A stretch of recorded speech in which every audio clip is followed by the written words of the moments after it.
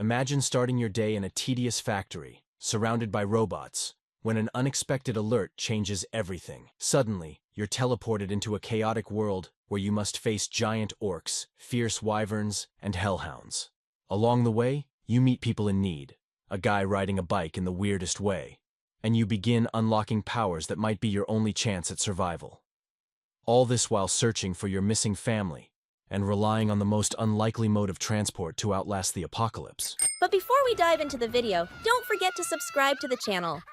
It really helps us keep bringing you more content like this. Already subscribed? Alright, let's get into the video! The main character of this manhwa is one of the most unremarkable individuals you'll ever meet, working at a logistics center to make ends meet. Kim Jong-yum isn't too fond of his job, and you'll soon understand why. When he attempts to make small talk with the robot beside him, the machine simply ignores him and gets straight to work. That's exactly what he dislikes about the place. The entire logistics center is filled with advanced AI robots that handle most of the labor. Jong-yum is responsible for overseeing everything, but there's no one around to chat with. He often feels down, missing the warmth of human interaction, and sometimes wonders if he's in the wrong place. This all began 2 months ago, right after he was discharged from the military, marking the start of a streak of bad luck. The first blow was when his parents relocated to Wajongbu. As a discharge gift, they paid the deposit and 6 months' rent for his small apartment, leaving him to live alone near his old school.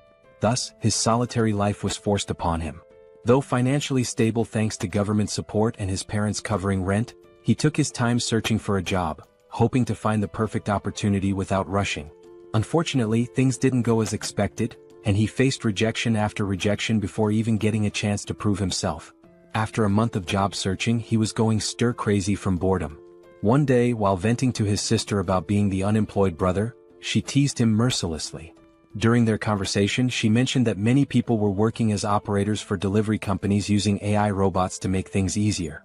His interest was piqued, which led him to this lifeless place where there's literally no one to talk to. Just as I'm narrating this, someone else calls out to him. This person looks rather grumpy and unpleasant at first glance. Someone who could easily pass for the manager. Anyway, the senior worker informs Jong-yum that they're out of tuna stock, despite the system indicating there's still some. He tells Jong-yum to check the warehouse for any missing stock, and of course Jong-yum agrees with a forced smile. Let's be honest, he finds the robots much warmer than his cold-hearted senior. As Kim enters the warehouse, the door behind him begins to close. He quickly searches for the tuna, eventually spotting it, climbing up to retrieve it. Just then he hears the door slam shut with a loud thud. He tries turning the knob, but it's jammed. He calls his manager Shin, but there's no response. He briefly considers calling 911 but decides against it, figuring it's not worth the trouble since he's not in immediate danger. Instead, he takes a selfie and sends it to his sister, letting her know he's trapped. She initially teases him, but then mentions hearing a building collapse near her house. Naturally, Jong-yum gets worried and calls her, but when she picks up, she stays silent. Just as he starts thinking it might be a prank, the entire warehouse shakes and an emergency alarm blares. The atmosphere turns chaotic, with announcements urging evacuation. Trapped in the warehouse with no idea what's happening outside, Jong-yum bangs on the door, but no one responds. Panicking, he tries calling 911 again, only to find there's no signal. He's losing his mind, wondering if there's a full-scale disaster outside. Suddenly, he hears something pounding on the door from the other side, each hit leaving massive dents in the steel door like it's made of cardboard. Trembling, he backs away from the door, instinctively knowing things have gone terribly wrong, and if he makes a noise he's done for. Sweating, he drops to his knees, relieved when the pounding stops, though the noise and screams outside still terrify him. 3 days pass and he's still trapped inside, surviving on whatever food is available. With no one searching for him, he's convinced something catastrophic has happened. He wonders if there's a war going on and feels almost grateful to be stuck inside, thinking he might be safer here. The alarm, which used to blare constantly, has been silent since yesterday, giving him a bit of peace. However, with his phone's battery running low, he's unsure how long he can last. This might be his final note to the outside world, praying someone finds him soon and keeps his family safe. Just when he thought it couldn't get worse, a system window pops up, notifying him that he's been selected and should check his awakened abilities. At first, Jong-yum thinks he's hallucinating, but then another window appears, revealing he's gained his own personal subspace for storing items. He starts to wonder if there's some kind of drug in the tuna cans he's been eating for the last 3 days. Another digital notification pops up, informing him that a target has been designated and asking if he wants to store it. Without hesitation he confirms, and suddenly he feels himself falling, landing hard on the ground outside. Scrambling to his feet, he looks around only to find everything in ruins, debris and wreckage everywhere. He spots his senior lying dead nearby. As system windows keep flashing, our protagonist is too busy vomiting after seeing his senior's lifeless body. The system then announces that a suitable operating system has been found for him and is now being installed. Suddenly he hears footsteps approaching from behind, casting a huge shadow over him, and he's almost certain this shadow isn't human. As the scene zooms out, we see a monstrous orc-like creature with sharp fangs and a massive blood-covered body. Jong-yun starts sweating profusely, trying to calm himself, hoping his worst fears aren't true. He convinces himself that the loud roar he heard 3 days ago might have come from a gorilla or a bear. Still, he doesn't dare look back and instead sprints away as fast as he can, running for his life. Panic rises as he realizes he's being hunted by a literal monster. In his frantic escape, he even steps on someone's entrails. He has no clue why an orc-like creature is here or why it's after him, but one thing is clear: he has to get away. Suddenly, a system window pops up, announcing that synchronization is complete and asking if he wants to enter the subspace. Without a second thought, Jong-yun says yes, just as the monster's hand swings at him. He leaps into the portal, leaving the monster trapped on the other side, groaning in frustration. Jong-yun is confused, wondering why the creature can't follow him. A floating drone appears, explaining that nothing can enter his subspace without his permission, as he is the master of it. The drone further clarifies that the subspace is completely under his control. Shocked, Jong-yun feels a strange sense of déjà vu seeing the drone talk to him. Looking around, he realizes he's back in the PAX Fulfillment Center warehouse, but now it's part of his new subspace. The place is filled with the same robots as before. The system then informs him that as he's entered the subspace for the first time, he will be rewarded with a mana stone. The stone materializes in his hand, but before he can figure out what it does, the monster outside begins pounding on the portal again, startling him. He momentarily forgets he's being hunted by a monstrous beast and asks the system if it's sure the creature can't get in. The system reassures him that nothing can enter without his consent. A new system window appears, informing him that the PAX Fulfillment Center is a 5-story facility with a total area of 10,000 pyong, approximately 33,000 square meters, and contains everything necessary for improving customers' lives. It can ship products at speeds of 60 kilometers per hour, with a maximum shipment size of 2 meters. Jong-yun is just as baffled as anyone would be by all this information. The system adds to his confusion by stating there are only 2 minutes left until maintenance. Jong-yun, still disoriented, asks if the facility will shut down after 2 minutes. The drone confirms this and explains that he can use the mana stone to power the facility and maintain operations within the subspace. With 1 mana stone he can keep the facility running for 24 hours. Impressed by its efficiency, Jong-yun listens as the drone explains that when the PAX Center was stored in the subspace, its energy system was modified to run on mana stones. Jong-yun, still skeptical, asks if this is even real or just some sci-fi nonsense. Suddenly, the facility's lights shut off, and the drone begins flashing warnings. The PAX system explains that the power has been cut, and if energy isn't restored, PAX fresh products, items like fresh vegetables, meat and pre-prepared meals, could begin to spoil. Jong-yun realizes that in a chaotic world like this, where outside is a war zone, food is essential for survival. The power outage in the freezers and refrigerators could be a huge problem. He asks the drone if the mana stone can really replace electricity. The drone confirms this, so Jong-yun inquires how he can get more mana stones. The drone replies that mana stones can be obtained from creatures of other worlds. Clearly, Jong-yun isn't thrilled at the idea of confronting a muscle-bound monster that could easily tear him apart. He tells the drone to use the mana stone for now, then rushes into the facility to gather weapons. Inside he grabs as many weapons as he can, but a system window flashes their prices. With limited resources, he's worried he might run out of stock if he throws everything at the monster too quickly. He's also unsure whether these blades can even pierce the monster's thick skin. He figures that wounding the monster slowly rather than trying to kill it outright might be a smarter strategy. Since the creature can't enter his subspace, there's no rush to finish it off in one go.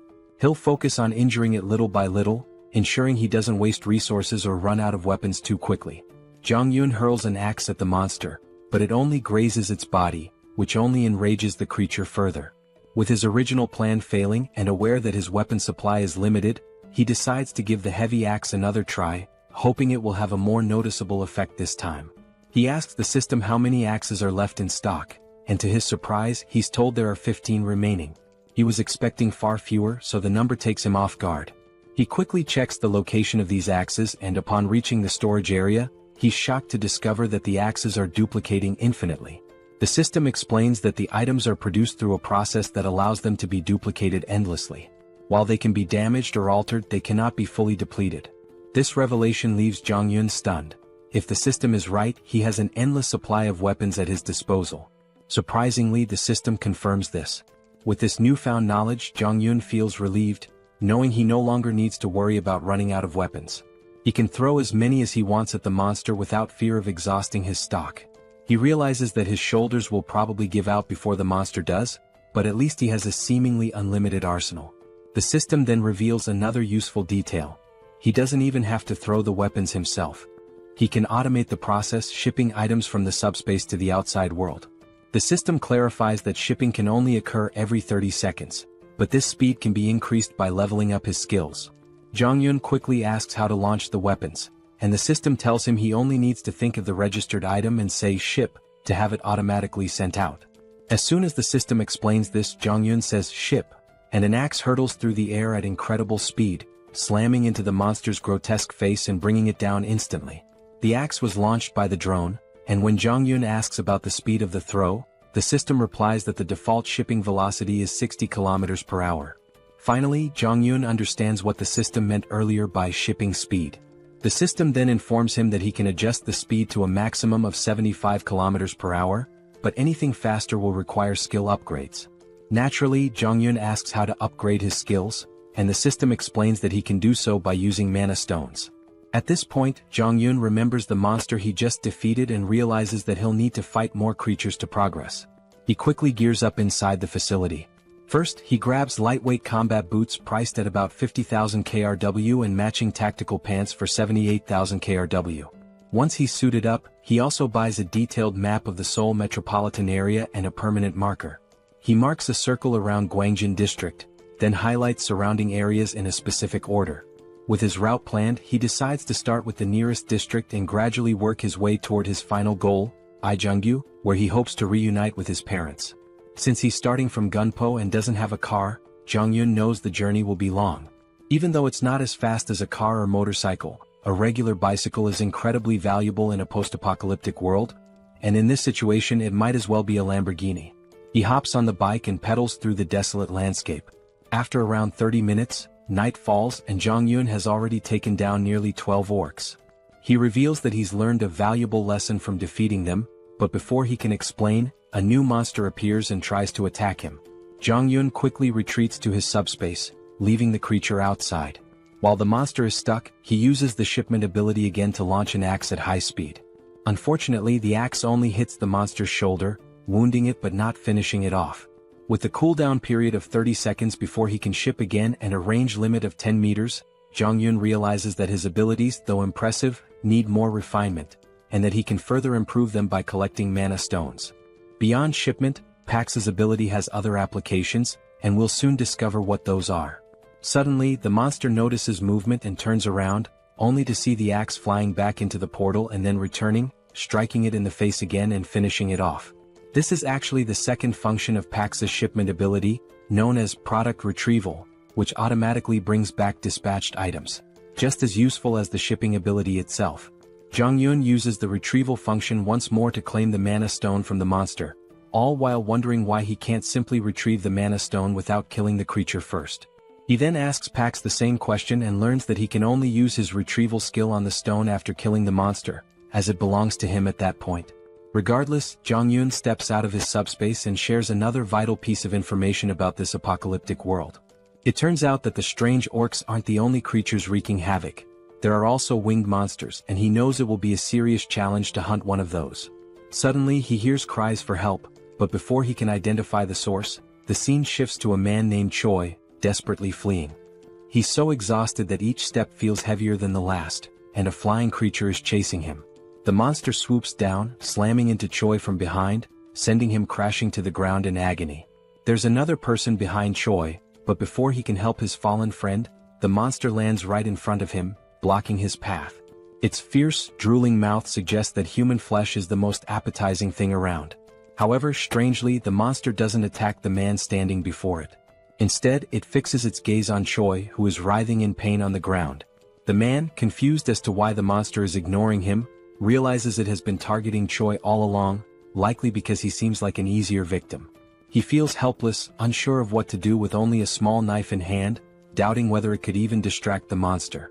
Just then, the sound of a bicycle bell rings through the air, and not surprisingly, it's our boy speeding toward them, though these two have no idea who or what is approaching.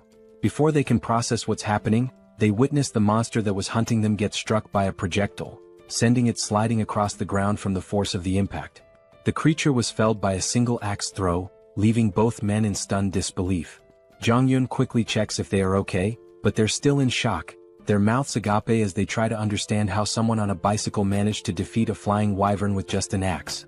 They immediately ask Jong-yun if he's a soldier, bowing their heads in gratitude for saving their lives. Jong-yun, glad they're safe, points to his uniform in response to their question. He explains that he's an employee of PAX FC, and they notice he's wearing the company's gear. This revelation shocks them even more, as they had assumed he was a trained soldier, given his impressive skills and presence. Even though he's not a soldier, his abilities are so extraordinary that if they hadn't seen it themselves, they wouldn't have believed someone could take down a wyvern with just an axe throw while riding a bicycle. Jong-yun is surprised to find out that these people are already familiar with the concept of abilities. One of them confirms this, mentioning that he himself has an awakened ability, though it's just a simple driving skill, which he hasn't had much chance to use under the circumstances. Choi then laughs, admitting that he's a bit jealous because he hasn't awakened any ability of his own. Jong-yun asks if there are more survivors nearby, and Choi explains that there aren't. They're currently in Block C, which houses a logistics center where many people gathered, but unfortunately so did the monsters.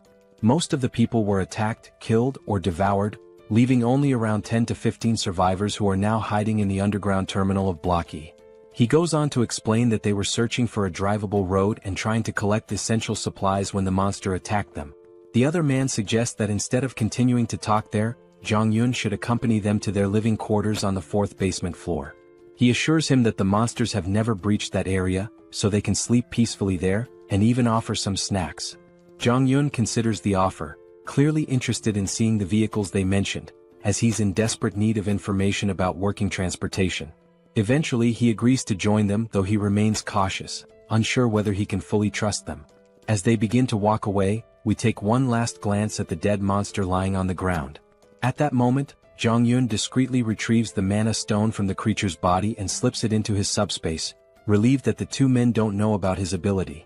This way he has an escape plan in case things go wrong. He can always retreat into his subspace if necessary. A while later they arrive at the basement, where they encounter a man who has just taken down an orc on his own. Choi rushes over to his friend, asking if everything is alright and what happened. The orc slayer assures him that all is well, explaining that the orc must have wandered in by accident. Fortunately, it hadn't spotted them, so they were able to take it out easily. No one was injured, but now they're less confident that the place is truly safe. Jong-yun meanwhile feels a surge of fear, realizing how perilous this area truly is. His thoughts are interrupted when the orc slayer asks who he is. Choi explains that Jong-yun is the one who saved them from the wyvern and used to work for PAX FC. He also mentions that Jong-yun is quite powerful, having taken down the wyvern with an axe throw from a distance. Everyone is both amazed and curious about what kind of abilities he might possess. At that moment, a woman rushes toward him, absolutely ecstatic that he saved Yongsu and Byung-kal. Overjoyed, she begins to do a little celebratory dance. The rest of the group starts to gather around, showering him with praise. Jong-yun tries to brush it off, modestly saying that he was only doing what was necessary. As he continues to receive so much attention, Choi steps in to break up the crowd, telling them not to tease the young guy. Just then, the orc slayer speaks up, revealing that everyone there has been working together for over a decade, and that Yongsu and Byung-kal are like family to him. He expresses his deep gratitude for saving them and introduces himself as Lee Jin-mak, the center manager of Daehoon Express Terminal. He even bows respectfully to thank Jong-yun for saving his two friends. After the introductions, Jin-mak gives Jong-yun a quick overview of the place. He explains that while they can't guarantee total safety, it's far more comfortable than being outside. They have a stockpile of food and water from the logistics center, and he encourages Jong-yun to eat as much as he wants and to make himself at home. Jean-mak adds that they have enough supplies to last for a while and can always get more from the logistics center if needed. However, Young-soo interrupts, pointing out that the logistics center they're talking about has suddenly vanished. The group is left wide-eyed and speechless at this absurd news. Jean-mak immediately asks what Young-soo means by this. Choi confirms it, explaining that the building has literally disappeared, which is why they were being chased by the wyvern. The others are skeptical, questioning how such a massive structure could simply vanish. Jean-mak, though stunned, eventually accepts the reality, reasoning that if monsters like the ones they've encountered are real, then a disappearing building might not be so unbelievable. Jong-yun remains silent, unsure whether the disappearance of the logistics center is connected to his own subspace abilities.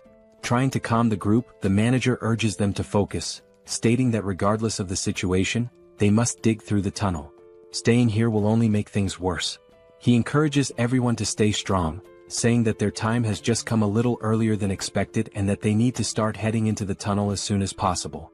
The woman from before, now fired up, tries to rally the group, reminding them that even without the logistics center, they must keep moving forward and force their way through. Jong-yun turns to the manager, asking what forcing their way through actually means. The manager explains that everyone has homes elsewhere, and vehicles are essential for getting around. But with the roads blocked, they need to find a way through. Jong-yun's interest peaks at the mention of vehicles, and he asks for more details. The manager confirms they do have working vehicles but says all the roads are blocked. A golf course obstructs the north, containers block the east, and the southern Yangdong Expressway is completely destroyed. The only remaining exit is the tunnel to the west, but unfortunately, a group of wyverns has taken control of it. Up until now, they've survived by scavenging supplies from the logistics center, but now they have no choice but to push through. The manager then tells Jong-yun that he doesn't have to go through the tunnel since the blocked roads only affect vehicles, and there are other ways to escape on foot or by bicycle. Jong-yun, however, insists that he also needs a vehicle, believing it's best to take the tunnel route. The manager doesn't argue further and tells him he's welcome to join them if he's up for it. Jong-yun grins and says he'd be happy to work with them. He also thinks to himself that it's better to keep his abilities hidden for now. While the group seems nice, he knows they've been struggling to survive, and they might not be entirely forthcoming about their situation. Jong-yun understands their need for secrecy and plans to stay cautious as well. He then turns to the manager, saying he wants to check out the situation at the tunnel and the wyverns. He claims he's planning to scout ahead, but in reality he's eager to use his abilities to wipe out the monsters and collect more mana stones. The scene briefly flashes back to when Jong-yun defeated several monsters and saved up 5 magic stones. With these stones, he's now able to reduce the cooldown on his shipping ability to just 5 seconds. That's when he sees 3 new shipping abilities. The first is precise delivery, which locks onto a target and guarantees a hit. The second is simultaneous delivery, allowing him to send 2 items at once. The third is automatic delivery, which lets him deliver designated items automatically, with adjustable timing.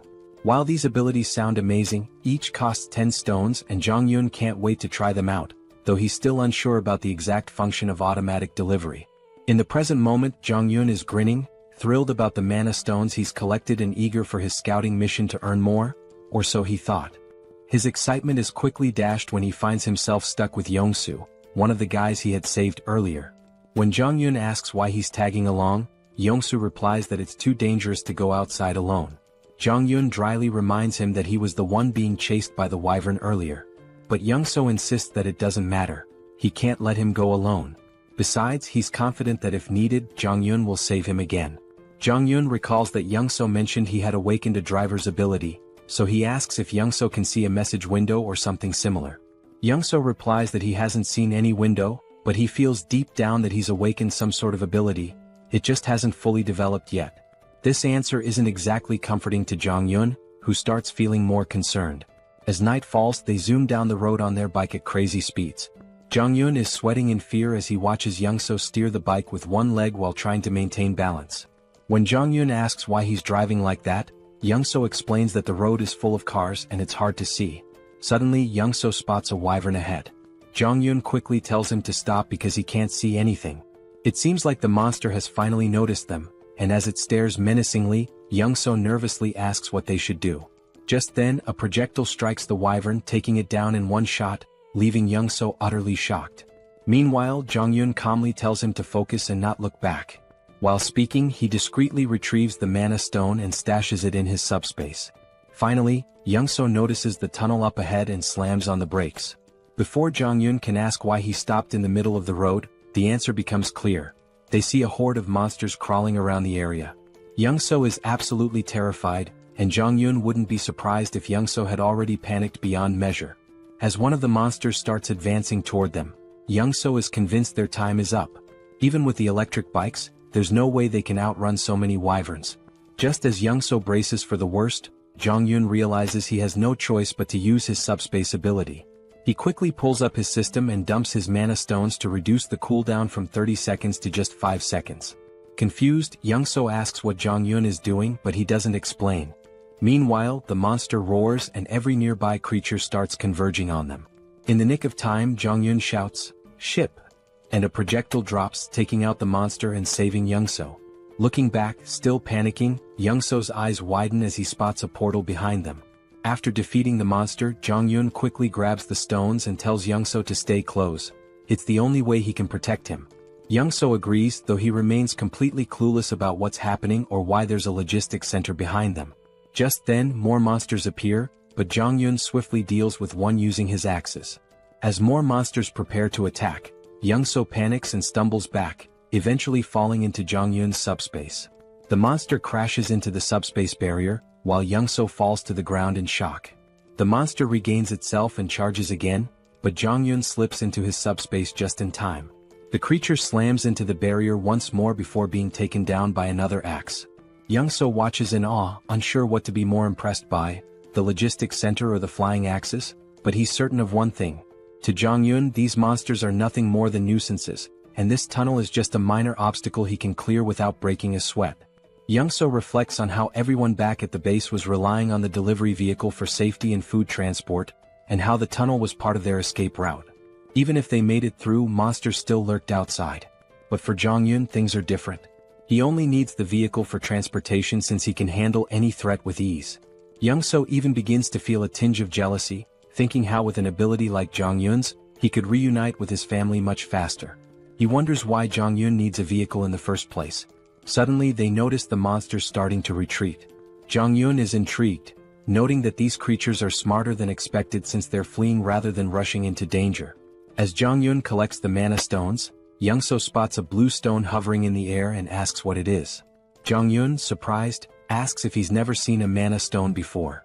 Young-so admits he hasn't, so Jong-yun explains that he uses them to boost his abilities.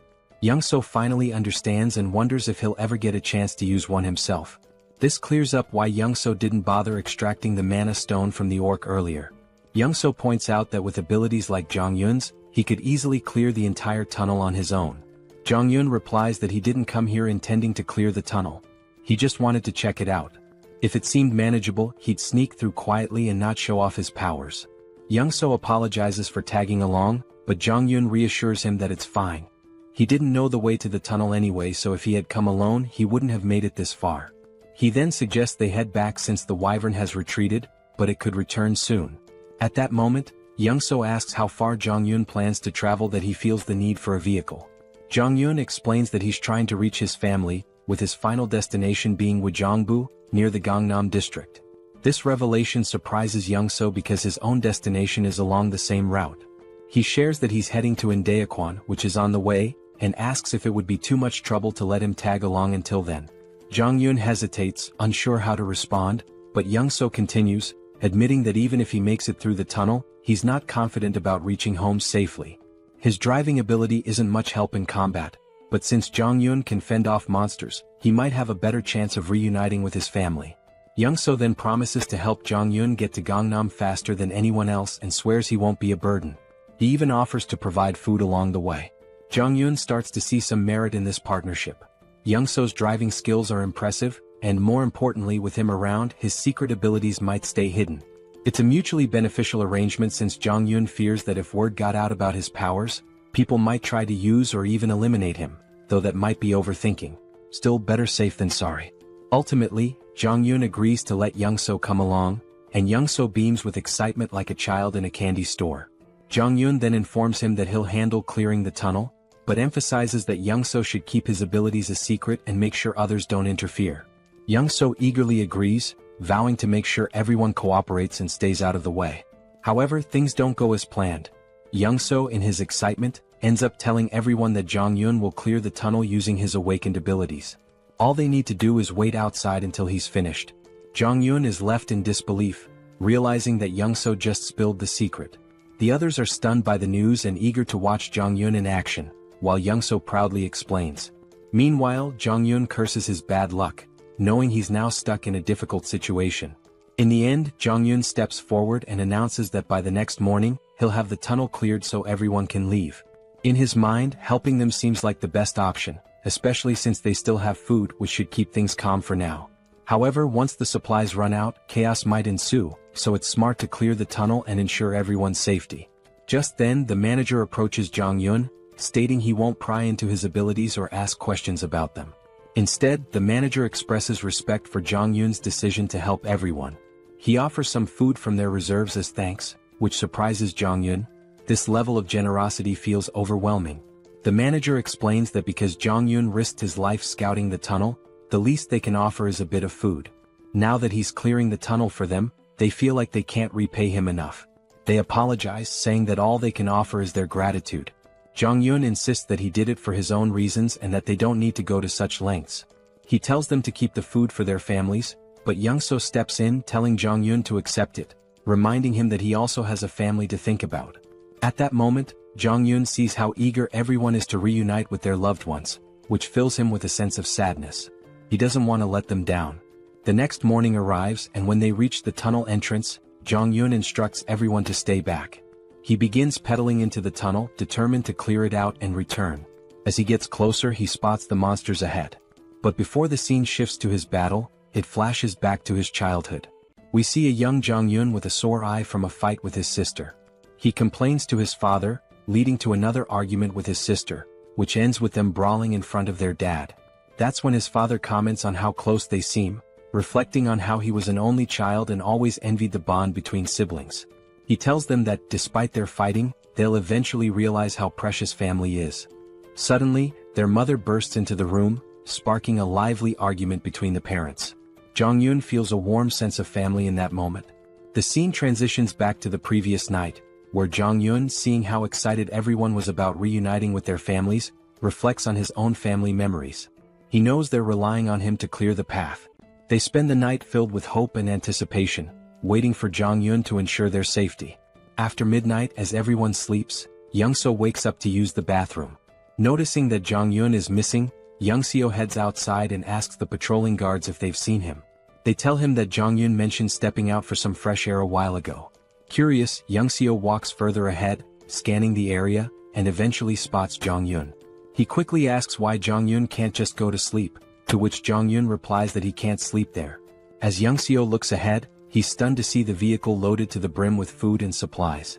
Completely baffled, Young-seo asks why Jong-yun is giving away so much.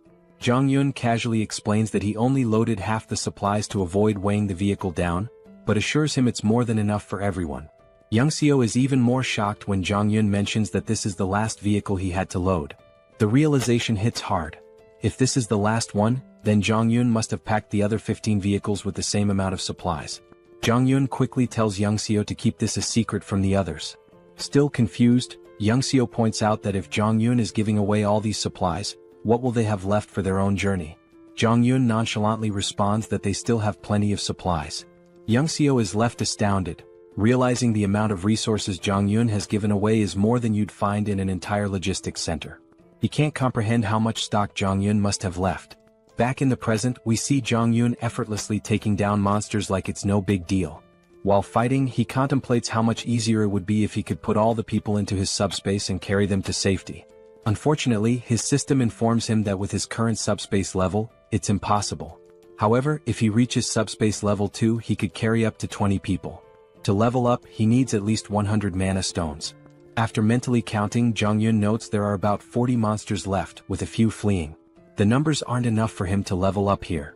He realizes he'll need to find another way to gain experience, especially since he wants to eventually bring his family into the subspace. Suddenly, Jong-yun notices something strange among the fleeing monsters. A closer inspection reveals a stronger, more imposing version of a wyvern, clearly some kind of boss-level monster. Even Jong-yun is unsure of what he's facing. The scene then cuts back to the group waiting outside the tunnel, growing anxious about whether Jong-yun is okay inside. Finally, they see him emerge, pedaling his bike effortlessly, as if he's been out for a leisurely ride. His uniform is stained with blood, and the group anxiously watches until they see him smile. They burst into celebration, relieved that their mission was successful. It's finally time for everyone to part ways and reunite with their families. They thank the manager for sticking with them and wish him a safe journey home. Jong-yun hints that if they face any trouble, they should open the cargo hold. He's left a little surprise that might help. Curious but eager to continue, they get into their trucks and slowly make their way through the traffic. After crossing the tunnel, they wave their final goodbyes before heading in different directions. In the truck, Jong-yun sits in the passenger seat, still thinking about the monster he saw in the tunnel. He's unsure if it was really a wyvern since it fled before he could get a good look. He wonders if it was a leader or just an adult version of the monsters they've been fighting. His thoughts are interrupted by a disturbing crunching noise from under the truck. Looking near the tires, they see they've run over some corpses, and the driver's face is full of sorrow from hearing the bones break. Even Jong-yun notices the regret in his friend's expression, but they have no choice but to keep moving. The road is filled with bodies and wreckage, leaving no clear path. Jong-yun reflects on how, if his discharge had been delayed by just 3 months, he might have ended up as one of those dead soldiers. The situation is even worse than they imagined, with monsters still feasting on the remains. Suddenly, Young-seo calls out to him, snapping him out of his thoughts. When Jong-yun looks ahead, he sees that the road is blocked. Young-seo points out that the barbed wire looks like it was set up by the military to block something, and they'll need to find another route. He suggests they try crossing another bridge, but just then Jong-yun notices something at the far end of the blocked bridge. Upon closer inspection, they see a new type of monster they've never encountered before, and it becomes clear what the military was trying to contain. While Young-seo panics and considers turning back, Jong-yun sees this as a perfect opportunity to level up his subspace. He spots a narrow sidewalk along the road, blocked on both sides, and quickly suggests they drive through it. He explains that he has a plan to get through without turning back and excitedly tells Young-seo to push the truck through the pedestrian path. Young-seo is horrified by the risky idea, especially when an orc appears ahead among the mutant hounds, scattering the pack. The monsters didn't seem to get along with each other at all. Despite the orcs' advantage in size and strength, the mutated dogs had sheer numbers on their side. The poor orcs stood no chance against such a ravenous pack, as their hollow mouths relentlessly tore into its flesh. Blood and chunks of meat flew in every direction, and our two protagonists could only watch the brutal scene unfold. Young-seo was truly terrified, and despite knowing the abilities of our hero, he seriously doubted the sanity of the plan to go straight ahead. He hesitantly asked if Jeonjaen really intended to cross the bridge, but Jeonjaen was completely confident in his skills, thinking it was easier than his frightened companion believed. As Young-seo tried to muster some courage, Jeonjaen suddenly asked him a strange question. Had he ever heard of a game where 3 different races are at war with each other? It was a space strategy game called Stark, but since Young-seo was older, he didn't know anything about it. Jeonjaen went on to explain a little about the game. In it, players could customize maps and tweak settings for fun. Jeonjaen's favorite map involved holding off waves of monsters with limited units and clever use of terrain. As he saw it, the current situation was quite similar to that game. Young-seo of course had no clue why Jeonjaen was sharing this story, but it didn't really matter. His job was simply to follow instructions. The first step was for Young-seo to back the car up to the barbed wire barrier, ripping it down and making as much noise as possible, all to attract the attention of the mutant hounds who were busy feasting on the orc. After that, it was Jeonjaen's turn to get to work. Activating his system, he unlocked a skill he hadn't planned on using but realized it was perfect for the situation. Auto shipping. He spent 10 mana stones to unlock it, then instructed Pax to spend the rest of the stones to boost the shipping speed. Pax quickly complied, increasing the delivery speed to 100 km per hour. With everything set, Jeonjaen called out to the mutant hounds, inviting them to chase him after their meal. The unsuspecting creatures charged, but they weren't fast enough. A double-door refrigerator zoomed towards them and obliterated the pack. It was clear the hounds were in for a tough time. This game wasn't fun for them. And it didn't end with just one refrigerator. More kept coming, and within seconds Jeonjaen had collected 12 mana stones, much to his delight. The enhanced shipping range and precision targeting he had fine-tuned during his tunnel clearing worked perfectly now. Jianjian had initially planned to use axes, but with his upgraded precision delivery system, refrigerators proved to be much more effective. He had discovered earlier that the precision delivery skill didn't track targets fully but only adjusted the trajectory slightly based on their movements. Against these swift mutant hounds, an axe flying at 100 km per hour might still be dodged, making it a less reliable option. But the refrigerator, with its size and weight, was ideal for taking out multiple enemies at once. A mere graze from it was enough to crush several hounds. On top of that, the auto-shipping feature made things incredibly convenient. Jianjian didn't even need to monitor the battlefield anymore. The system automatically took care of any approaching threats. For now, our hero could just relax as the hounds continued their futile attempts to get closer. They howled with rage but were helpless against the flying refrigerators. As the battle raged on, Youngseo made the mistake of looking back. His jaw nearly dropped when he realized what he was witnessing. He had thought Jianjian could only throw axes, but what he saw was beyond his wildest imagination. Refrigerators flying through the air, one after another, every 2 seconds. The sheer number of refrigerators was unbelievable. Youngseo couldn't fathom why the logistics center would even have so many in stock. He began to wonder if Jianjian's system somehow replenished items, like how the axes were retrieved and reused. But how this worked with refrigerators remained a mystery. Youngseo stood frozen in shock, unable to comprehend what he was seeing. He didn't even notice when Jianjian came up to him and casually asked if he wanted something to eat. Yongsoo finally pieced things together and asked a question to confirm his suspicions. He wondered if it was possible that Jianjian's supply was actually infinite. Jianjian was a bit taken aback by the question, assuming Yongsoo had figured it out long ago, but clearly he hadn't. All this time, Yongsoo believed Jianjian was simply collecting the axes after each use to recharge them. He never imagined that Jianjian had an endless supply. In reality, Jianjian did collect the axes with his system, but only to prevent them from lying around and accidentally harming someone. Even after hearing this explanation, Yongsoo still found it hard to grasp the concept of infinite items. Once he gathered his thoughts, Jianjian asked again if he wanted anything to eat. Having endured an emotionally exhausting day, Yongsoo felt that a Coke Zero and a donut would be more than enough for him. As they quietly enjoyed their food, behind them, the delivery system was relentlessly scattering the mutant hounds. Yongsoo felt a bit embarrassed for underestimating Jianjian's abilities and his own naivety, but he was still grateful for the meal, even if it came from an endless stock. Jianjian was happy to share and thanked Yongsoo for trusting him from the start. He told Yongsoo that if he ever needed anything he should just ask since he had almost everything in stock. However, Yongsoo wasn't keen on overusing someone else's generosity. Jianjian had already done enough by clearing the path of monsters and helping him get home faster. Once they crossed the bridge, it would only take an hour for Yongsoo to reach his house.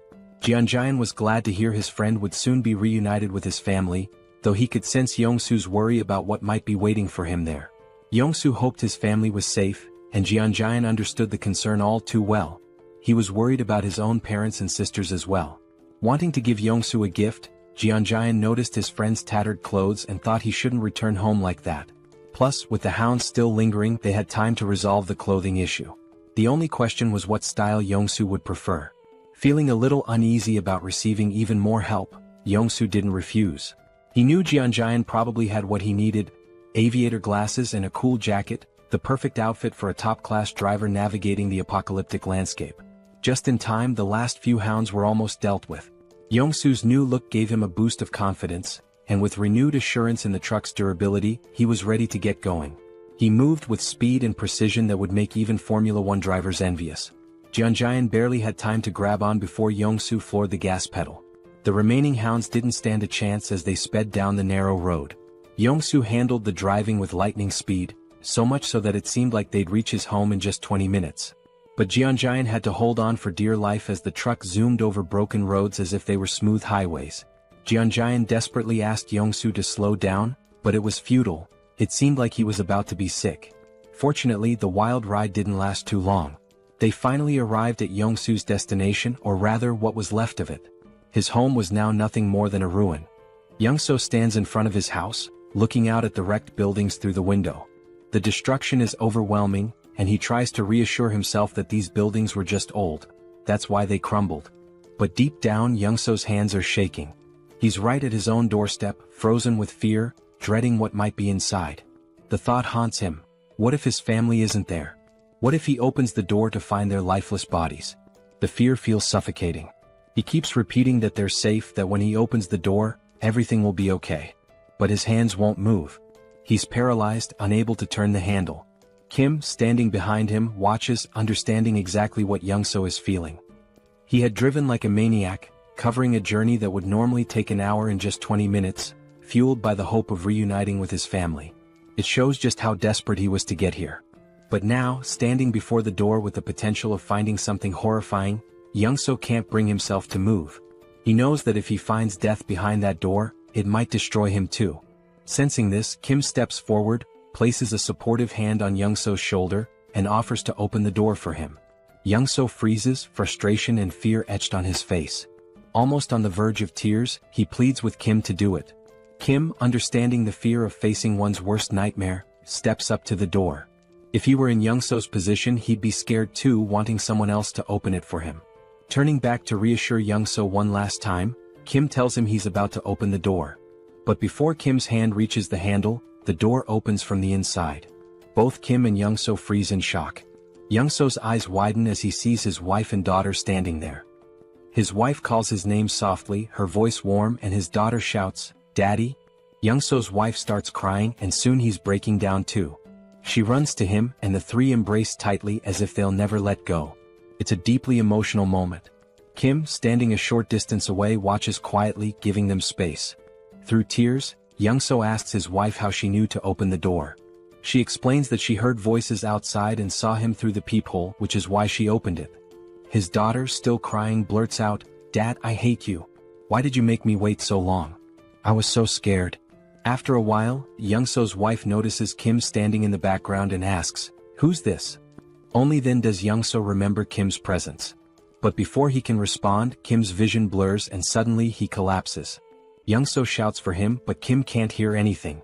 His body is shutting down, and after 3 or 4 days without proper sleep, exhaustion finally overtakes him. Darkness envelopes him and he slips into a dream. In the dream he's struck, but not by a fist, by a pillow. Standing over him is his older sister, holding the pillow with a playful grin. She swings it at him, knocking him down, and Kim yells at her, asking why she hit him so hard. "It hurts," he complains, but she just rolls her eyes and says, "Hard? That was a soft hit. You're such a crybaby." She's unfazed, brushing it off as nothing. Meanwhile, Kim is ready to run to their dad and tell on her. He storms off, determined to complain, but his sister couldn't care less. She stands tall, holding the pillow like she's won the pillow fighting championship of the month. Suddenly the scene shifts. Kim's dad is sitting with him and his younger sister, trying to mediate a sibling quarrel. He calmly explains that, annoying as they might be, family is precious. One day, Kim will realize how lucky he is to have them and how much love there is in their little fights. His father reminds him that, no matter the arguments, their bond is something to treasure. Just then, Kim's mom storms into the room, scolding his dad for not helping with dinner when she asked. She's frustrated, telling him she needed help, but there he is, just lounging around. The scene cuts to the whole family at the dinner table, enjoying delicious food, laughing and sharing stories. As they eat, Kim's mom eyes his older sister, Soil, suspiciously and asks if she's got a crush on someone, noticing how she's always on her phone. Looking nervous, Soil explains that she's just texting her friends non-stop. It's just how things are nowadays. From the outside, their family is filled with pure joy and warmth. Kim's dad, unable to resist, talks about how Soil is interested in boxing, suggesting she check out a sports club at the local middle school. With a smirk, Soil admits that the boxing club is the real reason she chose that school. Kim's ears perk up at the mention of middle school. Fast forward a year, and we see Kim attending the same middle school as Soil. He's excited, ready to make new friends and have fun, but things don't go quite as he had planned. Instead of finding new friends, Kim ends up being bullied daily by the older students. They beat him, mock him, and Kim, who tends to be sensitive, doesn't fight back. He endures the blows day after day. But then one day someone steps in. Soil, his fierce older sister, storms in like a force of nature. With an intense, threatening look, she grabs one of the bullies by the hand and breaks it with a single punch. Kim feels relief seeing his sister, his rescuer, but that relief is short-lived. Frustrated by her brother's weakness, Soil declares that his training starts now. And so, Kim's grueling training under his ruthless sister begins. It's brutal, but it pays off. Soon, no bully dares to approach Kim again. For a while, life seems to settle down. Kim makes friends, enjoys himself, and coasts through middle school. But time flies, and one day his younger sister lands a job at a nursing school, catching both Kim and Soil by surprise while Kim is lounging on his PS5, barely keeping up. Then, a moment arrives that flips his life upside down. Kim's dad walks in and tells him the time has come. Kim doesn't understand at first, but when it sinks in, it hits hard. It's time for him to enlist in the military. The family worries, though Kim tries to put on a brave face. Outwardly he's tough, but inside he's trembling. He doesn't want to leave his family. And after that, well, the rest is history. Slowly, Kim's eyes open. He feels disoriented and a bit afraid, lying in an unfamiliar bed. He remembers collapsing, standing outside Youngso's door, meeting his family, but after that, nothing. His mind races. Did Youngso betray him? Instinctively, he opens his portal and pulls out a heavy axe, gripping it tightly. Suddenly, a calm, warm voice interrupts his thoughts. Kim turns, startled, and sees Youngso's wife and daughter at the table, looking at him with puzzled expressions. Reality hits him. He's in Youngso's house. Looking to the side, he spots Youngso sound asleep, completely out. It dawns on Kim, he must have been so exhausted that he collapsed at the door. Youngso's wife had said he fainted and had been out ever since. He must have been more worn out than he realized. Kim glances down at the heavy axe in his hands, momentarily confused as to why he even drew it. What had he been thinking? Quickly, he stashes it back in his portal, hoping no one noticed, especially Youngso's wife. She didn't need to see that. He asks how long he's been asleep, and she tells him it's only been a few hours. Then the mood shifts. With a soft smile, Youngso's wife begins to thank him, expressing her gratitude for everything he's done. Kim can feel the weight of her words, how he saved Youngso's life and brought him home safely. The gratitude in her eyes and her slight bow make him feel uneasy. Kim isn't used to this, feeling awkward and a little nervous, wanting to brush it off as no big deal. He thinks about how Youngso had helped him too. It hadn't all been on him. Just then Youngso wakes up. Still groggy, he chimes in to back up his wife, insisting that Kim had done far more than he lets on. Youngso makes it seem like driving Kim here was nothing compared to Kim saving him again and again. To Youngso, Kim was a true lifesaver. Even if Youngso hadn't made it, he believes Kim would have come through on his own. Then Youngso's wife changes the subject, saying everyone must be hungry. The atmosphere shifts once again as Kim's stomach growls, reminding him he hasn't eaten in what feels like ages. She mentions that Youngso had refused to eat without him, waiting until Kim woke up. Kim can't help but smile. Youngso, with that goofy grin, is all about eating together. With a warm chuckle, they decide it's time to dig in.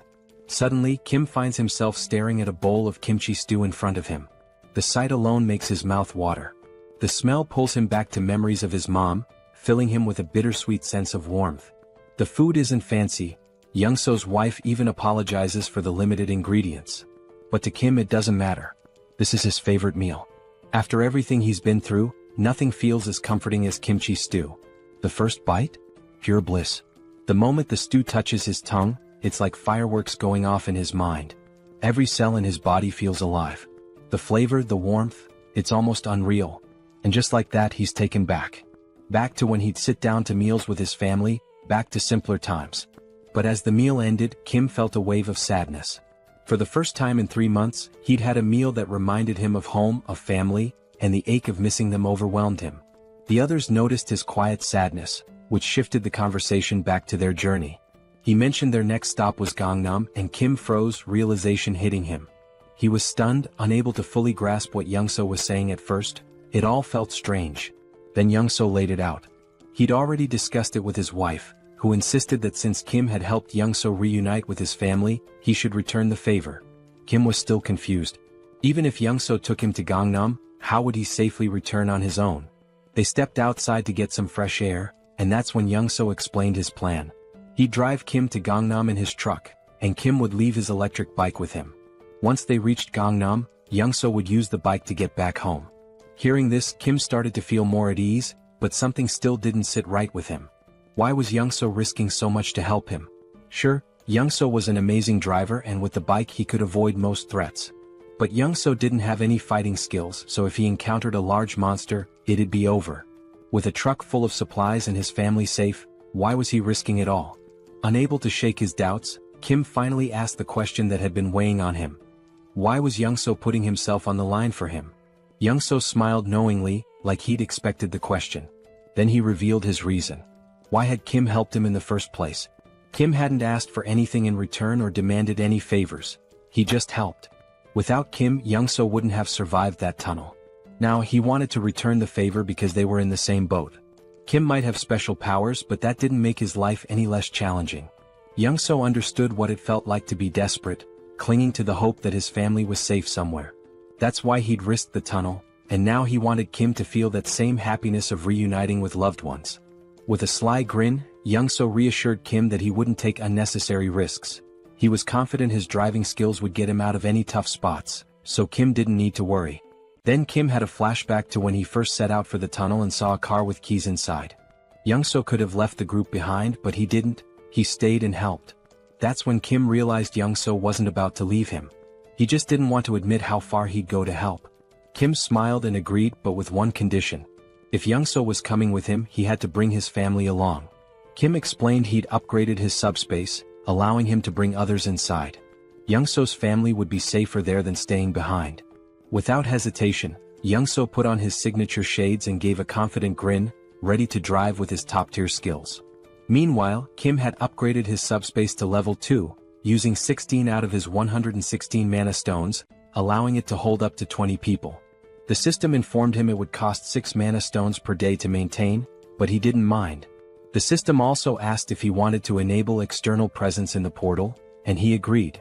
A few months later, Young-so, his wife and daughter entered the subspace, astonished at what they saw.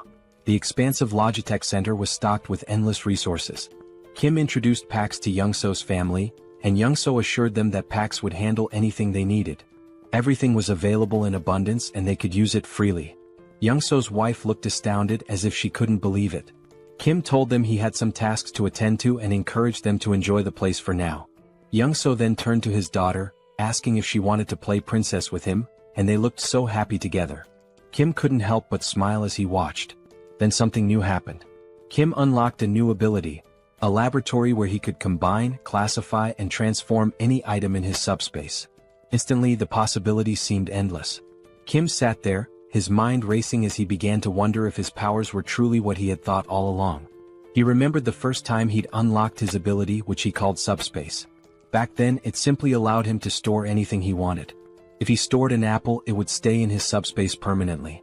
But then, due to a strange accident, he ended up storing the entire Logitech Center, which caused his ability to evolve. His subspace merged with the Logitech Center, taking his powers to a new level.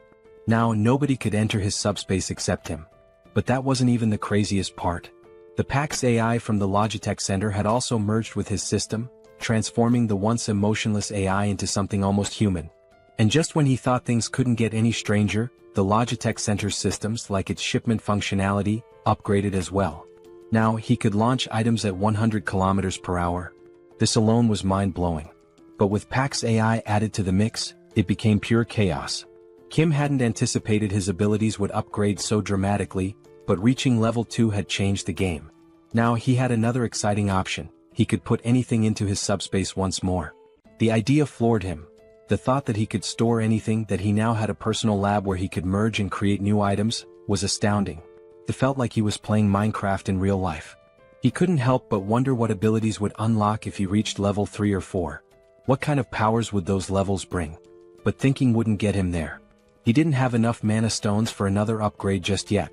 So for now, he focused on deciding the next thing he'd add to his subspace. Last time, it had been the Logitech Center, which turned out to be a blessing.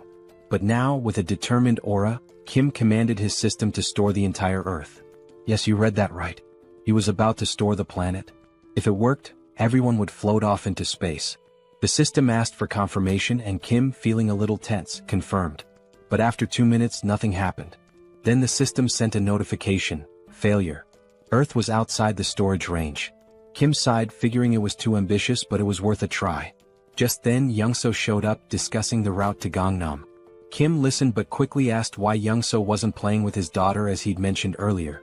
Young-so smiled softly, explaining that his daughter had always felt scared in their old building. But here in this new place she finally felt safe, and that's why she'd been able to fall asleep. It was all thanks to Kim. Young-so expressed his gratitude, but Kim, ever modest, reminded him that he'd been a huge help too. Without Young-so's driving skills, he wouldn't have made it this far. In his mind they were even. But Young-so, with a serious tone, insisted he'd do whatever he could to support Kim. The scene shifted, and there they were, Young-so in full driving mode, wearing his signature shades, and Kim feeling the tension in the air. Something felt wrong.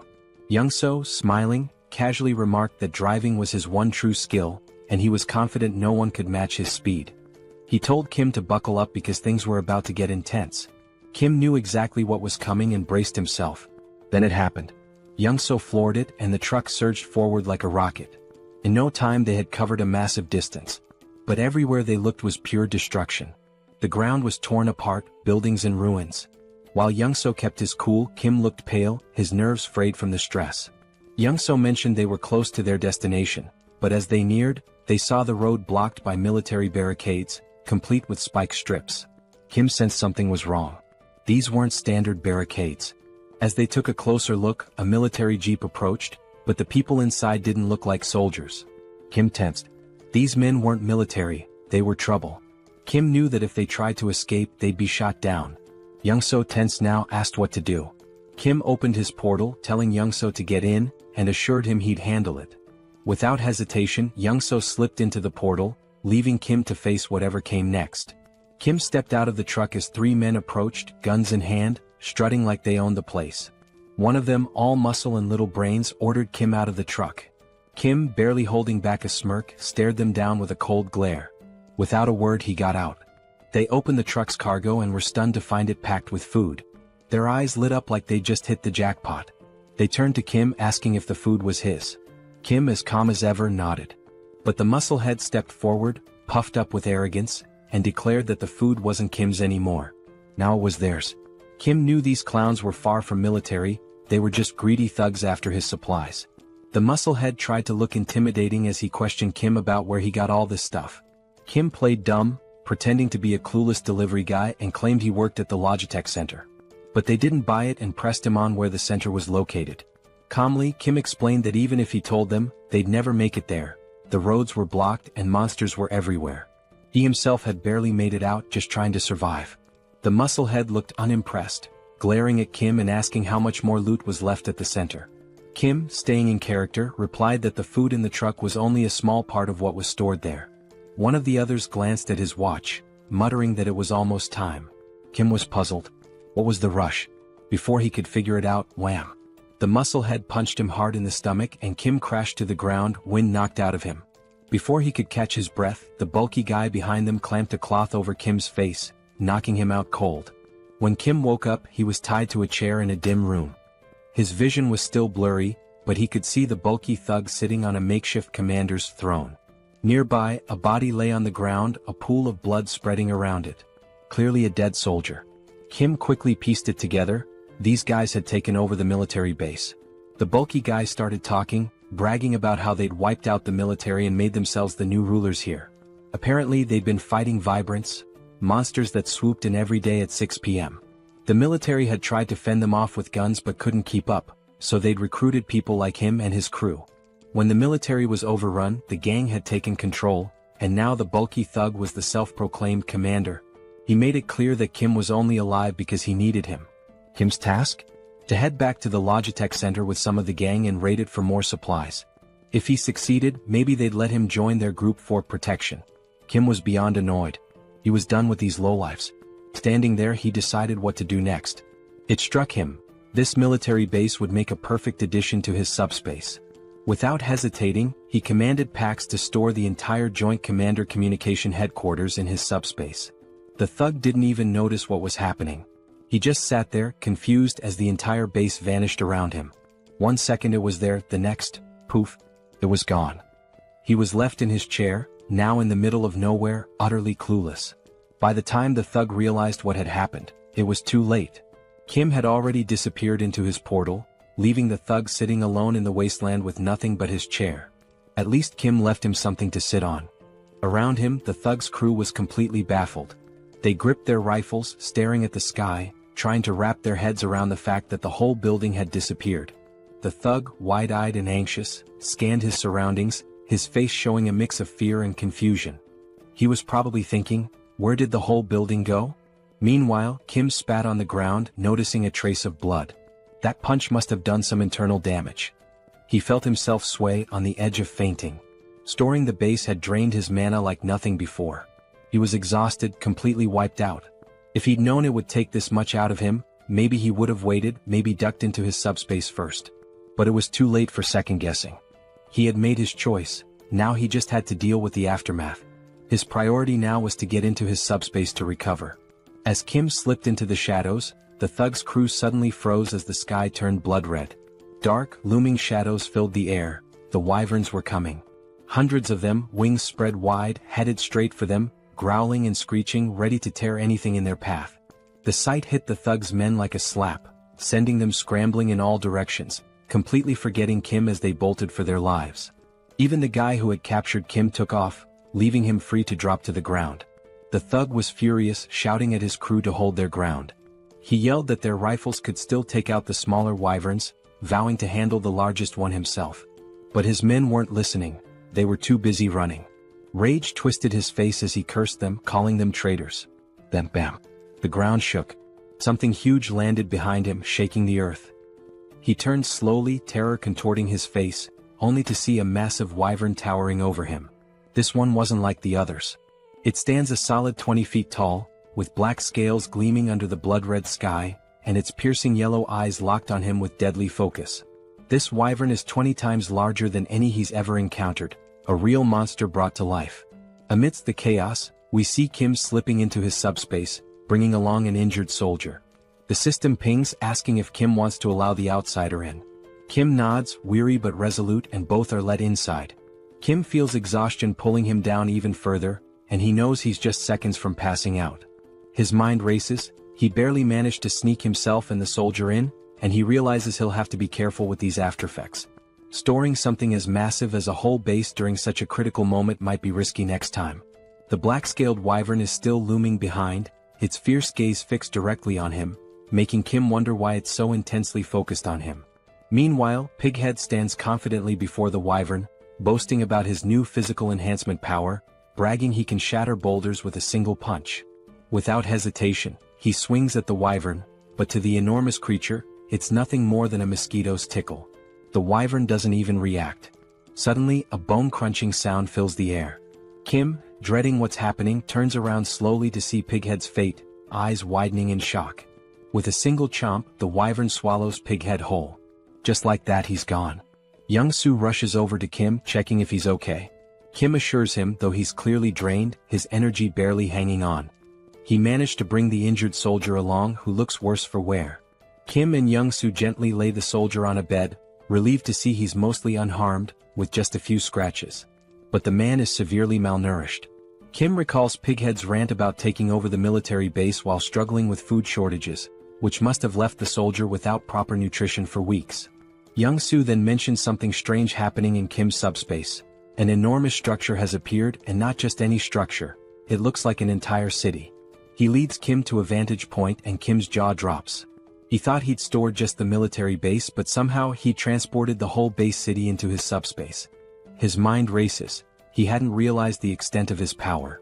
He'd only commanded the system to store the base, but without specifying a building, it interpreted it as the entire city.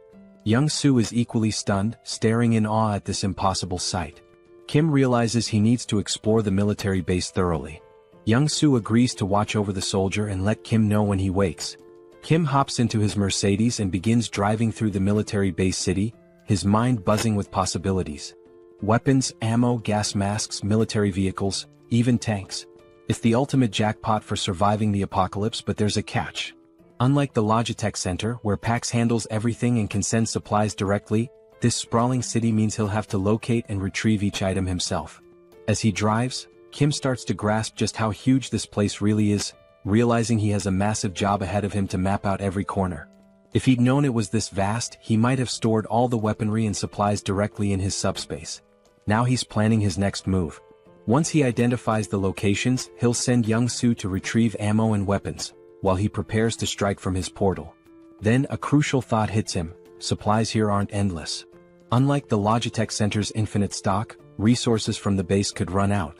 No more limitless bullets or grenades for reckless use. As he's lost in thought, Pax suddenly appears, casually correcting him. Pax explains that the base isn't an ordinary storage area. It's been fully integrated into the Logitech system format.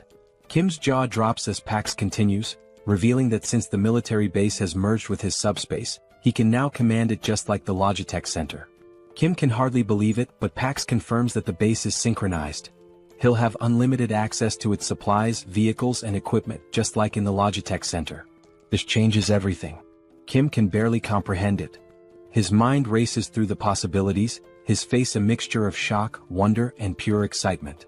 He asks Pax for double confirmation. Are they really talking about endless rifles, ammo, grenades, everything? Pax nods, and it's like Kim's entire reality has flipped upside down. This isn't just groundbreaking, it's downright game-changing. Still buzzing with excitement, Kim needs more details. He asks Pax how long synchronization will take. Pax admits it's a massive job with only 0.81% done so far, so there's no clear timeline. But Pax offers a solution.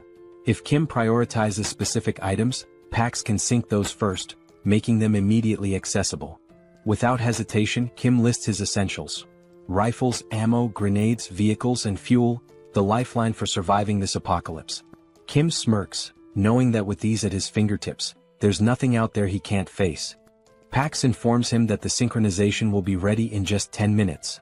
After that, he'll have unlimited access to all the weapons, vehicles, and supplies he needs to go full throttle. Feeling a surge of confidence, Kim asks Pax if there's a security system, something to ensure no one touches the base without his direct approval. Pax confirms with a simple, yes. Satisfied, Kim tells him to lock everything down immediately. Kim thinks about it for a moment, not that he doesn't trust Young-soo and his family, but he's unsure about this soldier they saved. Standing by his portal, he realizes he now holds power over food, vehicles, and weapons in his hands, hoping the outside isn't as chaotic as he suspects. But outside it's a nightmare. The wyverns are on a rampage, tearing through Pighead and his lackeys one by one. Kim understands that the chaos outside won't settle down anytime soon. Back inside, he and Young-soo prepare for battle. Young-soo dons his old boss uniform, looking every bit the part, and Kim grips his M416 rifle, locking and loading. In front of them is a massive crate filled with endless ammo. Young-soo, with a hint of nostalgia, remarks it's been years since he held a gun and never thought he'd be back in action. Kim reassures him. He's duplicated thousands of rounds, each box loaded with 10,000 bullets. Young-soo doesn't need to worry about running out or jams. Kim throws Young-soo a little challenge, asking if he still remembers how to shoot. Smirking, Young-soo picks up his own M416, telling Kim he's about to show him just how skilled he was back in the day. He takes aim, exhales, and fires. Every shot hits its mark, taking down wyverns one after another. Headshot after headshot, Young-soo drops over 50 wyverns in record time. After half an hour, his gun is red hot, smoke thick in the air. When the haze clears, the floor is littered with wyvern bodies. Adrenaline still pumping, Young-soo admits he hasn't enjoyed himself this much in years. He thinks they've cleared them all and are ready to move on. But Kim's face is tense. He has a nagging feeling. Kim warns Young-soo, saying not all the wyverns are dead. Young-soo looks around, confused. Every wyvern he can see is down. But Kim mentions a massive black-scaled wyvern he saw earlier, unique and ominous. Young-soo is skeptical, but then the scene shifts, revealing the creature Kim described. Hidden in the shadows behind Kim's portal, the black dragon waits, silent but fierce, as though it knows Kim and his team are inside and is simply waiting for the right moment to strike. Young-soo peers outside, squinting but sees nothing. He wonders if Kim is just being paranoid. Then Kim shares an idea. What if these massive creatures are lying in wait, hidden and ready to pounce the second they step outside? From what he observed, that black wyvern seemed too smart for comfort. Young-soo agrees, noting that in this post-apocalyptic world, caution isn't just smart, it's survival 101. Then Young-soo has an idea. Could a remote-controlled car serve as bait? Would that huge beast chase a small moving target? They decide to give it a try. The scene shifts, showing both men with remote-controlled cars, each with a humanoid doll mounted on top. With a deep breath, they count to 3 and send the cars forward. The dolls roll out of the portal, looking like humans stepping into the danger zone. In an instant, a massive wyvern swoops down, claws piercing the doll's torso and ripping it apart. Young-soo's jaw drops in disbelief. He can't believe the wyvern was actually lurking back there. His eyes widen in terror as he watches the beast tear the doll apart, its massive teeth glinting in the light, each one nearly the size of Young-soo himself. In the next instant, the wyvern turns, its glowing eyes fixed on the portal. Without hesitation, it lunges forward, trying to force its way inside. Kim's heart skips a beat. He shouts for Young-soo to start firing. Together, they unleash every round of ammo they have on the beast. For 15 solid minutes, they pour bullets into it, the room filling with thick smoke. They think maybe they've taken it down. But as the smoke clears, those glowing eyes remain fixed on them. The wyvern, undeterred, shoves its head closer, drool dripping as it tries to devour the portal itself. Young-soo and Kim stumble back, horrified. They can see every detail of the wyvern's mouth, its deadly teeth just inches away. Young-soo is stunned. How is this creature still standing after all this firepower? Kim recalls that Pighead mentioned a similar wyvern, a beast that shrugged off all the military's attacks, forcing them to retreat. Kim realizes it must be the same one. But this isn't just brute strength. Something seems to shield this creature from harm. It's as if its hide isn't only thick but somehow imbued with a protective ability. Kim doesn't have time to dwell on it. He grabs a couple of grenades, hurls them into the wyvern's mouth and smirks. Let's see if that hide's tougher than a grenade. The grenades explode with a deafening bang, filling the portal with even more smoke. Kim and Young-soo don't let up, throwing grenade after grenade, each explosion answered by the wyvern's enraged roars. An hour passes, their shoulders aching from the relentless attack. Young-soo groans, never imagining that throwing grenades could be so exhausting.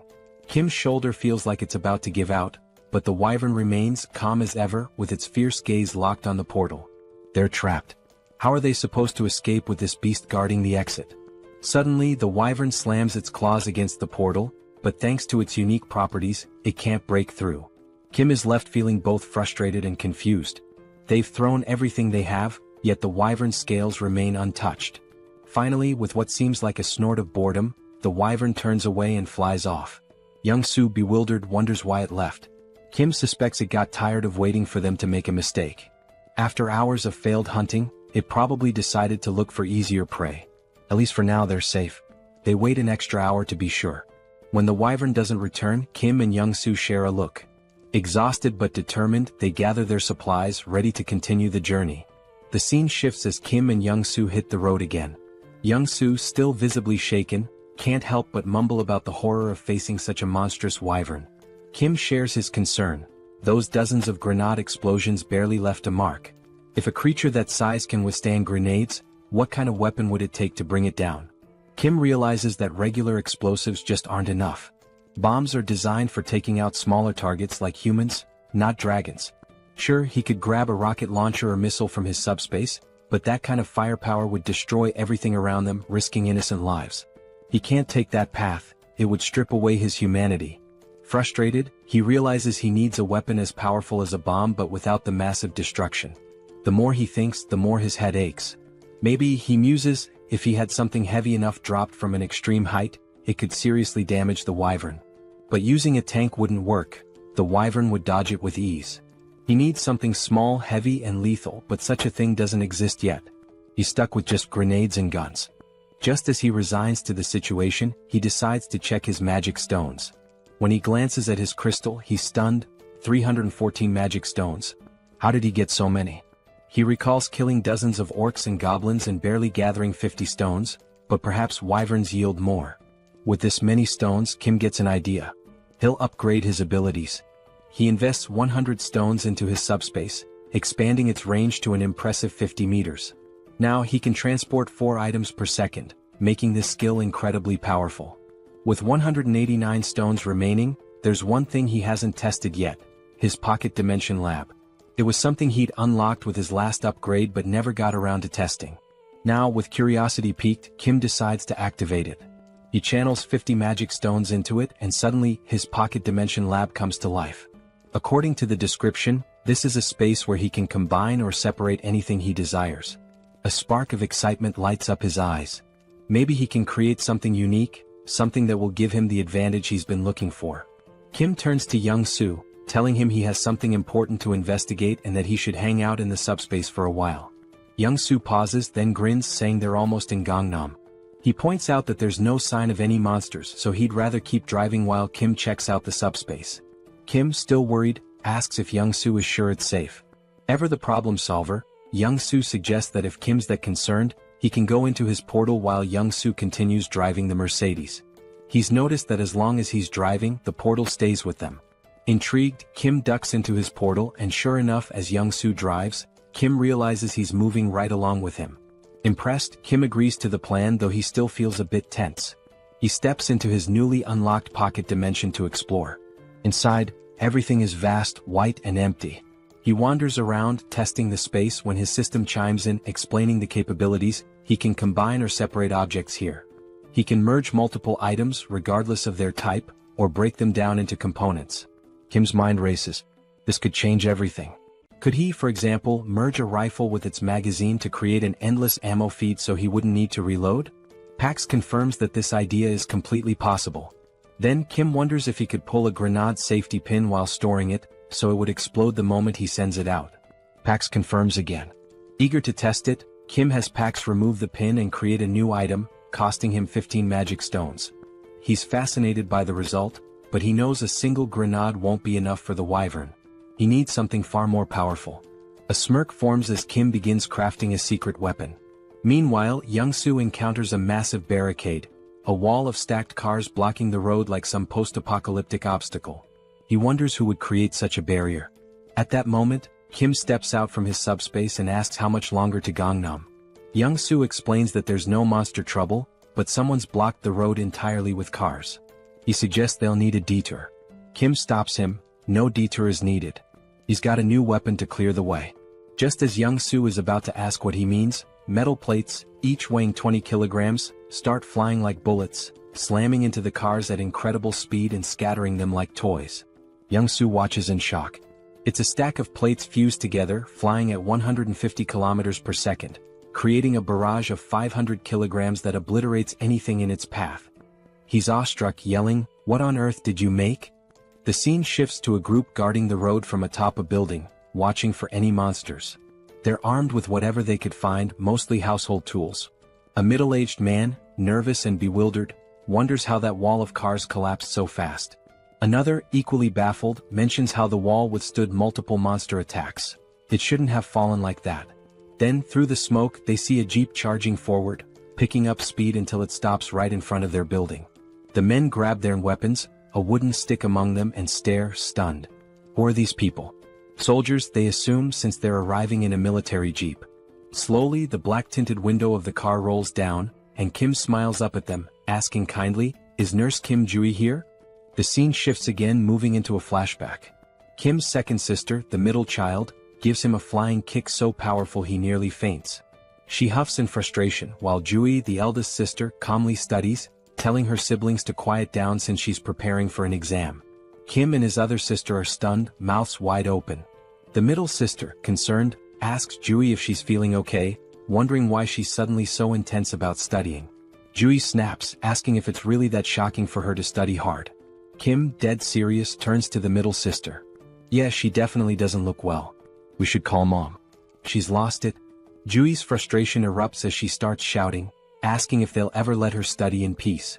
Kim explains that Jui, who is 8 years older than him, only started taking her studies seriously when he was around 7. Since she'd never sat still for more than 30 minutes before, her sudden shift had the whole family on edge. With big worried eyes, Kim and his other sister drag their mom over to Jui, pointing out that their big sister has completely lost her mind. Even their mom looks concerned. Jui can't believe it.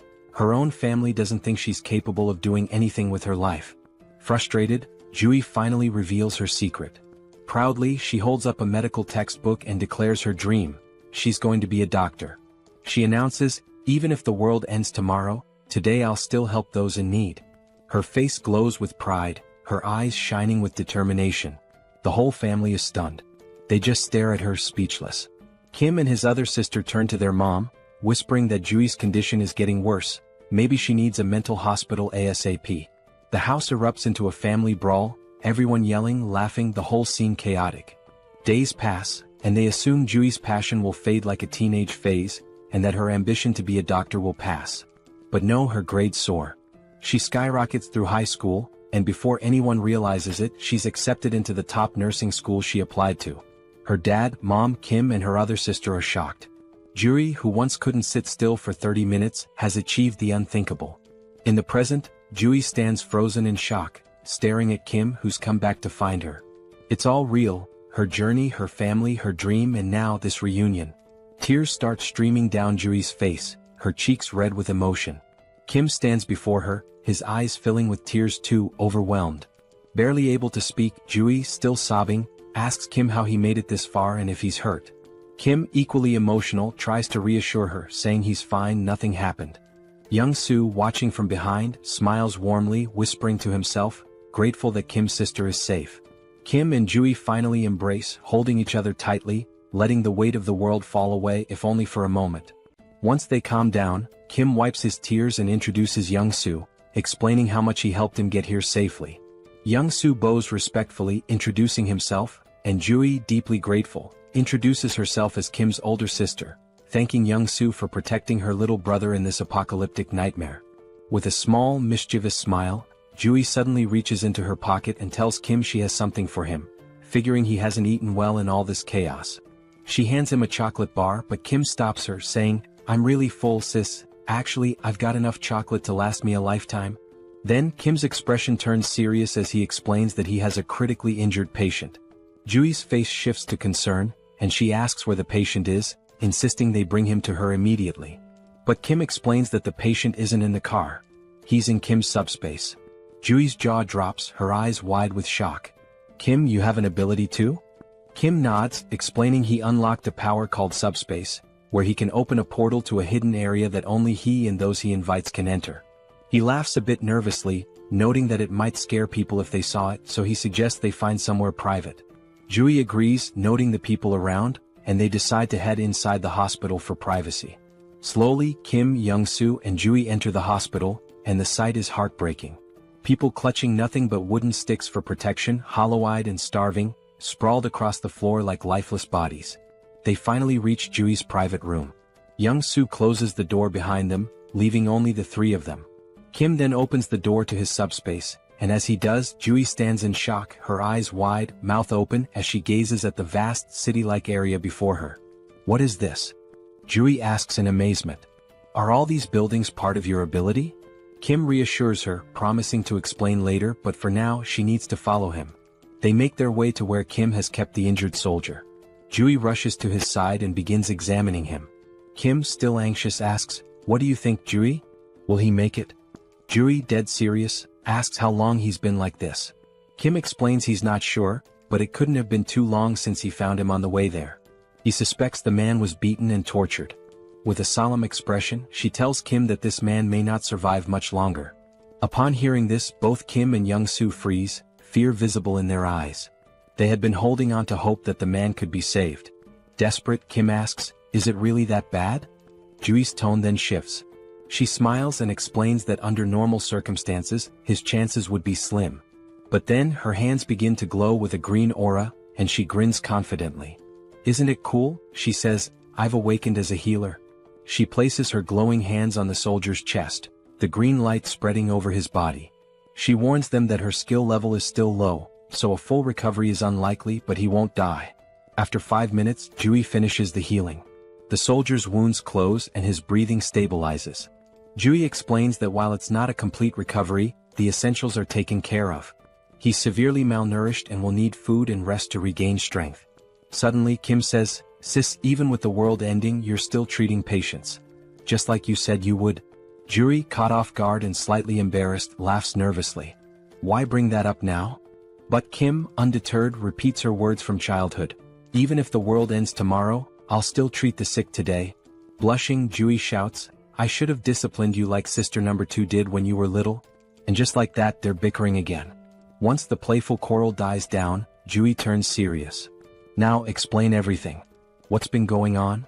Kim takes his time and goes into detail, telling the entire story, how he got trapped in the storehouse, how he sent messages to Jui and sister number 2, and how the network system went down. He recounts unlocking his subspace ability, accidentally storing the Logitech Center, and merging with Pax AI. He talks about meeting Young-soo and their journey here. While Kim is telling the story, Jui is devouring a meal as if she hasn't eaten in days. Kim sighs, annoyed, and asks, "Are you even listening, Jui?" With her mouth full, Jui nods and says, "Of course I'm listening." Kim challenges her, "Alright, what did I just say?" Juri, clearly distracted, fumbles and gives a brief summary missing most of the important details. Kim groans but lets it slide, chuckling a little. It turns out the delicious meal was prepared by Young-soo's wife, who introduces herself to Juri. Juri smiles warmly and says, "Nice to meet you, I already love you." They all laugh together. Young-soo's wife offers more food, saying, "If you're still hungry, there's plenty more in the fridge. Just ask." She also tells Kim that she's prepared a bed for him in the first-floor staff room with supplies, suggesting he rest there. Kim tries to thank her, insisting she didn't need to go through so much trouble, but she smiles and replies, "With everything you've done for us, it's the least I could do." Juri, still curious, turns to Kim and asks, "How did Young-soo and his wife get into your subspace?" Kim, exasperated, groans, "I literally just told you this whole story, Juri." But Juri shrugs, so Kim sighs and begins the story again. Afterward, Kim starts explaining his future plans. He sums it up, saying he's going to bring his entire family into his subspace. The first goal has already been accomplished. His older sister, Jui, is safely inside. Next, he'll go find sister number 2, who is in Area 0. Jui's expression changes at this. In a serious tone, she apologizes to Kim, saying she can't come with him because she needs to stay here. Kim's face falls, shocked. "Why do you have to stay in such a dangerous place all alone?" he asks, concerned. Jui sighs, agreeing that it's dangerous, but explains it's not just that. There are other patients, and while other nurses can help, she stops mid-sentence as the scene shifts. In another building, a shadowy figure watches through a window at Kim and Jui's building. He notes that 2 people arrived in a military jeep, and his guards reported a loud crash from the car wall outside. The wall was broken by a jeep, he wonders. Puzzled, he speculates that they might be special forces, but an unknown voice interrupts, suggesting that one of them is Jui's younger brother. The man's face is revealed, ugly and intimidating. His companion, sounding hopeful, remarks that if one of them is Jui's brother, they might not be hostile, just in need of food and shelter. With control over the food supply, they could leverage Kim if necessary. But the ugly man's expression turns serious as he smirks and says, "Do you really think those 2 are stronger than you?" Just then, a towering 7-foot muscular figure steps forward from the shadows. His body is covered in veins and has a lifeless, vacant look, almost like a living corpse. The muscular man reassures his boss that it's unlikely anyone is stronger than him. The boss instructs him to greet Jui and her brother warmly, feigning kindness, while also making sure to fix the broken car wall. The muscular man nods, explaining that he has doubled the wall's height, ensuring it will be impossible to break through again. The scene shifts back to Kim and Jui, where Jui starts telling Kim about the department head, Jean. She reveals that Jean has an awakened ability, allowing him to control minds and poison people. Kim's expression turns serious as he listens intently. Jui continues, saying that Jean has somehow gained control over most of the awakened people in the area, and they are now guarding the food and monostone supplies. Because of this, the people in Jui's building are starving. She confesses that she's been secretly stealing monostones, trying to strengthen her own ability to potentially cure those who are poisoned or mind-controlled. She explains that she plans to stay behind to help these people while Kim goes to rescue their parents. But Kim firmly says no. Juri, frustrated, begins to explain that the people here have no food or water and will starve if something isn't done. Kim interrupts her with an annoyed tone, asking, "Did you even listen to my entire story?" Jui looks puzzled as Kim, arms crossed and eyes closed, coolly points out, "The main weapon Jean has is control over food, right?" Jui nods. With a sly grin, Kim says, "Then solving this problem is a piece of cake for me." He tells Jui to watch his incredible ability in action. Jui winces, muttering that it seems like Kim's middle school phase is back, but before she can finish her sentence, her jaw drops. From Kim's subspace, stacks of meat, vegetables, water and other food supplies come pouring down from above, filling the room to the brim, leaving Jui and the others in stunned silence. At this point, Kim has just uncovered the ultimate infinite food glitch. Jean Sung-hak received an urgent report about Juyen's younger brother bringing in a supply of food, but he remained unimpressed. The messenger emphasized that the quantity was remarkably large, but the man stayed indifferent. With just 2 individuals in a single military vehicle, he doubted their capacity to transport such an amount. Sooner or later, people would steal their food, and once it was gone, they'd come back begging for rations like everyone else. Jean Sung-hak thought they should have hidden their provisions and used them sparingly instead of being overly generous. Yet, this generosity might eventually play to the villain's advantage, making things easier than anticipated. The messenger added that the newcomers had brought in more supplies than the entire hospital had managed to gather so far. This revelation sent a chill down Jin Sung-hak's spine. No matter how one looked at it, it was physically impossible for two people to collect such a large quantity of food for everyone. The hospital's current stash had been gathered by their scouting team, enough to fill an entire truck. Jin Sung-hak speculated that the newcomers possessed some sort of ability to duplicate items or manipulate object sizes. Whatever the case, they clearly relied on an ability to secure those provisions, and the hospital needed to recruit them. Jin Sung-hak prepared his signature drug and tasked his strongest subordinate, Song Hyun-gu, with the job of getting Joo-hyun's younger brother addicted to it. If the plan failed, they could simply kill the boy. There was also the driver to consider. Late at night, Yong-hyun distributed food among the hospital's residents, all while searching for someone in the crowd. He believed that finding this person would simplify matters significantly. A short while earlier, he had shared his strategy for neutralizing all of Jin Sung-hak's weapons. The plan involved dumping the poisoned food and replacing it with fresh supplies, subduing the addicted ability users, and dealing with Jin Sung-hak, who was no combat threat at all. Yong-hyun tried to gather as much information as Joo-hyun had. Most of the abilities possessed by the addicted users were trivial. One could reseal cans and another could automatically do laundry. In general, very few awakened abilities were combat relevant, with the exception of one individual in the hospital. That person was Song Hyun-gu, whose presence alone was intimidating. After the world descended into chaos, Hyun-gu traveled from Iljiro to Gangnam, concerned for his mother in the hospital. Joo-hyun didn't know much about Hyun-gu's ability other than that he was unnaturally strong. His massive frame was impossible to miss, and the car wall protecting everyone had been built by him with his bare hands. Now, that giant of a man had finally come face to face with Yong-hyun for a private conversation. Although Yong-hyun felt nervous, he had some business to settle with the muscle-bound man, making this encounter ideal. Hyun-gu couldn't fathom what kind of business the younger man had in mind, but it no longer mattered. The two stepped outside near the car wall that started it all. Calmly, Hyun-gu presented Yong-hyun with two options: either drink the medicine willingly or face a painful death. He strongly advised against trying to flee as it would be futile. It became clear why Hyun-gu had chosen such a secluded location for their meeting. Yong-hyun, however, never planned to run. He knew he'd be caught if he did. Instead, he opted for a secret third choice, trapping Song Hyun-gu on the spot. Provoked by the young man's defiance, Hyun-gu lunged to grab and crush him. Before he could, his fingers touched an immovable barrier. Yong-hyun had disappeared, leaving behind only a strange portal to the logistics center. At first, Hyun-gu couldn't make sense of what he was seeing. By the time he noticed the drone hovering before him, it was already too late. A professional-grade high-speed bowling ball struck him in the stomach, winding him. Yong-hyun wondered if a 90 km/h bowling ball was excessive but decided mercy wasn't an option. He followed up with another strike, this time targeting Hyun-gu's right leg. The attack left Hyun-gu groaning in pain, unable to move effectively. When the muscleman demanded to know what ability Yong-hyun was using, the young man responded by launching a barbell plate stack to the ground. Immobilized, Hyun-gu was warned to stay put. The plates, though slowed, were still heavy enough to shatter bones or end lives. Refusing to stay idle, Hyun-gu charged at one of the stacks and managed to grasp it firmly, surprising Yong-hyun. The brute began lifting the stack, disrupting Yong-hyun's plan. But while Hyun-gu focused on lifting the stack, he unknowingly triggered the metal trap. Yong-hyun apologized for the cramped conditions of the makeshift prison and promised to release Hyun-gu once the situation was resolved. For now, all Hyun-gu could do was endure the heaviest cell ever devised. Yong-hyun was extremely anxious, worried he might have seriously harmed the big guy. Thankfully, the man was incredibly resilient. Back inside, Nurse Joo-hyun hurriedly let her brother in. She had heard a loud noise outside and feared her little brother had encountered the muscle-bound man. Yong-hyun casually confirmed her suspicions as if it were nothing. He gestured outside, allowing his sister to see where he had left the biggest threat.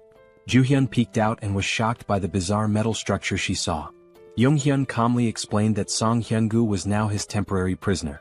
With the most dangerous obstacle neutralized, they only needed to wait for Yang-soo to arrive. Right on cue, the East's best driver made his appearance. However, as Yang-soo came into view, the siblings froze. Yang-soo was limping, holding his head in pain, drenched in sweat, and complaining of an intense pounding headache. The symptoms were eerily similar to those of poisoning.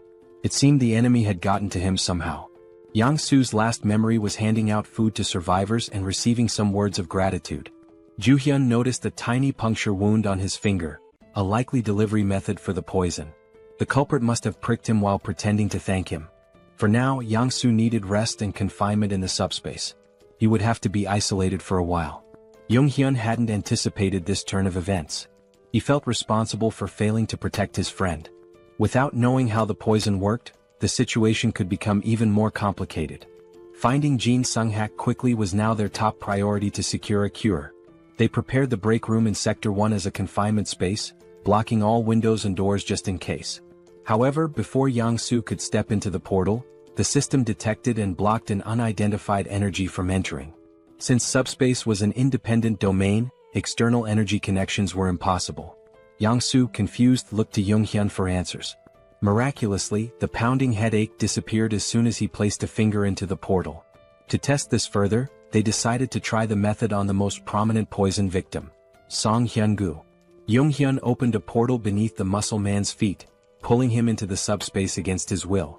Once inside, the poison in Hyun-gu's system was neutralized. Afterward, Jung Hyun removed his access, returning him to the real world. When Hyun-gu reappeared, his complexion was healthier, and his expression showed clarity as if he had awoken from a deep slumber. The poison had been completely eradicated. Jung Hyun realized that his subspace wasn't just impervious to physical attacks but also to mental and chemical ones. The first thing Hyun-gu did after recovering was visit his sick mother. He hugged her and apologized for neglecting her for so long. Encouraging her to rest more, he assured her he would return soon after settling some important matters. Jung Hyun asked if he'd be okay on his own, and Hyun-gu confidently replied that he would. With his abilities, ordinary attacks posed no threat to him. Still, the vivid memories of his actions under Jin Sung-hak's influence filled him with shame and regret. He resolved to settle things with the mastermind before moving forward with his life. Hyun-gu promised to deal with real cancer in the hospital swiftly. Meanwhile, Jin Sung-hak received notice of losing contact with one of his underlings. He was startled. He suspected the worst, and his fears were confirmed when the last person he wanted to see entered his office. Song Hyun-gu, muscles bulging, held himself back from immediately tearing Jin Sung-hak apart. Although Jin Sung-hak didn't understand how their connection was severed, he smiled smugly and begged for mercy. Hyun-gu responded by slamming his arm into the villain's head, silencing him for good. While Hyun-gu went to finish business upstairs, Jung Hyun and his team discussed how to cleanse the remaining survivors of their poison addiction. Since they couldn't identify everyone who was affected, the safest approach was to let everyone pass through the portal. Even those struggling to move could simply touch it with a finger to be cured. Though it would be exhausting, it was the only foolproof solution. However, as they prepared for a long night, something unexpected happened. Survivors all over the hospital suddenly began acting as if a weight had been lifted off their shoulders. One by one, those afflicted were inexplicably cured. They realized they had been out of their minds and regained their senses. The group was bewildered until Song Hyun-gu arrived, clearing up the mystery. His clothes and hands were smeared with blood, a clear indication of the method he used to resolve his unfinished business. He bowed his head, expressing gratitude to Jung Yum for saving everyone in the hospital. Jung Yum, in turn, thanked the big man for removing the root of their troubles. He also apologized for earlier throwing bowling balls with excessive force. Thankfully, Hyun-gu's resilience meant he only ended up with a few light bruises, his bones miraculously unharmed. Since the apocalypse began, Hyun-gu had encountered many monsters and strange occurrences, but seeing those plates descend from the sky to trap him was truly surreal. Even monsters paled in comparison to the sheer power of Jung Yum's abilities. When Hyun-gu asked if he planned to stay at the hospital, Jung Yum seemed surprised. The big man admitted it might be selfish to ask for more after all Jung Yum had done, but the hospital would undoubtedly be safer with him around. Jung Yum explained he was still on a mission to find the rest of his family and would have to leave soon. Understanding this, Hyun-gu didn't push further and wished him success in reuniting with his loved ones. This brought up the topic of family, and since Hyun-gu came from Iljiro, it was a good chance to ask about the situation in the city. Hyun-gu was startled to hear that the group planned to head there, warning that it was now impossible to reach. Several hours later, as dawn broke over the hospital, the survivors awoke to a brighter future. Not only had Jung Yum ensured they had enough food to last for a long time, but he had also supplied them with essential items like clothing and tools. Former enemies parted ways as allies, with Hyungu shaking Yoongyum's hand and promising to repay his kindness someday. With that, the group departed the hospital, heading toward Ilgyro. Mr. Yong-soo, now fully recovered, drove with his usual expertise. He brought up the wall around Ilgyro that Hyungu had mentioned, theorizing it might be a product of someone's ability. If so, Yoongyum hoped to establish communication with whoever created it. Otherwise, breaking through might be their only option. The previous night, Hyungu had explained what he saw while leaving Ilgyro. He described the wall growing out of the ground like a tooth emerging, eventually reaching the height of a typical skyscraper. This meant ground travel was nearly impossible. Hyungu also mentioned something peculiar about the monsters in Ilgyro. Unlike those in Gangnam, the city was infested with undead creatures, skeletons that reanimated even after being destroyed. Walking corpses were a common sight there. Despite Ilgyro's challenges, Yoongyum wasn't worried about his sister, Seol, who was trapped inside. He believed she could handle herself, even without awakening any special powers. While inside his subspace, Yoongyum received a call from Ju-yeon, who had finally agreed to join them after the hospital was freed of poison. When he lazily asked why she was calling, Big Sis immediately scolded him to adjust his tone. She informed him that the soldier they had rescued had regained consciousness. Yoongyum quickly entered the subspace, where the soldier sincerely thanked him for saving his life. The soldier introduced himself as Colonel Han Hyung-ho of the 50th Intelligence Communications Battalion. Thanks to Ju-yeon's careful treatment, he had made a full recovery. Looking around, the colonel seemed confused. He could see the military command center outside but found the rest of the surroundings unfamiliar. There shouldn't have been any buildings in that area, let alone a logistics center. Yoongyum explained they were currently inside the staff lounge of the PAX FC Logistics Center within his subspace. Outside, they were in Gangnam, heading toward Hanam Bridge. The colonel struggled to process this information until Ju-yeon simplified it. They were inside the kid's ability, situated in Gangnam. Upon learning this, the colonel humbly requested to be dropped off on the road. Yoongyum assured him they meant no harm and only wished to help. The colonel acknowledged this as the group had saved him from near death, but he couldn't share the details of his mission, which was to reach the Joint Chiefs of Staff as soon as possible. Recognizing the national importance of the mission, Yoongyum called PAX for assistance. Instead of simply letting the colonel go, he handed him banana milk and a sandwich, insisting he eat before explaining more about his mission. Despite his hunger, the colonel resisted at first. But when Yoongyum presented a feast of pizza, waffles, chicken, and other delicacies, the colonel couldn't hold back. As he ate, he began to reveal classified information. It all started when creatures from the other world appeared simultaneously across the globe. These entities included more than just monsters. There were insects, animals, plants, and even geographical features like mountains suddenly emerging. They attacked indiscriminately, targeting humans, animals, and even each other. They showed no mercy to anyone or anything. With the appearance of these monsters, the government began enlisting individuals known as the Awakened to form a specialized unit. These recruits, wielding their extraordinary abilities, were highly effective against the creatures. Colonel Han's unit was stationed near Gwacheon and Anyang, where they maintained a relatively stable situation. Everything was under control until that beast appeared. He witnessed his men being massacred and devoured by a massive wyvern. Their weapons, guns, grenades, and even heavy artillery were completely useless against the creature. They repeatedly called for reinforcements from nearby military units, but everyone else was overwhelmed by their own battles against other formidable monsters. Strangely, they were able to communicate with Gwacheon and Anyang during the battles, yet no reports or updates ever came from command. Ultimately, Colonel Han made the tough decision to retreat to avoid complete annihilation by the wyverns. Their destination became the National Communication Command. As the monsters relentlessly hunted the remaining members of his unit, more comrades fell. When they reached a city, they attempted to recruit additional awakened individuals to strengthen their numbers. After many days of exhausting travel, they finally arrived at the base camp, only to find it deserted as expected. The reason for the abandonment became evident soon after. While searching the command center, they discovered suspicious documents containing references to a coup. It appeared a rebellion was unfolding. Colonel Han made every effort to reach the Joint Chiefs of Staff, but the relentless wyvern trapped them at the base. To make matters worse, the awakened recruits turned against them, killing the remaining soldiers and taking over. These rogue awakened individuals were the same ones eventually devoured by the wyverns. Colonel Han suspected the First Corps was deliberately sabotaging government attempts to regroup, with their commander likely siding with the rebellion. In the midst of the apocalypse, even a coup felt oddly unsurprising. Since Yoongyum's group was heading toward Yeoljiro, he assured the colonel they'd drop him off when they crossed the Han River Bridge. The colonel expressed his gratitude while continuing to savor the gourmet meal in front of him. Yoongyum instructed Yong-soo to increase their speed slightly, though not to maximum, given the time-sensitive situation. As the colonel pondered, he realized the young man had likely encountered the wyvern at the military base as well. He was just beginning to wonder how Yoongyum managed to evade such a persistent monster when his eyes widened in shock. A terrifying ogre was furiously pounding on the portal's barrier, desperate to break through. Yet Yoongyum and Yong-soo appeared completely unbothered.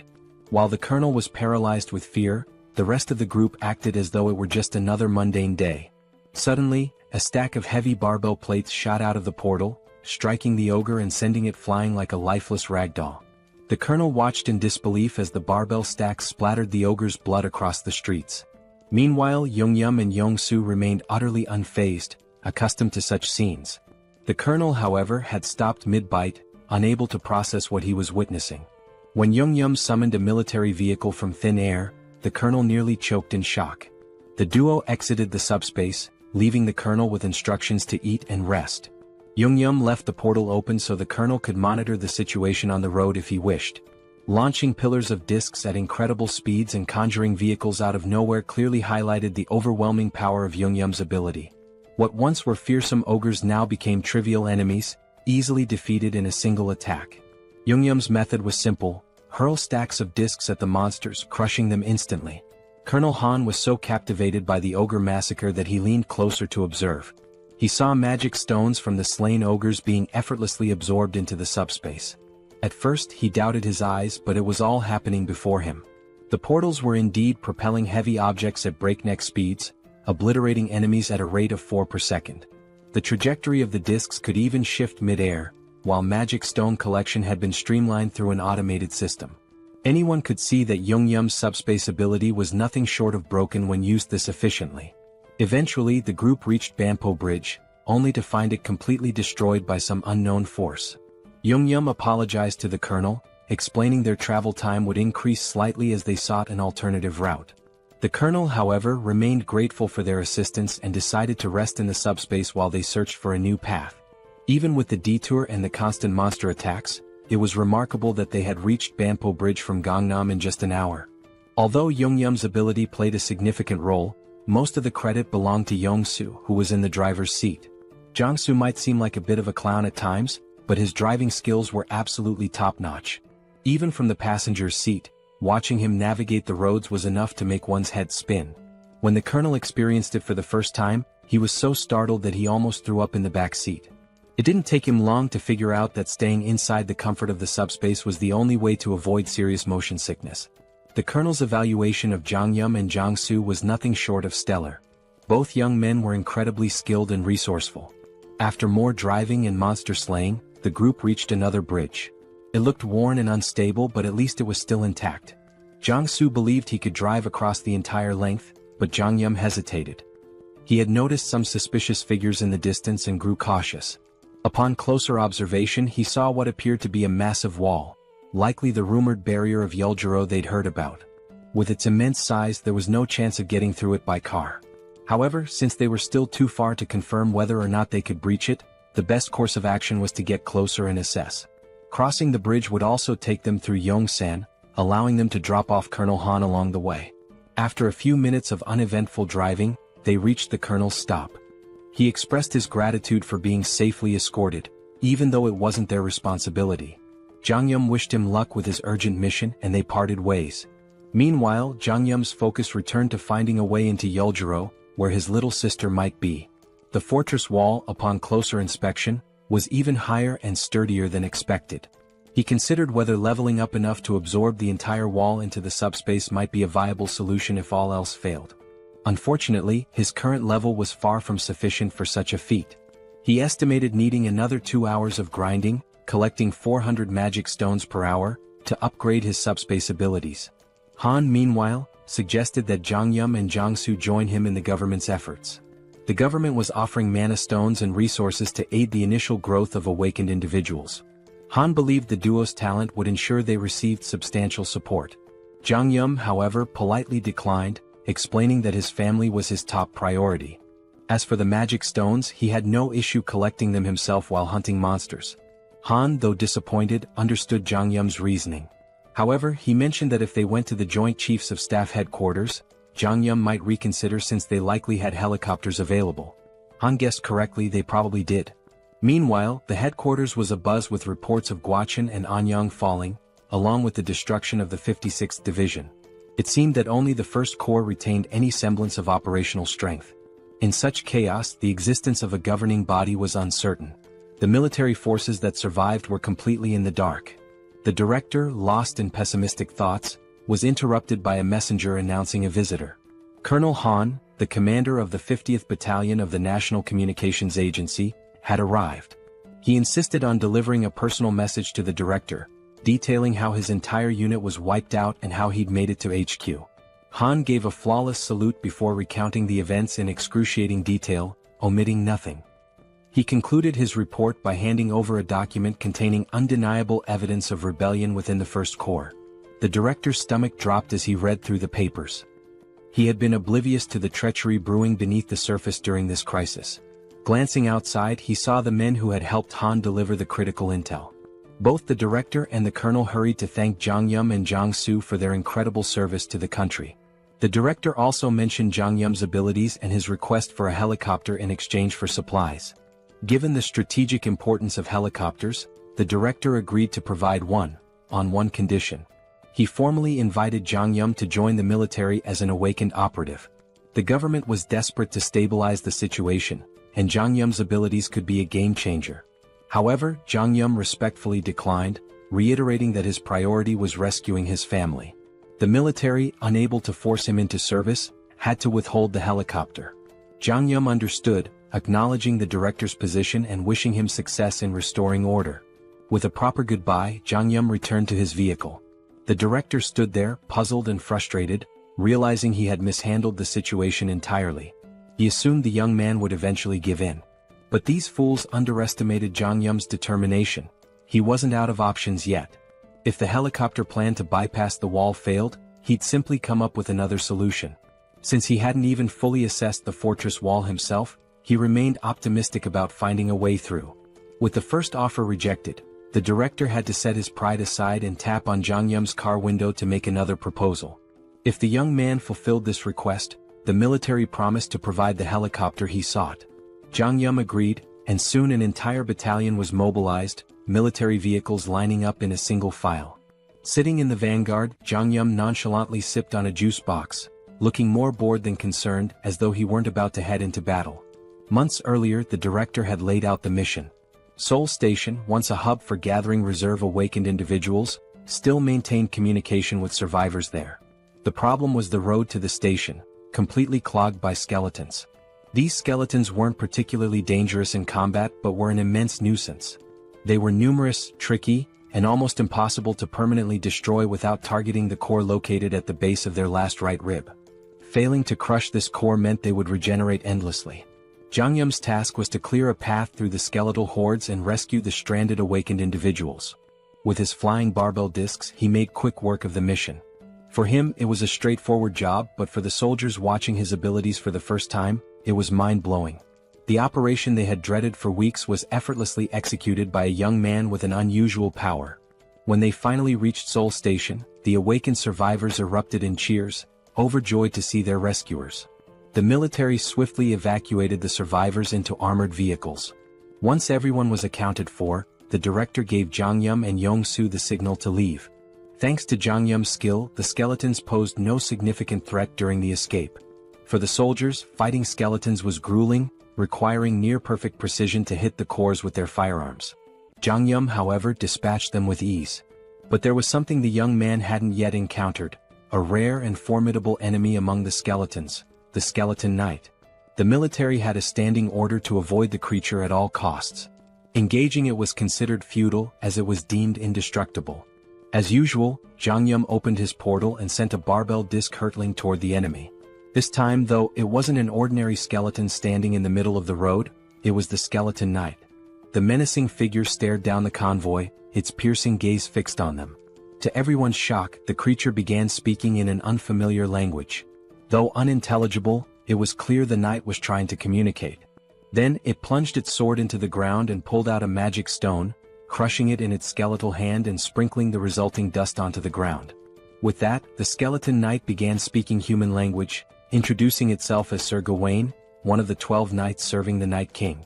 He greeted the humans, referring to them as otherworlders, but Jangyum seemed more intrigued by the magic stone trick than by Gawain himself. Sir Gawain admitted that being greeted with flying chunks of metal was unusual and asked if Jangyum was a mage. He also questioned the humans' presence in skeleton territory, noting the importance of maintaining proper etiquette in negotiations, even in this chaotic world. In response, Jangyum flung another barbell disc, which Gawain effortlessly slashed in two at blinding speed. The skeleton knight warned that such attacks were futile, as they couldn't even scratch his armor. But Jangyum wasn't listening. He sent another barrage of discs, prompting Gawain to roll and dodge with precision, stabbing his sword into the ground for leverage and launching a counterattack. Frustrated, the skeleton knight muttered about the human's preference for violence over diplomacy. Unfazed, Jangyum launched 4 more barbell stacks at the indignant knight, showcasing his resolve to handle the encounter his own way. Gawain masterfully deflected the first attack with his shield, gracefully dodged the next, and slashed the remaining discs out of the air, halting their momentum entirely. This chain of precise maneuvers brought the skeleton knight alarmingly close to the convoy. Yong-su, seeing the terrifying figure charging at full speed, began to panic. Meanwhile, Jangyum was more intrigued than scared, marveling at how easily the knight could slice through 500 kilograms of steel as if it were butter. However, he noticed that Gawain was cautious, clearly trying to avoid taking any direct hits.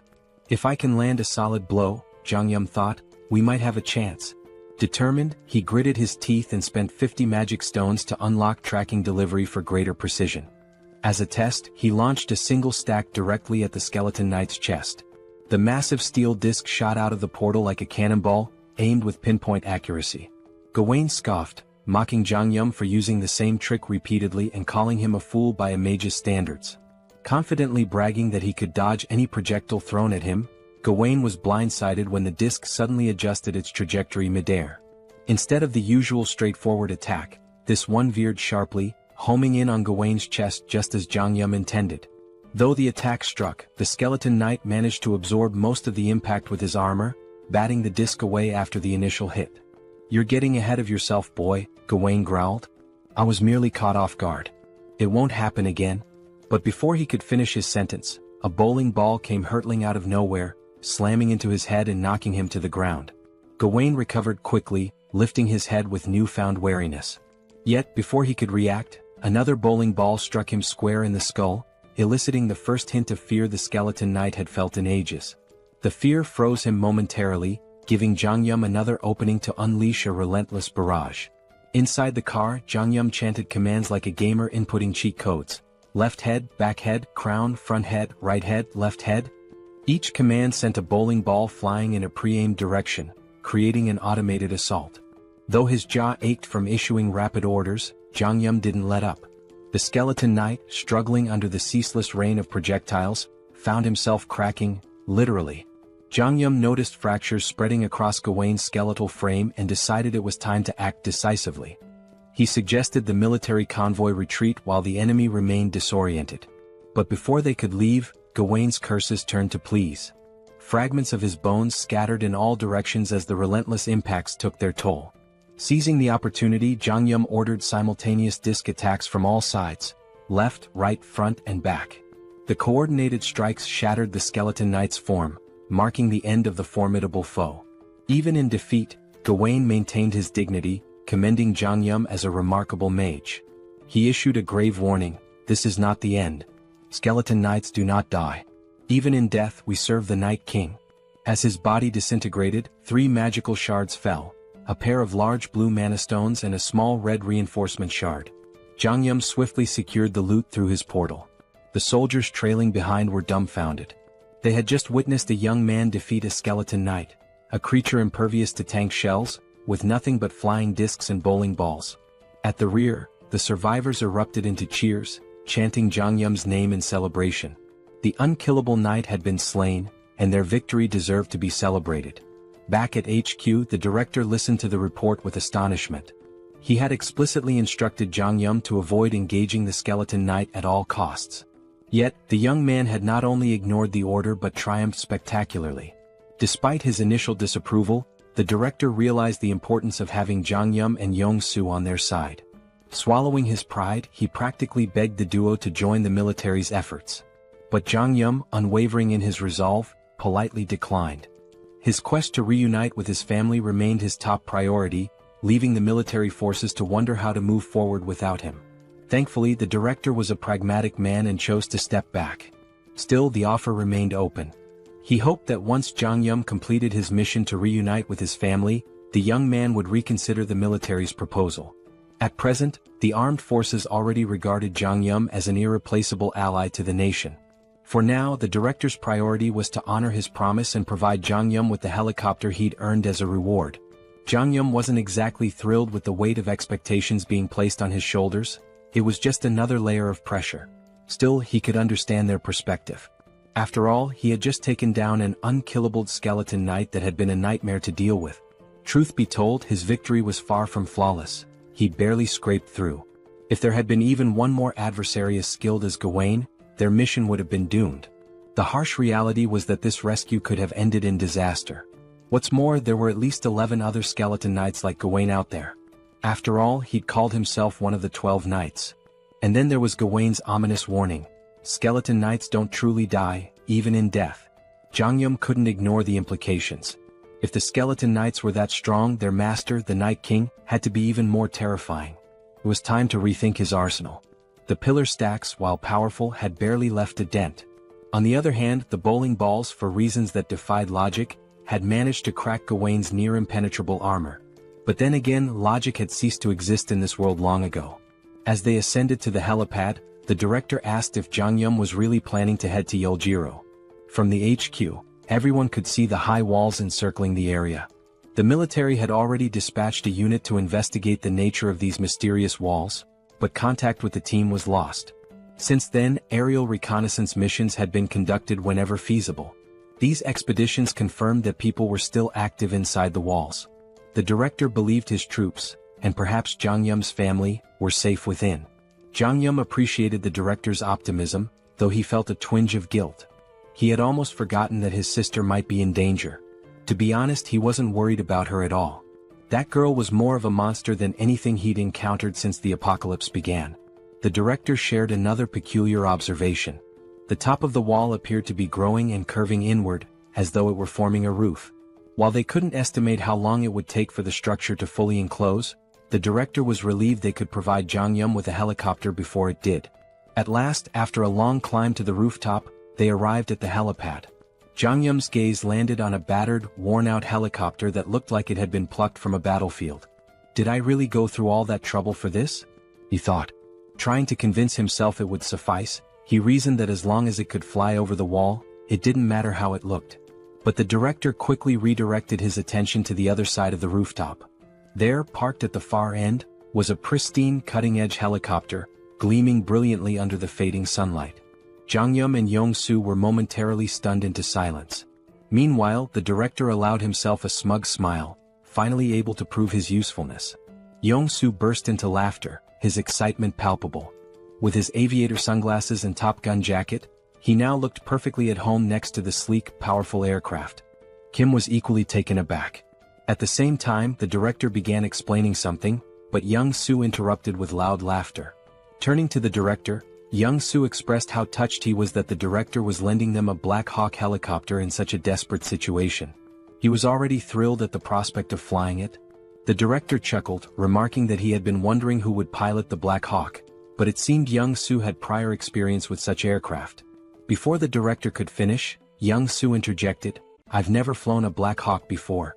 Young-soo then glanced at his system notification and explained that while he'd never flown a helicopter, he felt confident about piloting this one. As he inspected the Black Hawk, a notification appeared on his system. It stated that by using 50 magic stones, he could register the helicopter into his system, which would instantly transfer all the knowledge necessary to fly it directly into his mind.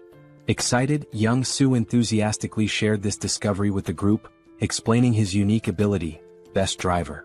This skill allowed him to operate any vehicle effortlessly. Until now, he had believed his ability only worked with vehicles he'd already driven, but this moment revealed something new. Instead of leveling up his skill traditionally, Young-soo realized he could register new vehicles to his system individually. This revelation exhilarated him. Kim was equally amazed, and things began to fall into place. Reflecting on their countless battles together, Kim recalled how Young-soo's ability never seemed to evolve in a conventional sense. Now it was clear, Young-soo's skill wasn't about progression but about expanding his arsenal by registering new vehicles. The director then surprised them by retrieving a suitcase from the Black Hawk. Opening it, he revealed a collection of magic stones. Placing the suitcase before Kim, he explained that it contained 200 magic stones. Originally intended as a surprise for their journey, the director now offered the stones so Young-soo could register the Black Hawk immediately. Hearing this, both Kim and Young-soo expressed their deep gratitude. Without delay, Young-soo took 50 magic stones and began the registration process.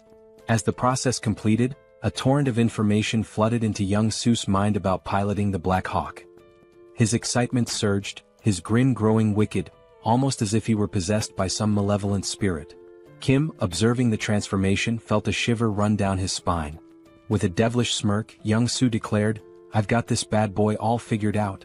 He urged Kim to board the helicopter quickly, claiming he couldn't wait to take off.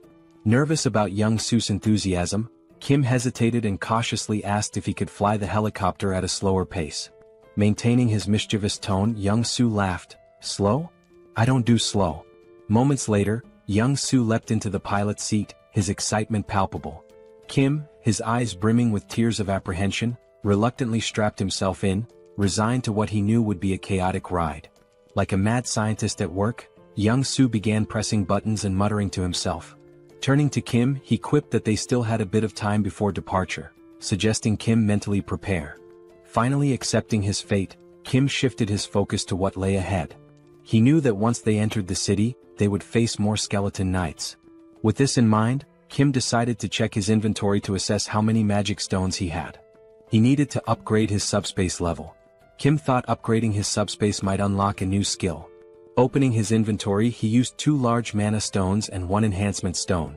The system notified him that the large mana stones had been converted, along with 200 regular mana stones, leaving Kim with a total of 1,393 mana stones. Shocked at the sheer quantity, Kim used 1,000 mana stones to upgrade his subspace to level 3. The system informed him the upgrade would take a few minutes. While waiting, Kim inspected the enhancement stone. The system explained that enhancement stones were unique, imbued with special properties. Unlike regular mana stones, they could be consumed via the awakening system to grant specific enhancements to an item. The enhancement stone in his possession carried the fire property. A spark of inspiration struck Kim. He now had an idea of how to use the enhancement stone. However, the critical question loomed: which item should he upgrade? More importantly, Kim had no way of knowing how much his ability would increase from enhancing an item with the stone. He considers his 2 primary weapons for offense, the bowling ball and the iron pillars. However, whenever Kim used the iron pillars, the skeleton warriors easily sliced through them. Only the bowling ball proved effective against them. This is why Kim decides to upgrade the bowling ball.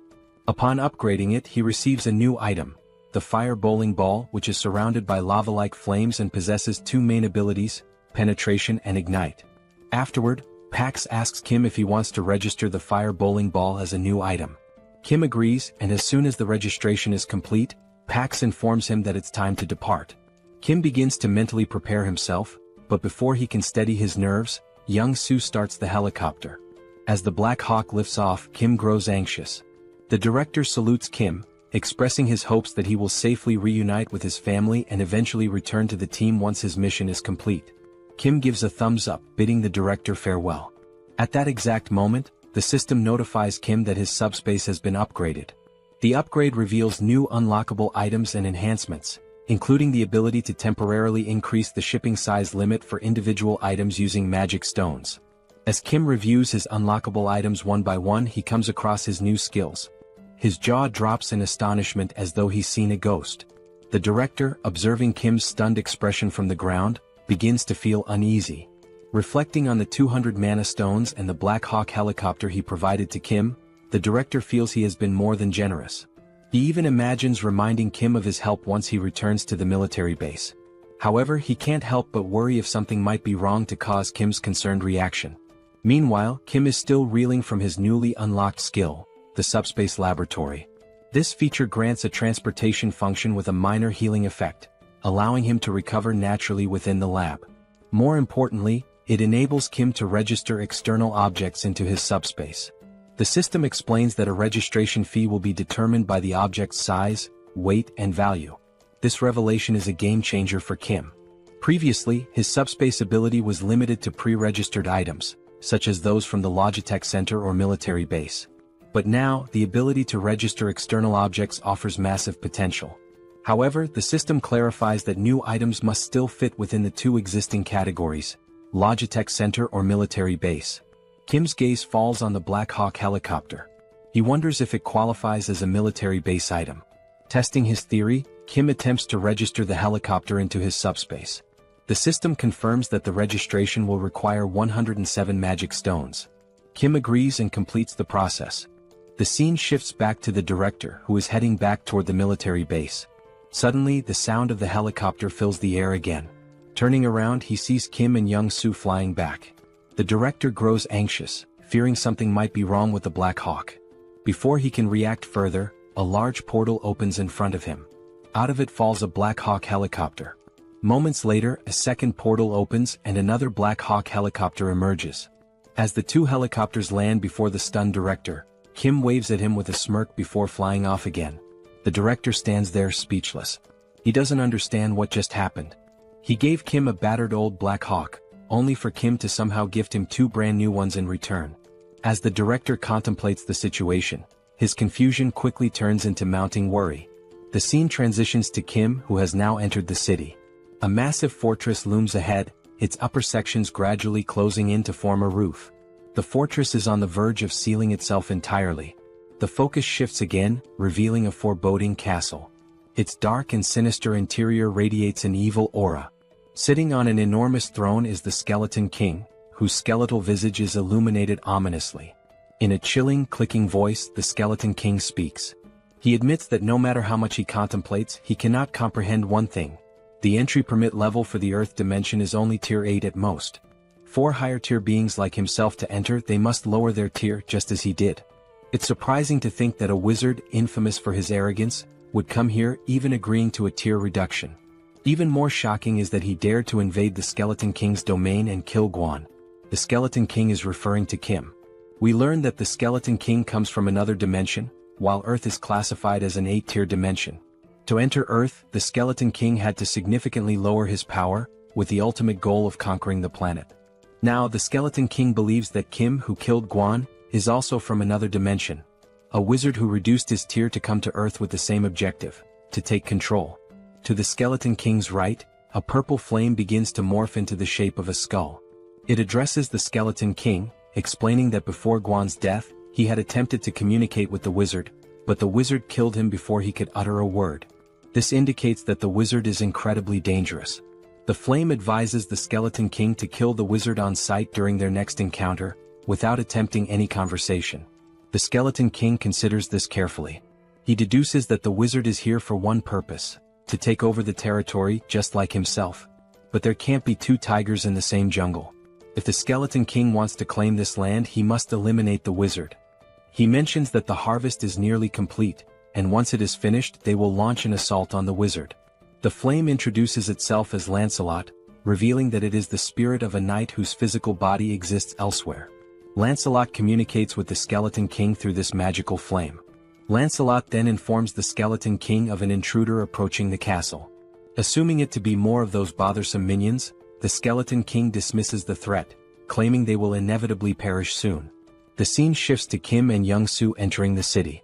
A bat-like monster appears but is instantly obliterated by Kim's ignite bowling ball in a single, powerful attack. Kim marvels at how much stronger the bowling ball is compared to the iron pillars. While Kim ponders this, Young-soo interrupts, pointing out that it will be difficult to land because a skeleton knight is fighting a monster below.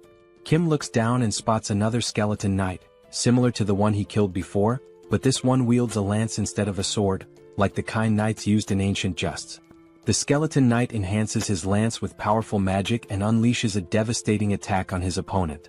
As the camera focuses, we glimpse the figure of a human, a female silhouette. When Kim notices her, he reacts with a mixture of irritation and disbelief. The human channels magic into her fist and, with a single overwhelming punch, sends the skeleton knight flying.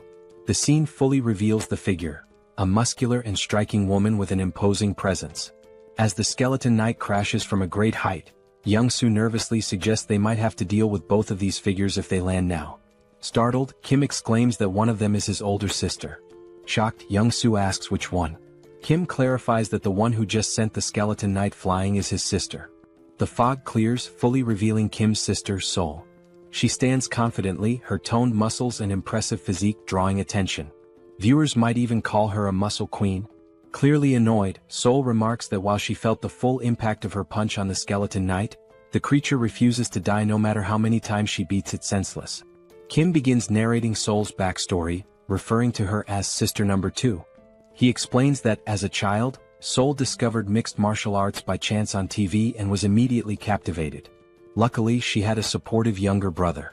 Whenever she watched martial arts matches, she would practice the techniques on Kim. But Sol's victories over weaker opponents left her unsatisfied. Her desire for greater challenges drove her to find tougher opponents at the local playground. There, she defeated anyone who dared to face her, boys, girls, even kids 3 years older. Recognizing her extraordinary talent, their father enrolled Sol in a mixed martial arts academy. Thus began her journey toward becoming a powerhouse of martial arts.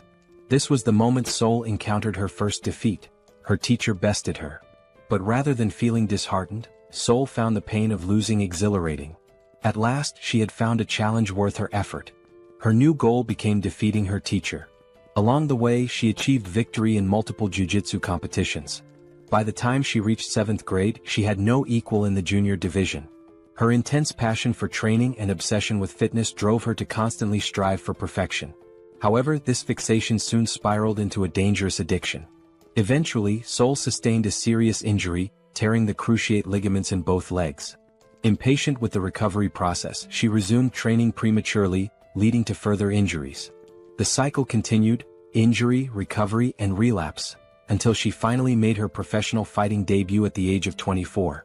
Her skill level could have allowed her to debut much earlier, but her stubbornness and repeated setbacks delayed her entry. Despite the late start, Sol became so formidable that she easily ranked among Korea's top 10 fighters. Young-soo, hearing this, is dumbfounded. But Kim reassures him there's no need to be intimidated by Sol, suggesting they land the helicopter slowly. However, Young-soo, still observing Sol from afar, mutters that she looks more like a monster than a human. Meanwhile, the skeleton knight approaches Sol, his sword in hand, and with a rattling voice, questions why his attacks are failing to connect. Sol replies nonchalantly, "Isn't it obvious? Your movements are too slow." The skeleton knight counters, claiming his speed is no less than hers and accusing her of using some incomprehensible trick. Sol chuckles and explains it's not a trick but simply martial arts. She delivers the explanation so casually that it leaves the skeleton knight bewildered. Hearing this, the skeleton knight compliments Sol, remarking that people like her are rare. He suggests that if Sol were to raise her rank, she could become the greatest knight. Sol, however, is unimpressed and confused, muttering about how all this talk of skeletons, knights, and rankings makes no sense. The skeleton knight continues, confessing that he's developed a deep admiration for her. He promises to speak to the skeleton king to ensure she's the only one spared in the city. But before he can finish, a flaming bowling ball comes hurtling out of nowhere, smashing into him with a deafening crash and shattering his body into fragments. His remains scatter around Sol. Moments later, the fiery bowling ball rolls to a stop at her feet. Sol, puzzled, wonders how this strange bowling ball managed to obliterate the skeleton knight when her martial arts couldn't. As she contemplates this, 2 large mana stones and an enhancement stone emerge from the knight's remains. The stones are swiftly drawn into a mysterious portal, which appears to be controlled by a device resembling a piece of corn. At the same time, a helicopter hovers overhead and slowly descends. Kim steps out with a smirk, greeting Sol with a playful, well, long time no see." He teases her, saying, "As expected, you're still kicking asses, Sister Number 2. Sol stands frozen, mouth agape, stunned to see Kim after all this time. The scene shifts to a table laden with delicious food, fried rice, pizza, burgers, and an assortment of mouth-watering dishes. Joo-hee and Kim sit silently, watching in amazement as Sol devours the food with feral intensity. Unable to contain her curiosity, Joo-hee asks if Sol uses some special ability to enhance her strength. Between enormous bites of chicken and pizza, Sol casually responds saying Joo-hee is partly right and partly wrong. Her physical prowess, she explains, is natural and unrelated to the barrier. The barrier's sole purpose, she says, is to shield her from external attacks. She delivers this explanation as if it's no big deal. As Sol continues eating voraciously, Joo-hee's patience finally snaps. "Eat slower," she scolds, warning Sol that she'll choke or get indigestion if she doesn't. Kim, observing the exchange, chuckles and tells Joo-hee it's futile to argue. "She's been eating like this since we were kids," he says with a resigned smile. Amid their playful banter, a warm, heartfelt conversation unfolds. Kim, smiling genuinely, tells his sisters how relieved he is that all three of them awakened survival-related abilities and managed to endure this long. Kim now had just one more task, to find their older brother. As Sol ate, she glanced at Kim with skepticism and asked, "Everything's fine, but seriously, Kim, your ability feels like a cheat code. How are you even capable of all this?" Kim chuckled softly, replying, "It's a long story. I'll explain everything to you later, but for now, just eat and get some rest." He showed Sol how to use the packs to order anything she needed and mentioned that Young-Soo's family was safe in the subspace. He suggested Sol take a moment to say hello to them. Sol agreed with a nod but then asked, "Are we leaving this city right now? Are we really going?" Kim rose from his chair and answered, "Yes, we need to leave immediately. The city's ceiling is closing at an alarming rate, and I'm not sure if this fortress can shield the entire city." His tone was grave as he emphasized the urgency, adding that he had to gather as many mana stones as possible before the ceiling fully closed. Looking up at the sky, Kim felt a pang of dread. The ceiling had already sealed shut, plunging the entire area into darkness. Wasting no time, he boarded his Black Hawk, ascended into the sky, and launched 5 blazing fireballs at the fortress walls with all his strength. Yet, despite the ferocity of the attack, the fortress remained unscathed. There wasn't even a scratch. A sinking feeling washed over Kim. Not even a dent, he thought. He contemplated his options. Should he take the entire city into his subspace? The thought seemed tempting but reckless. He reminded himself that moving such a massive structure into his subspace could have unpredictable consequences. Kim had already exhausted his remaining mana stones, expanding his portal's radius to 19.76 meters, just large enough to fit the Black Hawk. Now he had no resources left.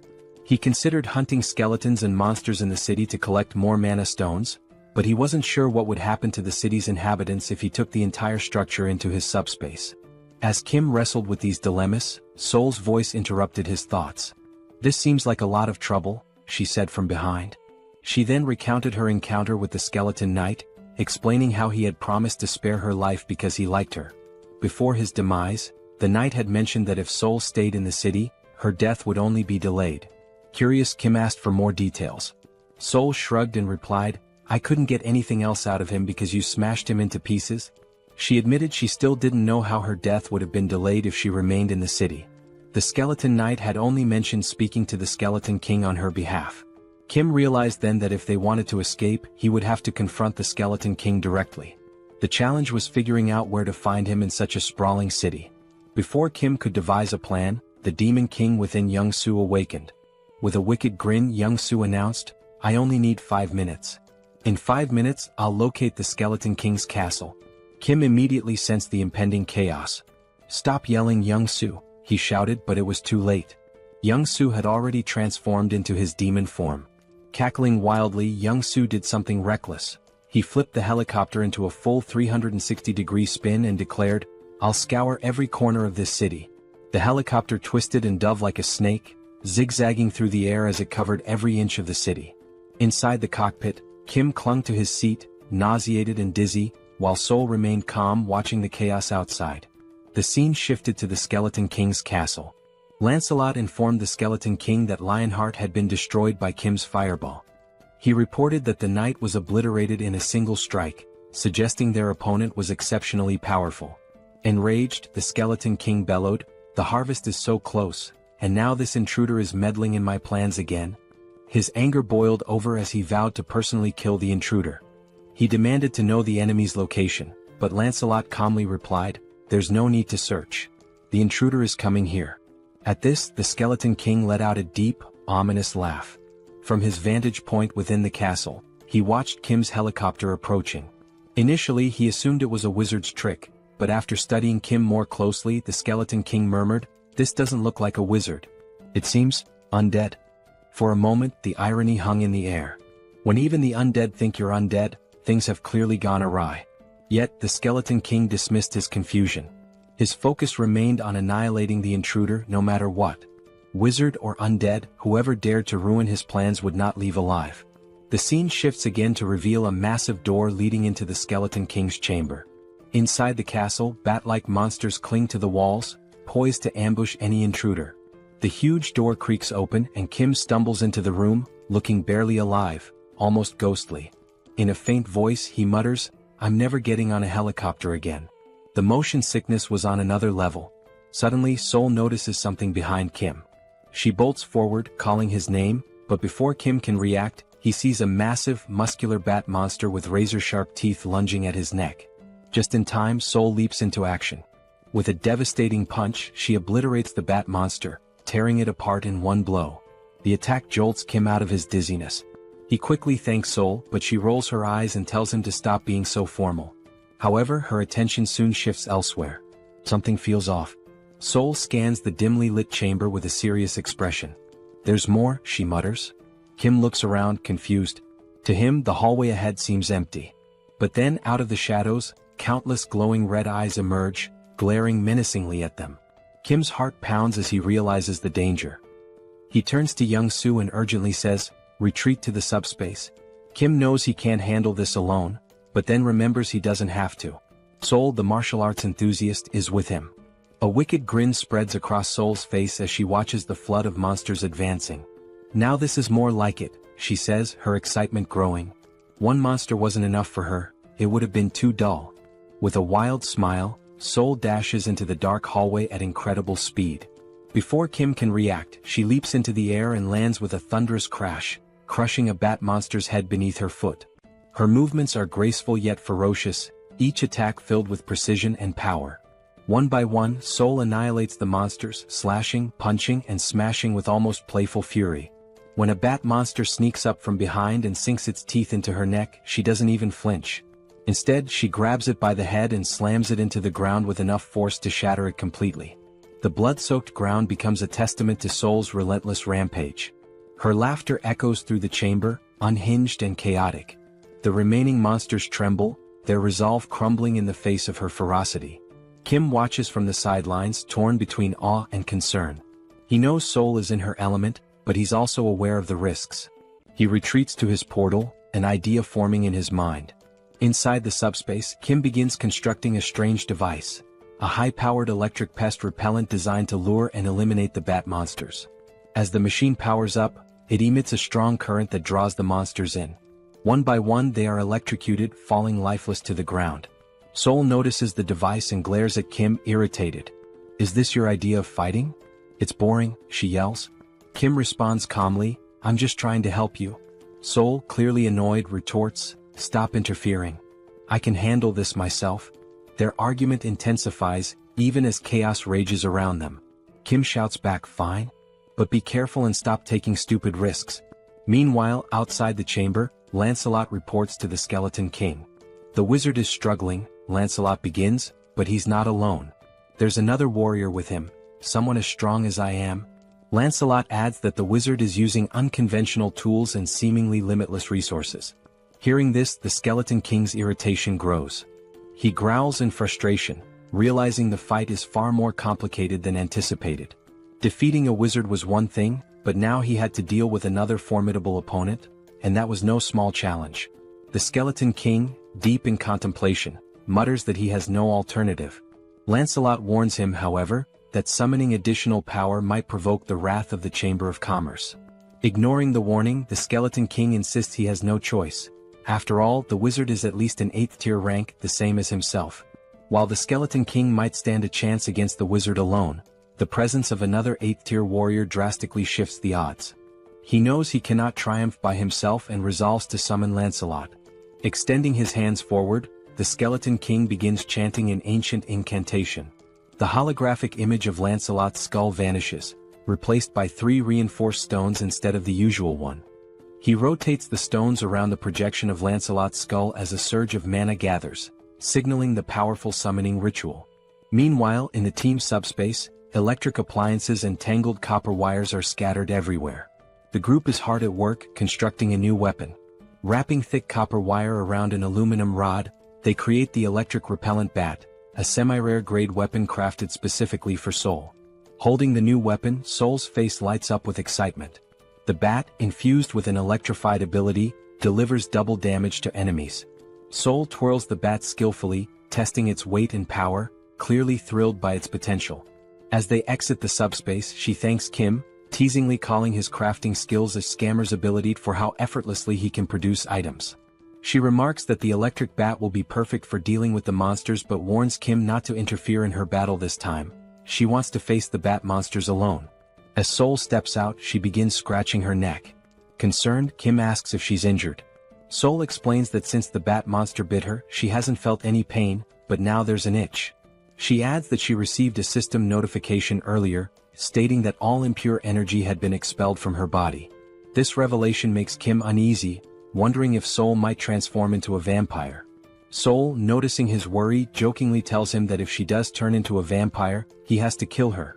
She wouldn't want to live as a vampire lady. The siblings share a brief, light-hearted moment. The scene shifts back to the Skeleton King, who turns his attention to Kim, his voice laced with sarcasm. He sneers, mocking that the name Arcane must be ashamed of Kim's reckless behavior. The Skeleton King accuses Kim of ruining his plans and causing chaos in his domain. He declares that, regardless of Kim's origins in the arcane dimension, he has no right to meddle in his affairs. With a chilling roar, the Skeleton King vows to fight and kill Kim. Kim and Soul exchange glances, baffled by the king's rant. "This idiot makes no sense," Kim mutters under his breath. The word idiot only enrages the Skeleton King further. Furious, he calls for Lancelot to attack, commanding him to eliminate Kim and Soul immediately. Lancelot finally emerges from the summoning. His presence is nothing short of terrifying. His 4 glowing eyes gleam menacingly, and his massive silver armor radiates power. In his hand he wields an enormous sword capable of cutting through anything. Soul, seeing Lancelot, grins with excitement. She had grown tired of weak monsters and was ready for a real challenge. She turns to Kim, warning him again, "Don't interfere in this fight. If you do, it won't end well," before charging straight at Lancelot. Before Soul can make her move, Lancelot lunges forward, hurling his sword with lethal precision, aiming to cleave her in half. Reacting quickly, Soul dodges the attack and counters with her electrified bat. The clash sends shockwaves through the room, the force so strong that even Kim feels it from a distance. As the battle intensifies, Soul notices that Lancelot's strikes are slowly slicing through her weapon.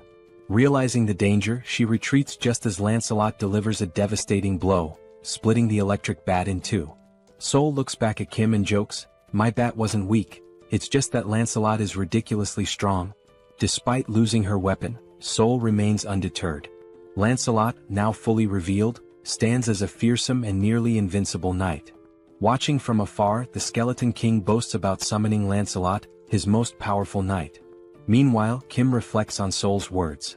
It's rare for her to acknowledge an opponent's strength, and that fact alone tells him how formidable Lancelot truly is. If Soul acknowledges Lancelot's strength, then he is indeed a formidable and dangerous opponent. Watching Soul, Kim proposes a deal.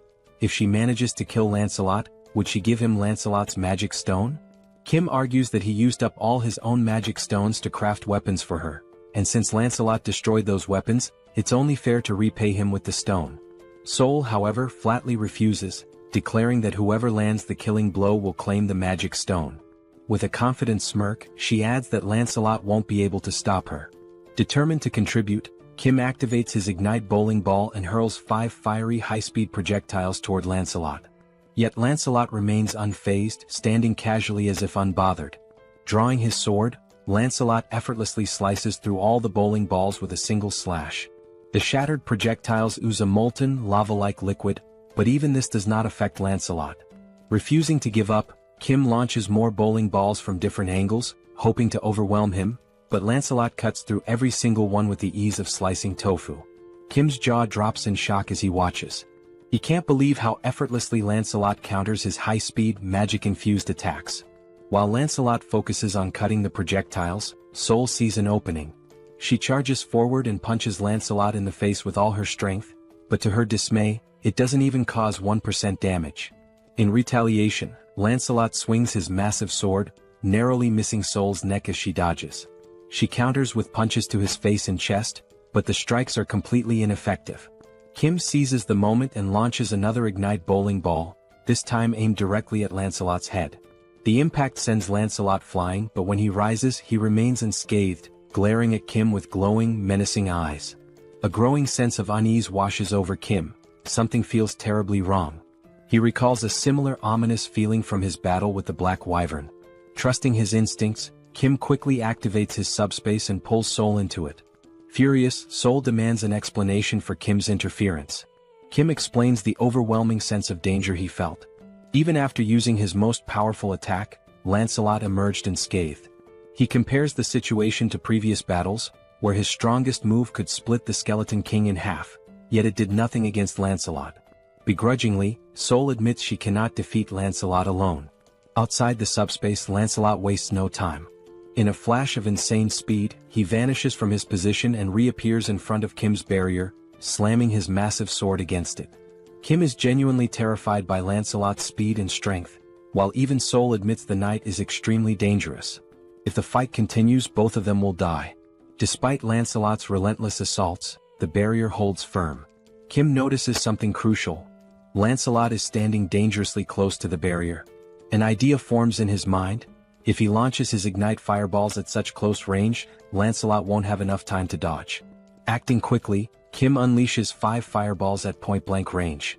To his horror, Lancelot effortlessly slices through every fireball, even at such proximity.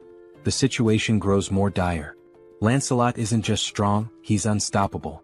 Kim is baffled. None of their attacks are effective.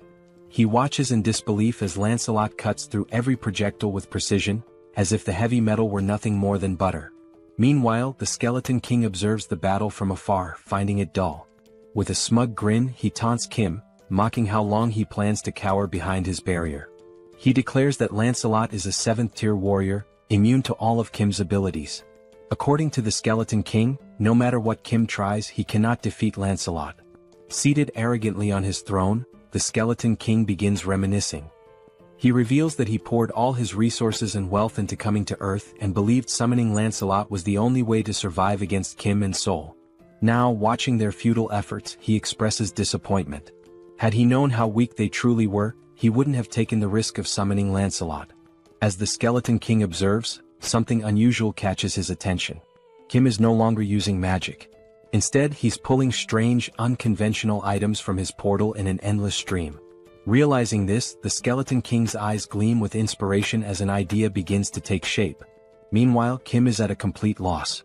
He checks all of his abilities: subspace laboratory, replicate, extra-large subspace life support, but none seem useful in defeating either the Skeleton King or Lancelot.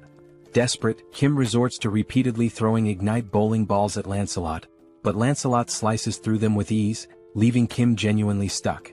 Suddenly, the Skeleton King bursts into loud laughter. He commands Lancelot to stop attacking, announcing that the 2 individuals in the portal are not wizards, but rather potential allies for his future plans. Obeying the command, Lancelot ceases his assault and steps back toward the Skeleton King. The Skeleton King rises from his throne and approaches Kim's portal. Initially, he had assumed Kim and Sol were wizards, but as he observes Kim more closely, he realizes they are ordinary humans. Even more intriguing, Kim possesses a unique ability. Confused, Kim wonders what the Skeleton King is referring to. With a cunning grin, the Skeleton King begins to explain. He mentions that Kim must have encountered and killed 2 skeleton knights to acquire reinforced stones. These stones, the Skeleton King reveals, can only be produced within Camelot Castle by sacrificing living beings. The Skeleton King elaborates on his original plan: to sacrifice the inhabitants of the nearby city to mass-produce reinforced stones, which he would then use to summon an army of skeleton knights. However, he proposes an alternative: a business partnership with Kim. The Skeleton King suggests that Kim, with his unlimited replication ability, could duplicate the reinforced stones, allowing them to dominate not just Earth, but the entire universe. Kim stands silently processing the offer. As the Skeleton King laughs sinisterly, envisioning his grand scheme, Kim suddenly begins laughing and crying simultaneously, leaving the Skeleton King perplexed. Kim thanks him, explaining that the Skeleton King has unknowingly solved all of Kim's problems. Before the Skeleton King can react, Kim utters 4 decisive words. Pax, put Camelot in subspace. Instantly, the entire Camelot castle vanishes before the Skeleton King's eyes. The Grand Fortress, once the source of his power, shrinks and disappears into Kim's subspace. The Skeleton King and his skeleton knights are left standing outside, bewildered and enraged. Looking around in disbelief, the Skeleton King tries to comprehend what just happened. Meanwhile, the castle reappears in Kim's hands, now reduced to the size of a toy. Seoul, observing the shrunken structure, casually remarks how small and insignificant it looks. Overcome with fury, the Skeleton King roars, "How dare you 9th-tier slaves!" He accuses Kim and Seoul of destroying his life's work and vows to annihilate them. Enraged, he summons a dark purple orb of energy, brimming with the souls of the dead. The green, ghostly spirits surge toward Kim's portal, attempting to shatter it. Yet as the smoke clears, Kim and Seoul remain unharmed. Now calm, Kim begins to think strategically. He recalls the name of the skeleton knight summoned by the Skeleton King, Lancelot. Deciding to take a bold risk, Kim calls out Lancelot's name, attempting to summon him. To everyone's astonishment, Lancelot materializes before Kim. However, this time his appearance is different. Gone is the dark aura that usually surrounds him. Instead, he radiates a golden light, warm and majestic. Lancelot turns to Kim and acknowledges him as his new master. Without hesitation, Kim commands Lancelot to kill the Skeleton King. Obeying immediately, Lancelot draws his sword and, with a single precise slash, cleaves the Skeleton King cleanly in two. The Skeleton King, unable to react or defend himself, is defeated in an instant. With grace and overwhelming power, Lancelot ends the battle in one swift motion. As soon as Lancelot struck the Skeleton King, the violet core within the Skeleton King was destroyed. It shattered into fragments with a faint explosion. Lancelot then drove his blade into the back of the Skeleton King like a royal decree. We see the Skeleton King's body sprawled before Lancelot, his jagged crown lying discarded at Lancelot's feet, and his dismembered parts scattered across the ground. As the Skeleton King's form faded, a golden mana crystal began to glow. The system alerted Kim that he had defeated the Skeleton King. When Lancelot transferred ownership of the Night King's dimensional account, it became Kim's property. Upon opening the system notification, a new feature appeared, the dimensional account. When Kim accessed it, he discovered 3,086 mana stones within. Staring at such a vast number of mana stones, Kim felt both bewildered and astonished. This meant that by defeating the Skeleton King, Kim had acquired thousands of mana crystals in one go. Despite his happiness, Kim couldn't help but wonder, what would he do with so many mana stones? As Kim stood lost in thought, Seoul placed her hand on his shoulder. She told Kim that if he had any sense of morality, he should gift his sweet little sister 1,000 mana stones. After all, she reminded him, she had saved his life when they entered the Skeleton King's castle. Did he forget that? Kim sighed and told Seoul that 1,000 mana stones was too much. He accused her of acting like a mob boss and exaggerating her role in saving his life. Kim pointed out that he had also given her a weapon, which allowed her to fight Lancelot on equal terms for a brief time. Shouldn't she repay him for that? Seoul looked at Kim and retorted that they had both helped and saved each other, so it would only be fair to settle on 500 mana stones instead. Kim smirked and said that if she wanted to assign a price to everything, then she should also start paying rent for living in his subspace free of charge. Did she think she could live and sleep safely without contributing anything? Taken aback, Seoul called Kim a miser. She asked if he was so stingy that he couldn't even spare 500 mana stones. Frustrated, Kim finally handed over 500 mana stones to his sister, not wanting to argue further. Seoul smirked, thanked Kim and declared the argument over. But with a serious tone, Seoul asked Kim what he planned to do next. Both Kim and Seoul turned to their left. From Kim's subspace, Lancelot emerged. Towering at 10 feet tall with eyes glowing red, Lancelot approached them with heavy, deliberate steps. Seoul glanced at Kim and asked what he intended to do with Lancelot. Meanwhile, Lancelot reached Kim and in a deep, resonant voice, called him his lord. Lancelot informed Kim that he had carried out his command and cleaved the Skeleton King in two. Now he awaited Kim's next order. Kim stood silently, pondering what to do with Lancelot. The scene shifted, and Kim narrated that no one could have foreseen what happened next. We saw Lancelot standing still. Sitting atop his helmet was Young-Soo's daughter, clutching tightly to one of its feathers. Lancelot gently moved to keep her entertained while, from behind, Kim, Joo-hee, and Sol watched in astonishment. Kim thought to himself how unimaginable it was that one of the most fearsome knights could end up in such a situation. Meanwhile, Young-Soo and his wife stood in front of Lancelot. Young-Soo's wife was beaming with joy as she watched her daughter play happily with Lancelot. She apologized to Lancelot, explaining that her daughter was usually shy and didn't enjoy playing with strangers. But this was the first time she had played so freely with someone she had just met. To her, this meant her daughter genuinely liked Lancelot. While Young-Soo's wife was overjoyed, the same couldn't be said for Young-Soo.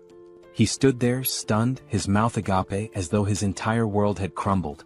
His face reflected despair, like someone who had just received a dire sentence. Lancelot, meanwhile, continued playing with Young-Soo's daughter. He calmly assured Young-Soo's wife that aiding the Lord's companions was equivalent to serving the Lord himself. She apologized repeatedly, worried that her daughter would keep bothering Lancelot to play. But Lancelot, in his commanding voice, reassured her that it was no bother at all. He said he loved children and saw her as if she were his own. From afar, Kim, Joo-hee, and Young-Soo watched this touching moment. Joo-hee, with a warm smile, turned to Kim and remarked that it was impossible not to admire someone so considerate. She commented that Lancelot wasn't just strong but also kind and compassionate, someone anyone would look up to. But Kim didn't share her sentiment. With a side eye, he muttered that calling Lancelot a person felt strange. After all, Lancelot was a skeletal knight, and no one really knew what lay beneath his armor. Yet, after a moment of reflection, Kim admitted that Lancelot was never truly evil. He realized that Lancelot had simply been following the Skeleton King's orders. The true villain had been the Skeleton King all along. Now, with Lancelot under Kim's command, away from his former master's dark influence, Kim saw that Lancelot displayed qualities of goodness and loyalty. This made Kim reconsider his initial judgment, allowing him to trust Lancelot at least for now. Joo-hee, noticing Kim's thoughtful expression, turns to him with a serious tone and asks, "Are you planning to go to Dabangu City right now?" Kim glances at Joo-hee and replies that he intends to head to Dabangu City immediately since their older brother's new home is located there. Hearing this, Joo-hee looks visibly concerned. She tells Kim that she has observed from the start how tirelessly he's been working, without taking proper rest for days. With a worried expression, Joo-hee warns Kim that, while she understands his urgency, what if he collapses or falls ill? She pleads with him to prioritize his health, cautioning that overworking himself could lead to severe problems. If that happens, she asks who will look after him. Joo-hee insists that it's already too late to leave tonight. She advises Kim to rest and wait until sunrise to set out and rescue their brother. Kim listens to her advice and nods in agreement. He then turns to look at his wife and daughter. His daughter is still perched atop Lancelot's head, while Young-Soo is trying all sorts of ways to coax her down. With a mix of exasperation and humor, Young-Soo tells his daughter to climb down from Lancelot and sit on his shoulders instead. He even volunteers to play the role of a brave knight. However, Young-Soo's daughter begins playfully hitting Lancelot's head and declares that her father is boring. She loudly proclaims she wants to play with a real knight, not a pretend one. Hearing this, Young-Soo feels a bit hurt, though he hides it behind a strained smile. Meanwhile, Young-Soo's wife teases her husband, joking that even she wouldn't want to play with a fake knight like him. Instead, she quips she'd rather choose Lancelot, the real deal. And yet, despite the humor, Kim finds himself momentarily distracted by a ridiculous thought. Why, of all things, is he imagining Lancelot playing with Young-Soo's wife? Kim shakes his head, silently cursing his own wandering mind. Watching this heartwarming scene, Kim pauses for a moment, his face softening into a warm smile. He announces that they will take the night to rest, enjoy the moment, and set out in the morning to rescue their brother. The scene shifts to Young-Soo carrying his now sleeping daughter on his shoulders, her face peaceful after hours of play with Lancelot. Young-Soo wears a contented smile, as if this moment alone fulfills him completely. Kim suggests that Young-Soo take his wife and daughter to a private room to rest for the night. Young-Soo agrees, nodding appreciatively before leaving with his family. As time passes and the room empties, Sol smirks mischievously. Slowly, he removes his shirt and walks toward Kim, suggesting with a sly grin that now, with everyone asleep, they can begin their real work. Kim responds with a knowing smile and turns to Lancelot, asking if he needs a place to rest. Kim summons the Camelot Castle, and a miniature version of the castle materializes in his hand. The system notifies Kim that this artifact is a unique grade item known as the Palace of the Cursed Knight. It explains that the castle's size depends on the number of mana stones invested. The system further details its 3 powerful abilities. Blood Sacrifice. By sacrificing livestock, Kim can create reinforcement stones. Summon a Ghost. Using mana crystals, Kim can call forth ghosts from the castle. Knight Investment. By combining ghosts with reinforcement stones, Kim can forge knights as powerful as Lancelot. Kim marvels at the artifact's capabilities, deeming them both overpowered and fascinating. However, he notes that the castle's size scales directly with his investment. For example, 500 mana stones would result in a 500 square foot castle, while 1,000 stones would yield a 1,000 square foot one. After some deliberation, Kim decides on a size sufficient for housing 12 knights, opting for a 300 square foot castle. He invests 300 mana stones, and the Camelot Castle grows and expands to its new dimensions. The now enlarged castle stands before Kim, Lancelot, and Saul. As Kim observes the structure, a slight unease creeps in due to its eerie appearance. He turns to Lancelot and asks if the castle's size is adequate for 12 knights like him. Lancelot, with a calm demeanor, responds that he doesn't care about the size as he can adapt to any space.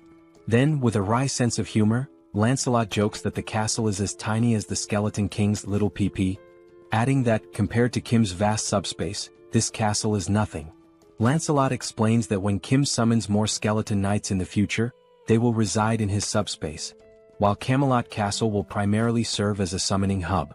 Saul meanwhile looks stunned. She realizes how large the Skeleton King's castle must have been, at least 30 times the size of Kim's. This revelation leaves her wondering just how many mana stones the Skeleton King had used to build his massive fortress. Lancelot, overhearing the conversation, confirms that while he doesn't know the precise number, he remembers the Skeleton King using tens of thousands of mana stones to construct Camelot Castle. Hearing this, Saul is even more astonished, realizing the immense effort and resources the Skeleton King devoted to building his massive fortress. Meanwhile, Kim begins to reflect. Even though he stored such a large structure in his subspace, there were no side effects. Kim wonders if it's because the castle is initially small, but this thought leaves him uneasy. Camelot Castle is practically a city in itself, yet storing it caused no disruptions in his subspace. Deciding to set aside his concerns for now, Kim turns to Saul and asks why she hasn't gone to rest yet, mentioning that the night is long and she should take a break. Saul, however, explains that she has something personal to ask Lancelot and has been waiting for the right moment to do so. That moment, she declares, has finally arrived. With an eager gleam in her eyes, Saul turns to Lancelot and, striking a confident pose with her hands on her hips, announces her request. She wants to learn his swordsmanship. Saul boldly asks Lancelot to teach her his techniques. Kim, overhearing this, is taken aback. He thinks to himself that if Lancelot agrees to teach Saul, her skills will improve significantly, which would greatly benefit their team in the future. On the other hand, Lancelot looks thrilled. In his deep voice, he responds that he would be delighted to teach her his swordsmanship, but under one condition. Lancelot explains that when Saul used her martial arts against him previously, he found it fascinating. If she wants to learn his swordsmanship, then she must teach him her martial arts in return. It would be an exchange of skills, her martial arts for his swordsmanship. Hearing this, Saul smirks, her expression shifting into one of playful mischief, almost bordering on manic.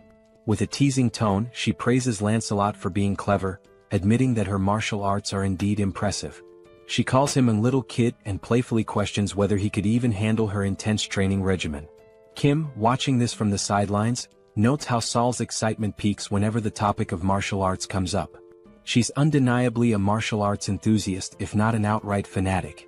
Meanwhile, Saul continues to taunt Lancelot, her mischievous smile intact. She suggests they start with a simple sparring session before beginning formal training. The scene shifts to Kim, who, feeling drowsy, starts heading toward his room in Camelot Castle for some rest. Meanwhile, Lancelot and Saul engage in their sparring session. Saul enjoys the match immensely, pushing Lancelot to his limits. By the end, Lancelot earns his place as a true member of their group, fully integrated into their family dynamic. The scene shifts again, this time to Kim and Young-soo observing from Kim's subspace. Both are surprised to see numerous military officers in the vicinity, communicating through walkie-talkies and appearing to scout the area. Confused, Young Soo asks, "Are there other people besides us planning to travel in the morning?" Kim, however, finds the situation suspicious. Just as he is about to voice his concerns, the sound of a helicopter echoes in the sky. Looking up, they spot the aircraft flying toward Kim's subspace. Young Soo, recognizing the helicopter, exclaims, "That helicopter looks very familiar." Kim realizes it too. It's the same helicopter he had stored in his subspace and later handed over to the general. The helicopter lands and the general steps out with an elated expression. Hurrying toward Kim, he greets him warmly, saying, "Hello, Kim." Kim returns the greeting and asks if the general is alright. The general replies that he's fine but shares that he's been searching for Kim for a long time and has finally found him. He explains that when the wall of Yeoljoro City vanished, he suspected it was Kim's doing. Kim, now irritated, cuts to the chase, asking if the general is here to convince him to join the military. With a firm tone, Kim makes it clear that if that's the case, his answer is no. His priority is finding his family. The general quickly reassures him, saying, "Kim, you've misunderstood." He explains that he hasn't come to recruit Kim but rather to deliver critical news. In a serious tone, the general warns Kim that traveling by helicopter is not safe. He explains that a faction that betrayed the military has seized a base and now controls air defense systems. If Kim and Young Soo were to travel by helicopter, especially a military one and a general's at that, they would be targeted and shot down. Both Kim and Young Soo are stunned by this revelation.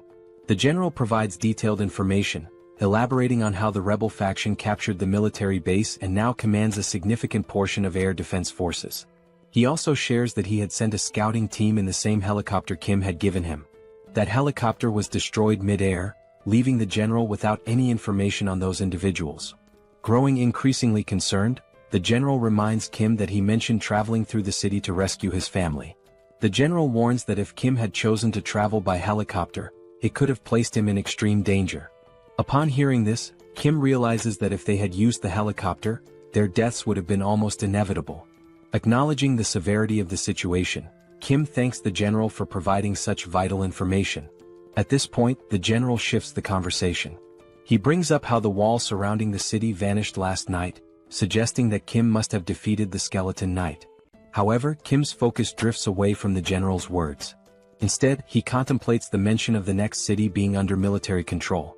Kim understands that if the military has already taken over the next city, it's only a matter of time before they dominate other cities as well. Even if he travels through the entire city to save his family, the looming military presence will remain a significant threat. Adding to the peril is the Black Wyvern, a formidable force capable of annihilating helicopters, intensifying the danger. Kim resolves that to save his brother, he must head to Donggu City, a city now under military control. This means he must obliterate the enemy camp to secure his brother's safety. With a resolute and determined expression, Kim takes immediate action. He summons the Lord. From the subspace, a dark shadow emerges, causing the general to grow visibly uneasy. Kim, maintaining a calm yet intense demeanor, addresses the general. In response to the earlier question about whether he defeated the Skeleton Knight, Kim affirms, "Yes, I defeated the Skeleton Knight and took him captive." As Kim speaks, the Skeleton Knight appears. Towering 10 feet tall, the figure has glowing red eyes, wields a massive sword and carries a formidable iron shield. The knight stands ominously behind Kim. The general stares in pure horror and disbelief. He realizes that this knight is far stronger, at least 10 times more powerful, than the previous Skeleton Knight. And now, this terrifying entity is under Kim's command, ready to follow his every order. The general struggles to process the sheer weight of what he is witnessing. Kim, undeterred, confidently declares that his older brother's new residence is in Donggu City, the very city housing the military camp. This leaves Kim with no alternative, he must go there. With a sly, confident smile, Kim turns to the general and asks, "So, how about we take down all those military forces?" Overcome with joy and relief, the general feels tears welling up in his eyes. We are now introduced to another location, seemingly destroyed, which appears to be some kind of base. In this base, goblin soldiers, clad in military uniforms, are seen wielding rifles and equipped with heavy artillery.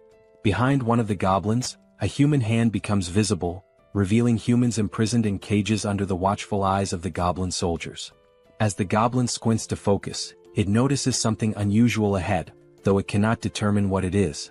From a distance, we see Lancelot's ghostly head infiltrating the goblin base, investigating how it operates. Noticing that the goblin is approaching, Lancelot decides to retreat to avoid alerting the enemy. While flying to gather more information, he overhears a conversation between two goblins but cannot understand their language.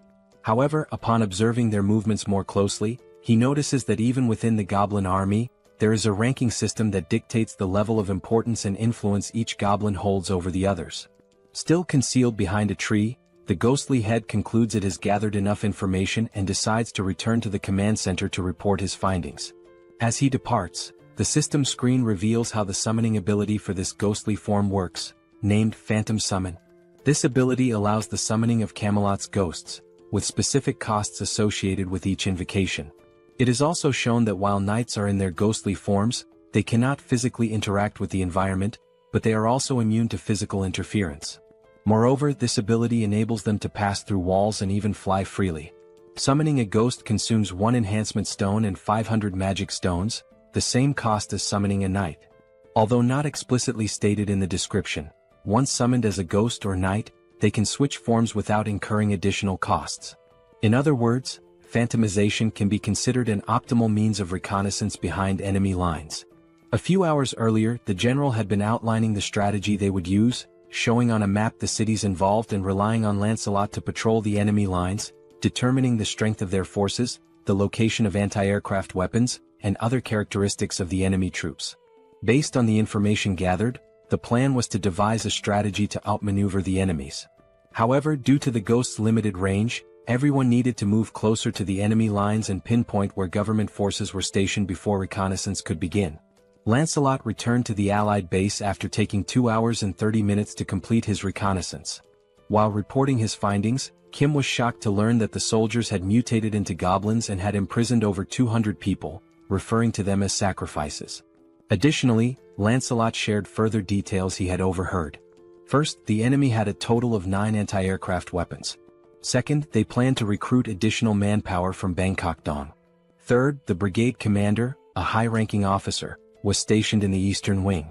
Lastly, they mentioned that the world would change when a certain someone arrived. Lancelot confirmed the accuracy of this information, leaving the 4 members listening utterly astonished. The commander remarked that security had indeed been tighter than usual and suspected they were plotting something but hadn't anticipated the capture of civilians. Kim mentioned rumors that some had voluntarily joined the rebel forces but expressed confusion about their motives and the reason for imprisoning civilians. He also questioned who this person capable of changing the world might be. Lancelot's ghost replied that he didn't know who this individual was but speculated that the reason for capturing people was likely to gain repulsive force. He explained that all beings across dimensions have a classification system known as hierarchy. Repulsive force is the power granted by this hierarchy, essentially the right to be protected from lower-ranked beings. The lower the hierarchy number, the stronger the repulsive force, preventing attacks from lower ranks, e.g., a 9th rank attack cannot affect an 8th rank being. However, this is not an absolute rule. At this point, Kim recalled the attack by the skeletal knight. The sister asks if they are sacrificing people to achieve this hierarchy. Lancelot, based on prior information, confirms it, stating that this method is instinctively used by beings with lower intelligence as a shortcut. With a serious expression, he explains that when this method is used in a lower dimensional hierarchy, it signifies that contact has been made, and possibly an agreement, with a higher-ranked being. Intrigued, Kim asks what kind of agreement this could be, but Lancelot admits he doesn't know the specifics. Sol, now furious, says that since they are sacrificing people, they're undoubtedly up to no good and suggests going to the base to eliminate them all. Kim responds that if it were that simple they would have already done it. The colonel adds that these enemies seem extremely dangerous. The colonel also notes that the information provided by Lancelot has been excellent. They now know the positions of the brigade commander and the anti-aircraft cannons, which increases their chances of success. However, he emphasizes that the enemy's defensive line is much stronger than expected. Once the operation begins, the enemy will likely call reinforcements from the 1st Legion, potentially escalating this into a large-scale war. Given that they don't know the full strength of the 1st Legion, it's crucial to capture the enemy before reinforcements arrive. This will require requesting support from nearby units to handle such a large-scale target with sufficient weaponry and troops. Deep in thought, Kim realizes they don't have time to wait for reinforcements. Moreover, Bangkok Dong, where his brother lives, is at risk, making it imperative to finish the mission before the enemy moves there.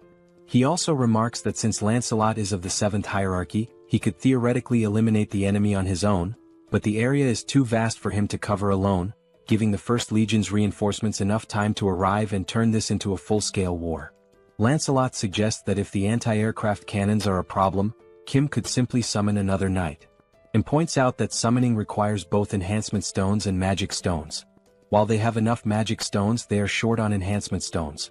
Kim also mentions that while he could unsummon Lancelot and summon another knight, it wouldn't increase their overall strength, making it an unwise move.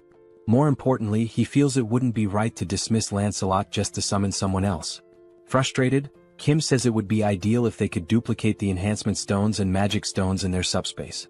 Lancelot then recalls that after defeating the Skeleton King, they acquired another enhancement stone. Surprised, Kim admits he doesn't remember this, but upon reflection, he recalls that Lancelot did indeed retrieve a stone. Now, with everyone staring at Kim in judgment, he apologizes, saying anyone can have a lapse in memory. He then asks which knight should be summoned. Lancelot explains that all 12 knights of Camelot are exceptional, possessing both skill and loyalty. He assures Kim that regardless of who is summoned, it will be a good choice. However, there is one knight in particular who would be the most logical choice: Bedivere. He describes Bedivere as a genius archer unparalleled in skill, specializing in long-range attacks. Enthralled, Kim exclaims that he can't resist and wants to summon him right away. Back at the goblin base, the captives appear gravely debilitated. A girl wearing an orange sweater is called out by one of the goblins. Frightened, she asks if he's really speaking to her. The goblin points out that everyone else in the cage looks weak except for her. He then asks if she wants to escape. Confused, she hesitates, but the goblin quickly reveals he's only testing her. He declares that if she offers him something of value, he'll let her go. From the expression on the goblin's face, she understands exactly what he means. Before he can finish his proposition, his head is swiftly severed. The girl is stunned, her eyes lighting up as she realizes what Lancelot has just done right in front of her. Lancelot opens the prisoner's cage and, without wasting any time, continues moving swiftly. The girl steps out of the cage, still trying to process what just happened before her eyes. In the sky, something resembling a flaming bowling ball appears. From a distance, the goblins notice the strange object in the sky but cannot identify it.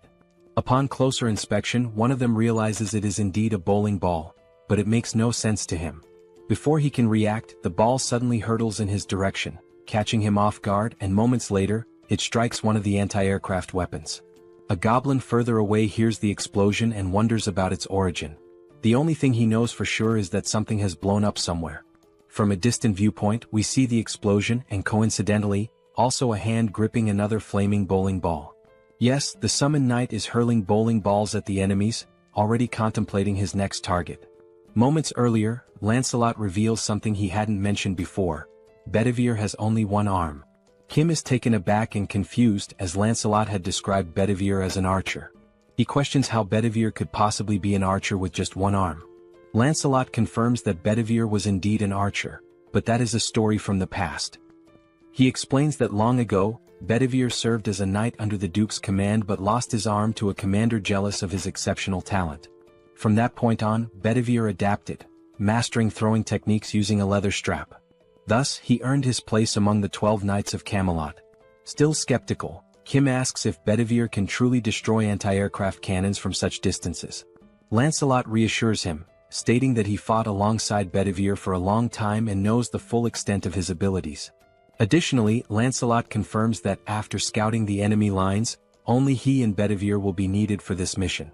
Back in the present, we see Bedivere launching more flaming bowling balls at the enemies from afar. The ball soars through the sky and strikes another anti-aircraft cannon.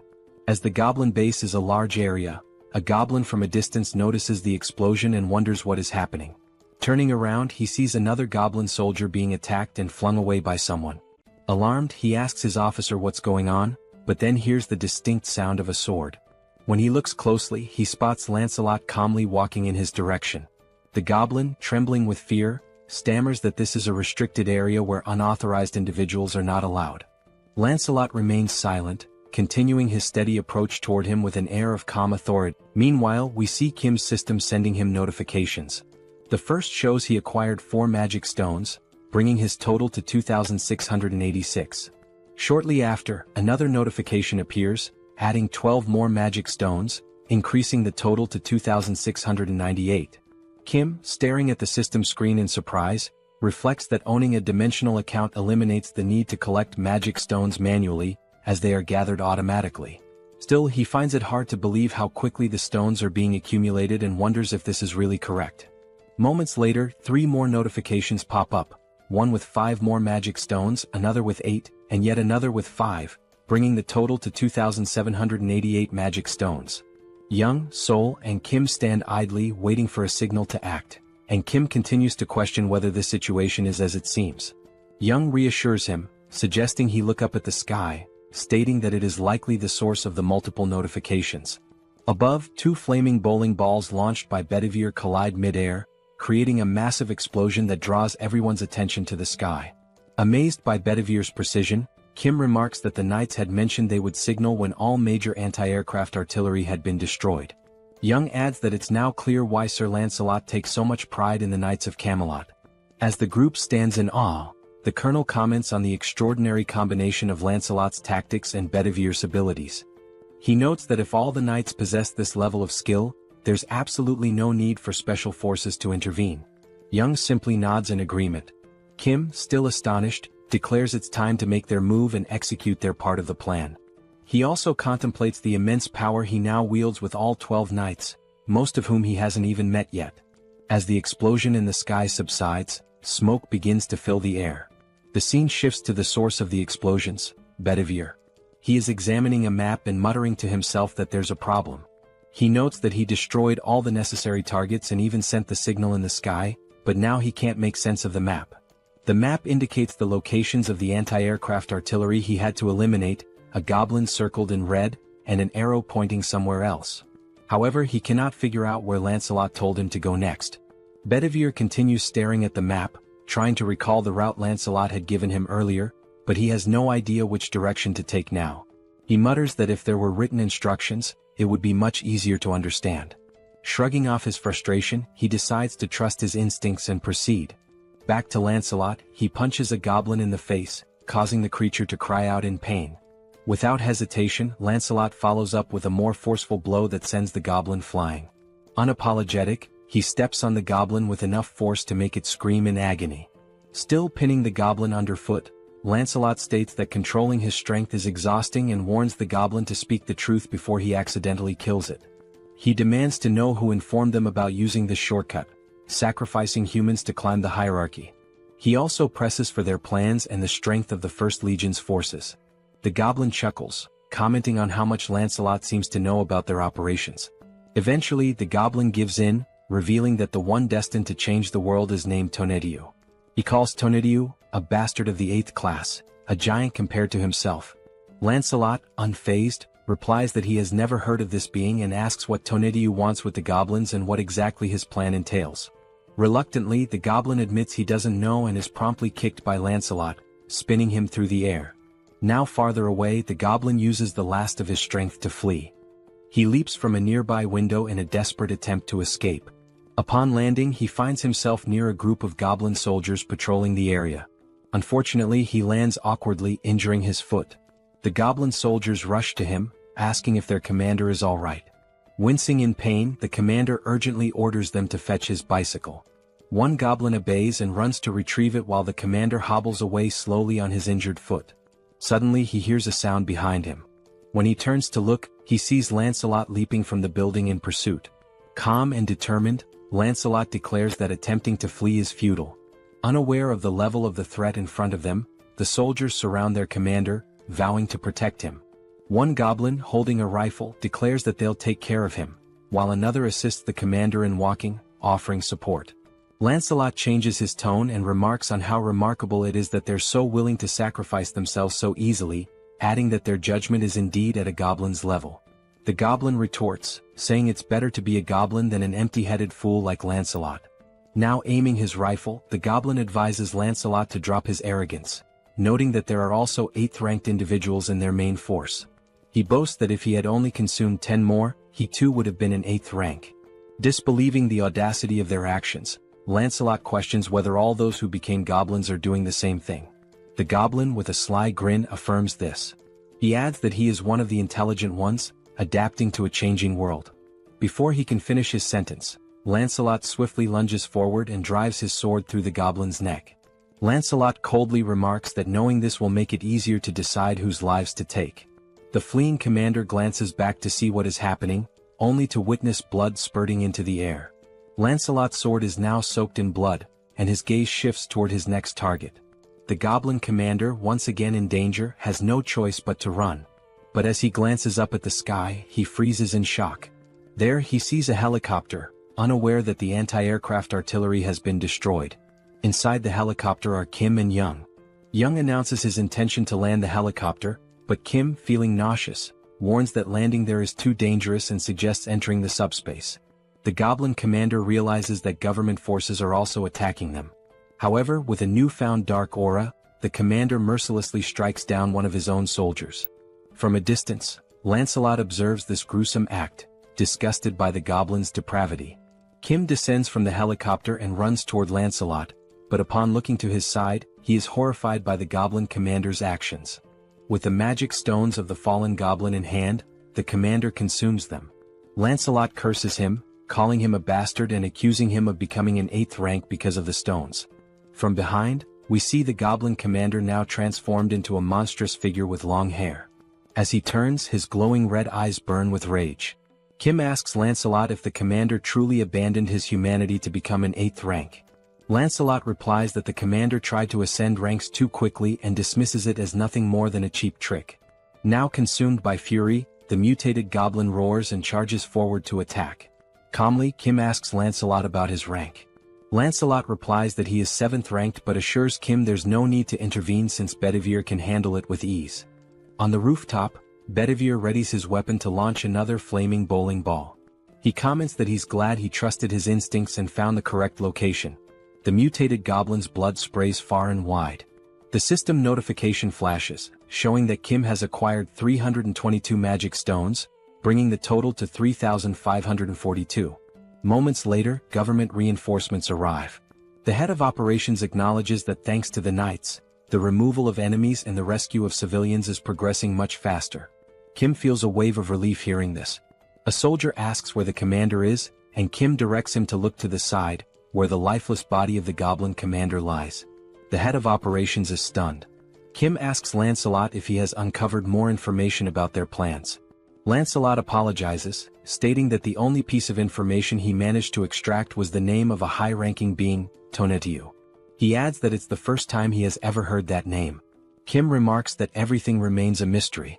The head of operations suggests searching the building's documents for clues.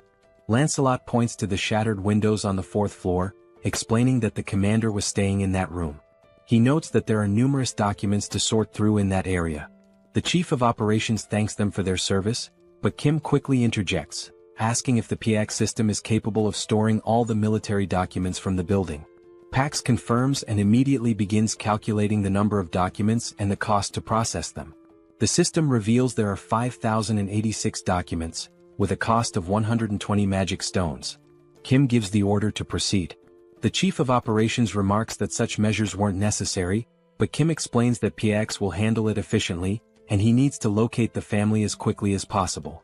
Soon after, the system alerts him that an unsuitable document has been detected among the military files, labeling it as an incompatible item. Confused, Kim tries to understand what an incompatible item might be. Now holding the document, he attempts to read it. It turns out to be a registration form for dimensional beings. Lancelot clarifies that it's a document capable of increasing someone's rank. Examining the two documents in hand, Kim notes that one is in poor condition. Lancelot explains that the pristine document is the official form, while the damaged one is a shortcut. He further elaborates that the soldiers likely turned into goblins because they failed to register properly using the official method. To add to this, Sir Lancelot explains that registering a dimensional being requires magic stones and a dimensional account. He states that Earth's dimension is still in its early stages of exploration, and no one currently meets these conditions, except for Master Kim, who defeated an 8th rank being possessing a dimensional account. Kim and the Colonel fail to grasp much of what he says, but Lancelot continues, emphasizing that despite the oddity of the document's existence, Kim should register since he meets the requirements. This suggestion catches Kim off guard. However, Lancelot assures him that by completing the official form, Kim will avoid becoming a goblin. He also explains that dimensional being registration is automatically adjusted for each dimension, and the reason Kim can read it in a standard language is that it's the official document. Holding the document, Kim scans the fine print and notes that the process would consume only 1,000 magic stones. Without hesitation, he signs his name on the form. The system announces that the dimensional being registration is complete, leaving Kim with 2,422 magic stones. After signing, the document begins to glow and disintegrates into dust. Jokingly, Kim remarks that he's curious to know where the system wants him to submit the documents. Outside, someone arrives on a motorcycle, calling out to the commander and apologizing for the delay. The individual explains that the holdup was due to something being incredibly heavy to carry. However, upon taking a closer look around, they are baffled by what happened to the goblins in the area. From atop the building, Bedivere watches the scene with curiosity, wondering aloud if the vehicle the goblin is riding might be a horse. Meanwhile, back in the document room after the PX scan, they manage to retrieve not only the contract but also approximately 40,728 pages of military documents. Kim informs the colonel that he remains worried about his family and won't be able to review the documents himself since he's heading out to search for them. He adds that the director of operations will handle the verification and assures the colonel that once he finds his family, he will return to assist the government forces. The colonel thanks him and wishes him good luck. As they leave, Kim tells Lancelot that the plan is to enter without the rebels mistaking them for government troops. However, they learn that Dobongu has been occupied by the rebels, making it too dangerous for Yongsu to drive. Kim decides to take the wheel instead. He considers that, for now, it's safer for him and the two knights to travel in unassuming vehicles to avoid drawing attention and being identified as enemies. However, a significant problem arises. Upon inspecting the subspace inventory, they discover that only military vehicles are available, which completely disrupts the plan. Kim wonders how they will resolve this issue, convinced there must be a non-military vehicle somewhere. Determined, he decides to search thoroughly to find something usable. Descending the stairs, he acknowledges that the task will be slow and dangerous but accepts that there is no other option. He also expresses hope that they will locate a drivable vehicle. As they step outside, they are startled by the sound of a roaring engine. Looking ahead, they see Bedivere perched atop the motorcycle previously owned by the goblin. Suffice it to say, he looks incredibly stylish. Stunned, Kim, still processing what he's seen, asks why Bedivere is on a motorcycle. The newly self-proclaimed rider explains that he thought it was a horse. Pointing to the goblin's corpse on the ground, Bedivere says the goblin had been riding this modern horse, and he found it amusing, so he decided to learn how to use it. It wasn't even that difficult, he adds. Kim, still surprised, recognizes the vehicle as the brigade commander's motorcycle and hatches an idea. Opening the system, he learns it will cost only 22 mana stones to store the motorcycle under the military unit category. With 2,400 stones remaining, he approves the storage. A while later, goblin soldiers armed with rifles notice something unusual approaching them. One goblin, puffing on a cigarette, asks what the hell that thing is. As it gets closer, the goblins realize it's a motorcycle, but they don't feel alarmed. Another goblin asks if they're expecting any visitors, to which the first responds he hasn't heard about any. They decide to point their rifles and shout at the approaching figure, demanding to know who they are and where they came from, warning them to stop immediately. One goblin adds that, regardless of who they are, no one can enter without proper authorization. Seconds later, before the goblins can react, one of them is struck by a bowling ball, leaving only the cigarette burning in his hand. Here's a lesson: if you're a goblin, don't smoke. The other goblin, bewildered by the sudden demise of his comrade, turns around to investigate what just happened. Still astride the motorcycle, Lancelot unsheathes his sword, turning those few seconds into the goblin's last. Without hesitation, he eliminates the goblin with a precise strike to the neck. The group continues forward, now riding two motorcycles, Kim and Lancelot on one with Bedivere piloting the other, steadily distancing themselves from the scene. A goblin watching from afar notices the suspicious movement and remarks that he's never seen anyone ride motorcycles like that before. Eventually, they seem to reach their final destination and decide to stop. All signs suggest this is Kim's brother's apartment. Inside, on the 14th floor, Kim knocks on the door of apartment 1405, calling out for his brother, Hyung, and asking if anyone is inside. He keeps calling, but the silence hanging in the air suggests no one is there. Worried, Kim decides to open the door using the handle, and to everyone's surprise, it's unlocked. Inside, amidst the destruction, they see wedding photos of Kim's brother and his new wife hanging on the walls, alongside apparent bullet marks on the TV.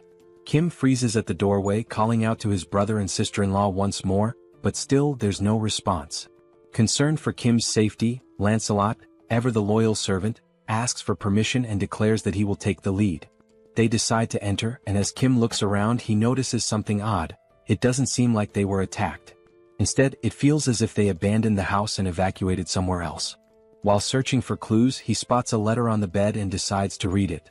The paper contains a message from his brother addressed to Kim or their sisters. It explains that the phones weren't working, so he left the letter in case one of them came looking for him. In the letter, his brother writes that they decided to head to UINGBU but admits he's uncertain about their safety given the current situation. He mentions that his wife's family is also nearby. He adds that he doesn't know when they might read the letter but assures them there's no need to risk facing danger to look for him. He explains that outside, soldiers have been forcefully removing people from their homes and abducting them. As Kim reads, Bedivere and Lancelot finish their sweep of the house and confirm there's nothing unusual inside. The letter continues, describing how people are being taken indiscriminately, adults and children, regardless of gender. It warns that the situation is perilous but expresses hope that they'll survive somehow and urges Kim to do the same. Finishing the letter, Kim feels a sense of relief, thinking it's likely his brother and family managed to escape before the First Legion occupied the area. Kim calls Bedivere over, hands him the letter, and orders him to show it to his sisters in the subspace. He wonders when his brother, Hyung, wrote the letter and fears that if the Legion occupied this area, they might soon target where his brother is now. Turning to Lancelot, Kim declares they'll leave immediately, urging haste and stating he'll take the lead this time. Lancelot complies but asks if Kim is alright. Lancelot expresses concern that Kim may have developed a phobia, suggesting he let Lancelot drive. Before they can act, a helicopter suddenly appears outside the window, its turret aimed directly at them. The goblin piloting it reports via radio that he's identified an unknown individual and a skeleton at the location and is preparing to open fire. The turret roars, unleashing a barrage toward the two until its ammunition is depleted. For a moment, it seems like Kim and Lancelot have vanished. As the smoke clears, Kim reappears, grimacing and commenting that the attack hurt more than he expected. With a touch of humor, he confirms the phobia. Somehow, Kim commands Pax to store the Black Hawk helicopter in the warehouse, noting that its maintenance hadn't been completed and its weapons were for demonstration purposes only. The system confirms the operation will consume 141 mana stones. The goblin, utterly shocked, demands to know who they are, bewildered that they survived being hit by the turret. When the goblin asks if they are rank 8, the helicopter suddenly vanishes into subspace, leaving the pilot panicked as he realizes he's about to fall from a considerable height. Kim turns to Lancelot, emphasizing that they can't waste any more time. Meanwhile, they hear the goblin scream until it abruptly ends with a splat. Kim reflects on how many rebels they've eliminated along the way but hadn't expected them to have a Black Hawk in their possession. He silently hopes his brother and family are safe. The scene shifts to a group of goblins having a conversation. They discuss how the high priest promised to distribute rewards based on the number of offerings they've collected. It's been several days since then. One goblin mentions there's only one building they haven't managed to destroy and questions if it's really necessary to interfere like this. He adds that another lieutenant's team has already captured 300 offerings. Another goblin scratches his head, admitting it's not easy to take down that building unless you're rank 8. The goblin lieutenant chastises him, saying they should have asked for reinforcements or figured out another way. He criticizes the others for risking their lives to collect more offerings while they lag behind. Declaring he'll handle things personally from now on, the lieutenant tells the goblin to work harder to make up for the delay. The subordinate obeys. Turning to the side, the lieutenant asks another goblin if he heard the instructions and orders him to destroy the building. The monstrous goblin growls furiously but doesn't reply.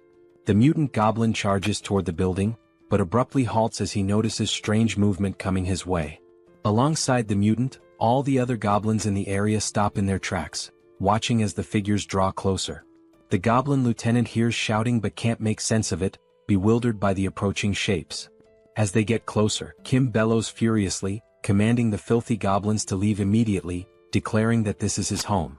Lancelot, right behind him, unsheathes his sword and prepares to do what he does best. In mere moments, striking a dramatic pose, he wipes out all the goblins before they can even react. Wasting no time, Bedivere hurls a single flaming bowling ball at the mutant goblin, striking its head and defeating it instantly. With the goblins swiftly dealt with, the building in the background comes into full view.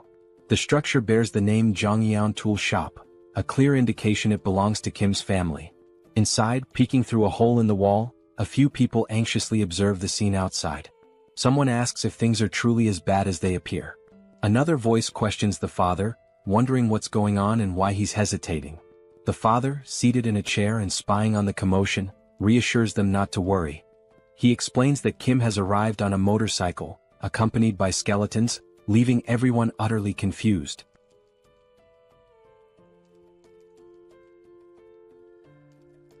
Then we are shown a flashback of his father, reminiscing about when he was young.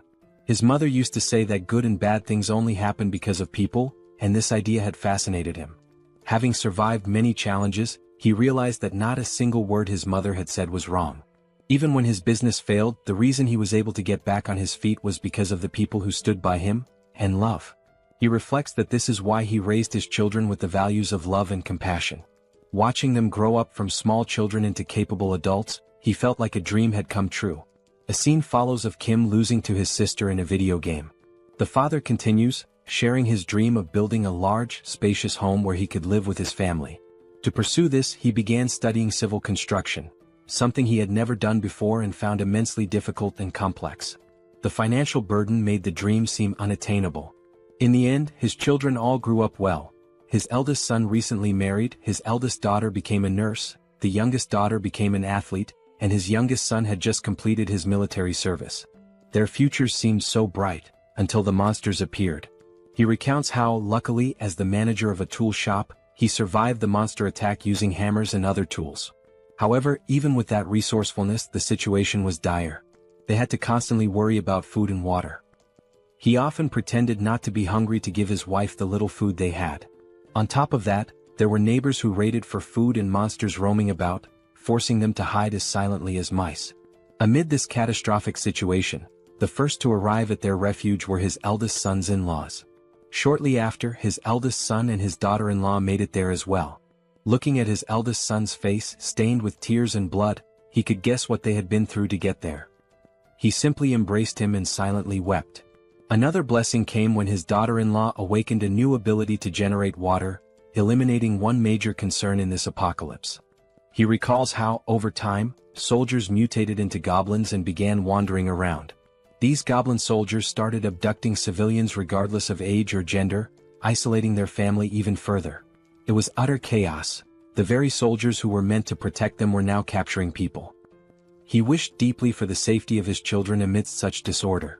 At one point, a system screen appeared before him, and he awakened an ability of his own.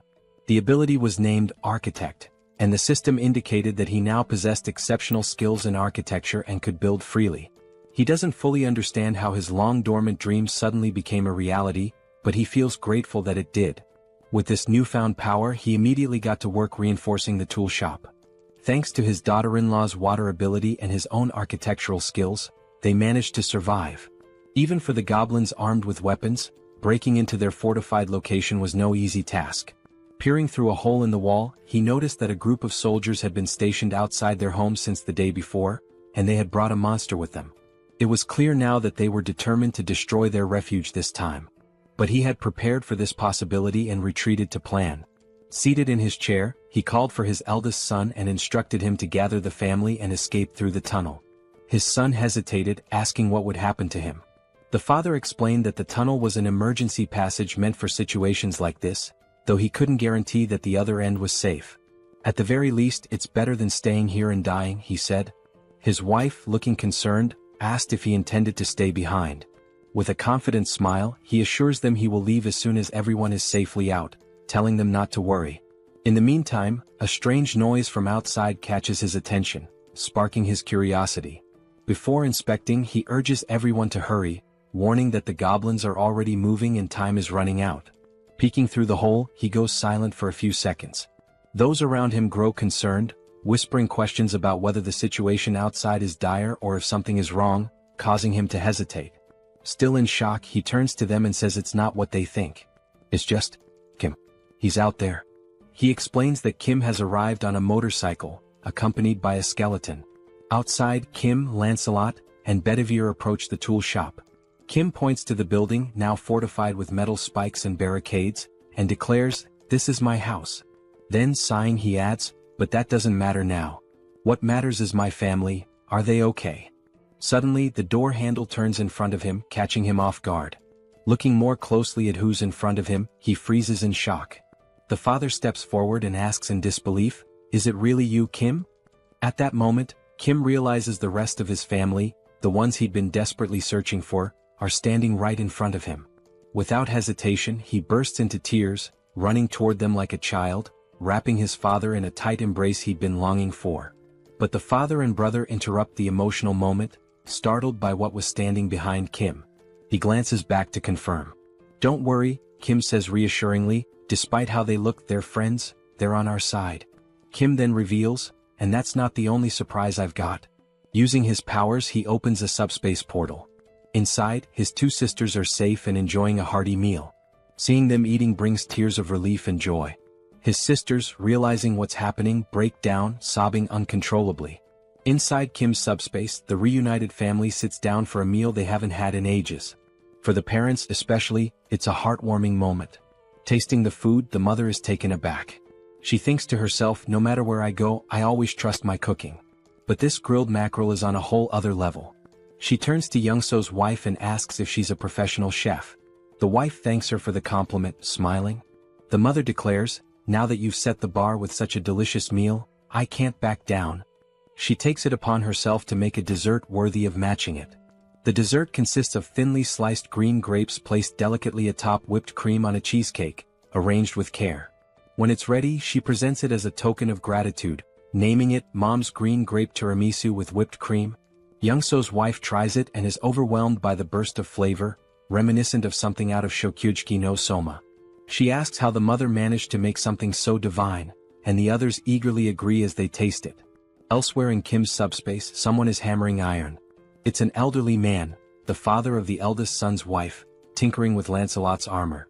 The old man asks Lancelot for his name. "I'm Lancelot," he answers. The man abruptly cuts him off, asking, "Do you know how to play Jengi?" Lancelot pauses, confused. "Are you sure you mean Jengi?" Clearly misunderstanding, Lancelot begins explaining how, in his hometown, they were famous for dismantling monster corpses, so he's dealt with organs before. The man interrupts again, asking what nonsense he's talking about. In the foreground, a reinforcement stone comes into view as the old man remarks, "Seems like you don't know how to play. Grab a chair, I'll teach you."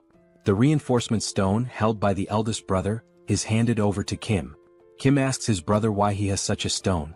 The system identifies it as a Tier D reinforcement stone, with attributes of penetration and explosion. The brother explains that he found it after witnessing a battle between a rhino-like monster and a griffin. The griffin one tore off a chunk of the rhino's flesh and flew away. He found the stone in the rhino's remains. Still offering the stone, he says, "You'll probably need this more than I do."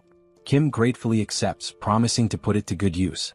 Completing his thought, Kim mentioned he should express his gratitude and reminded them that, as he had said before, if anyone needed anything, whether it was furniture or something else, they should just let him know.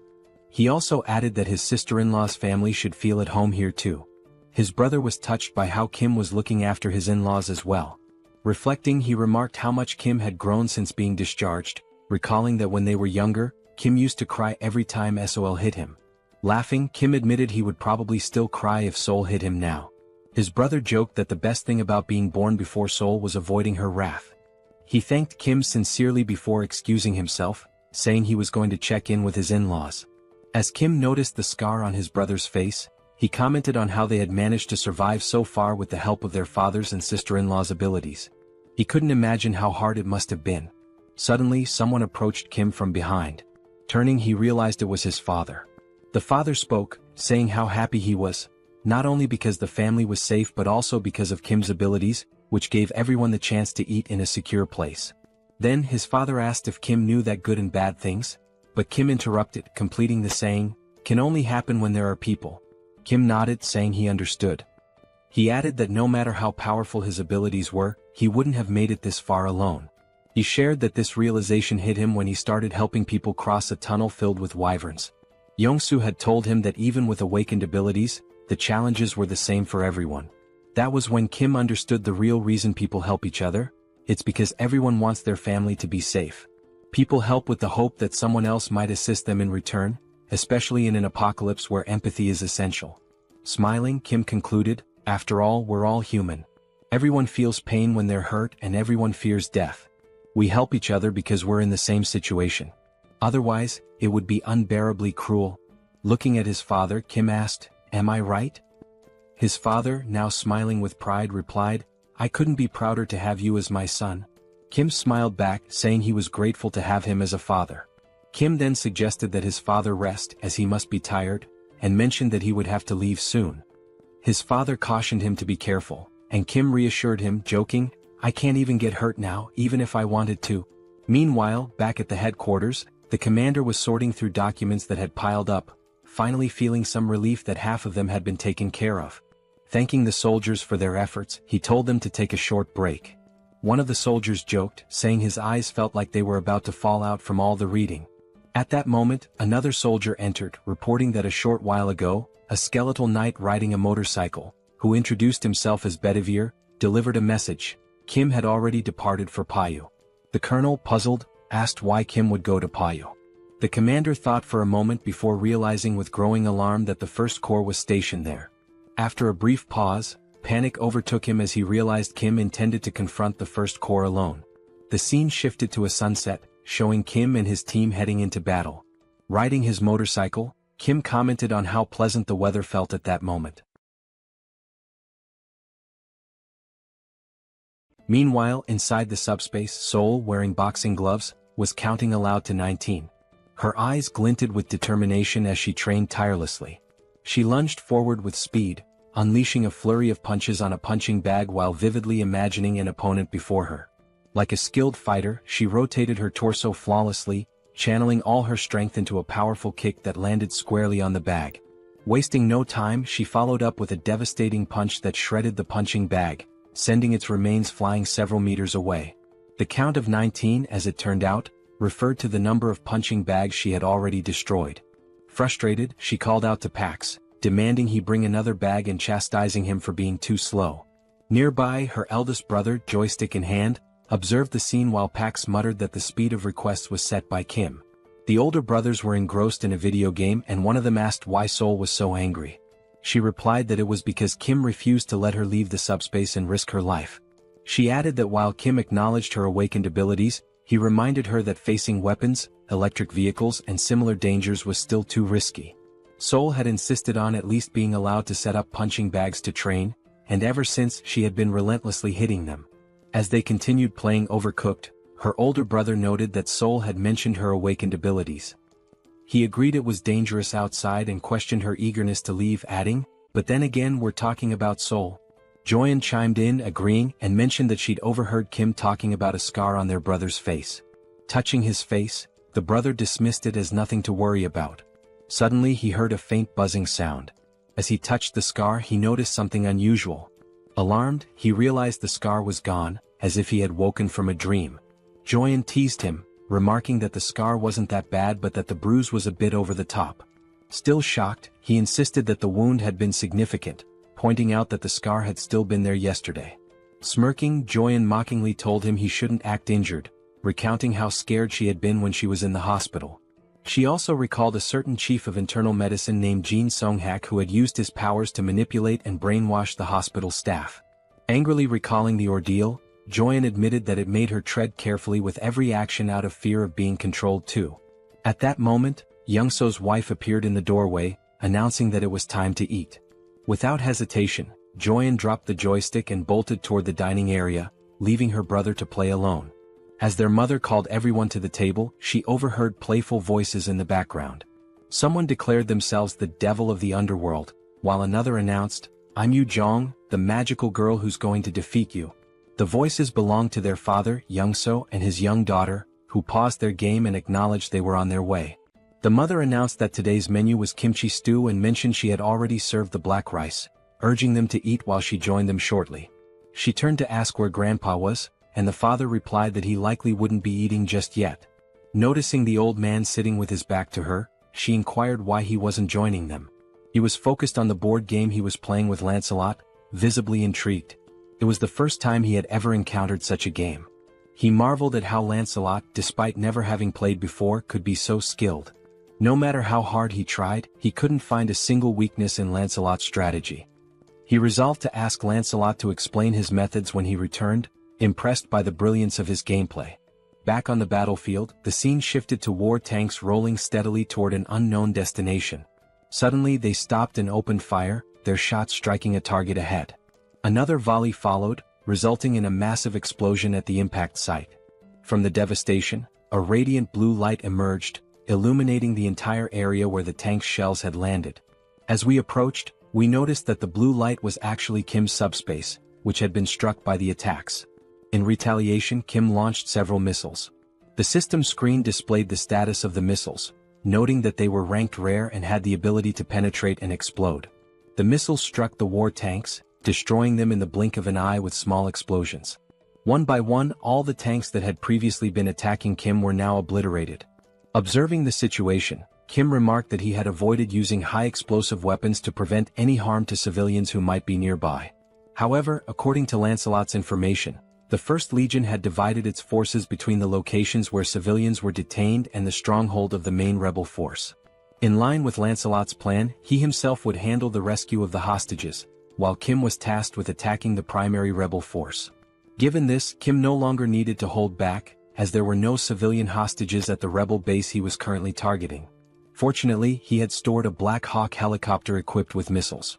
Using the subspace lab and the enhancement stone his older brother, Hyung, had given him, Kim was able to upgrade individual features.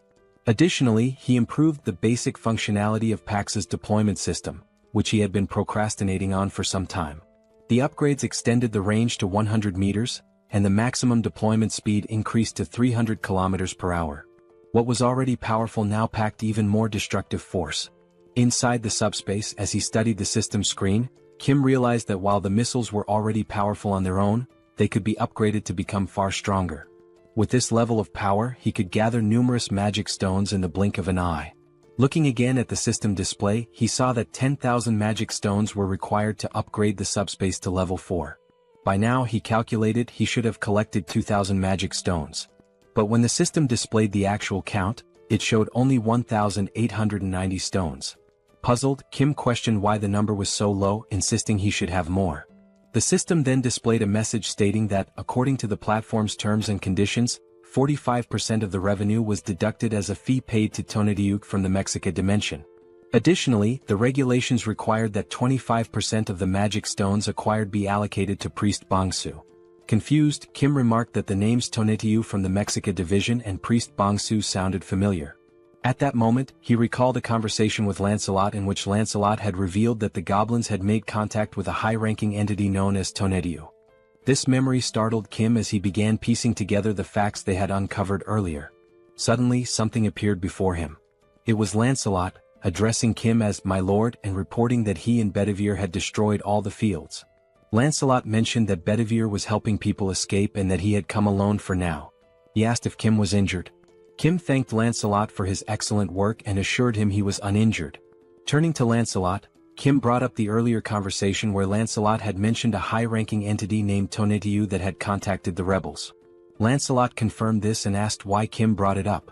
Kim explained that both Tonatiuh and Priest Bongsu were taking his magic stones. He added that Tonatiuh was from the Mexica division and asked Lancelot what the Mexica division was. Lancelot explained that Mexica likely referred to the name of the planet or civilization from which Tonatiuh originated, using the example that their own location was referred to as the Earth dimension.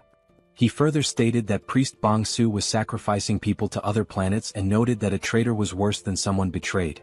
The scene then shifted to show a mutant goblin from behind, with a system screen open in front of it, displaying the same message Kim had just seen.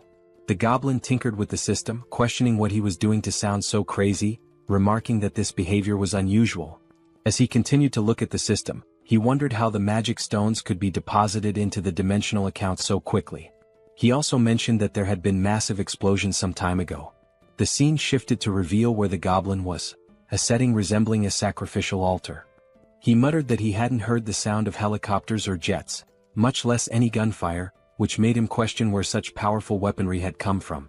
As a light approached him, he commented that, despite everything, none of his soldiers had come to report anything amiss. That light turned out to be a missile launched by Kim, which pierced the goblin's body like a donut. Due to the upgraded missile speed, the goblin had no time to react. After being struck, the goblin was hurled backward, landing hard on the ground. Moments later, Kim arrived, calling the goblin by his name, Priest Bongsu. Lancelot and Kim climbed to the altar, with Kim exhausted and joking that the stairs had nearly killed him. Kim also remarked that he had long wondered who Bongsu was, then asked if he was the commander of the legion. The goblin lay on the ground, pierced like a donut, with smoke rising from the hole left by the missile. While writhing in pain, the smoke seemed to have a regenerative effect, beginning to heal the goblin's wounded body. Kim, astonished by the sight, asked what was happening. Lancelot explained that the goblin was recovering from his injuries. As the goblin rose to his feet, Lancelot remarked that he had been curious about the blackish-red smoke that had been rising throughout the camp. Kim, still stunned, asked if such a thing was possible. Now fully healed, the goblin smiled and revealed his sharp claws. He yelled at the two, saying this was more surprising than he had imagined. In front of him stood a human and a skeletal knight, with the latter being loyal to the former. Kim, equally surprised, remarked that he didn't know goblins could talk. The mutant goblin responded, saying that they must have already encountered his goblin soldiers. He explained that the goblins had recklessly consumed magic stones, transforming themselves into goblins. This transformation was a side effect of trying to gain power too quickly before their bodies could adapt. He added that he had given them guidelines, but their greed had led them astray. The goblin then speculated that since Kim had a dimensional account, he must be an 8th level hierarchy user. He questioned where Kim had obtained all the investment for it and proposed a deal. The deal was simple. Kim and his allies should cease their destruction and leave the area, and in return the goblin would refrain from harming them. Brimming with arrogance, the goblin declared that, as they had seen, they couldn't kill him. If he wanted, he could kill both Kim and Lancelot right now. However, the only reason he hadn't done so yet was that it would cost him some damage. Priest Bongsu concluded by saying that fighting at a time like this was nothing but a waste of time. Lancelot retorted that the goblin couldn't kill them either, let alone leave a scratch, and invited him to try if he wanted. Meanwhile, Kim was deep in thought, pondering the sudden offer of peace. He questioned whether he could truly kill the goblin or not. If he couldn't, it was likely due to the mysterious smoke. Staring at the goblin, Kim wondered about the true nature of the smoke, suspecting it might be a remnant of human sacrifices. He recalled that Lancelot had mentioned seeing the smoke at the camp, though he hadn't seen it himself. If he had, perhaps he could have deduced its principles. Looking beyond the goblin, Kim noticed a strange hum and a dark red smoke gathering in the sky. He glanced upward, questioning why the smoke was also in the sky. The heavens glowed a deep scarlet, resembling a scene that signified the end of the world. As Kim stared upward, he was caught off guard by something that made his eyes widen and his body tremble with fear. In the sky, a massive sphere appeared, resembling a glowing, terrifying red eye, unlike anything he had ever seen before. The smoke enveloped the sky, particularly around the enormous eye. Kim stood frozen, overwhelmed and unsure of what to do as he gazed upon such a colossal and awe-inspiring sight. Looking up at the sky, Kim wonders what exactly he is seeing. Still in shock, chills run down his spine as he questions whether the entity before him is truly a high-ranking being. Priest Bongsu smirks, clearly amused by Kim's reaction. The goblin remarks that it must be Kim's first time encountering such a creature, as they usually never appear due to classification restrictions. However, he explains that Lord Tonediu is different from other beings. Unlike them, Tonediu will descend in person. Placing a hand on his chest, Bongsu claims that he alone has the power to make this happen. Still grinning mockingly, he taunts Kim, pointing out how foolish he has been. Despite that, he decides to grant Kim a chance, but only because of his abilities, which he finds too intriguing to waste. But there is a condition. Kim must kneel, beg for forgiveness and plead for his life. Only then will he be granted the honor of becoming Bongsu's right-hand man. Before he can finish speaking, Lancelot dashes forward, delivering a powerful strike that slices through Bongsu's neck in an instant. Lancelot is enraged that a mere goblin dared to place himself above his master. The goblin's severed head flies several meters away, Yet even as his body collapses, he erupts into laughter, knowing his regeneration ability will soon restore him. Seconds later, the goblin's head begins floating back toward his fallen body. Smirking, he tells them to stop wasting their time, as they should already realize how pointless these games are. With Tonatiuh watching from above and Bangsu rapidly recovering, the goblin declares that no matter how many times they kill him, he will simply return to life. His expression darkens as he mocks Lancelot, questioning if his brain is so empty that he still cannot grasp such a simple concept. He also adds that Lancelot has no idea how useful he could be. As a true knight, Lancelot replies that he indeed does not understand, but then corrects himself, saying that honestly he doesn't care to. With unwavering conviction, he states that the only thing that matters to him is Master Kim. He will cut down anyone who threatens his master's safety, no matter how many times it takes. The goblin sharpens his claws and sneers, remarking that the knight truly has an empty head. Without hesitation, the goblin lunges forward, inviting Lancelot to attack him as many times as he wants. Watching Bangsu's reckless charge, Lancelot reconsiders his approach. Instead of drawing his sword, he clenches his fists and decides that if cutting won't kill him, he will simply pummel him into dust instead. With lightning-fast speed, Lancelot lands a devastating punch to the goblin's face. Bangsu has no time to react. With a single blow, his nose is shattered, several teeth are broken, and blood spews from his mouth. The goblin recovers quickly and, grinning, remarks that Lancelot's fists are not bad. However, even with that strength, they are still useless. Boasting about the blessing of immortality, the goblin fails to notice Lancelot moving. Wasting no time, Lancelot seizes him by the hair with his right hand. Focusing all his strength into his left fist, Lancelot states that if something doesn't work, then he will simply make it work. Bangsu's expression instantly shifts to fear as he stammers, pleading for Lancelot to wait a moment. Without mercy, Lancelot begins his onslaught. With the first punch, even more teeth shatter and blood splatters everywhere. But he does not stop there. He continues throwing blow after blow, a relentless flurry of strikes so brutal that the scene is censored, as there may be children watching this absolute manhwa. While Lancelot buries his fists into the goblin's disfigured face, Kim silently observes. He recognizes that Lancelot is doing his best, but if he cannot defeat Tonatiuh, Bangsu's regeneration will continue endlessly. Looking up at the gigantic eye in the sky, Kim realizes that it must be dealt with. However, removing it might be impossible without a proper plan. Still gazing upward, Kim forces himself to think. After a few moments, he wonders whether there is at least a way to stop Bangsu's regeneration. Then, a memory surfaces. He recalls how he disrupted the mind control of that muscular man. He had used SUBSPACE. While Lancelot continues pounding Bangsu's face beyond recognition, Kim finally calls out to him. Lancelot halts his fun momentarily. Bangsu, still suffering in Lancelot's grip, keeps insisting that none of this matters. It is pointless. Ignoring him, Kim activates his power and gives a command: throw the goblin into SUBSPACE. Without hesitation, Lancelot swiftly hurls Bangsu toward the portal. The moment the goblin makes contact with it, the system issues a notification. Warning: entity Bangsu is attempting to enter SUBSPACE. Do you wish to allow access? Then, Kim grants permission, and the system confirms that entry has been allowed. Inside SUBSPACE, while Joyeon is carrying supplies, she notices the portal opening. Instinctively, she assumes that Kim, her third brother, has returned faster than usual this time. However, before she can finish her thought, the system issues an alert. An unidentified energy attempting to enter from the outside has been blocked. Her eyes widen in shock as she sees what is now before her. A scream escapes her lips as a malnourished goblin comes flying into SUBSPACE, hurtling directly toward her. Before the goblin can crash into her, potentially causing harm, someone catches him midair. It is Sol, who, with a sharp glare reflecting her frustration at being trapped in SUBSPACE, declares that this is not number 3 and demands to know what exactly it is. Lifting the goblin by the head, she catches sight of something beyond the portal that immediately grabs her attention. She spots Kim and, still holding the goblin up, asks if this creature is one of his friends. With a demonic grin, Sol surges forward, dragging the miserable Bangsu toward Kim.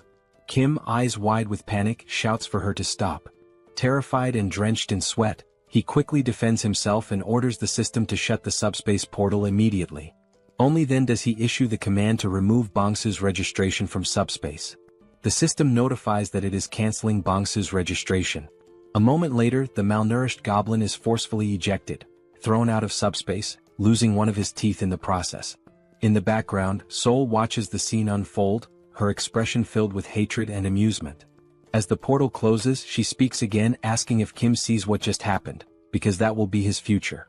Bong-soo, now sprawled out on the ground, remains motionless. Meanwhile, Kim is still shaken, not by the goblin but by what Sol might do to him. With a shudder, he mutters that, for a brief moment, Sol was more terrifying than Tonetiyu has ever been. The system then sends another notification. The ownership of a dimensional account has been transferred. Since Kim already possesses a dimensional account, the mana stones will automatically merge. The new total, 14,823 mana stones. Reading the notification, Kim is stunned. The suddenness of it all leaves him struggling to process what just happened. Staring at the system display, he realizes that Bong-soo must have acquired a massive amount of mana stones through taxation. Then, something else catches his attention. The Tonetiyu tax notification is missing. That means, Kim abruptly halts his train of thought and looks up toward the sky. Only then does he realize, the enormous threat and the ominous red-black smoke are gone. The sky is now clear, bathed in the gentle glow of the moonlight. Kim turns to Lancelot, stating that Tonetiyu is gone. Lancelot recalls that Bong-soo had claimed he was the only one capable of summoning Tonetiyu, which means that, in some way, Kim must have severed the connection between them. Lancelot then speculates that now that Tonetiyu has failed once, he might never attempt to return. Hearing this, Kim finally relaxes, dropping down to the ground in exhaustion. Seated, he admits to Lancelot that he genuinely thought his heart was going to stop.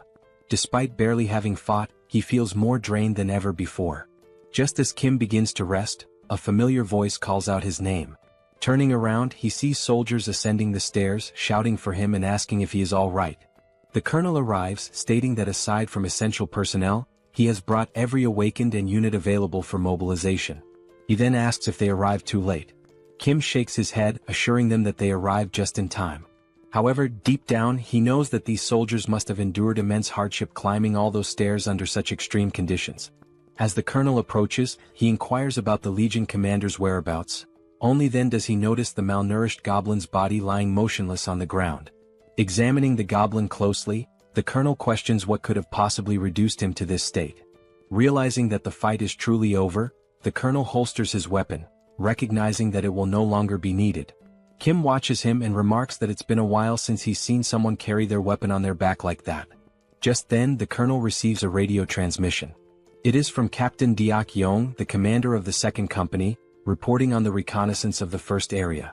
He states that all the rebels have been found in a condition resembling mummified corpses. After thorough confirmation, they are all dead. The first area has been neutralized. Over. The colonel acknowledges the transmission and orders his forces to remain on high alert, prioritize civilian rescues, and begin clearing the area. Turning back to Kim, he sighs and admits that he has no idea how Kim pulled this off. But in the end, Kim was the one who resolved the situation once again. Long live the power of protagonism. Kim states that he was the one who put an end to the situation, but he lacks sufficient knowledge about the mummified transformation the rebels underwent. The colonel bows and expresses his gratitude to Kim for everything he has done so far, acknowledging that his contributions have been immeasurable since the very beginning. Kim, caught off guard by the sudden gesture, widens his eyes in surprise. Turning toward the colonel, Kim gestures and tells him that such formalities weren't necessary out of nowhere. The colonel responds that he should have said something much earlier. Continuing, the colonel admits that when he initially asked Kim to join the military, he now realizes how foolish that request was. At the time, they believed they were offering Kim something beneficial, but in reality the so-called benefits meant nothing to him. They had underestimated his power and influence, viewing him merely within the framework of military service. As Kim decides to stand up, the colonel continues, stating that the military should not have been this incompetent. Even if it is shameful to admit, he remains bowed and asks if Kim is still willing to help the people, even though requesting such aid now is undeniably disgraceful. Many people are still in dire situations. Some have lost loved ones, others are gravely injured, and many remain anxious due to their inability to awaken their abilities. Kim extends his hand, and the colonel firmly affirms that the damage was worsened by the government's incompetence, which is precisely why he seeks Kim's help.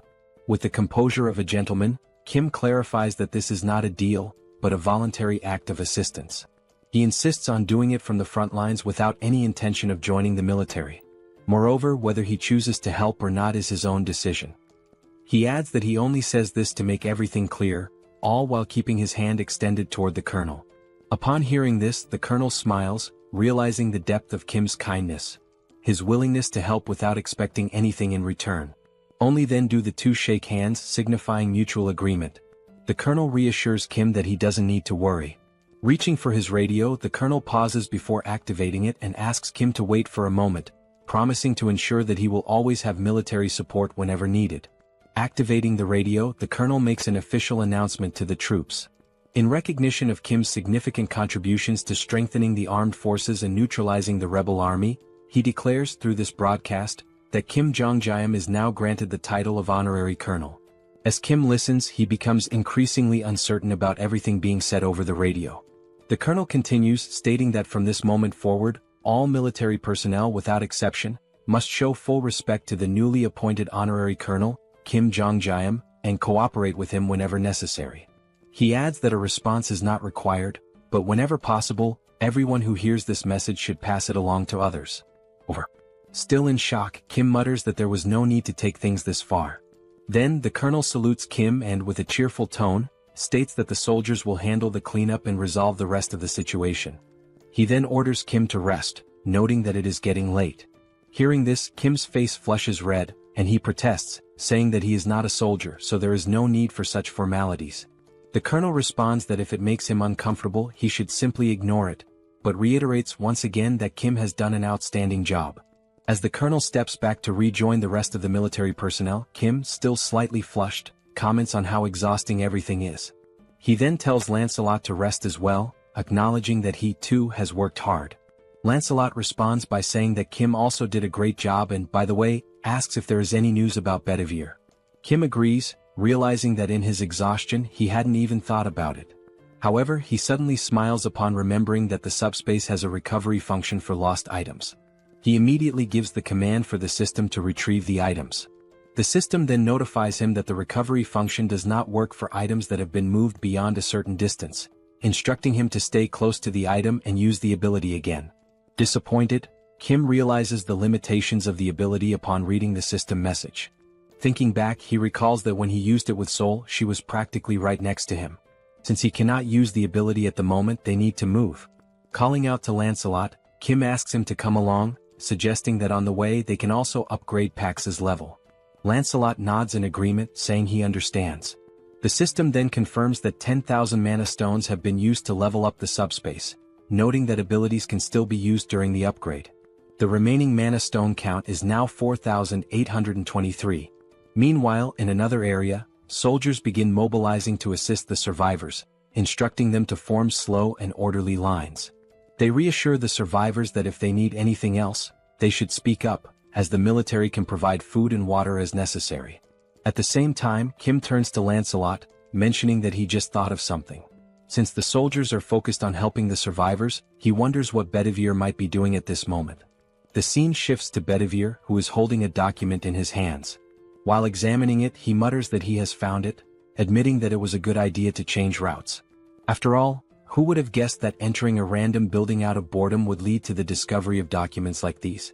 Now crouching as he reads through the papers, Bedivere remarks that Kim will definitely be pleased when he brings these findings back. However, he can't help but wonder what kind of place this is, given the sheer number of documents.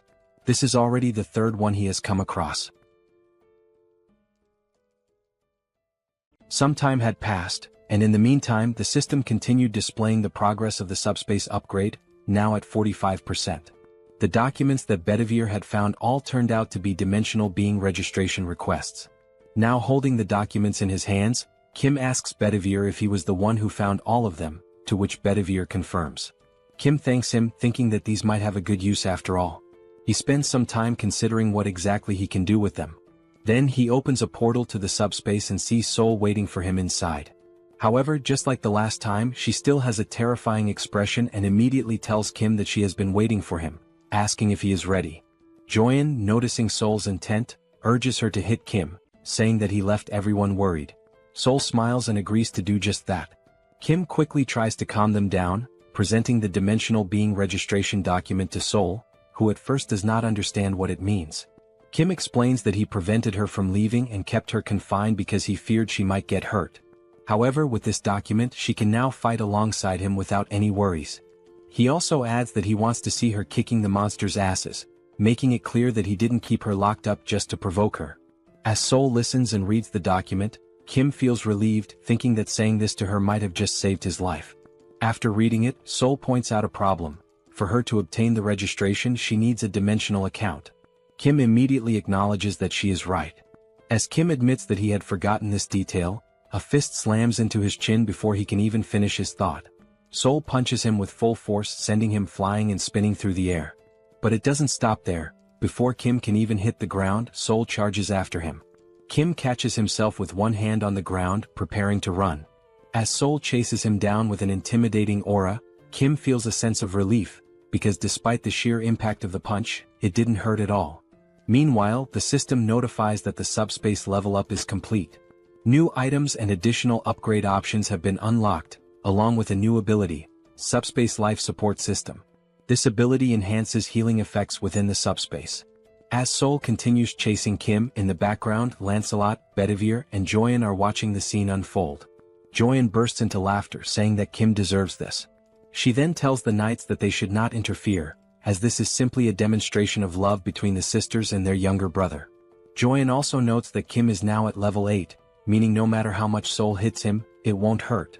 Lancelot agrees, but Joyen notices something is off about him. Looking back at the two knights, she realizes that they are trembling. Concerned, she asks if they are okay. As Sol puts Kim in a rear naked choke, he starts thinking about how heavy the hold feels, even if it doesn't hurt. However, Joyen suddenly interrupts their scuffle, shouting that something is wrong with the knights and calling for help. Kim immediately tells Sol to let go and rushes over, asking about their condition. The knights are so weakened that they can't even stand. Lancelot places his hand on the ground, and soon after, both he and Bedivere are overwhelmed with pain. Seeing Lancelot and Bedivere collapsing, Kim and Sol rush over, asking if they are okay and what happened so suddenly.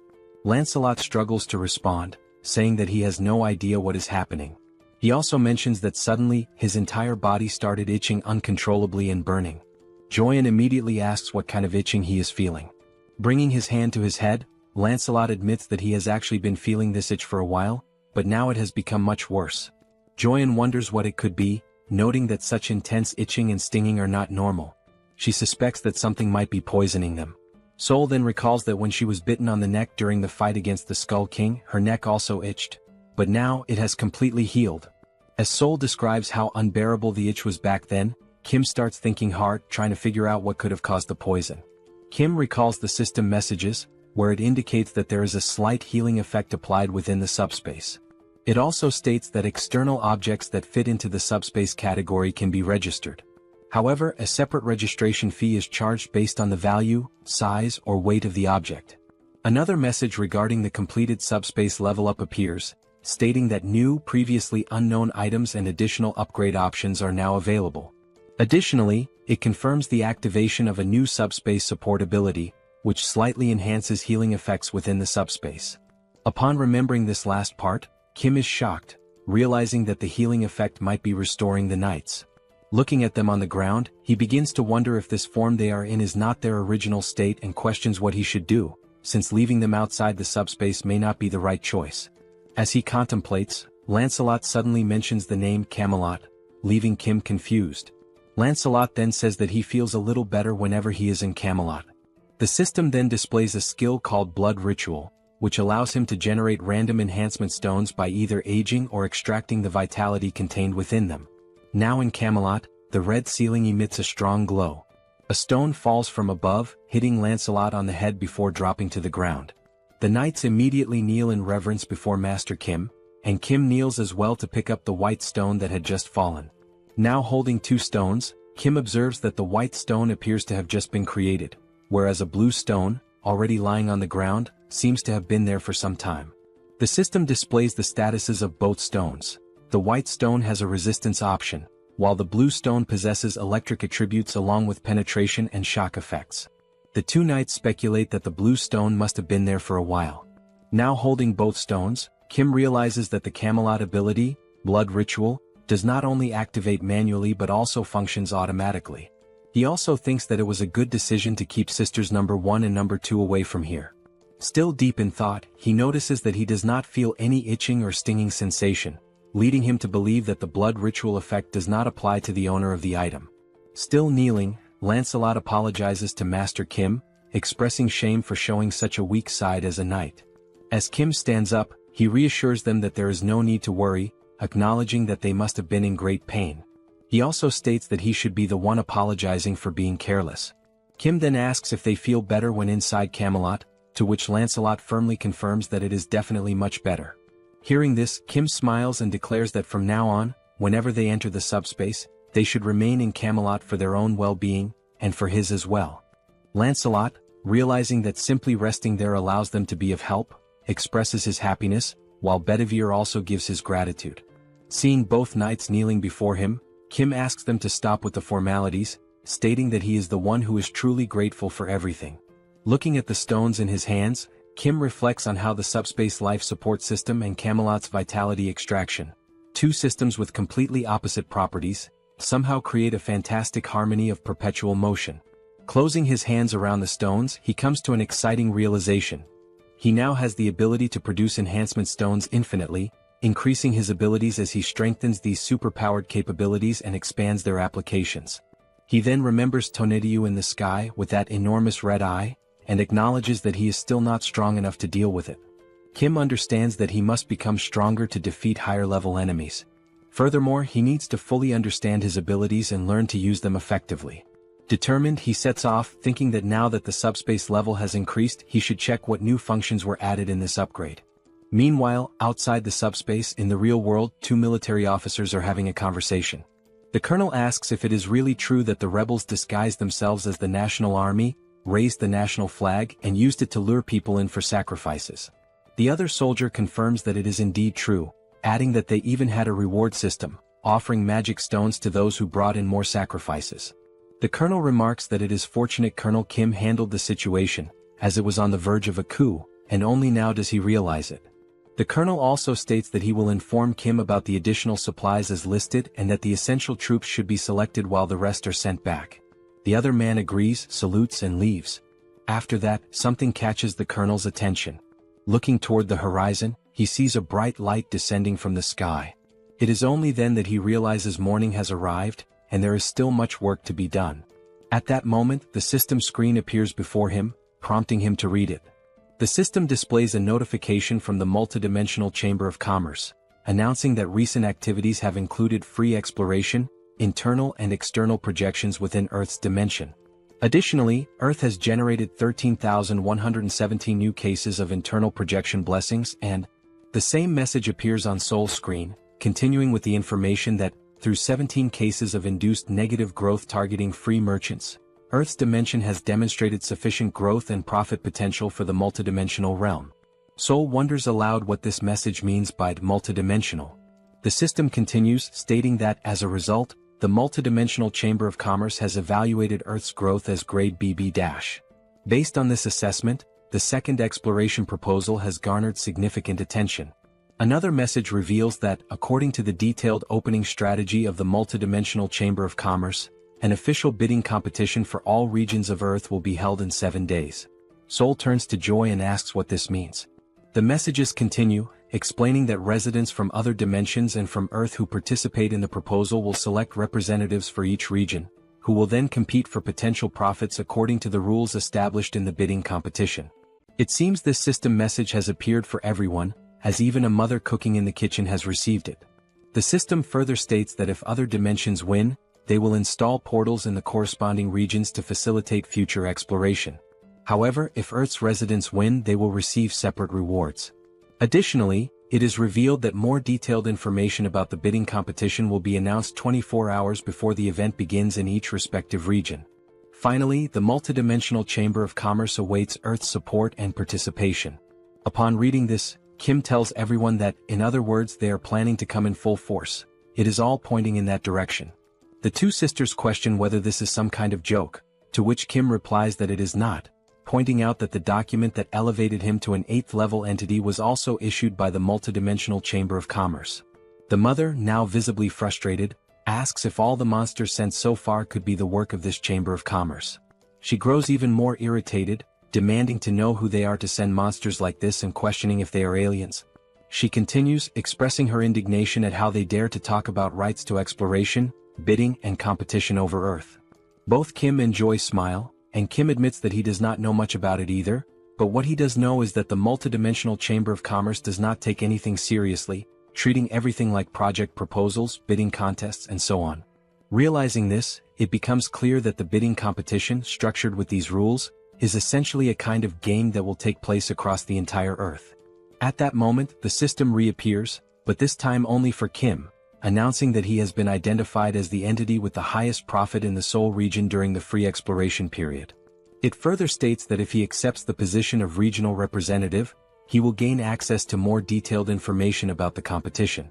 However, if he refuses, the selection authority will be transferred to the second highest profit-generating entity.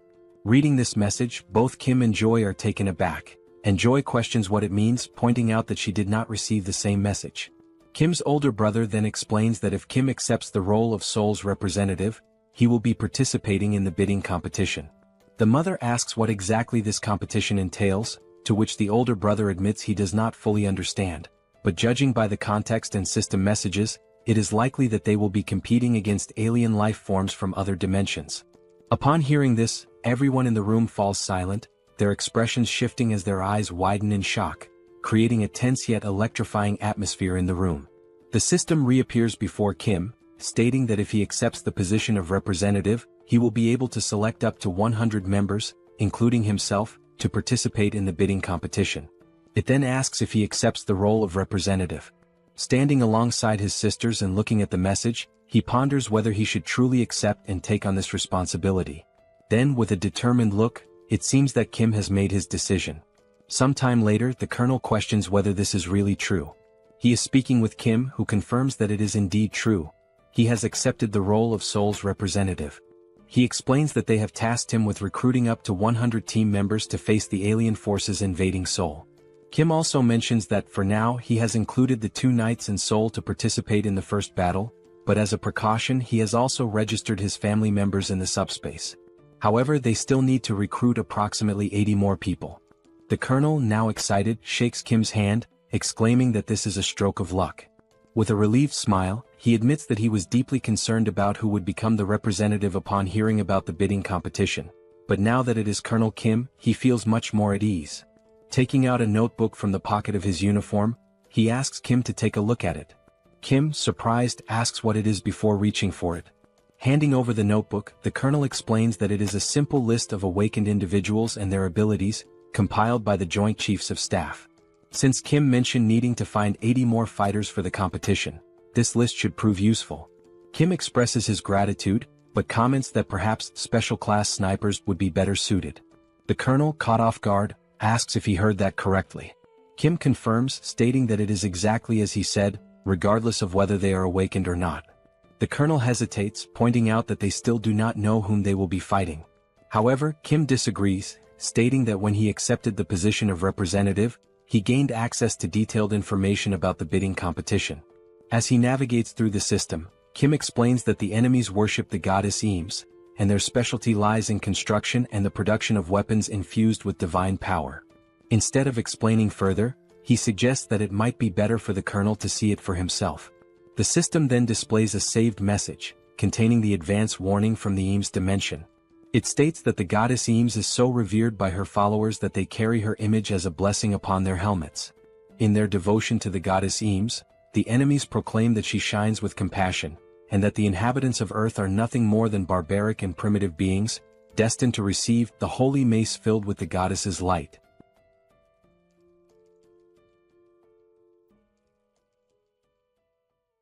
After Kim shows the video to the colonel, he opens another system screen to display the list of participants from the Eames dimension. The list includes 4 8th rank knights, which means that the participants from Eames are not weak. Kim tells the colonel that the alien life forms they will be facing are sacred knights clad in shining armor and wielding radiant weapons. The colonel then asks how they are supposed to fight against these alien life forms. Kim begins explaining the details of the bidding competition, which he confirmed when accepting the position of representative while reviewing the information alongside his sisters. He starts summarizing what he saw, stating that 1 hour before the bidding competition begins, both sides will take their positions and enter a combat readiness phase. During this period, a barrier will be formed, making it impossible for either side to attack. This combat readiness phase serves as a preparation period before the battle. The Eames dimension will bring in a gate core, and once the competition starts, the gate core will automatically hatch after 12 hours. Destroying this gate core before it hatches is the victory condition for Earth's dimension, whereas the Eames dimension wins if they successfully protect it. Kim turns to the Colonel and states that, in other words, for Earth to win, they must simply destroy the gate core. He also adds that the Eames forces will not merely focus on defending the core. Kim explains that just as they can see the participant list from Eames, the enemies will certainly be able to view Earth's participant list as well. Since most of Earth's participants are 9th rank, the Eames forces will likely assume that Earth's main advantage lies in speed and attack power. The Colonel understands and states that, in reality, both Kim's team and the military must reinforce their offensive strategy to try to destroy the core simultaneously. Kim states that the attack strategy can involve his team, Lancelot, and Sol, meaning the offensive side will not be an issue. However, the real challenge lies in defense as they need to block the assaults of 8th rank enemies. The Colonel then states that long-range weapons will be effective in holding back enemy attacks, and only then does he realize why Kim specifically requested expert snipers. However, he warns that standard military weaponry may not be effective against 8th rank alien forces. Kim gives a smile and tells the Colonel not to worry about that, explaining that he increased his ability the night before. The scene then shifts to Kim thinking the previous night about the need to become stronger, but in order to achieve that, he must first gain a deeper understanding of his ability to utilize it effectively. He opens the system and reviews possible enhancements that can be made. Options include the ability to send up to 8 products simultaneously, access information about improvement results or combinations in advance, run simulations for upgrades or product combinations, and even create new categories to be included in the logistics center, with a limit of up to 2. After examining the abilities, Kim states that no entirely new functions have been added, but there are supplementary features to enhance existing abilities, such as the 2 available options in the SUBSPACE laboratory. With this function, he is able to manipulate objects to briefly assess their performance and view the completed form of a product through a simulation before actually creating it in the SUBSPACE laboratory. He then grabs a mug and starts sketching ideas to determine what kind of weapon he should create using this function. While writing down that he has electric enhancement stones and durability enhancement stones, he considers that the weapon needs to be easy to use, even for those without special abilities, and, moreover, must be capable of killing 8th rank beings. After much thought, deliberation, and research, the weapon he creates is an enhanced rifle with upgraded ammunition. Initially, he tries enhancing only the ammunition, but as soon as he fires, the weapon is completely destroyed. Then, using enhancement stones, he attempts to modify the rifle to withstand the powerful shots. However, in the end he manages to improve the weapon just enough to barely endure 3 shots.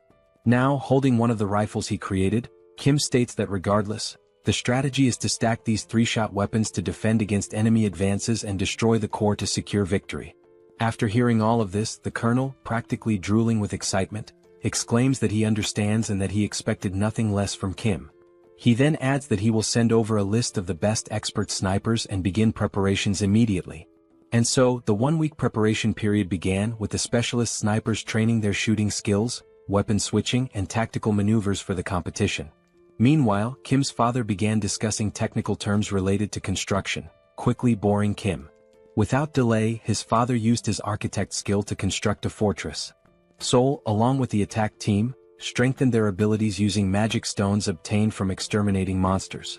As a result, Sol became capable of extending her barrier beyond her body to a certain distance, leaving Kim astonished.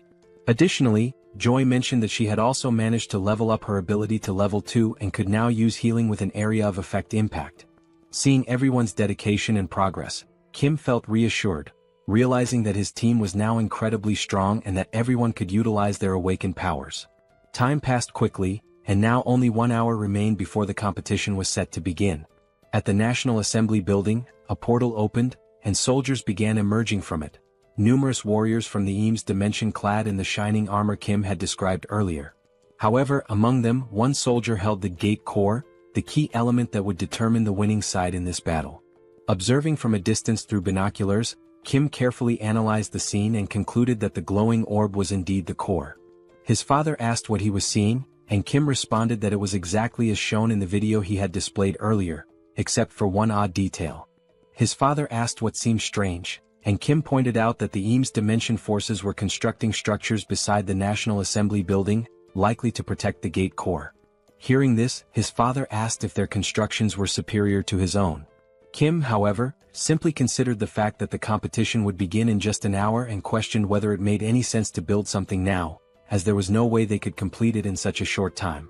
Setting the binoculars aside, Kim glanced downward and noticed something that took him by surprise. 5 knights from the Eames Dimension stood motionless before the protective barrier. The leader among them began speaking, stating that he had reviewed Earth's participants and found that while there were a few at the 7th and 8th ranks, the majority were at the 9th rank. From above, Kim wondered if they were already preparing to attack and reach the defensive line.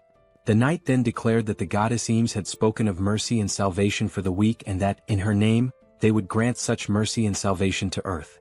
Suddenly, the knight's expression twisted into one of hatred as he proclaimed that their mercy would come in the form of tearing out the tongues of Earth's people while they were still alive, ensuring that no one could ever speak ill of them again. Their salvation would be granted by allowing them to repent for their sins through hard labor. From his vantage point above, Kim observed the scene and noted that it was quite the impressive speech, fitting for holy knights, but, glancing at the system screen, he commented that they were underestimating them simply because they were ranked 9th. The system screen then displayed a notification indicating that the bidding competition was about to begin. Down below, the leader of the Eames Knights gave the order to advance. Like primitive warriors, they charged forward, shouting that their actions were in the name of the goddess Eames. The colonel, seeing the enemies advance, immediately commanded all soldiers to open fire. The troops, armed with the rifles Kim had developed, took their positions and began shooting. A barrage of gunfire struck the approaching Eames Knights, the bullets carrying electric attributes. The shots pierced through their armor, leaving the knights stunned and confused as they struggled to understand what was happening. One of the soldiers, bewildered, questioned how it was possible for 9th rank fighters to accomplish such a feat. Another knight shouted an order to use their shields for protection and continue advancing. One among them activated a barrier skill to block the gunfire and called for everyone to deploy their Eames barrier abilities. Their leader bellowed that, although they had no idea what kind of weapons they were up against, their shields were undoubtedly stronger. He ordered them to hold their ground and maintain their defenses. Believing himself to be insightful and strategic, one of the knights remarked that since their enemies were relying on long-range weapons, they would eventually run out of ammunition. If they could endure long enough, victory would belong to the Eames Dimension. Meanwhile, up above, countless rifles were lined up, ready for use as the soldiers assisted each other in switching weapons after each rifle broke from firing its 3 allotted shots. The pile of discarded weapons had grown massive, prompting the military to inform Kim via radio that approximately 20% of the total weapon stock had already been used. Hearing this, Kim put away the radio and remarked that things were going much better than expected. He instructed them to keep up the momentum, as the attack team would soon begin their advance. The attack team, consisting of Lancelot, Sol, and Kim, set out on 2 motorcycles to carry out their mission. The bikes moved at such incredible speed that they passed through the knights before they even had a chance to react or block their advance. One of the knights mentioned having seen 3 individuals heading toward the gate core, but another dismissed the concern, stating that it didn't matter and should be ignored since the core wouldn't be destroyed anyway. While defending with his shield, he shouted that their current priority was to hold the line and maintain their position. He acknowledged that the enemy appeared to have far more weapons than expected but reassured everyone that, once reinforcements arrived, they would be able to advance little by little. As a way to encourage his fellow knights, he urged them to endure just a little longer, assuring them that reinforcements would be there soon. Ignoring the knights entirely, Bedivere began hurling his infamous flaming bowling balls toward the battlefield. His absurd precision allowed the balls to curve perfectly through the air before striking their targets. His targets were none other than the Eames reinforcements advancing through the center of the battlefield. One of the knights, casually walking forward, noticed something unusual approaching but couldn't quite make out what it was. Then the flaming bowling ball struck, triggering a massive explosion that sent the Eames Knights flying in all directions. Upon hearing the explosion, Kim hit the brakes on his motorcycle. He already knew exactly what had happened. It was Bedivere's handiwork, expertly carrying out his task of intercepting the enemy in the middle of the battlefield. Refocusing on the attack line, the final objective remained. There they stood, Lancelot, Sol and Kim, stationed in front of the massive statue of the goddess Eames, awaiting the signal to launch their assault and destroy the core. Gazing up at the colossal statue before him, Kim recalled his initial thoughts when he saw them constructing something earlier. At the time, he had dismissed it as nothing important. Now, however, he couldn't help but wonder, how the hell had they managed to build such a massive structure at such an absurd speed? Still baffled by the sheer impossibility of it, he launched several missiles toward the statue. The missiles struck their target, resulting in a powerful explosion. However, as the smoke slowly cleared, the statue remained completely unscathed, not even a single scratch. Kim was taken aback. Even after being hit by enhanced missiles, the only visible effect was a radiant glow. Then he chuckled and came up with an idea. He remarked that, in moments like these, it would be rather interesting to store such an object inside the subspace. The system immediately prompted a question. Would you like to store the unfinished statue of the goddess Eames in subspace? At that moment, a soldier from the Eames army bellowed that Earth would be nothing more than pastureland for the Eames and that Kim and his people were nothing more than two-legged cattle. An elder, his voice hoarse from shouting, declared that they should be grateful and should bow to the sacred feet of Eames. He then questioned the foolishness of launching missiles at the statue. The soldiers accompanying the elder urgently warned him that it was too dangerous and urged him to retreat inside. However, the elder refused, insisting that he had to spread the words of the goddess Eames and cleanse the evils of Earth's dimension. As the elder spoke, something else caught Kim's attention. One of the knights advised the elder that, if he truly wanted to continue his speech, he should do so from inside. The elder, offended, demanded to know if he had committed some kind of sin to warrant such treatment, questioning why he wasn't allowed to speak outside. However, Kim was no longer listening. His focus had shifted to something else entirely. In the distance, Kim had spotted something interesting. While the elder argued with the knights, Kim's gaze locked onto a warehouse stocked with construction materials.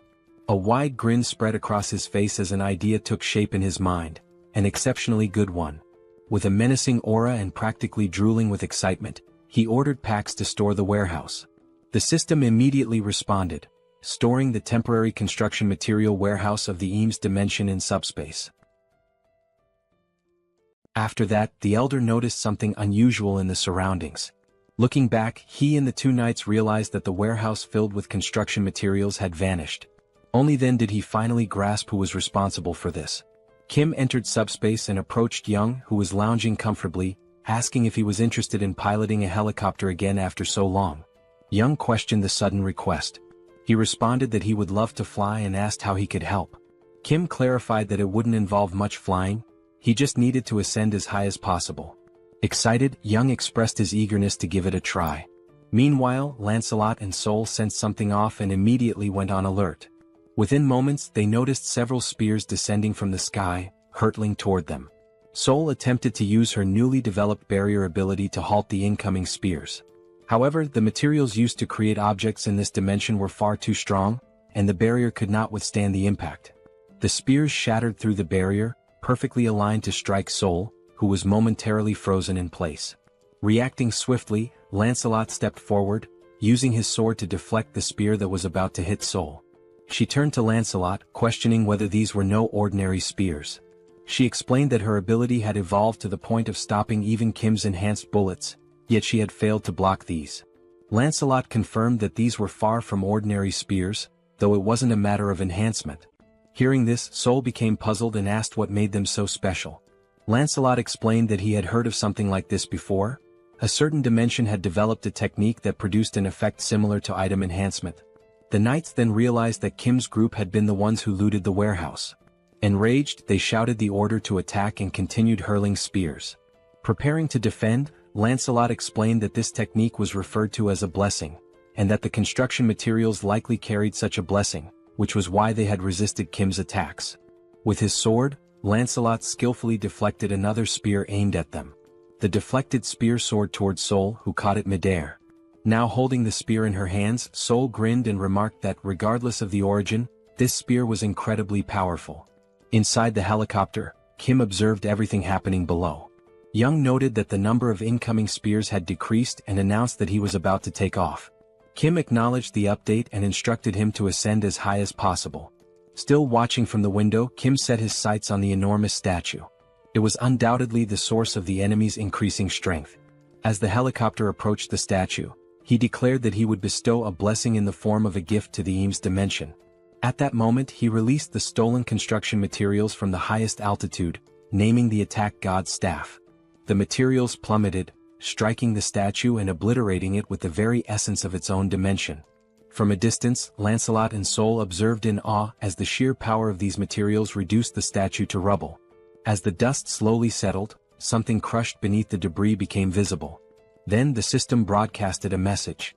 The Earth dimension has won the bidding competition in the Sol region by destroying the core of the Eames dimension's gate. Rewards will be distributed to all inhabitants of the dimension who participated in the competition. The rewards included dimensional accounts for all participants, 5,000 destroyed magic stones based on individual contributions, and additional items from the Eames dimension, which would be transferred and allocated accordingly. Without hesitation, the very first thing Kim did was register his entire family as 8th rank. As soon as the registration process was complete, the documents began dissolving in the hands of those receiving them. Just then a paper descended from the sky, landing near Kim. He picked it up, puzzled by its contents and its sudden appearance. The system then issued another announcement. The commercial rights of the Lettal dimension, previously held by the Eames dimension, have now been transferred and allocated to the representatives of Sol. With this, Kim had essentially obtained exclusive commercial rights to the Tertius region. As soon as they finished reading, a new portal, this time glowing red, appeared before them. Both his father and Sol questioned what the portal was. Kim admitted that he wasn't sure, as he hadn't been the one to create it this time. He speculated that it might be related to the commercial rights mentioned in the document. Determined to uncover the truth, he gathered his courage and stepped forward, reaching out to touch the portal. However, a system message immediately popped up, stating, "Not a registered company. Please verify authority." Looking at the document, Kim was taken aback. Even with the rights granted to him, he still needed to register as a business entity. Opening the system, he was presented with an option. Would you like to sell the commercial rights to the multidimensional Chamber of Commerce? If sold, a total of 10,000 magic stones will be paid as the purchase price. Looking at the system message, Kim felt even more confused. He wondered what these commercial rights for the Lettal dimension really were, granted as a reward yet unusable without being registered as a company. And despite not being able to use them at the moment, the system was already offering to buy them for 10,000 magic stones. Kim pressed the option to decline the sale and grew increasingly frustrated as he read the message. To him, they were nothing but a bunch of thieves. They had given him a reward that he couldn't even use. Thinking about it further, he realized that the multidimensional Chamber of Commerce had been unfair from the very beginning. They had been forced to participate in a competition organized by the Chamber itself, where every single opponent was of the 8th rank. Even while facing overwhelming disadvantages and unfavorable conditions, they had won. Yet the Chamber was now pretending to offer a reward. Kim's anger only intensified. Crumpling the document in his hand, he refused to let the Chamber profit from this. He wouldn't throw the document away, but unless they increased the number of magic stones, he wouldn't sell it either. After all, without his intervention, many more lives would have been lost. Observing Kim's irritation from afar, his father asked what was wrong. Kim, trying to keep himself composed, responded that it was nothing significant, just that they had won a useless portal that they couldn't even use. Joy then asked if the only urgent task now was to fill out the paperwork, as she still needed to finish treating the wounded. Kim apologized for gathering everyone right after the competition ended, realizing they were all exhausted. His father reassured him that it was fine, especially since filling out the documents would only make him stronger. Kim acknowledged that everything was settled and stated that he would open the portal to go rest. Meanwhile, Sol mentioned that she would play around for a bit to test her new spear and told him to call her if he needed anything. Kim simply nodded in understanding. Young said he planned to finish some games he hadn't completed on his console, while his father decided to rest as well, complaining that his body ached from all the effort put into building the base. Just then, his father's eyes widened as he noticed the newly acquired construction materials. There were now several high-quality options available. Still in awe, he began listing them: bricks, drywall, beams, and even rebar. At that moment, Kim realized he had forgotten to mention them. But the real shock came when Kim casually revealed that all these construction materials were infinite. Kim had anticipated that this revelation would leave his father speechless. As he entered the portal, another thought crossed his mind. he wondered about the results of the competition in other regions. Given the 12-hour time limit, the results might be available by nightfall. When night finally arrived, the competition results were displayed, confirming that the event had concluded. The system then announced the final rankings for the Earth region's bidding competition. The results for South Korea showed that out of 5 competitions, there were 4 victories and only 1 defeat. Then, another system message revealed the global outcome. Out of 761 competitions, there had been only 113 victories and a staggering 648 defeats. Based on these results, the multidimensional Chamber of Commerce decided to downgrade Earth's growth potential from BB to CCC. This message was broadcast to everyone. Kim immediately recognized how disastrous this was, while Young admitted he hadn't expected the competition's overall results to be so terrible. Kim analyzed the data and noticed that some areas had an equal ratio of wins and losses, but the majority had suffered significantly more defeats. As a result, the global situation was dire. Even though he had anticipated this, he hadn't expected it to be this severe. The colonel pointed out that, fortunately, South Korea's situation wasn't as bad. If it came down to Incheon, they could quickly resolve the issue by concentrating their forces. He also mentioned that Incheon was nearby, so they could deploy as soon as they were ready. At that moment, a soldier rushed in, apologizing for interrupting the meeting. He handed a report to the colonel, informing him that they had just received an urgent radio transmission from the 17th Division in Incheon and that the colonel needed to read the report immediately. Scanning the document, the colonel asked why Incheon had contacted them. The report stated that they had been defeated and were transmitting urgent engagement information. The enemy force was identified as the Lizard Men from the Sabros dimension, and their portal was currently located in Chinatown. These Lizard Men appear to be a highly trained military force, engaging in both ground and aerial combat simultaneously, demonstrating superior mobility, and completely annihilating Incheon's team. The battle had ceased approximately 2 hours before the end of the competition, and after the fighting had stopped, the Lizard Men began organizing their forces, with even more troops emerging from the portal. Additionally, they had deployed a team for reconnaissance and securing access routes, which suggested a large-scale troop mobilization was underway. The reason for the urgent transmission was that, based on their movements, their next target was Seoul, which was exactly what the colonel confirmed in the report. Kim was surprised that they were heading directly for Seoul. Hearing this, Young found it highly unusual, reasoning that it was unlikely they were targeting Kim, as no one knew his exact location. Seoul remained deep in thought, while Young pointed out that furthermore, there was no bounty on Kim's head. Looking at the map, Lancelot noted that, given the proximity of the two cities, the Lizard Men were already close. Kim turned back to the system interface, where a new message appeared.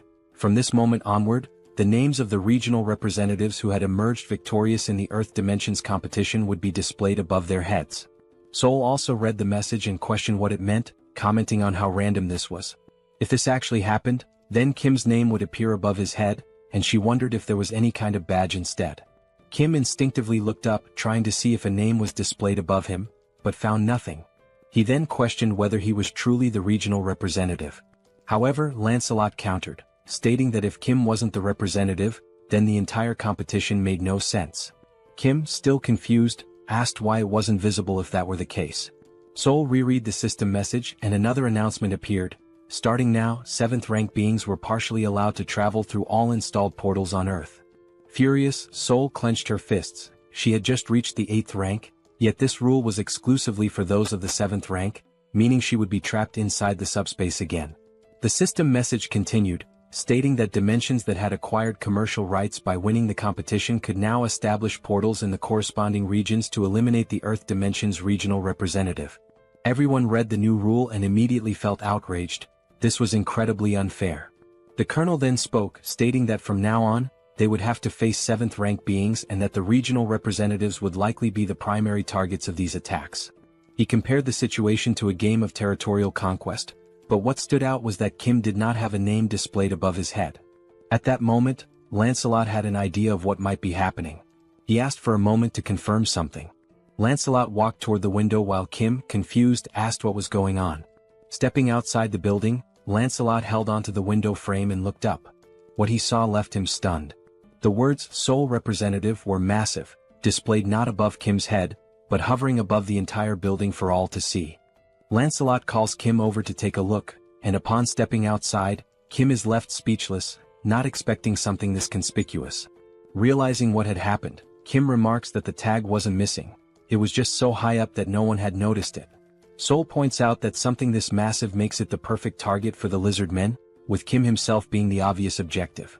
A strange feeling washes over Kim, a bad premonition settling in. The lizard men were organizing their forces to attack Sol, even though there had been no bidding competition. Turning to Sol, he connects the dots, pointing out that a wonderfully convenient new rule had just been added, and questions whether it feels like they had prepared in advance, knowing these rules would come into effect. Sol hesitates but admits that it is strange. Lancelot, however, is certain they knew these rules were coming. However, instead of targeting the representative from the beginning, they had been preparing for battle. Lancelot further suggests that perhaps they have experience in these bidding wars, meaning they had likely anticipated this rule and were familiar with it beforehand. Regardless, the situation is dire as there is little time left to prepare for their attack. Kim, running a hand through his hair, admits that he had a bad feeling about all of this, but he never expected them to be this experienced. Sol, concerned, asks if there's anything they can do to prepare and whether everyone could just stay inside Kim's subspace for safety. Lancelot, in his usual wisdom, quickly dismisses the idea. It won't be that simple. While defeating Master Kim would be impossible for them, they could take hostages and force them out of subspace, or worse, they could divide their forces and overrun other regions first. Kim murmurs in frustration, acknowledging that he's right. This wouldn't be defending, it would be hiding, and they wouldn't even be able to attack from within the subspace. No matter how they looked at it, the lizard men would have to be defeated in the end. Then a thought occurs to him. If he himself were the target and his location were exposed, it would undoubtedly draw them in. In that case, he could lure them into a place where they would be at a disadvantage. A heavy silence falls over the group as they contemplate possible strategies. The colonel finally speaks up. If they could anticipate the enemy's movements, mobilize their troops faster than the lizard men, set up weapons and defensive lines before the attack, then this would be the best course of action. He adds that speed will be the key. Young reassures them that there's no need to worry about movement, as he can cut down travel time significantly, then asks if they should move now and where they should go. Kim admits that this is the problem. He hasn't chosen a location yet. The five of them exchange thoughtful glances, trying to determine a battlefield that would give them an advantage. Then an idea strikes Kim. A place he had been to before, where he had defeated several hellhounds using refrigerators. He recalls that the terrain there could minimize damage to them while causing significant harm to the enemy. In other words, Gyeong Bridge was an ideal battleground, no civilians would be involved and its straight, narrow layout would work against the lizard men. Additionally, due to its limited space, their mobility would be restricted, and the surrounding area was an ecological park, free of residential buildings, meaning they could launch attacks at full power without concern for collateral damage. Kim further points out that even if the lizard men attempted to cross from another bridge, Bedivere could scout ahead, as there were no tall buildings nearby to obstruct visibility. Moreover, with the materials obtained from the Eames dimension combined with his father's construction skills, fortifying the area using Pax's features would be easy. On top of that, the sacred lances from Eames had arrived along with the material warehouse, and Kim's father had the idea of using them as barricades. Sol mentions that she has already learned how to wield the lances. Looking at the sacred lances in front of him, Kim suddenly recalls that Lancelot had mentioned Bedivere's proficiency with dart throwing, which means these lances could certainly be put to good use. At another moment, Sol grips a lance while Bedivere is already scanning the surroundings, keeping an eye out for enemy movements. The two of them stand atop the newly built defense tower, which Kim's father had constructed using the new materials. Meanwhile, his father remains hard at work, building at full speed. Given the urgency of the situation, the structure itself had been prioritized, with guards deployed first, and beams were reinforced to create defensive walls. Additionally, barricades made of the sacred lances had been erected around the tower, serving as an additional barrier to slow the enemy's advance as much as possible. Observing the preparations, Kim recalls the enemy report, which stated that the lizard men were fast both on the ground and in the air, which meant that blocking their ground approach was an absolute necessity. At this point, a total of 4 hours had passed. Kim acknowledges that his father had exceeded expectations, as these 4 hours had been nothing short of miraculous, thanks to his architectural skills and Pax's assistance. It is only then that Kim realizes they had overlooked two critical details. The first, reptiles are excellent swimmers, meaning the lizard men could approach unnoticed via the water. And the second thing is that the surrounding bushes had grown faster and were lusher than he had expected. And yes, the lizard men were doing exactly that, taking advantage of the gaps. One of the lizard men then remarks that he cannot understand how the warriors of the Eames dimension lost to these people from Earth. Even though they seem weak, their defense is something to be considered, and with this construction they wasted a lot of valuable materials. The lizard man pauses and says that, for now, he will not be able to hold his head high in the multidimensional battlefield, but perhaps he can extract something more. This lizard man is a general named Lakis. He states that last time he took a spear and this time he will take armor. The lizard man soldier informs him that the other general, Yatu, is also ready. Back at the bridge, Bedivere is closely observing everything, trying to detect any suspicious movement. Then he notices a strange noise and Sol also senses that something is wrong. Looking carefully, Sol is taken aback. The lizard men, armed with spears and mounted on giant lizards, are advancing to attack the tower. From afar, Kim and Lancelot hear a shout, warning that the enemies have appeared. Turning their heads, they see a battalion of lizards charging toward them, both on land and in the air. As they advance, the lizard men cry out that this is revenge for the people of the Eames dimension. Kim is startled, wondering how they managed to get so close so quickly. Wasting no time, the soldiers atop the defense tower begin opening fire. The shots manage to take down some of the mounts, slowing the lizardmen's advance. Additionally, objects are being launched by the packs at relatively high speeds. One of the lizardmen soldiers warns his comrades to be careful, noting that they are using materials from the Eames dimension. One of the lizardmen generals, wielding a spear, skillfully deflects and counters all incoming attacks.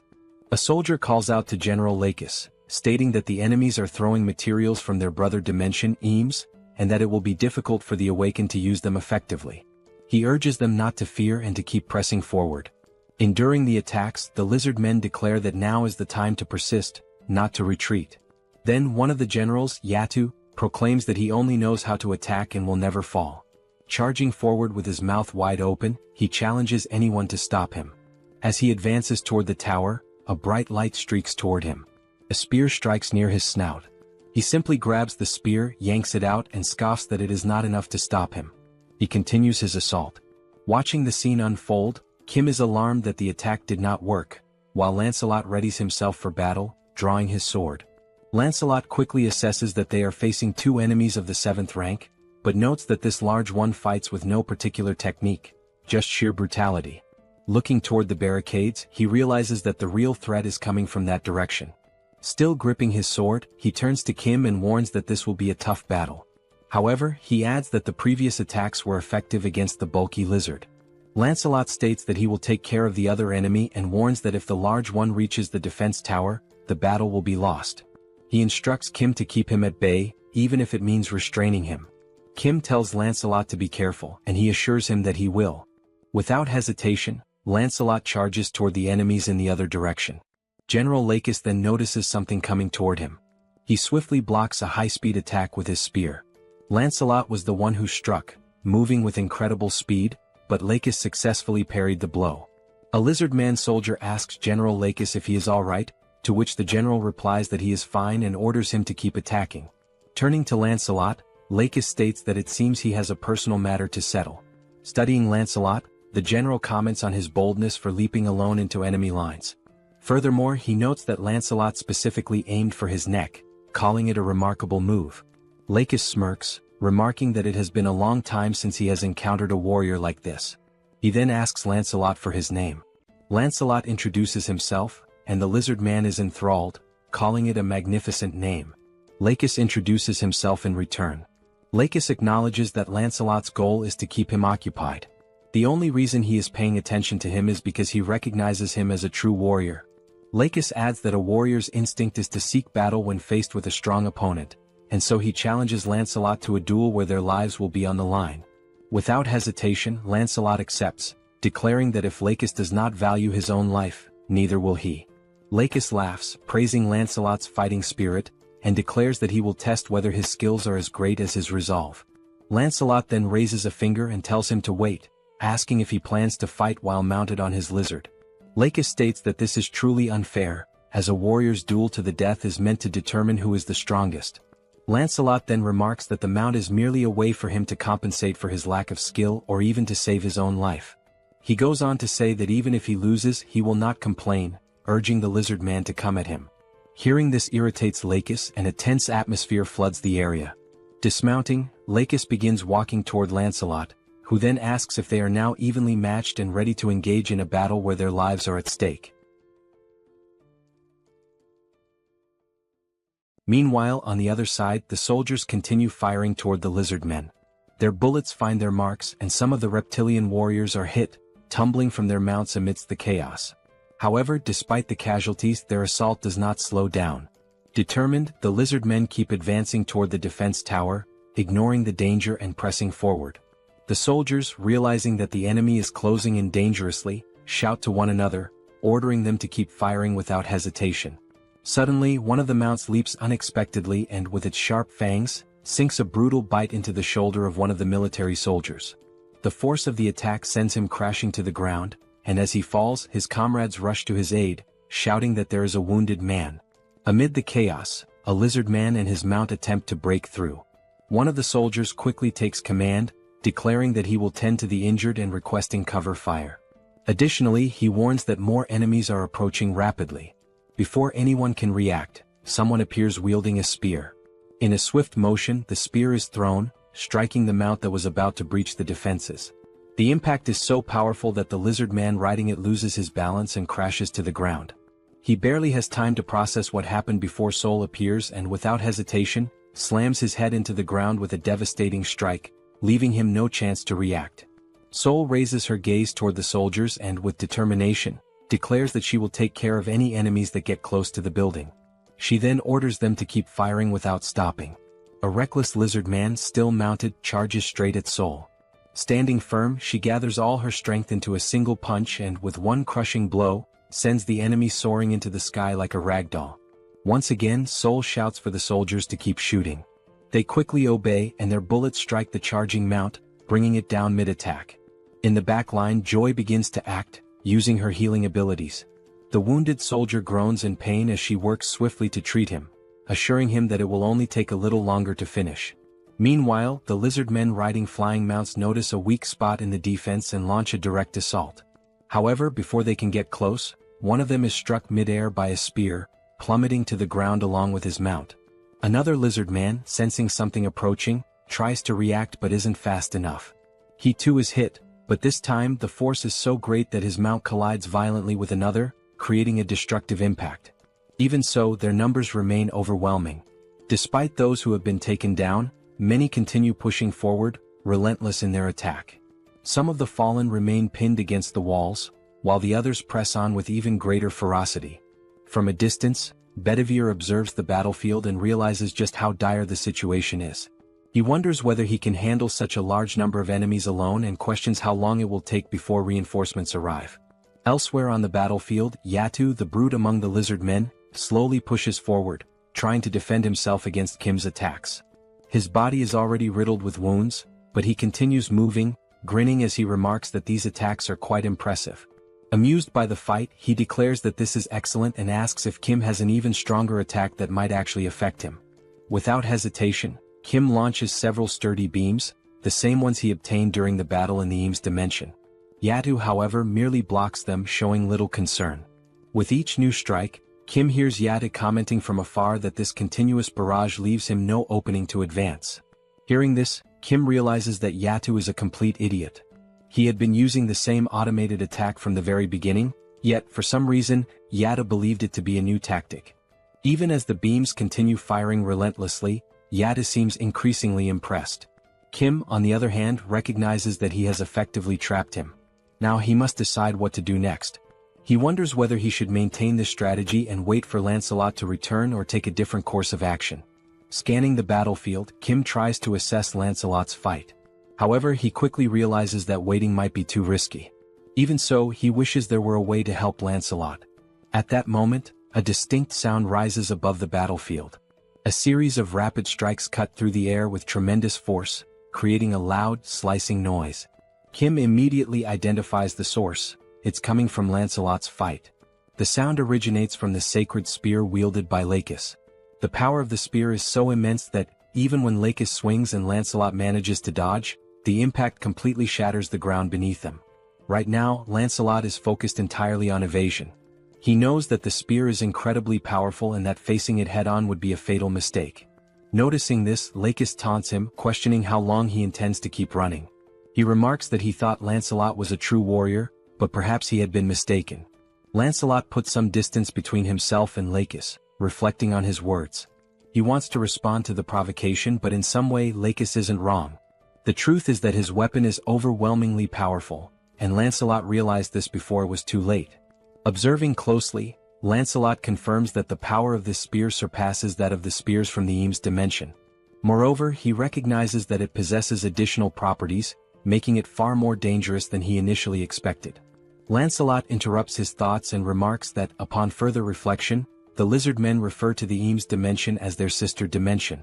He then inquires whether the spear was created in Eames. In response, Lakis immediately denies it and adds that the spear was actually forged in the Suburos dimension. However, he explains that the people from Eames provided a special enhancement to it. Lancelot states that he suspected as much and then mentions that he has a proposal. However, he quickly corrects himself, calling it a question instead, which causes Lakis to hesitate momentarily. Without missing a beat, Lancelot then taunts Lakis by questioning whether that weapon is merely a means to conceal the lizardman's lack of skill. Hearing this, Lakis gives a faint smile and calmly states that he is not foolish enough to fall for Lancelot's provocation a second time. Without a moment's hesitation, Lakis charges forward, aiming to strike Lancelot with his spear. Lancelot evades the attack with ease. However, in the midst of his assault, Lakis abruptly alters the direction of his strike.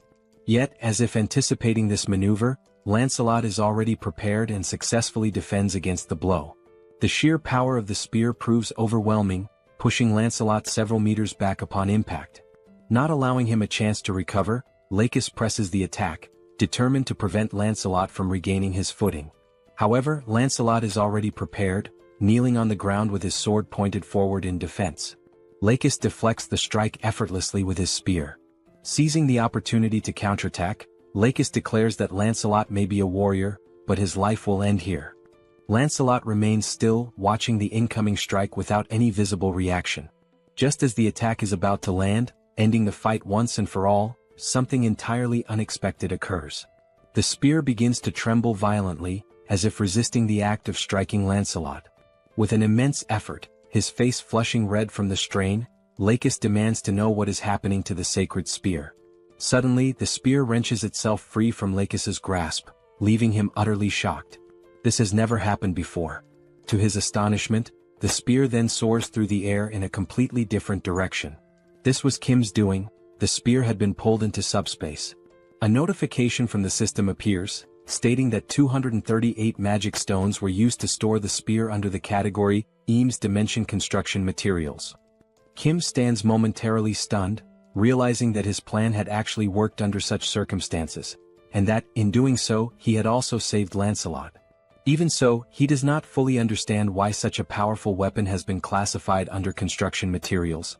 Regardless, he expresses his gratitude and resolves to make good use of it. Back on the battlefield, Lancelot remains kneeling as Lakis turns his furious gaze toward Kim, struggling to comprehend what has just happened. Frustration growing, Lakis demands to know why Kim has chosen to disgrace a duel between sacred warriors in such a manner. Redirecting his anger back toward Lancelot, Lakis accuses him of speaking so much about lacking skill, when in reality, Lancelot himself is the disgraceful one. Lancelot swiftly denies the accusation and explains that Sir Kim took the spear because he clearly had a purpose for doing so. He then warns Lakis not to speak so recklessly. Lakis's irritation only intensifies. His voice dripping with anger, he asks whether Lancelot is making a joke out of this situation. With a smirk, Lakis then raises his index finger, pointing it directly at Lancelot. His voice is laced with mockery as he questions whether this so-called master whom Lancelot follows is truly so dishonorable that he does not even understand the concept of honor. Lancelot, unshaken, demands that Lakis take back his words. His tone shifting, Lancelot declares that he now fully understands his opponent. He states that the reason Lakis is so enraged is not because of the duel itself but because he fears losing his spear. However, Lancelot reassures him that there is no need to worry, after all he himself is a warrior. With that, Lancelot drives his sword into the ground, proclaiming that whether he perishes by decapitation or by being beaten to death, the end result remains the same. Now raising his fists, ready for a hand-to-hand battle, Lancelot asserts that one fact remains unchanged: Lacus will die. The lizard man smirks, remarking that Lancelot has quite the nerve for someone who was nearly killed just moments ago. Accepting the challenge, Lacus takes a step forward. Lancelot stands firm, calling his enemy to battle. And so, the two warriors prepare to engage in a fight to the death, this time with their bare hands. From another perspective, the remaining lizard man soldiers continue their advance toward the defense tower, their numbers pressing forward relentlessly. Meanwhile, following his acquisition of the sacred spear, Kim watches the system while Sol effortlessly cuts down every lizard man that dares approach the tower's perimeter. While observing the system, Kim notices something peculiar and wonders what exactly it could be. The system then displays the spear, along with its status information. It is identified as the Lacus's Sacred Spear, Enhanced Level 3. The classification is marked as Epic, with enhancements provided by God Eames. The listed attributes include plus 31 penetration, plus 31 acceleration and purification. Reading through the details, Kim immediately realizes that this spear is on an entirely different level. The scene shifts back to the lizard man Yatu, who remains trapped within the beams launched by Kim. With a smirk, Yatu questions Kim, asking why he has suddenly stopped attacking. His gaze filled with arrogance, he assumes that Kim must have been overwhelmed by the sheer might of the great Yatu. He convinces himself that this must be the case. After all, his body is incredibly resilient. Kim must have exhausted himself trying to attack, realizing that he simply cannot bring Yatu down. He then asks Kim if he is aware that, in the 7th hierarchy, there are only two individuals, Brother Costes and the other lizard man, Lacus. They are the only ones who have ever succeeded in halting Yatu's advance.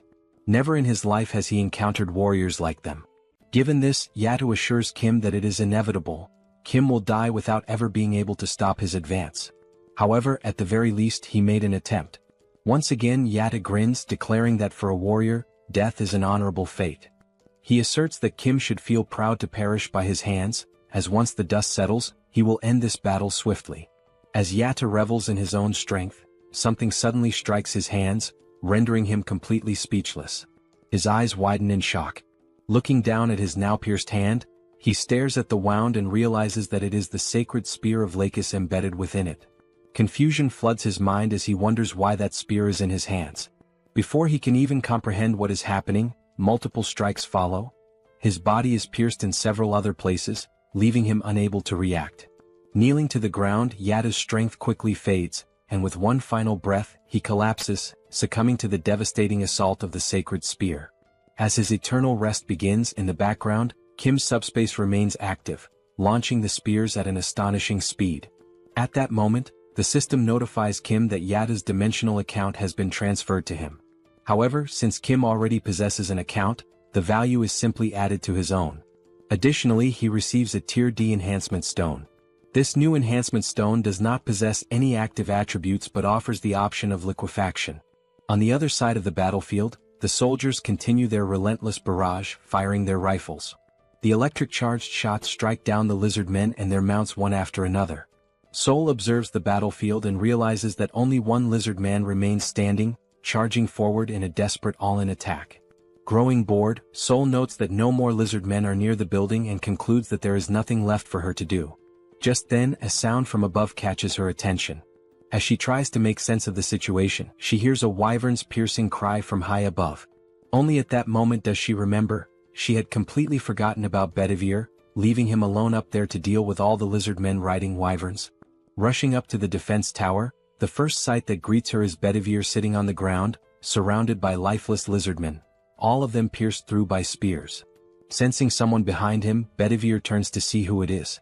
Locking eyes with Sol, he calmly remarks that she is quite late. He then asks what they should do next now that there are no more lizard men left. Back on the battlefield, the duel between Lacus and Lancelot continues. Lacus swings his tail in a powerful strike, but Lancelot effortlessly dodges, maintaining a safe distance. With swift footwork, Lancelot closes in, keeping his guard up, and delivers a solid punch to Lacus's face. Following the initial strike, Lancelot immediately plants his foot firmly on the ground, rotating his torso to throw another powerful punch, this time, landing directly on Lacus's abdomen. Still dazed from the first hit, Lakis finds himself taking blow after blow, unable to react as Lancelot's relentless barrage continues across his entire body. After a brief moment as his consciousness begins to return, Lakis finally registers another incoming punch.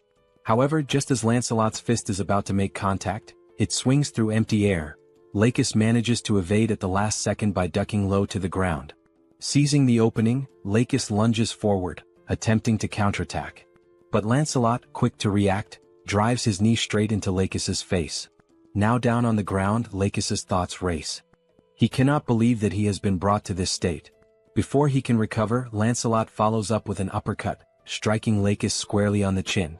The impact is so forceful that Lakis momentarily lifts off the ground, nearly standing upright again, only for Lancelot to deliver another crushing punch. This final blow sends Lakis flying several meters away. Lying motionless, Lakis realizes that this is the end. He has no strength left to stand. Slowly, Lancelot approaches the fallen lizard man. Standing over him, he asks if Lakis has any final words. Still on the ground, drained of all energy, Lakis calls Lancelot a true warrior and acknowledges that it was a splendid duel. Lancelot agrees, admitting that it was indeed a good fight. Summoning his remaining strength, Lancelot clenches his fist and delivers a devastating punch to Lakis's face, slamming him into the ground. The impact is so brutal that blood splatters across the battlefield. The fist of the now victorious Lancelot remains stained with the blood of his fallen enemy.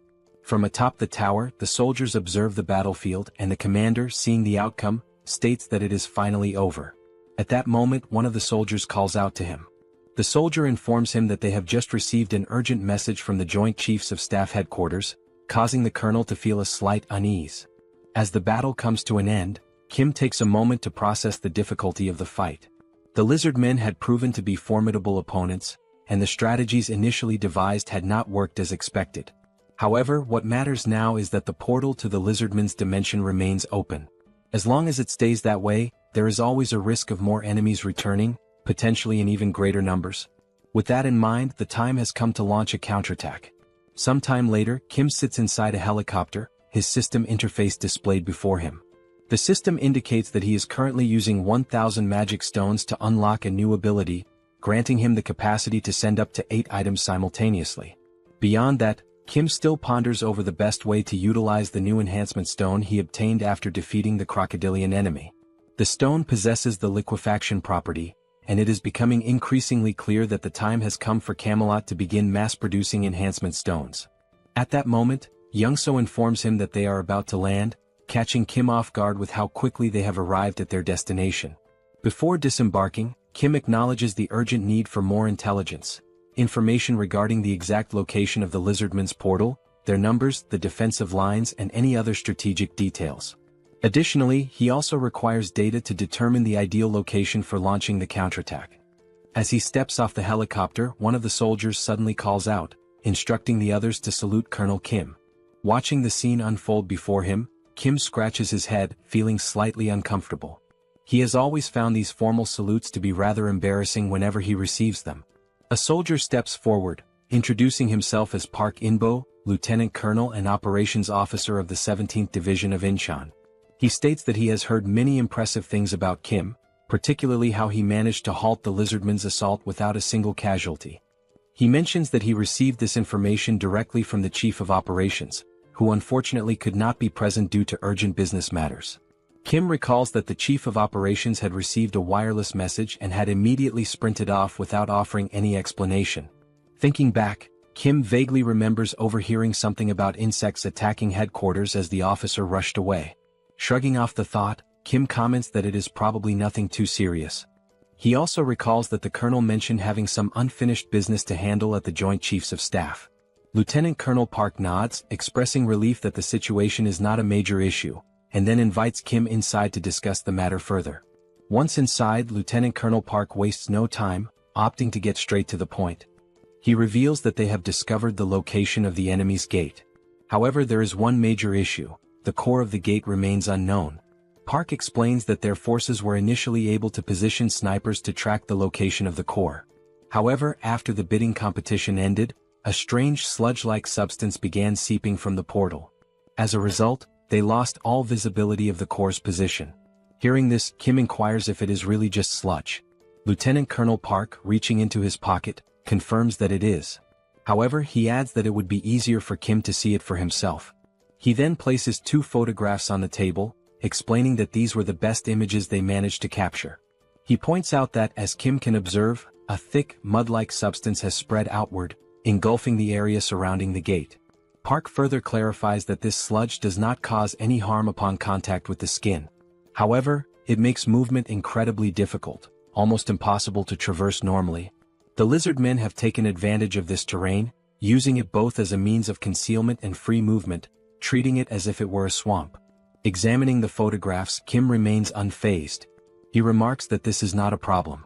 Kim states that he has allies capable of traversing and gathering intelligence within this swamp freely, summoning Lancelot. Lancelot takes the photographs in hand, carefully analyzing the situation depicted. Without hesitation, he immediately apologizes, admitting that this will be difficult, leaving Kim momentarily uncertain. Lancelot then elaborates, explaining that movement itself would not be an issue due to the phantom effect. However, if the entire area is submerged in the swamp, their presence would be easily detected as there would be nowhere to hide. Kim acknowledges that he had not considered this factor. However, Lancelot, as always, reassures him that there is still a way. He states that he knows someone who is both swift and stealthy. Kim, curious, immediately asks who fits that description. Moments later, the system interface activates, notifying that an enhancement stone and 500 magic stones have been consumed. As a result, Mordred has been officially appointed as one of the 12 Knights of Camelot. At that very instant, a portal materializes before them, heralding the arrival of a new warrior. The figure steps forth and, without hesitation, announces that he has arrived in response to Lord Kim's summons. Introducing himself, the newly summoned ally declares his name as Mordred, one of the 12 knights under Lancelot's command. With unwavering resolve, he swears to serve Lord Kim with his life.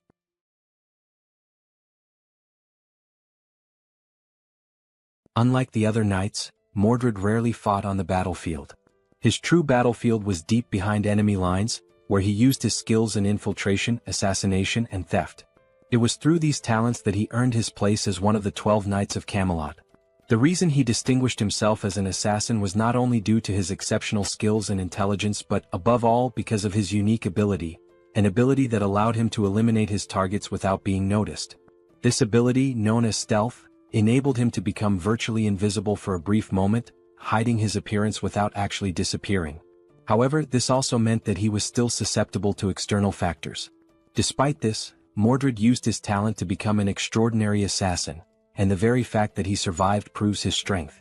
Furthermore, the enhancement stone used to appoint Mordred, a materialization enhancement stone, revealed his ability to avoid physical interference, although this ability could not be maintained for extended periods.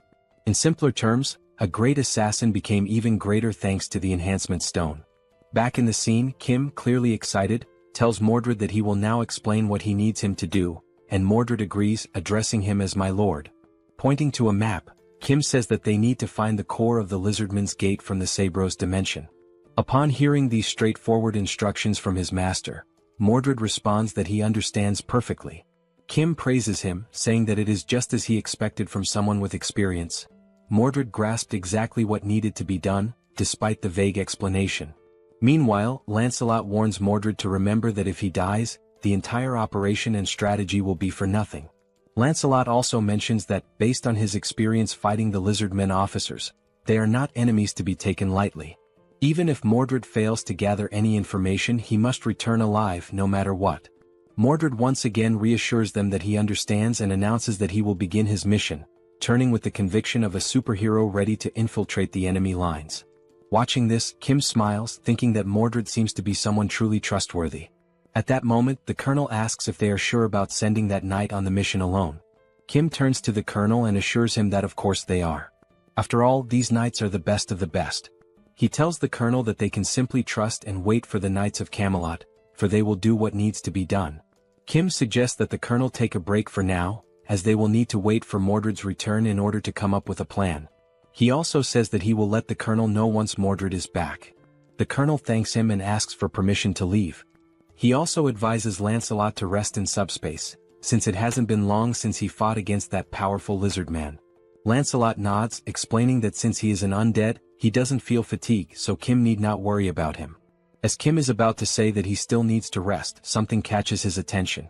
Looking at Lancelot, Kim wonders if there have always been so few scratches on his armor. Lancelot thanks Kim for his concern, but Kim, more curious now, says that he is sure that Lancelot's armor and sword were much more damaged before. Lancelot responds, explaining that even if the armor or weapons are damaged, they regenerate within Camelot. This revelation leaves Kim astonished, as he never knew that Camelot had such a function. Lancelot goes on to explain that, since they are categorized as items, as long as the item is not completely destroyed, they can regenerate infinitely as long as the materials still exist. On the subject of Camelot, Lancelot adds that there is something he needs to inform Kim about. He tells him that a new enhancement stone has been created in Camelot, and its property is wound regeneration. Upon hearing this, Kim remarks that the stone sounds useful just based on its name. However, he decides to think more about how to use the enhancement stone once Mordred returns. While Lancelot agrees that this idea is indeed good, something suddenly catches his attention, and he shifts into a state of alert. Lancelot, now prepared to draw his sword, hears Kim asking what is happening. Holding the hilt of his sword, ready for combat, Lancelot says that someone is hiding, watching them. Kim is taken aback, realizing that the enemy is faster than expected. He wonders who is hiding and whether it is truly a lizard man. Lancelot admits that he can only sense the presence of this unknown figure and cannot pinpoint their exact location or identity. He urgently advises Kim to enter subspace immediately. At that moment, Lancelot hears a noise coming from somewhere. He quickly spots the figure who had been secretly observing them. Lancelot disappears in an instant with a swift movement, stating that he will resolve the matter quickly and return shortly. From the spy's perspective, he watches as Kim remains alone, wondering where Lancelot has gone and whether the other person who had been with him also disappeared. However, due to Lancelot's exceptional speed, he was already behind the man, holding a sword to his neck. Lancelot began to speak to the spy, explaining that the only individuals he serves are Lord Kim and Lord Kim's allies. He emphasized that just because the man was human did not mean he was to be treated as friendly. Upon hearing this, the man slowly turned around.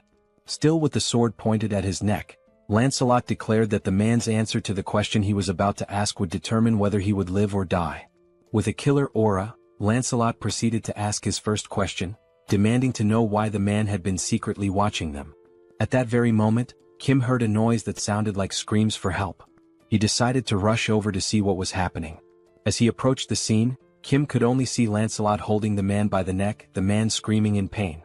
Lancelot calmly explained that it was this man who had been watching them. He assured Kim that if he waited just a bit longer, he would find out who was behind all of this.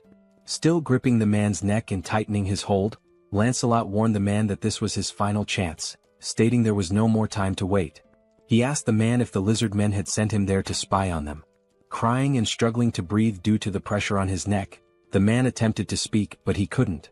However, upon seeing Kim, he managed to call out Kim's name. Lancelot, visibly angered, demanded to know how the man dared to call out Lord Kim's name in this situation. He informed the man that he would now die in agony and that he would make sure he suffered before his death. Kim, looking perplexed, told Lancelot that he didn't know what was going on, but the man Lancelot was strangling was actually one of his friends. Lifting the man by his neck, now turning purple from lack of oxygen, Lancelot asked if that was truly the case. Meanwhile, in the enemy area, the entire area was covered by something that looked like sludge. All the buildings, cars, and even some lifeless lizard men lay scattered on the ground. At that moment, Mordred realized that the lizard men were a warrior race that considered dying in battle an honor, meaning they were often exposed to the smell of blood and became desensitized to it. As he observed a lizard man lying on the ground, Mordred thought that, based on this, if he covered himself with blood, it would make it much harder for the lizard men to track him. He also knew that erasing his trail was a vital skill. Pouring the lizardman's blood over himself, he made his way toward a tunnel, thinking to himself that now that his scent was gone, it was time to begin the infiltration. Moving slowly and carefully to avoid drawing attention, Mordred noticed that the place was enormous, with unusually large corridors. He wondered why they had built something so vast. As he ventured deeper into the area, he commented that this place seemed terribly inefficient, especially since the size of the lizard men varied greatly. Some were very large while others were quite small. Having realized this, Mordred speculated that the corridors were so large because there was one exceptionally large lizard man, and if that were the case, that giant must be a key figure. Trying his best to avoid touching anything, he thought that if this giant wasn't important, there would be no reason to create such an inefficient structure. At that moment, a lizard man stopped beside him, preventing Mordred from making any move. Realizing he had almost been discovered, Mordred was forced to use the power of the immaterialization enhancement stone. It dawned on him that this situation was truly dangerous, as if it weren't for the power of the stone, he would certainly be dead by now. And he couldn't afford to fail on his first mission. He recalled how Lancelot had been very specific about returning alive, and how his task was to find the core of the gate and return quickly. The deeper he went into the facility, the more he noticed that the lizard men seemed to be stronger and more organized. However, there was a creature unlike anything he had seen before. This new creature was purple, with an enormous round head and only one eye. Hidden and observing everything, Mordred muttered to himself that he had finally found it. He saw the one-eyed creature conversing with a bald man who was reading some kind of book. The bald elder called the creature filthy and asked if it was trying to interrupt his magical studies. The elder warned that if the creature continued to disturb him, he would be forced to imprison it. At that moment, another voice suddenly emerged, expressing irritation at the elder's words and asking if Solzen had forgotten about the agreement between them, addressing him by the name Solzen. Solzen, the elder, responded that he had only agreed to protect the core of the gate, but at no point had he agreed to allow anyone to enter there. Closing the book he had been reading, the elder said that he would seal the core of the gate without causing any damage to it. He added that if he had time to worry about the core of the gate, perhaps he should start thinking about the subordinates who had already died. The voice replied once more, stating that it understood that, a long time ago, Solzen had indeed been an incredible arcane mage, but now he had been exiled and was desperately clinging to them in order to survive. As something moved towards him, Solzen remarked that there was no need to bring up such a topic so suddenly.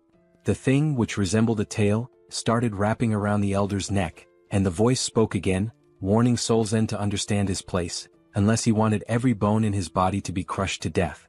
At that moment, it became clear that the voice was coming from a giant lizard man, who was the leader of all those present there. After this, Solzen acknowledged the situation, stating that he understood and perhaps had misspoken. He then asked the giant lizard man not to be so harsh. Still hidden and observing everything that was happening, Mordred noted that just by looking, it was evident that this was no ordinary lizard man. He wondered whether this elder, Solzen, was truly an arcane mage. Mordred then reflected on what the giant lizard man had said, that Solzen was an arcane mage but was no longer one.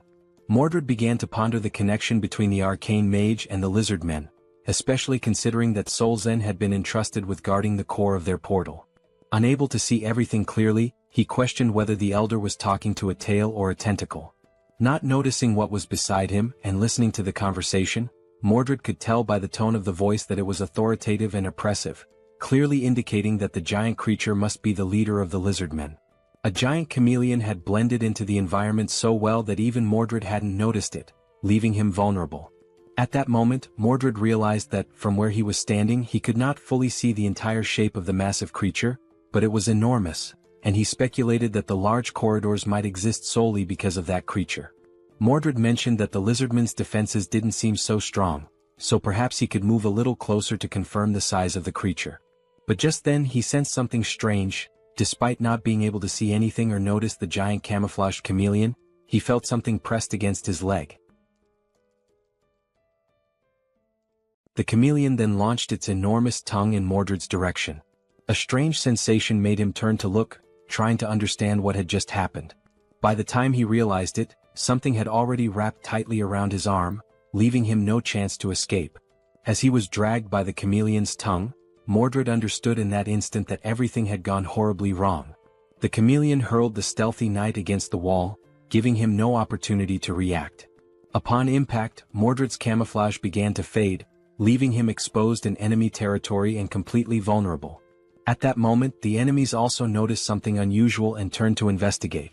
The giant lizard called out to the arcane mage, demanding to know what was going on. Solzen, who had already understood what needed to be done, responded without hesitation, stating that someone had infiltrated their domain and had been spying on them.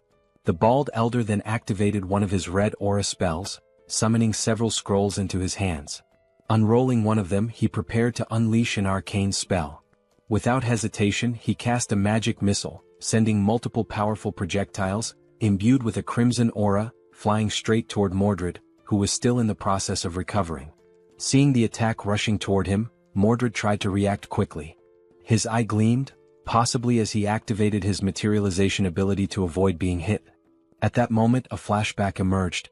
Kim's friend mocked his uniform, calling it pathetic and asking if he had pulled it out of the trash, pointing out how tattered it was. Kim thought back to the very first impression he had of this guy, and how it made him want to buy him a new pair of glasses. The boy laughed, making further remarks about Kim's family being poor, stating that from now on, Kim stinks and should stop talking to him. The words sparked Kim's anger. Without a second thought, Kim punched him in the face, and at that moment, the reason behind Kim's earlier thought about buying him new glasses became clear. Sometime later, the same boy was seen playing on a handheld console. He had just bought the video game the day before, yet he wondered why the other kids in the class didn't seem to care about him at all. Sitting alone in the room, the boy, comfortable in his privileged life, subtly boasted about it, trying to draw attention from his peers. However, the only thing the others could think was how annoying it was that he kept flaunting his wealth. Some even remarked that money wasn't everything, and despite his attempts, no one envied him. Kim, reflecting on the situation, considered that the boy had been young at the time, so it was understandable that he didn't know how to properly connect with his friends. But Kim also thought, I was young too, and I still found him incredibly irritating. What started as a small, random incident eventually led to something much worse. Some kids snatched his console and began fiddling with it, commenting on how he had some good games. As they took the handheld from him, they laughed, saying that since he was rich, losing something like that shouldn't be a big deal. At that moment, the boy tried to protest, saying that it wasn't right. But before he could finish, they punched him in the face, knocking him to the ground and continuing to beat him mercilessly, despite him being completely defenseless. The bullies sneered, telling him they hadn't asked for his opinion. However, one of them suddenly noticed something approaching from behind. When he turned to look, it was Kim rushing toward them with his backpack in hand. Without hesitation, he swung the backpack directly into the bully's face, momentarily halting the one-sided beating. Caught off guard, neither the boy who got hit nor his friends reacted immediately. But then Kim spoke up, making it clear that what he had just done wasn't out of a sense of justice. He reminded the group that this guy had always mocked his family's situation whenever they were around friends. Kim had only stepped in to prove that he wasn't an easy target and to show off in front of everyone.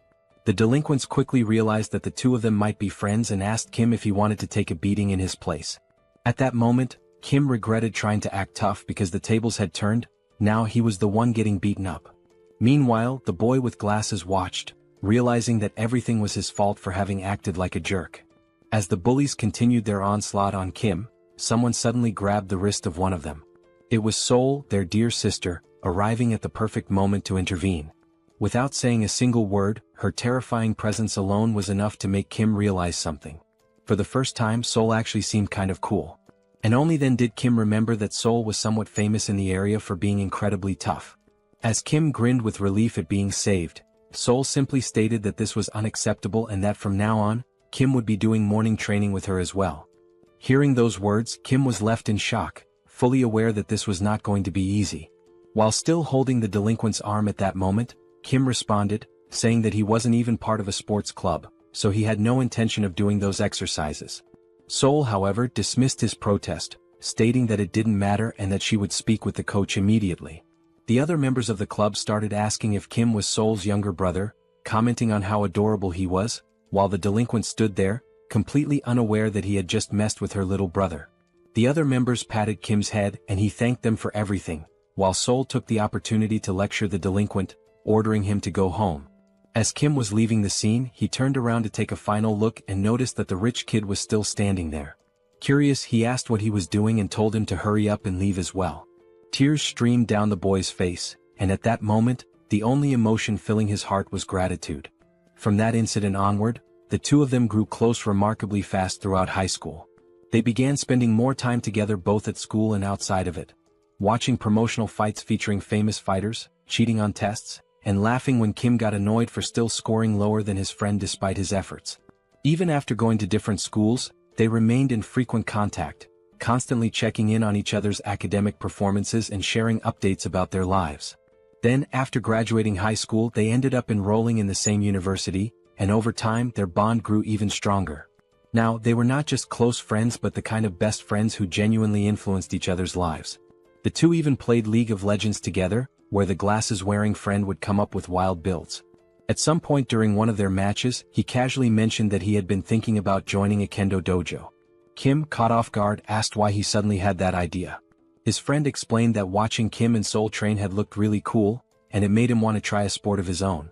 Since there was a kendo dojo near his house, he figured it would be a good place to start. Still shocked that his friend found that kind of training cool, Kim jokingly asked if he had hit his head recently. His friend simply responded that not all training was as brutal as Soul made it seem. At that moment, Kim realized something. That was the exact moment Minwo started training kendo. Thinking back, before that, he would have never even considered joining a dojo. Returning to the present, Minwo suddenly said something that left Kim completely stunned. Minwo repeated himself, revealing that he had awakened swordsman abilities, leaving Kim wide-eyed with shock.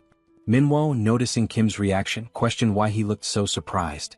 After all, Kim was the one who should be more shocking. He had become Soul's representative after all. Minwo even admitted that, at first, he wasn't sure if it was really the same Kim he knew. The sight of Kim's skeletal companion had terrified him so much that he hadn't been able to approach.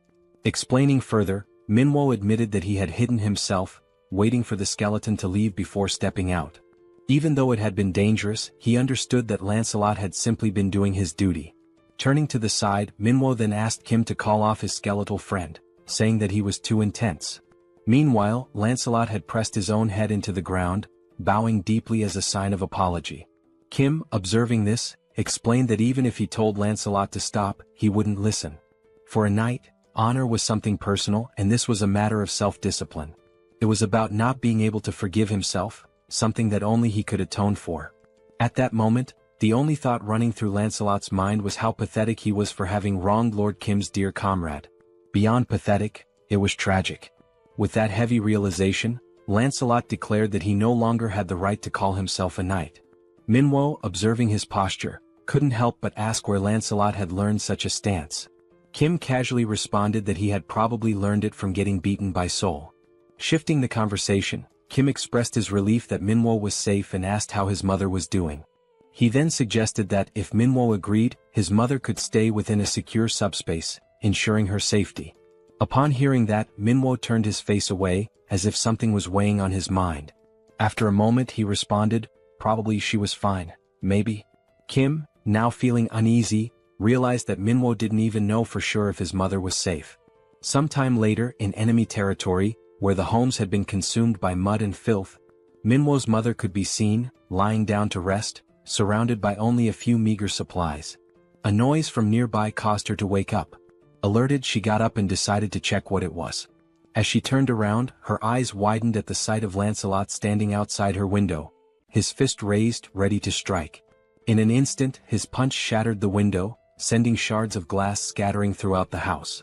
Stepping inside, he introduced himself. He was Lancelot, the captain of the Knights of Camelot, and one of the loyal knights serving Lord Kim. Then with a steady voice he asked, "Are you Minwo's mother?" The woman responds affirmatively, confirming that she is Minwo's mother, but immediately questions what all of this is about. Lancelot then states that, from this moment on, he will personally ensure her safe passage to where her son is waiting. Minwo then recounts how, shortly after the apocalypse began, a bidding war ended with a transparent barrier tragically separating him from his mother. Desperate to see her again, Minwo even offered himself as a participant in another bidding war, hoping to reunite with her. However, he lost. The barrier eventually disappeared, but due to the terraforming, he still couldn't reach his mother. He explains that terraforming occurs when an environment from one dimension flows into another, altering its landscape and accessibility. Depending on which dimension the terraformation originates from, it may not necessarily be dangerous.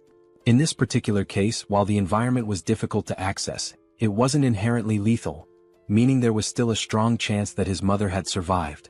Filled with renewed hope at the thought that his mother might still be safe, Minwo's excitement grows. However, Lancelot tempers that optimism, warning that despite these conditions she may not be as safe as they assume. While this terraforming event may not have been toxic or deadly, the reality remains that this territory belongs to another dimension. In other words, it is still enemy territory. That is precisely why, as Lancelot carries Minwo's mother on his back, he speaks with unwavering conviction. Even if the risk of failure is high, even if the mission is arduous and dangerous, He must prove himself worthy of being called a knight. And so, Lancelot declares that he will not repeat the failures of his past. At that moment, Lancelot notices a sudden increase in noise nearby. Glancing to the side, his eyes catch sight of someone running while shouting his name.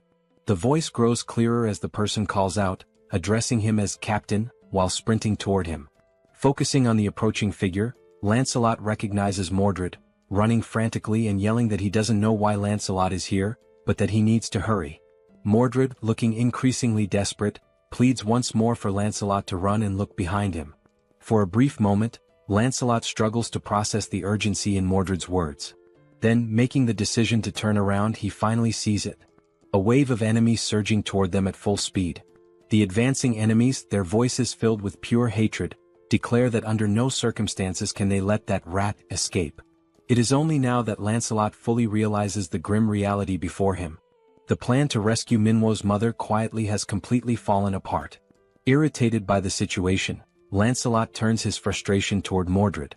Fuming, he snaps at him, calling him a useless idiot, blaming him not only for failing the stealth mission but also for making the rescue significantly more difficult.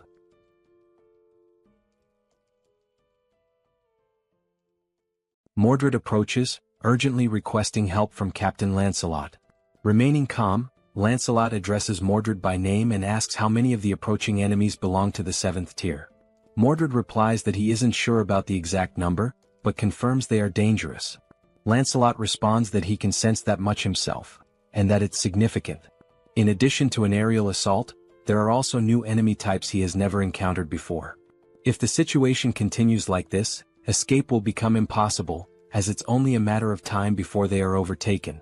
Understanding the gravity of the situation, Lancelot instructs Mordred to return immediately and deliver all the gathered intel to Lord Kim.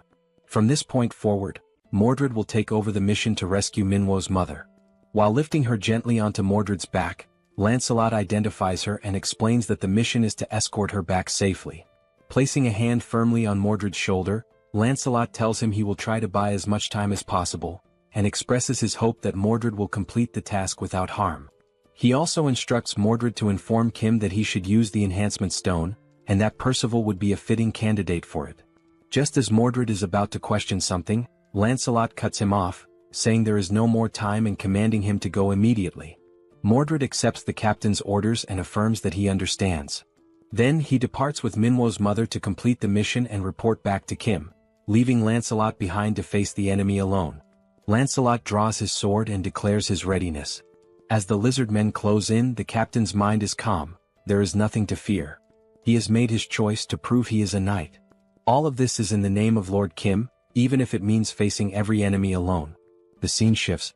Mordred has already arrived at the destination where Kim and Minwo are located. Opening the door, he announces that the mission has been accomplished. Minwo bursts into tears at the sight of his mother. Kim, too, expresses his relief and happiness that Minwo's mother is safe. Kim recalls that Lancelot had vowed to bring her back and asks whether Mordred is alright or if he was hurt somewhere. At that exact moment, Kim senses something is off as a system notification appears out of nowhere. The message reveals that the ghost of Camelot, Lancelot, has disappeared. Outside, Mordred begins recounting everything he witnessed and what happened after the split.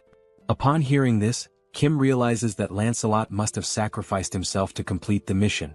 And thanks to that sacrifice, Mordred was able to deliver the vital information, and Minwo's mother was saved. Kim then reflects that Lancelot may not be truly gone, as he could be revived by naming him once again using the enhancement stone and the magic stone. Even so, the thought leaves Kim uneasy. Being able to revive and being able to survive are not the same thing. He begins to question whether he placed too great a burden on Lancelot, now realizing that perhaps such a sacrifice wasn't necessary at all. Kim continues to reflect that he shouldn't have let Lancelot go like that. Even if Lancelot didn't want to listen, Kim should have told him that everything was alright, and that he didn't need to give up his life to prove his worth as a knight. Interrupting Kim's thoughts, Mordred recalls that Captain Lancelot specifically asked him to say that the enhancement stone would be well suited for Percival. This reminds Kim of the conversation he once had with Lancelot regarding the proper use of the enhancement stone, which possesses healing attributes.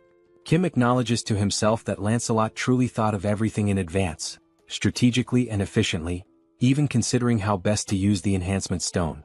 Once again lost in thought, Kim pulls himself back to the present and orders Mordred to share the rest of the information he gathered. With a look of unwavering determination, Lord Kim states that Lancelot's sacrifice will not be in vain, and that they will now formulate a plan to close the gate used by the lizard men. Back in the enemy's hideout, we see Lancelot's helmet, shattered and battle-worn, lying as the only remnant of the fierce fight that claimed his life. The bald old man, Sozen, is shown to be manipulating the helmet through the use of his magic. As he observes it closely, Sozen realizes that it belonged to an undead knight, and begins to wonder if there is a sorcerer somewhere responsible for creating such beings. While the old man is still deep in thought, he hears a voice commending him for a job well done. The voice belongs to the giant lizard man, who says that although the infiltrator was lost, they managed to capture someone else in his place. The old man responds dryly, saying that in situations like this, it's not about saying well done, but about offering a proper thank you, since it was the giant lizardman's duty to capture intruders in the first place. The lizard man admits that it's no easy task, and the old man then asks what he plans to do with the enhancement stone they obtained after capturing Lancelot. The giant lizard man says that for now he'll put the matter aside. Originally he would have handed it over to Lakis or Yatu, but since both are dead, the old man takes the opportunity to suggest that, since there's no one else to use the stone on, perhaps the stone could be invested in him instead. The lizard man then asks what he would gain in return if he were to invest in the old man. Still levitating Lancelot's broken helmet, the old man now begins levitating a scroll as well. He takes hold of the scroll and describes it as remarkable. He explains that, as the lizard man should know, scrolls can be used even by those without magical abilities, single-use items that allow anyone to cast magic. The value of each scroll, he says, depends on the type of magic imbued in it. At the very least, they're worth more than 3D tier enhancement stones. The lizard man grunts in response, stating he can vouch for that. He also says he's heard rumors that the old man crafts his scrolls by embedding living people into them, which he finds disgusting. He adds that he much prefers the weapons and armor from the Eames dimension, as they are more efficient. The old man replies that the lizard man doesn't understand the artistry of creating scrolls using uncivilized beings. The giant lizard man then questions whether he too would be considered an uncivilized brute just for not understanding the old man's customs. He declares that arcane mages are themselves uncivilized beings. He goes on to say that they're barbaric sorcerers, and asks what it feels like to be powerless and exiled. He concludes that the enhancement stones will be used to acquire equipment from the Eames dimension, while the revolting scrolls will continue to be made using the prisoners they capture. The old man accepts this outcome with a sigh and comments that the lizard men truly lack imagination. At that moment, he hears a sound coming from deeper within the hideout, something that draws his attention. Their focus turns to the entrance and soon someone begins to step through. The old man and the lizard man exchange confused looks, unsure who the newcomer could be.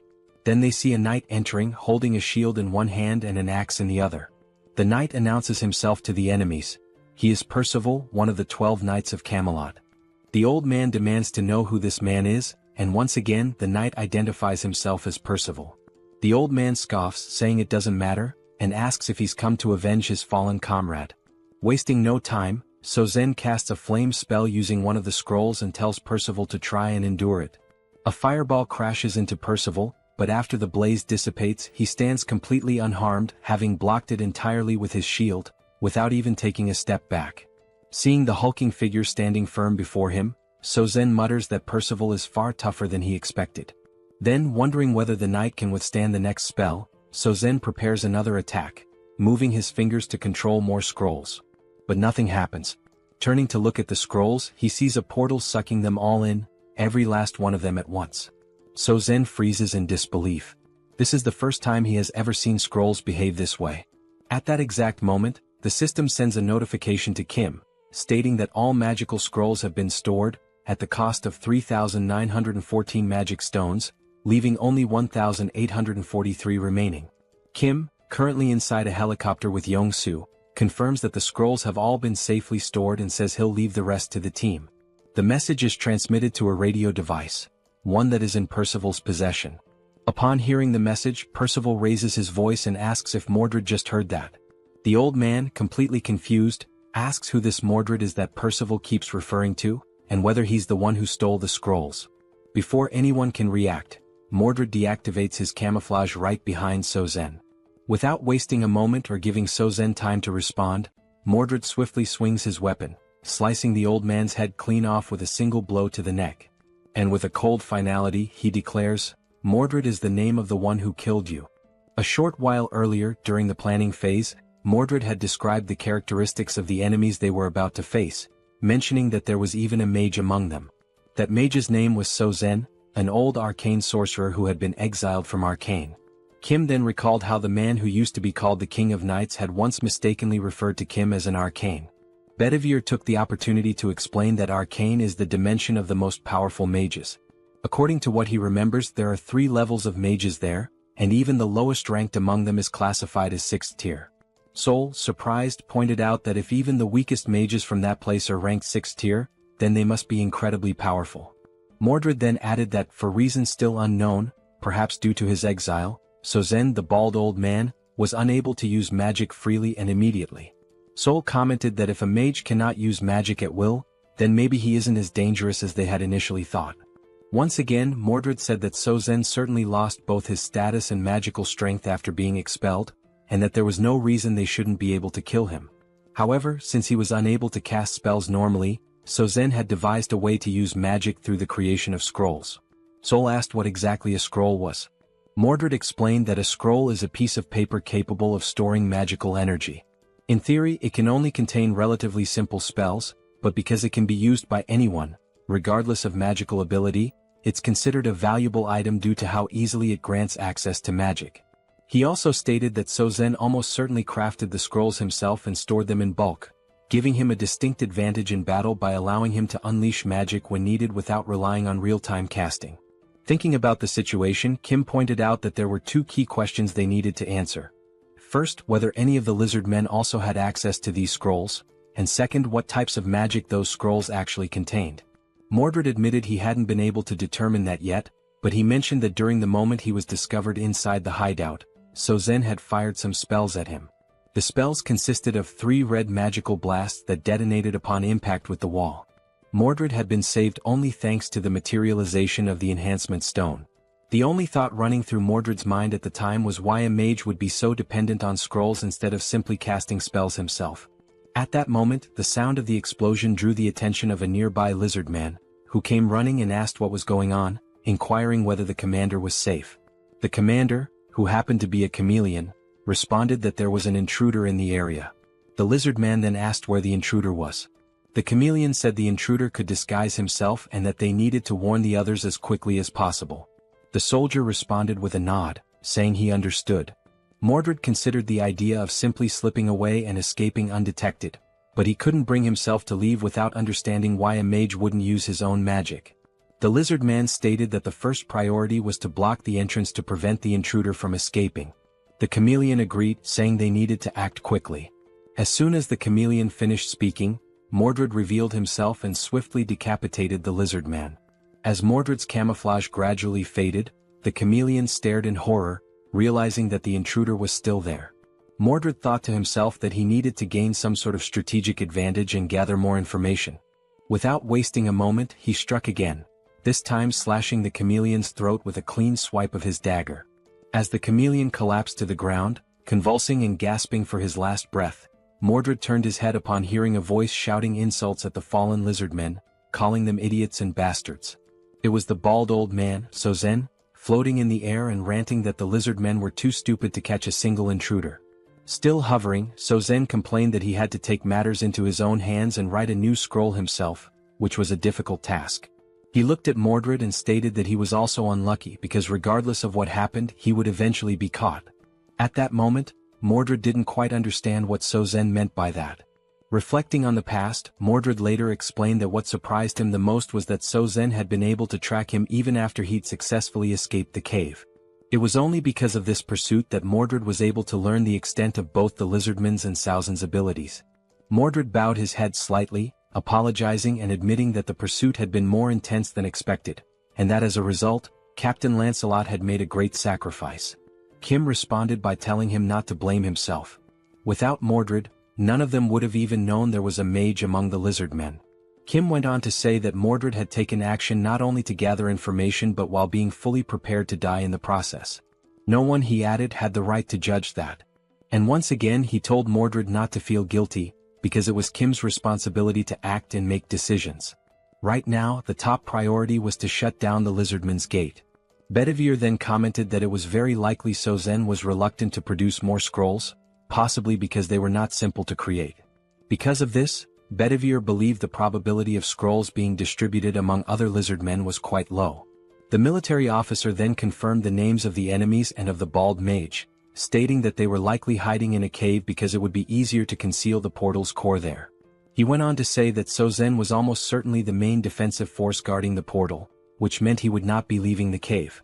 And this indicated two things. First, that the strength of the enemy forces was insufficient, and Sozen had no choice but to step forward himself. Second, that the full power of the Guardian mission needed to be deployed, and that the leakage of any information had to be avoided at all costs. Kim then pointed out that if they could just take out the old mage, the rest of the operation would become significantly easier. The real issue, however, was figuring out how to neutralize such a mage. The officer agreed. Kim said that, in his opinion, there was a good way to deal with that, and it involved using his newly unlocked level 3 subspace abilities. He referred specifically to the category skill, which allowed all items stored in the subspace to possess their own distinct properties and to be automatically classified according to specific criteria. The categories were of a higher tier, but the downside was that it was not possible to create or edit new categories at that level. Kim remembered a time when he tried to register a car as a categorized item, but the system didn't allow it as there were no matching categories available. So, only items that already fit into one of the existing categories could be stored, and even then only by paying a cost. He also recalled that he was only able to store the Sacred Spear of Lakis because it fit under the Eames Construction Materials category. It hadn't been long since he had managed to evolve the subspace to level 4, after killing the traitorous goblin Bongso. After this upgrade, it became possible to create new item categories, though the system still limited the number of custom categories to a maximum of 2. At that moment, Kim realized that since the mage couldn't use magic freely and relied on scrolls instead, there might be a workaround. While adjusting the system, he thought about adding a new category for the scrolls, with the intention of removing Sauzen's access to them. Kim mentioned that Pax's ability could be used from a relatively long distance, and that even if Sozen was hidden deep inside a cave, the ability would still be able to reach him. Once the plan was finalized, an assault group was dispatched to the cave. This group was composed of Sol and Percival, the newly appointed tank knight. Sol teased him, asking whether he was the leader of this operation, to which he answered affirmatively. She said she was eager to see what he was capable of, and Percival also added that he was looking forward to it. However, as soon as the action began, Percival realized that Sol never really had a chance to take the lead, and Kim decided to keep her inside the subspace to avoid any unnecessary complications. Inside the subspace, Sol was furious, yelling that she wanted to fight too. Kim responded by saying that her time would come, and asked her not to be too upset. Meanwhile, the lizard men within the cave were communicating among themselves. One of them announced that there was an intruder and that everyone needed to be alerted. Another said he would go report this new invasion to Sozen. As that lizard man ran off to deliver the message, a camouflaged figure suddenly appeared in front of him. It was Mordred, who, true to his skills as an assassin, intercepted the message by decapitating the lizard man in a single, clean strike. The infiltration team also included Mordred, who, back in the present, the scene revealed Sauzen's severed head rolling across the floor of the cave as Mordred calmly held his dagger. The massive lizard man commented that he had felt a faint vibration in the ground, and then suddenly this man showed up and killed Sozen. He admitted that he hadn't paid much attention to it, since the vibration was weak, and never imagined someone could get so close without making a sound. Now he wondered whether this was the same intruder from before. On the other side of the cave, Percival, wielding his giant axe, charged toward the grotesque one-eyed creature. Realizing that this might truly be its end, the creature froze in place, paralyzed by fear. Percival leaped into the air, aiming his attack directly at the creature's enormous eye. But just before the axe could strike, something moved in front of him, blocking the blow. It was the tail of the giant lizard man, who now seemed to be more like a serpent, swatting Percival away and sending him flying after parrying the attack. Witnessing this, Mordred told Percival to hurry and destroy the gate. But he too was hit by the same tail, sent crashing to the ground. Now both Mordred and Percival lay on the ground, and it became clear that the giant lizard man was, in fact, a massive serpent. The serpent declared that the gate would not be touched. Inwardly, the giant snake reflected on how it had heard stories about the powers of the enemy knights, but nothing had prepared it for these two in particular. Glancing at Saozin's lifeless, headless body on the ground, the snake muttered that the old mage had been useless from the start. It had never accepted him, and now that things had come to this point, there was only one option left. The giant serpent then grabbed the one-eyed creature in its jaws and fled into the tunnels that lay deeper within the cave. Lying on the ground, Mordred questions the reason behind the enemy's actions and wonders what the true intention is with relocating the core of the portal. His thoughts circle around the possible objectives, trying to understand where the enemy intends to go with such a move. Meanwhile, as it flees through the tunnels, the giant serpent reflects on its past experiences and competitive bidding processes. From what it has learned, regardless of how powerful someone might be in the present, a representative is never allowed to be of the 7th rank. That rule, deeply ingrained in its understanding of power dynamics, makes the current situation more complex. The serpent considers that perhaps its leader has chosen to remain outside the cave for protection, yet is still observing and monitoring everything that is unfolding inside. As the serpent moves swiftly through the passageways and begins to see the light of the cave's exit, it becomes aware that with all the forces now focused within the cave, the leader, Kim, will be left exposed. And as the serpent had anticipated, just outside the cave inside the helicopter stood Kim, marked with a massive representative sign glowing above his head. Approaching quickly, the serpent concludes that it has finally found what it had been searching for. Inside the helicopter, Kim suddenly senses something rapidly approaching his position. Looking out and focusing his gaze, he is taken aback by a sudden and startling sight. A gigantic creature is closing in at high speed, preparing to swallow the entire helicopter in a single, overwhelming bite.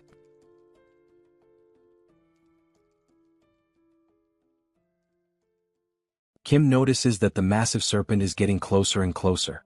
However, in some way he remains composed, perhaps due to the confidence he has in the capabilities of his powers. Recognizing the imminent danger, he calmly instructs Pax to throw something at the enormous creature approaching the helicopter. Without hesitation, Pax hurls an object at incredible speed, striking the serpent and causing it to recoil in pain, thereby interrupting its attempt to attack the aircraft. The impact is so intense that the colossal snake is slammed into the ground with tremendous force. The object thrown is revealed to be a beam from the Eames dimension, known for its highly durable properties. The serpent, catching the beam with its tail, flings it far away. After tossing the object aside, it realizes that the material is indeed a construction element from the Eames dimension. Having heard rumors about Kim's strange abilities, the serpent begins to understand that the rumors might be true.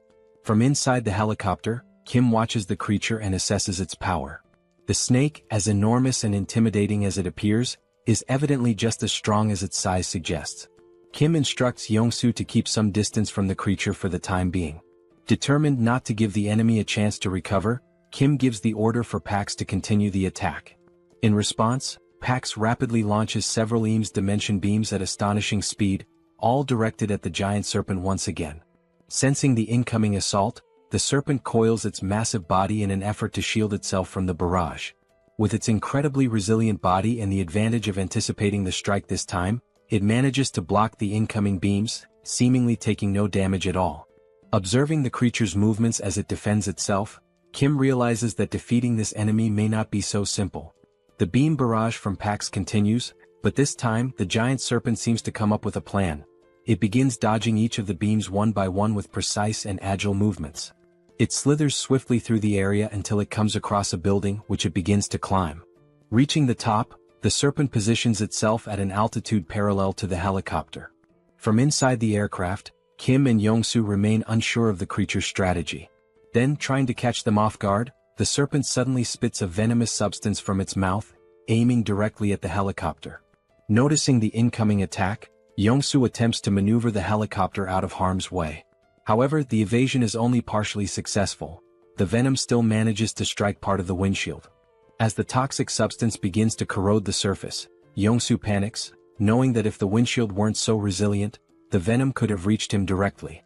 Reacting swiftly, Kim opens the subspace and instructs Yongsu to enter it immediately. The portal begins to close slowly behind him. Watching the situation unfold, the giant serpent assumes they have chosen to flee from the fight altogether. But the system then displays a new deployment, another unit of the Blackhawk helicopter, emerging from the subspace and returning to the battlefield. The window that had just been hit by venom now appears flawless, as if it had never been damaged. And indeed that is the case, this is a different helicopter altogether.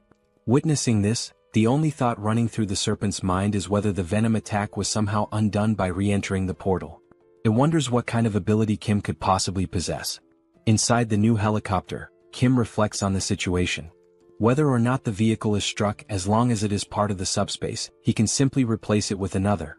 However, he now recognizes that attacking the creature using the EAM's beams is ineffective, and he begins to wonder what alternative strategy he should use. The serpent, now coiled around another building, continues to watch him closely. Kim considers whether he should try using that newly acquired item. Choosing not to waste time overthinking, he commands Pax to launch the spear imbued with electrical properties. Flying at high velocity, the spear hits the serpent directly.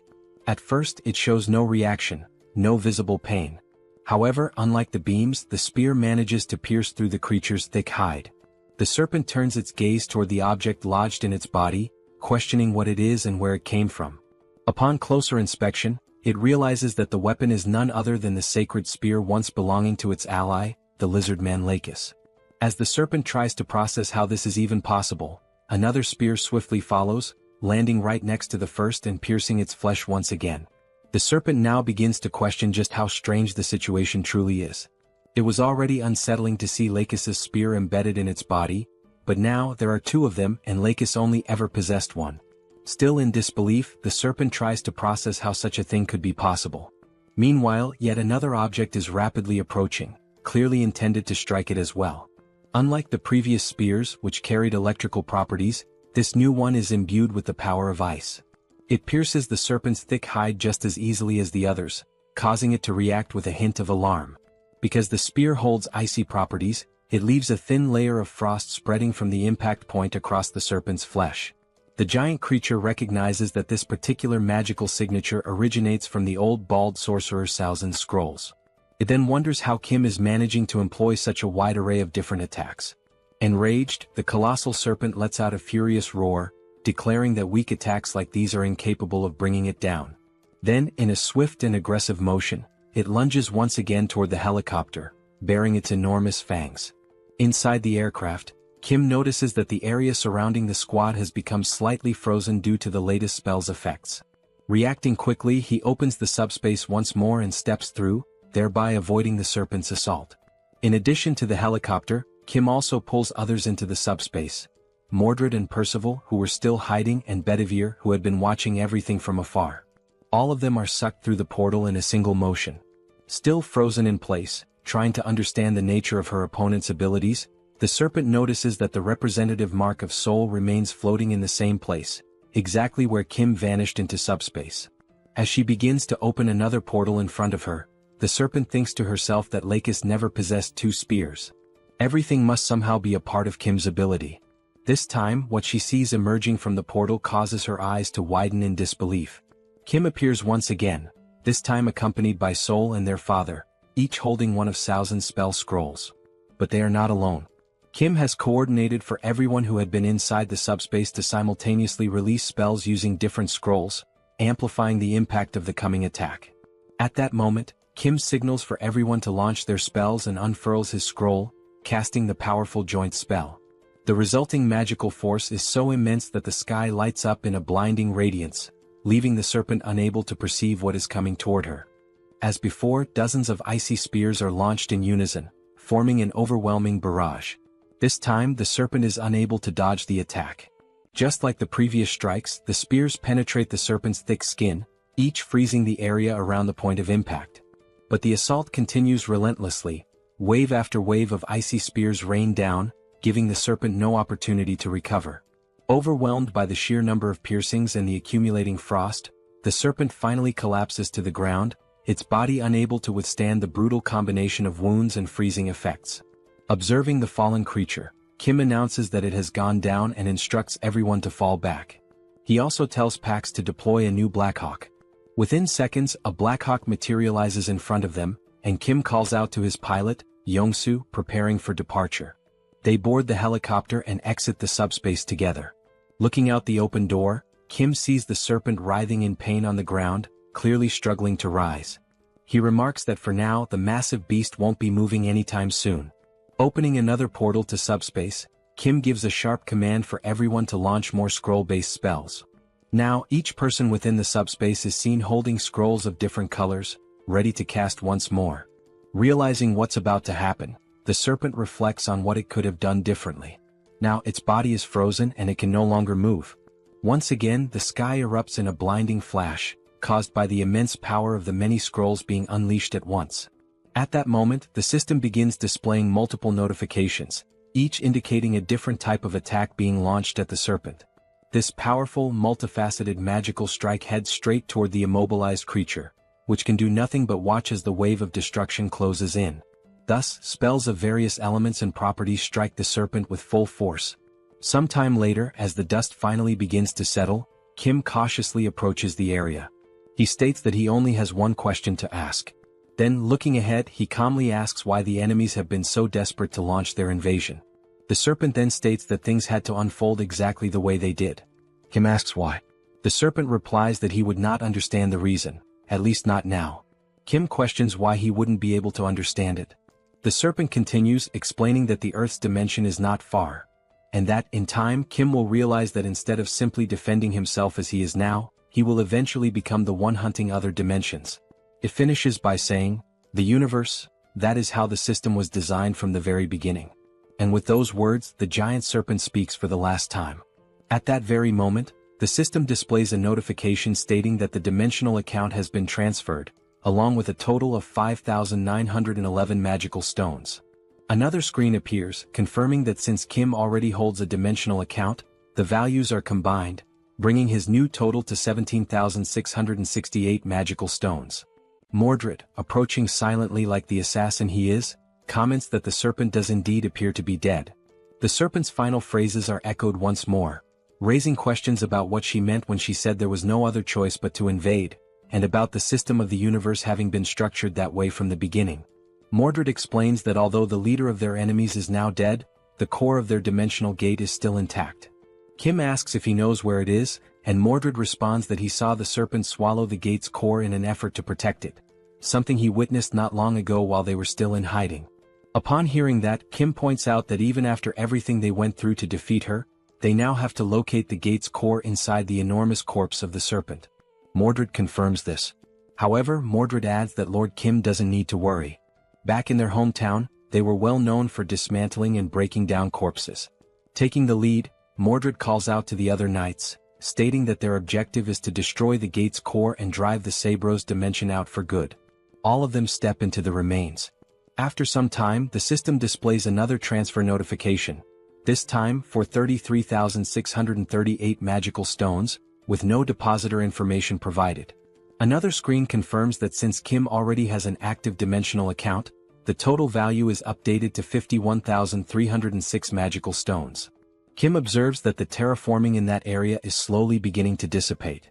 Then Mordred calls out to him, saying that while destroying the core of the portal, he happened to stumble upon something unexpected. Impressed by Mordred's speed and efficiency, Kim turns to see what it is. He sees Mordred holding 3 red enhancement stones in his hand. Without hesitation, Kim commands the system to use the stones. The system then displays a message. The 3 enhancement stones are being consumed, along with 500 magical stones, to designate Lancelot as one of the 12 Knights of Camelot. The enhancement stones begin to float, enveloped by a glowing red aura. Then a voice resonates. "Knight Lancelot, I swear to serve you with unwavering loyalty and devote my life to you, my lord." The system reveals Lancelot's updated stats. He is now a level 7 knight, one of the Knights of the Round Table. His attributes include penetration, acceleration, immunity, control, and critical accuracy. Lancelot is summoned once again, though now he may be in a factory reset state with no memories of his previous self, but stronger than ever before. At that very moment, a system notification appeared, announcing that the Sabros dimension had officially lost its commercial rights over the Inchan region. The message indicated that, because of this, Inchan had now been fully restored as part of Earth's territory. The land, which had previously been altered to favor the lizard men with its thick layer of mud, was now gradually returning to its original state, slowly but steadily. Lancelot stood quietly, taking in the scene unfolding before his eyes, while someone nearby remarked that all of this was happening thanks to him. the comment caught Lancelot's attention. As Lancelot turned to face Kim, Kim said that although it might be a little late to say it, he was grateful for everything Lancelot had done. Lancelot paused for a few seconds, falling silent.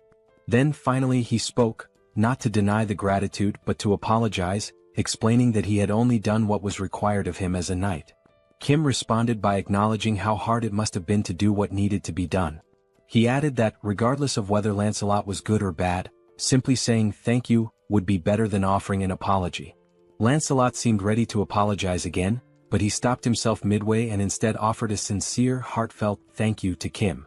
And in that brief moment, Kim felt a quiet joy as he realized that his friend Lancelot had truly returned.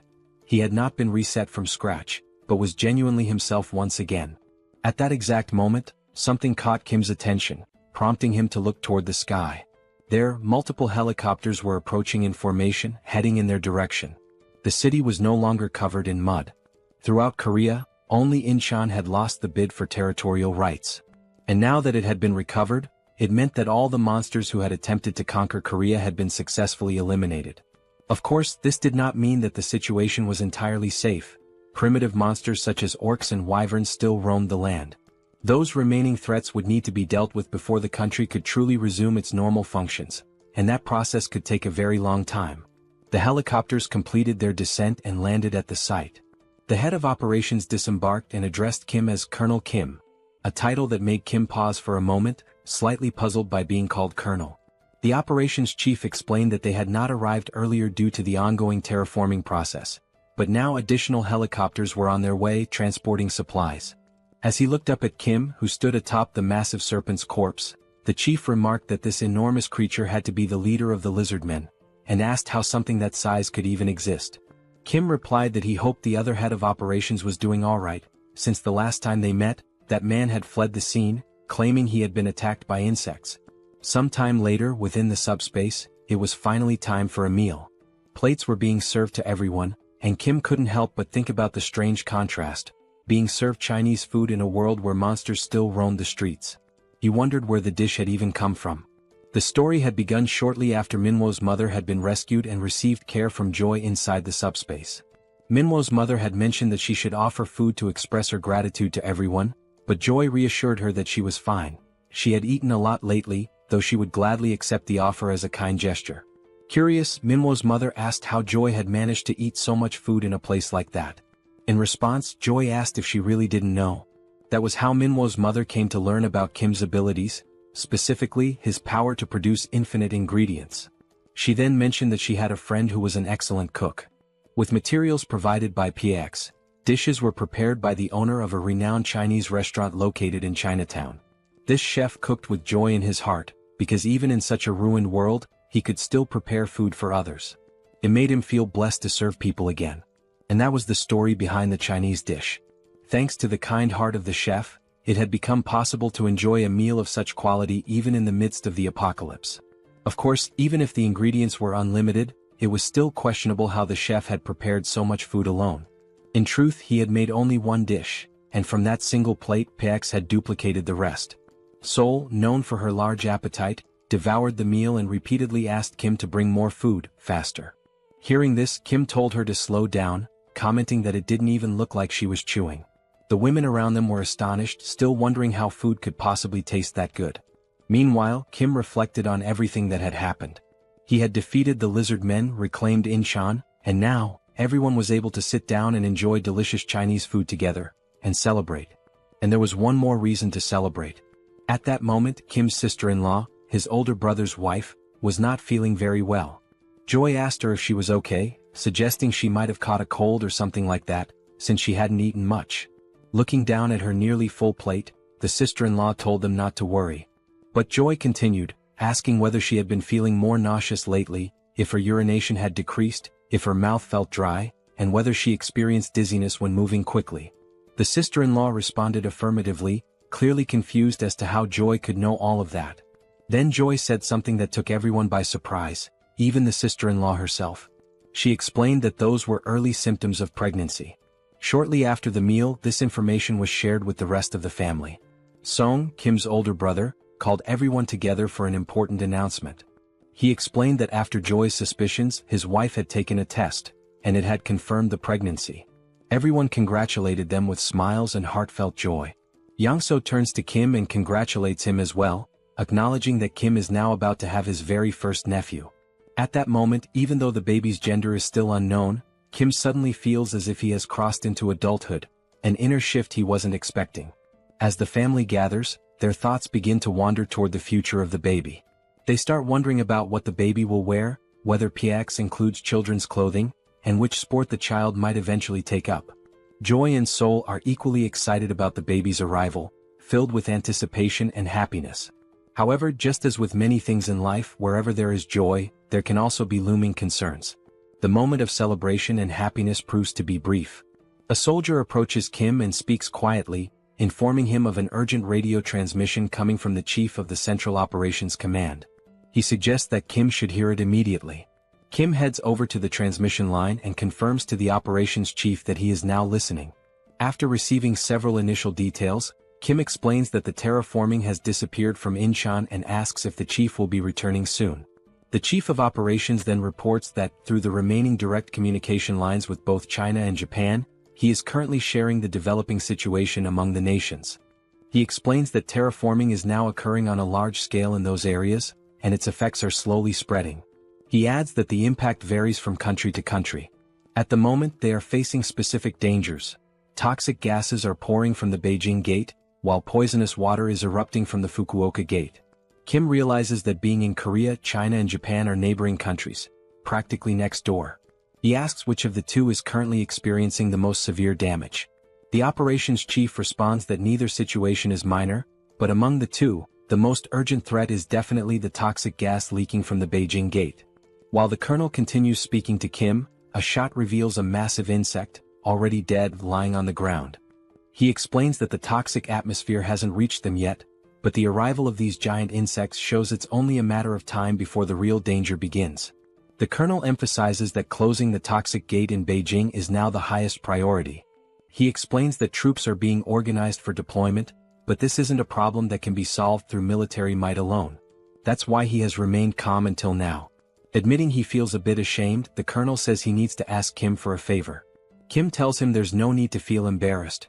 If they do nothing, the entire Korean peninsula could soon become a living hell. Wanting to understand the situation more deeply, Kim offers to fly directly to China by helicopter and asks whether that would be acceptable. The colonel instructs him to first visit the 3rd Guard Brigade before heading to China. Kim confirms the order, says he will leave tonight, and ends the radio transmission with the colonel. Now driven by the thought that he cannot allow his future nephew to grow up in a world filled with giant insects, air pollution and poison, Kim feels an even deeper determination to resolve these problems and restore balance to Earth. He gives the command for PAX to increase the level of the subspace. Immediately, the system displays the progress. 30,000 magic stones are consumed to raise the level, leaving 20,000 stones remaining in the system's reserves. As night falls, the system finally notifies that the subspace level upgrade has been completed, unlocking new features and enhancements. One of these newly unlocked functions is the installation of a fixed portal, different from the general portals seen so far. Kim gives the command to install this new portal. As stated in the skill description, this new type of portal is distinct from all previously summoned portals. There are several key differences. First, once this portal is installed, it becomes fixed in the exact location where it was summoned and cannot be moved. Second, this portal has no physical presence or defensive power, meaning it cannot be used as a barrier to block enemy attacks. However, for those granted access, they are able to pass through the portal and enter the subspace, effectively allowing them to avoid enemy assaults altogether. This portal differs from the summoning-type portals used until now. The ability to enter and exit the subspace and collect necessary items through a single fixed location is, without a doubt, a remarkable capability. Watching all of this unfold, Minwo comments that this is indeed an amazing skill, one that could easily be used for fraud if someone had bad intentions. He then asks if Kim is really going to China and urges him to hurry up. Kim confirms that he will be heading there soon, and adds that after closing the gate in China, he will have to go to Japan as well. Minwo, clearly pleased, observes how Kim's abilities are now developing and expanding on a global scale. He tells Kim that if he ever needs assistance, he can count on him, because although he hasn't demonstrated it yet, Minwo has awakened as a swordsman. He also expresses his gratitude for everything Kim has done, especially for saving his mother. Kim thanks him as well, for everything, before heading off on the next journey to save Earth once more. Inside the helicopter, Kim and Yang-so give a thumbs up as a way to signal that everything is okay and to offer a temporary goodbye. The helicopter lifts off and begins its flight toward a new destination. Sometime later, at Incheon International Airport, someone is calling out for James, but there is no reply. A man approaches an aircraft while James's name is called again, urging him to come out. The man says he just received a call from the Joint Chiefs of Staff, informing him that the individuals they had discussed, the ones heading to China, have now arrived. Suddenly, James appears from underneath the plane, asking how they arrived so quickly. From his appearance and actions, it seems James is a mechanic. Still processing the sudden arrival, James expresses surprise at the speed of their arrival and comments that the aircraft hasn't even been fully remodeled yet for a long-range flight to China. As things stand, they won't be able to depart at this moment.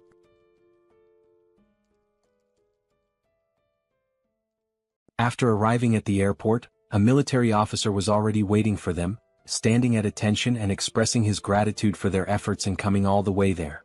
This officer introduced himself as Park Cheol-hwan, captain of the 3rd Guard Brigade.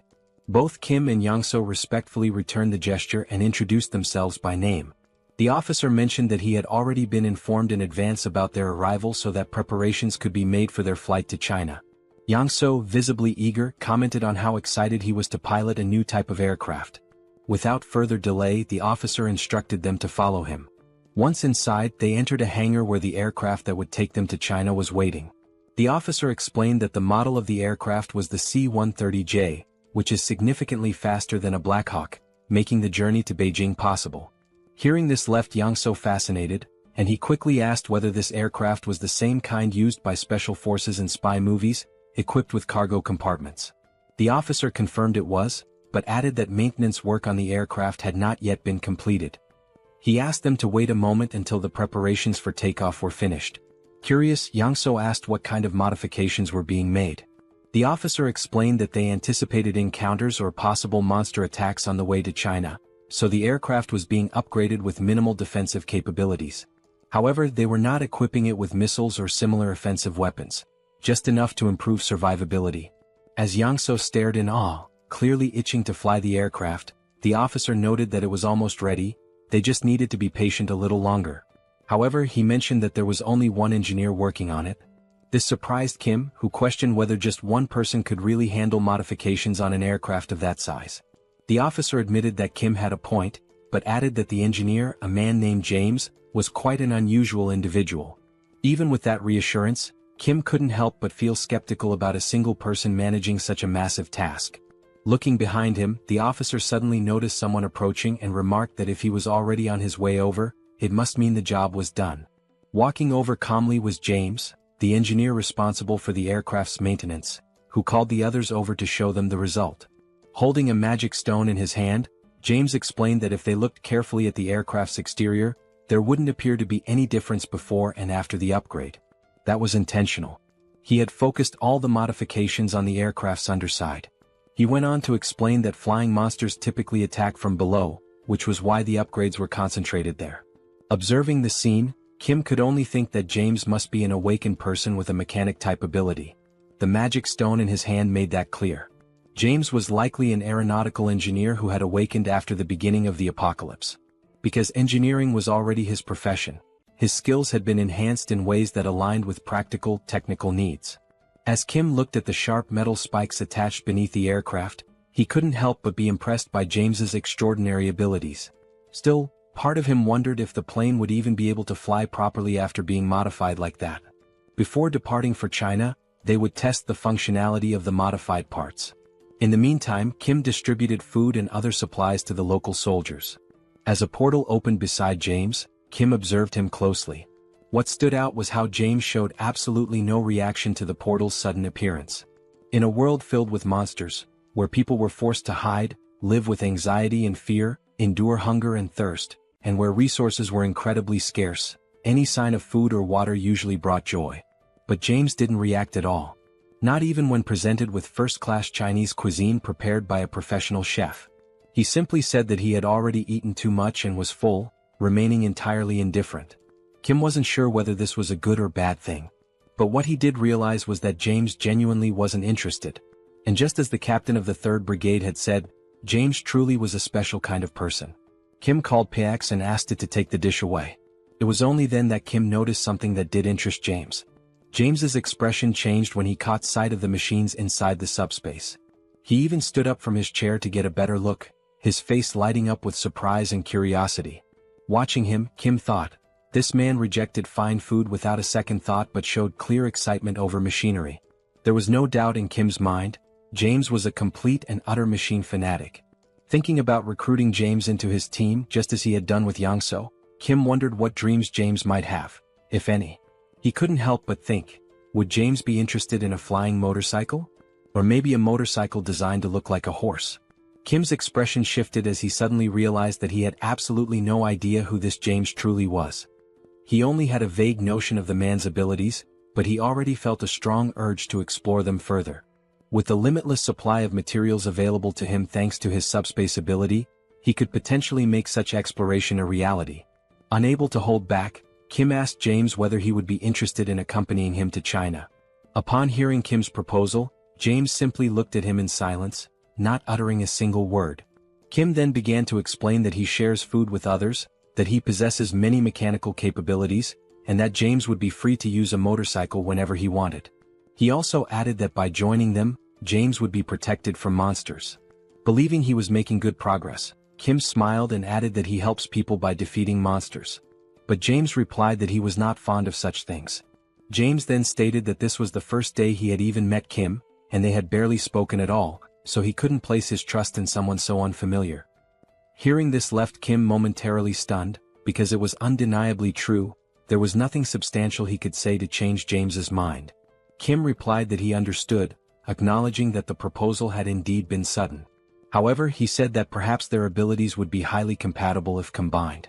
Now rubbing his neck and already sweating nervously, Kim remarked that it had been a good conversation, but the time had come for them to part ways. At that point, James asked if what Kim truly wanted were his mechanical abilities. Kim confirmed that, yes, it was those abilities he wished to make use of. However, he also admitted that he did not have enough time at the moment to prove himself worthy of trust. James then stated that there was one condition. If Kim were willing to travel to America, then James would accompany him on that journey. Kim asked if that meant James would only lend his skills if they went to America, to which James replied affirmatively. At that moment, Kim could only think about how the trip from their current location to the United States would not be short. Still, something told him it might be worth the effort. He then asked James why he wanted so badly to go to America. James replied immediately that he didn't have any family there. But even without family, there was still a place he deeply wished to return to. However, he did not want to risk making the journey alone, and with Kim being as strong as he was, it would be reassuring to go with him. Kim responded that going to the United States was a possibility, but not immediately. After closing the portal in China, he would need to head to Japan right away. James said he wouldn't pressure Kim that far as long as the delay wasn't too long. Kim smiled and said they had a deal, promising to take James back home. Then, as a way to initiate the sealing of this agreement, he opened a portal to his subspace. James had no idea what Kim was planning to do next. Suddenly, Kim pulled the entire aircraft into his subspace. Then he summoned 2 motorcycles and 2 Black Hawk helicopters. But upon noticing how empty the space still looked, he increased the quantity significantly, making many more vehicles appear. Kim looked over at James, who stood there speechless, and told him that all those vehicles now belonged to him. He could dismantle or rebuild them however he wished. Kim clarified that this wasn't a gesture of goodwill or a promise. It should simply be considered a gift. Smiling, he said he would return soon, waving goodbye. Then Kim left, while James remained behind, still in shock at what he had just witnessed. As Kim continued walking away, the only thing running through his mind was that what he had just done might have seemed frightening, but also slightly amusing. Back with James, he could only wonder what he was supposed to do with that many vehicles and aircraft. He questioned what kind of ability Kim even possessed. And at that very moment, James felt a deep sense of regret. If he had known that Kim had that kind of power, he definitely would have agreed to join him right away. Meanwhile, the flight continued on its course toward China. From inside the aircraft, Kim thought to himself that James truly had no idea what he was capable of. A few hours passed after the beginning of the journey, and they appeared to have reached their destination. In the city below, something abnormal was taking place. Giant insects were scaling the buildings, what appeared to be cockroaches and not just a few of them. The number of these creatures was uncountable, crawling all over the structures. In addition to the cockroaches, there were also massive praying mantises, which were feeding on equally giant crickets. In the distance, the aircraft could be seen arriving, drawing attention from everyone on the ground. Looking through the window at the horrors below, Kim could only think that their previous enemies, the lizard men, had been noble by comparison.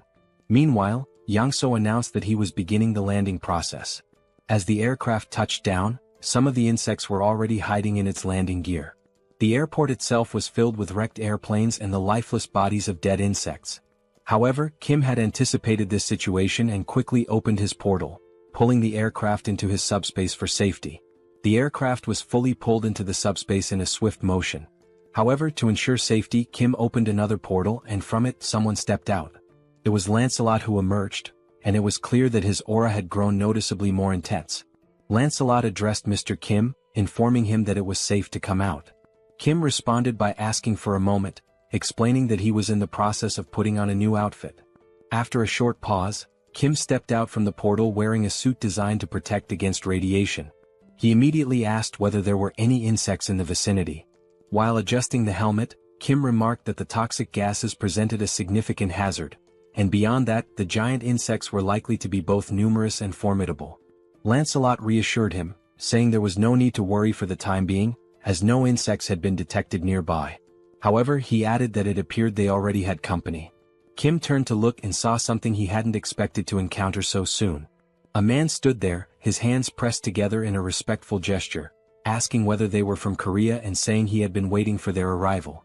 The man was not alone. He was accompanied by several others, all of whom expressed their happiness that Kim had come to assist China.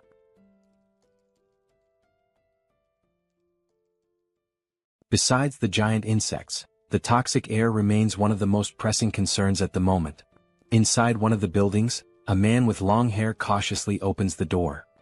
He takes a quick glance outside and notices to his relief that there do not appear to be any insects following them.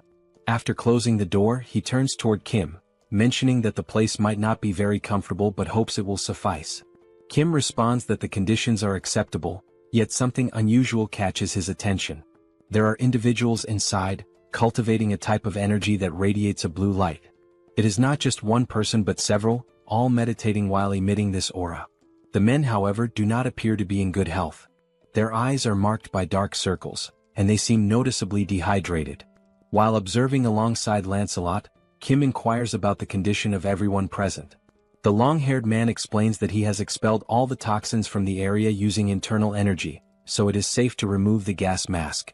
Curious, Kim asks what exactly internal energy is. The man explains that, among awakened members of the Murim family, it is an inherited ability. He goes on to clarify that there are awakened members from the world of martial arts. In various parts of China, traditions that have been preserved since ancient times coexist with the new reality. One day, when monsters suddenly appeared in the world, individuals with awakened abilities also began to emerge. The abilities of regular people differed greatly from those of the martial arts school members. For instance, Kim's ability is SUBSPACE, while Joy, his sister, possesses the ability to heal wounds. In contrast to individuals awakening unique abilities, martial arts members utilize internal energy. Thus, it becomes essential to wield inner strength with personal meaning and individuality, according to each practitioner's skills. The abilities of awakened martial arts members are remarkably extraordinary, to the extent that the Chinese government officially recognized them, quickly mobilizing them to exterminate monsters. These awakened martial artists have a leader, the long-haired man who goes by the nickname Anyang. Anyang explains that not everyone belongs to the martial arts world like his group. Sipping tea, he mentions receiving a call from the Chinese government with instructions to eliminate all kinds of monsters. However, the main issue lay in the competitive bids, and in Beijing alone, there had been 2 bidding contests. The dimension that won the bid was called Beelzebub. Kim briefly reflects, considering that Beijing's population is twice that of Seoul, so it would not be surprising if there were indeed 2 competitions for bidding. Anyang continues, emphasizing that there was a lack of crucial information about the enemies. While he detected the presence of toxic gases, the real issue proved to be the poison itself. Ordinary awakened individuals and soldiers, unaware of how to use internal energy, lost their lives almost instantly. Although the martial artists eventually deciphered the poison, the energy required for purification was so immense that it made simultaneous combat impossible. Even after resolving the initial problem, the gate opened, leading to a surge in the number of insects, which is the current situation. Anyang explains that detoxification requires continuously consuming a vast amount of internal energy, meaning the longer it takes, the worse the situation becomes. Moreover, for those who must breathe fresh air to accumulate and utilize energy, the toxic atmosphere becomes increasingly lethal. He further mentions that the toxic gases continue spreading through various channels, leaving no time to spare. Surprised, Kim asks him to wait for a moment before proceeding. He then inquires whether Anyang feels invigorated by fresh air. Anyang confirms this, somewhat puzzled, while standing up. Kim reassures him that it is not a problem. Without further explanation, Kim opens the subspace, announcing that he will return shortly. As he steps inside, Anyang remains unsure about what Kim intends to do. The system displays the cost of an air canister, 9,901 each. Kim instructs the system to generate several canisters. Once produced, Kim commands the system to remove the canisters and stack the air bubbles in layers. As the layers of air accumulate, they begin to form a mass as large as a giant boulder, with each portion of air being recorded as a separate product. Near the martial artist deciphering the gas, the system is set to automatically release fresh air at intervals of 1 second.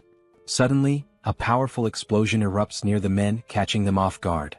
The force of the air blast is so intense that it pushes all the toxic gas out of the area, creating a clean and breathable environment. And only then did the men finally manage to breathe properly after so much time. An unsettling sensation arose as they wondered how such a thing could be possible. Anyang remained there, watching all those men, expressing how refreshing and invigorating the clean air felt. Still in disbelief, he asked what Kim did to achieve such a result, as now all the men seemed revitalized just from being able to breathe pure air. Anyang, still incredulous, questioned how this could be possible. Turning towards the subspace portal, he noticed that the fresh air was emanating from Kim's ability. He began to realize that when he had reached out to the Koreans for help, it was truly a desperate situation. People who did not know how to utilize internal energy could not even move, and meanwhile the insects reproduced faster than they could be eradicated. That was the reason he pleaded for help, desperately grasping at any possibility. Naturally, he had anticipated a refusal when he explained over the call that the situation involved insects and toxic gases. However, during the call, he heard the soldier relay the situation to Kim, and the response came that Kim would be happy to assist. During the call, Anyang had also noticed the relaxed tone of the Korean soldier. Still uncertain, he had tried to confirm if Kim truly intended to come to China to help, and the answer was swift. The soldier explained that Kim would be departing that very night and arriving the next morning. For a brief moment, Anyang had thought the Koreans were being arrogant, assuming that the problem was small enough to be resolved by just Kim. And at that precise moment, when Kim did not merely arrive to eliminate the insects but genuinely demonstrated his immense strength, Anyang realized that he himself had been the arrogant one by underestimating Kim. Casting a sidelong glance with a look of surprise, Anyang finally grasped why Kim had been so composed. His abilities were indeed astonishing. Kim then noticed something that caught his attention. Looking to the side, he saw Anyang leaning towards him, seemingly wanting to express gratitude. Furthermore, Anyang sincerely apologized for any inconvenience caused to Korea, thanking Kim and assuring him that he would never forget this gesture. He continued by saying he intended to act before the toxic gas spread to Korea. Kim responded that he was taking his apologies too far and asked him to raise his head, emphasizing that there were ways to help people survive. Anyang raised his head, acknowledging that originally, it had been a battle where the longer it lasted, the more disadvantageous it became. However, thanks to Kim's ability, the internal energy could now be used in an optimal way. This meant that recovering their strength first would be beneficial, although it was clear they did not have unlimited time. Anyang then suggested launching an operation 3 mornings from now. Kim agreed, stating that it was a good plan as they were already recovering, so it made sense to do it right. Sometime later, Kim served Chinese dishes from the subspace to the Chinese men, who ate as if there were no tomorrow. With every bite, they enthusiastically gave a thumbs up, clearly savoring the meal. Even Anyang remarked that the Chinese food was excellent, even by local culinary standards. After the meal, he moved to the front of a whiteboard and announced that it was time to discuss how they would exterminate the insects. First, however, he would explain everything they knew about the giant insects. He began by explaining that there were some variations among the insects, but most of them resembled the ones they were accustomed to seeing. Some of the insects were larger and emitted toxic gas. Flying insects, such as moths or flies, tended to do this more frequently. Most of the insects were classified as rank 9 or rank 8, but occasionally, there were some classified as rank 7. The challenge was that, with so many of them, it was difficult to track them accurately. Anyang continued his explanation, addressing not only Kim but the entire group. He noted that identifying rank 8 insects often involved spotting large numbers of them, while rank 7 insects were rarer and appeared more formidable at first glance.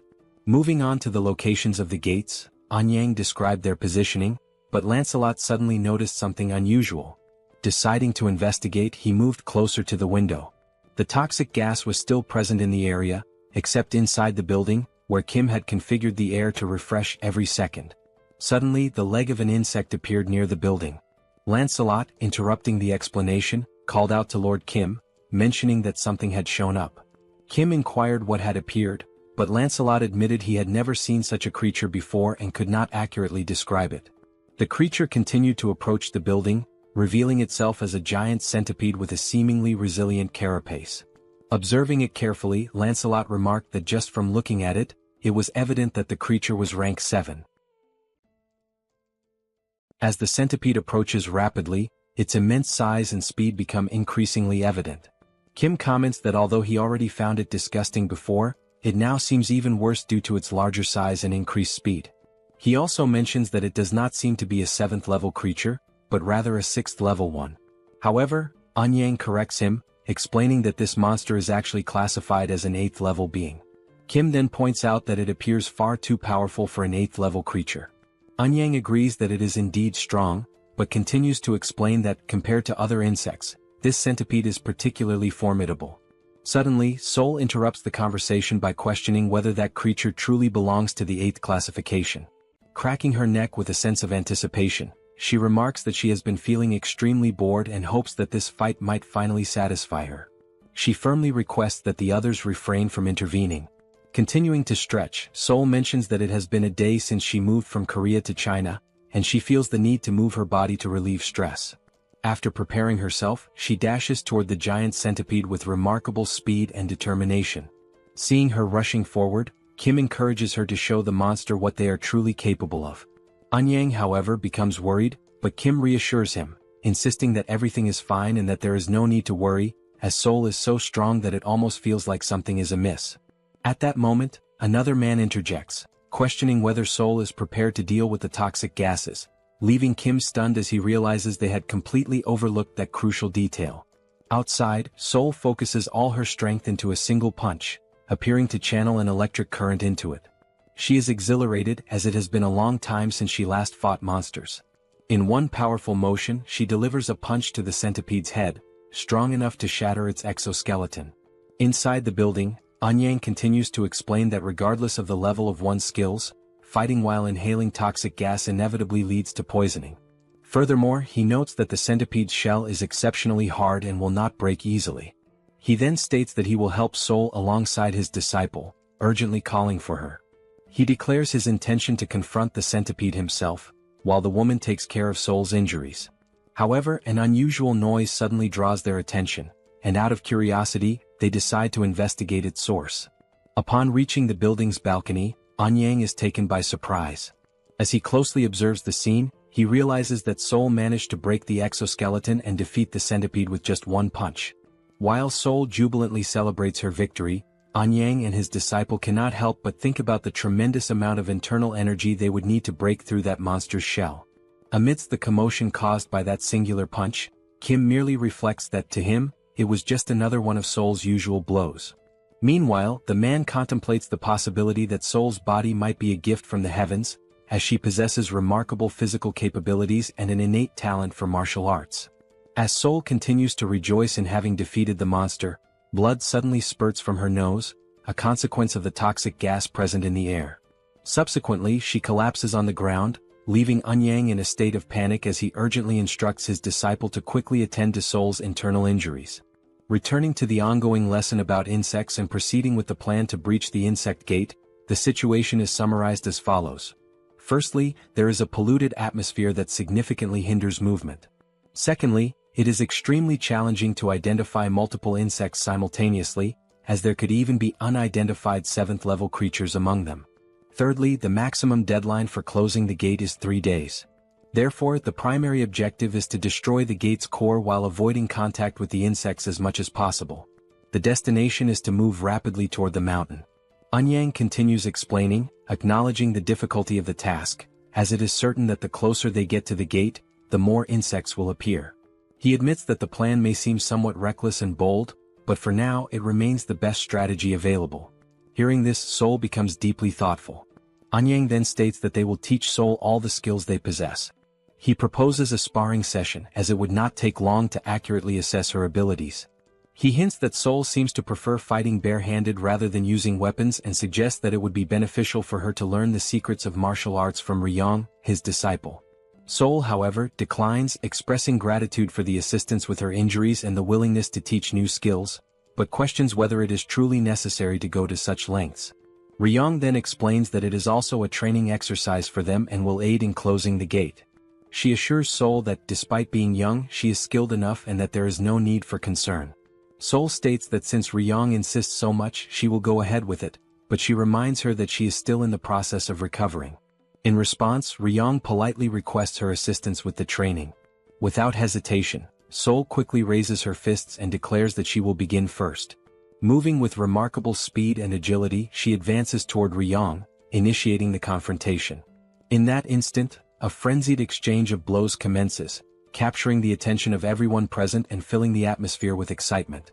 Despite the intensity of the scene, Kim remains somewhat unaffected, as he can only perceive the movements as typical punches and ordinary techniques. This reaction stems from having spent his entire life alongside Sol, making such actions appear completely usual to him. Amid the ongoing combat, Eun-yang remarks that it would be advantageous if Sol wielded a sword, a statement that catches Kim off guard. Eun-yang elaborates, explaining that his own expertise lies in fencing, and then inquires whether Kim would be interested in learning the art from him. Politely, Kim declines the offer but follows up with a question, wondering if a friend of his might learn and practice fencing instead. He reveals that this friend has a deep passion for swords. Naturally, this friend is Minwo, who initially underwent posture training as part of the learning process. Kim begins to notice a key difference between himself and the Chinese practitioners. It is not as though he can effortlessly manipulate internal energy, as this capability varies from person to person. Sol, on the other hand, benefits significantly from the situation, as she learns swiftly and successfully immerses herself in the world of martial arts. Even without fully grasping the evolution taking place, Kim quietly contemplates what has changed compared to before. Though uncertain, he starts to sense that martial artists seem to share a common trait. They have elevated their endurance to its peak by acquiring new abilities, making those who were already strong even stronger. Acknowledging this evolution, Kim realizes that he cannot afford to remain idle. With the abundance of magical stones available, he contemplates the possibility of creating a weapon specifically designed to combat insects. As he navigates the system, he discovers that enhancement items can be strengthened after upgrading the SUBSPACE to level 5. The system window displays the status of the subspatial laboratory, indicating that objects can now be viewed as holograms. The first concept that comes to Kim's mind for an insect extermination tool is an electric trap. While this device would work well against small insects, most of them are considerably larger than the trap itself, rendering it ineffective. To address this, he uses the holograms for simulation, designing a larger trap. However, the efficiency remains low as the cost would be prohibitively high. This realization leads Kim to consider that developing such a device might be more challenging than it initially appeared. Regardless of how hard he thinks, no viable ideas emerge, partly due to his lack of specialized knowledge in mechanical engineering or electricity. Confronted with the limits of his intelligence, Kim finds himself stuck, unable to proceed even with the simple task of protecting the helicopter. Furthermore, he lacks familiarity with 7th-level flying insects, and according to his new allies, the situation becomes increasingly dangerous the closer one gets to the gate, as the insects grow more alert and aggressive. While analyzing the hologram, he notices that the maximum range of the packs is 100 meters, which means staying relatively close. Reflecting on this, he mutters to himself that if it were solely up to him, he would produce pesticides and eradicate them all. At that precise moment, someone approaches and asks whether he truly spoke about creating pesticides. It turns out to be his sister-in-law, who confidently states that she is capable of making the pesticides. Recalling past events, Kim remembers that when he brought his entire family into the subspace, everyone managed their food consumption carefully.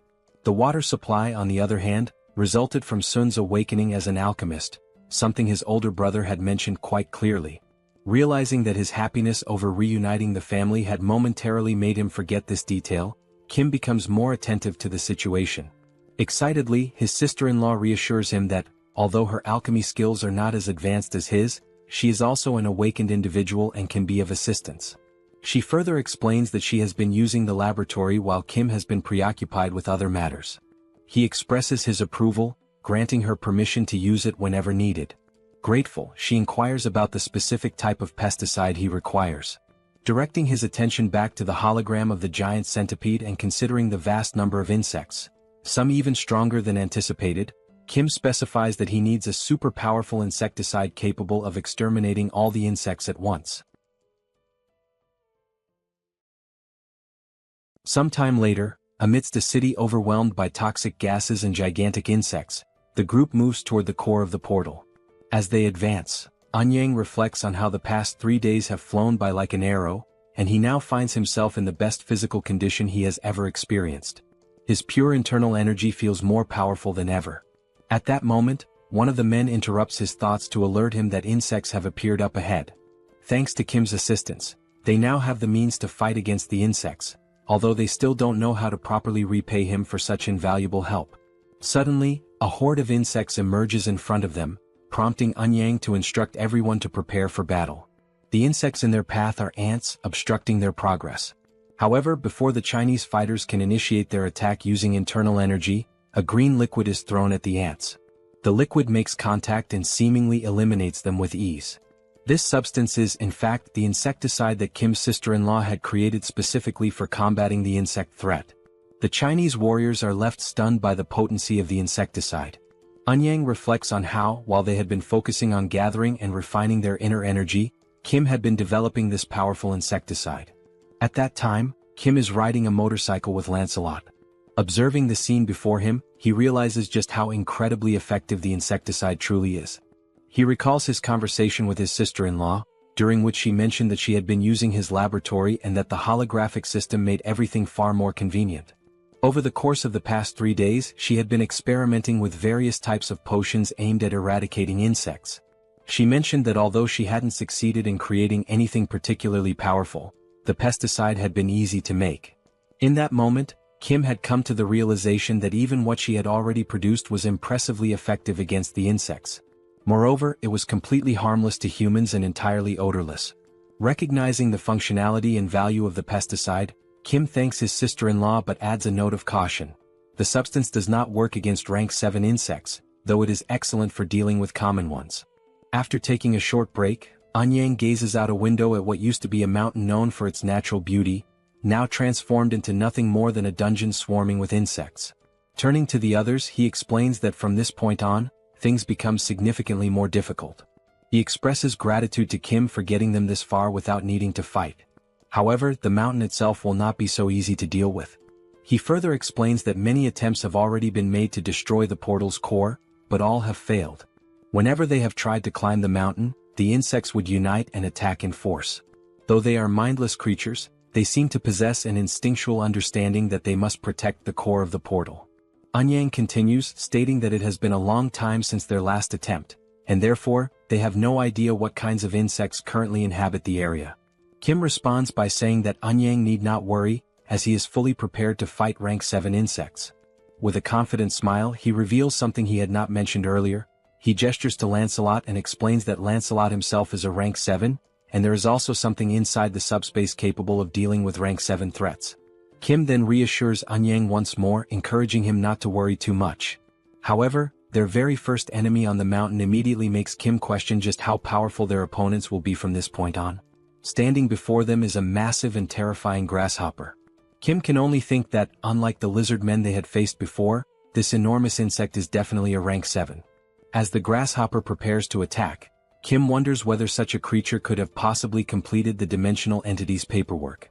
He then recalls what Lancelot had once said about the traitorous goblins, that they had evolved through sacrificial means, a method that lacked intelligence. Those goblins had received unofficial documents, underwent evolution and thus became what they are now. Kim begins to question whether some intelligent life forms had taken the shortcut of evolving by sacrificing other creatures. He then wonders how primitive life forms managed to achieve similar results. It occurs to him that perhaps, by eliminating and consuming the mana cores of other beings, they are able to evolve without needing any official documentation. Looking at the massive creature standing in front of them, Kim concludes that this grasshopper must have devoured many others to reach such an advanced state of evolution. It had grown into something incredibly powerful, so much so that intelligence was no longer necessary. Trying to catch the creature off guard, Kim opens the subspace and launches several beams from the Eames dimension, aiming directly at the grasshopper's face. However, even those powerful beams are unable to leave a single scratch on the creature. Kim is left speechless, realizing that although the beams had at least been effective against Yatu in the past, they now barely tickled the grasshopper. Just as Lancelot is about to say something, Sol steps forward and announces that she will take care of it. Kim quickly urges her to be careful. As something catches Lancelot's attention, Kim mentions that it would be a good idea for Sol to bring Lacus's spear with her. Lancelot turns all his attention in that direction, trying to understand what exactly is happening. He begins to wonder what that could possibly be. As he attempts to get a better look, he questions why the trees are moving. Gradually, those trees seem to be drawing closer. It is only then that Lancelot realizes that they are not trees at all, but rather the legs of something enormous, something whose full form is still obscured. Suddenly, the massive creature leaps forward, rapidly closing the distance between them. The loud noise from the impact causes Kim to turn his attention to the source, curious about what just arrived. Now, standing opposite the colossal grasshopper, there is a gigantic spider, both towering creatures facing each other, while the group of people remains in the center, caught between them. For a moment, everyone struggles to comprehend exactly what is unfolding before their eyes. Amidst the confusion, Kim remarks that the next wave of giant insects might appear on a continental scale, hinting at the magnitude of what they could face next. Lancelot calls out to Mr. Kim, urgently suggesting that they should climb onto the spider's back. He explains that the spider is incapable of reaching its own back with its legs. From that elevated position, they would be safe from immediate attack, buying enough time to devise a new strategy. Kim expresses his appreciation for the idea and immediately gives the order for everyone to move onto the spider's back. Even without knowing what the specific plan is, everyone follows his command without hesitation, quickly making their way upward. They ascend using various methods, some relying on a technique known as light steps, which allows brief bursts of flight or enhanced movement, others using barrier jumps, while a few grab hold of the spider's thick hair for support. Now safely positioned on the spider's back, the group looks around trying to figure out what comes next. They begin to question what the plan will be moving forward. Kim states that Lacus's spears might be effective against the spider, but they won't work against the grasshopper. Sol adds that she had already struck the grasshopper multiple times and found its exoskeleton to be unbelievably hard. While the spears could manage to leave shallow scratches, actually taking the creature down seemed impossible. She also warns that if anyone drops their guard, the grasshopper will not hesitate to devour them. Right as she finishes speaking, the grasshopper suddenly launches itself toward their position with astonishing speed. The sheer agility of the movement leaves everyone momentarily stunned and unable to react in time. All of them are caught off guard by the sudden charge of that colossal creature, now barreling straight toward them. Seeing that massive creature charging toward them with clear intent to attack, Kim shouts for everyone to get out of the way. Instinctively, the group is already moving, reacting without hesitation. In the next moment, the giant grasshopper collides violently with the spider. From a distance, Lancelot shields Kim from the force of the impact, placing himself between his master and the shockwave. The men around them begin to question what on earth just happened so quickly. Looking down at the ground, they spot insect blood splattered across the terrain. The grasshopper remains standing, and now it begins to devour the spider it had just so effortlessly defeated. Witnessing this, Kim questions why the grasshopper would attack what seemed to be its own ally. It becomes clear to him that, although these creatures are capable of identifying enemies, they have no real concept of alliance or loyalty. They are instinct-driven beings acting on pure impulse, attacking first without consideration. Sticking to the original strategy, Kim points forward and says they must climb onto the grasshopper's back while its vision is obscured by the rising dust. Without delay, everyone follows the order, quickly making their way onto the creature's back. While ascending, Kim can only wonder whether the grasshopper has detected their presence. However, it continues feeding on the spider without showing any signs of awareness. Then suddenly the grasshopper stops moving entirely. No one can figure out the reason behind its stillness, but the unexpected pause grants them a valuable moment to breathe and prepare. Sol turns to Kim and asks what the next step should be. Kim replies that they need to wait just a bit longer. If they can destroy the portal's core, the insects will be forced to return to their original dimension, making it unnecessary to fight the grasshopper at all. Once the right moment comes, they will descend and destroy the core. At that moment, the grasshopper begins to move again. It suddenly leaps into the air, forcing everyone to brace themselves tightly to avoid being thrown off. The landing sends a shock through its massive body, nearly causing the entire group to lose their balance and fall. It jumps once more, and as Kim holds on for dear life, the impact causes his protective mask to fly off his face. Each of the grasshopper's jumps hits with such intensity that Kim begins to vomit from the violent motion. He starts to question whether getting onto the grasshopper's back was actually the best decision after all. Not only might the repeated impacts break their backs and spines before they ever get close to breaking the portal's core, but the nausea is becoming overwhelming. Compared to the first time he rode with Yangso, this experience is significantly worse. At that moment, a new sound begins to rise, something similar to the sound of helicopter blades cutting through the air. Kim turns his head and spots a gigantic wasp approaching. The grasshopper halts in place as the wasp draws closer, and everyone remains still, waiting to see what will happen next. Sol points out that dealing with the wasp right now will be extremely difficult. The wasp approaches even closer, revealing a long, sharp stinger. It heads directly toward Kim, who is in an exposed position on the grasshopper's back. Kim's eyes widen as he realizes the imminent danger he's in. Lancelot rushes toward him, urging his master to be careful. But it isn't only Kim who notices the threat. The grasshopper also seems to sense that it could be the next target of the wasp's sting. As the wasp gets close, the grasshopper reacts swiftly, swinging one of its powerful legs to strike it down to the ground. Kim starts to think that maybe the grasshopper assumed it was the wasp's target and simply acted in self-defense. Now, the grasshopper charges toward the fallen wasp to launch a full attack. Trying to defend itself, the wasp bites down on one of the grasshopper's legs and successfully rips it off. The massive creature now stands with one less limb. Kim can only hope the grasshopper will continue to fight despite the injury. The wasp remains on the ground, seemingly vulnerable. However, the towering insect no longer makes any aggressive moves. Kim grows increasingly frustrated by the mindlessness of these creatures, annoyed at how they act like idiots without any coherent behavior. He begins to wonder if it's even possible to control such beings. At that point, he remembers someone capable of controlling certain things. Kim opens his subspace and calls for Yongsoo, who appears to be in the middle of playing a video game. Kim then asks whether it would be possible to control insects as well, not just vehicles. Shortly afterward, there was Yongsoo firmly gripping a set of ropes tied to the grasshopper's antennae. Kim states that the wasp is still exhausted and unable to get up. He adds that, in the worst-case scenario, they can retreat into the subspace, so it's worth trying to control the insects. Yongsoo agrees to attempt it and tells everyone to hold on tightly. He begins maneuvering the ropes, attempting to steer the massive creature, which to everyone's surprise appears to be responding. Slowly, the grasshopper begins turning toward the wasp lying on the ground. With a sudden move, the grasshopper strikes and tears the wasp's head off with a single bite. Witnessing that, everyone becomes overjoyed to see that Yongsoo has managed to control even a creature of that size and power. But before they can fully process their success, more insects emerge. This time it is a giant moth. Wasting no time, Yongsoo moves the ropes once again, signaling the grasshopper to attack the new threat. The grasshopper immediately jumps toward the moth and delivers a powerful strike. Alongside the moth, a mantis also appears, only to be swiftly eliminated by the grasshopper as well. Next, a swarm of giant ants arrives. To handle them, the grasshopper receives help from Kim, who summons beams from the Eames dimension to assist in wiping out the attackers. After all those confrontations, the group reflects on how they initially thought the grasshopper was special only because the dimensional beams had no effect on it.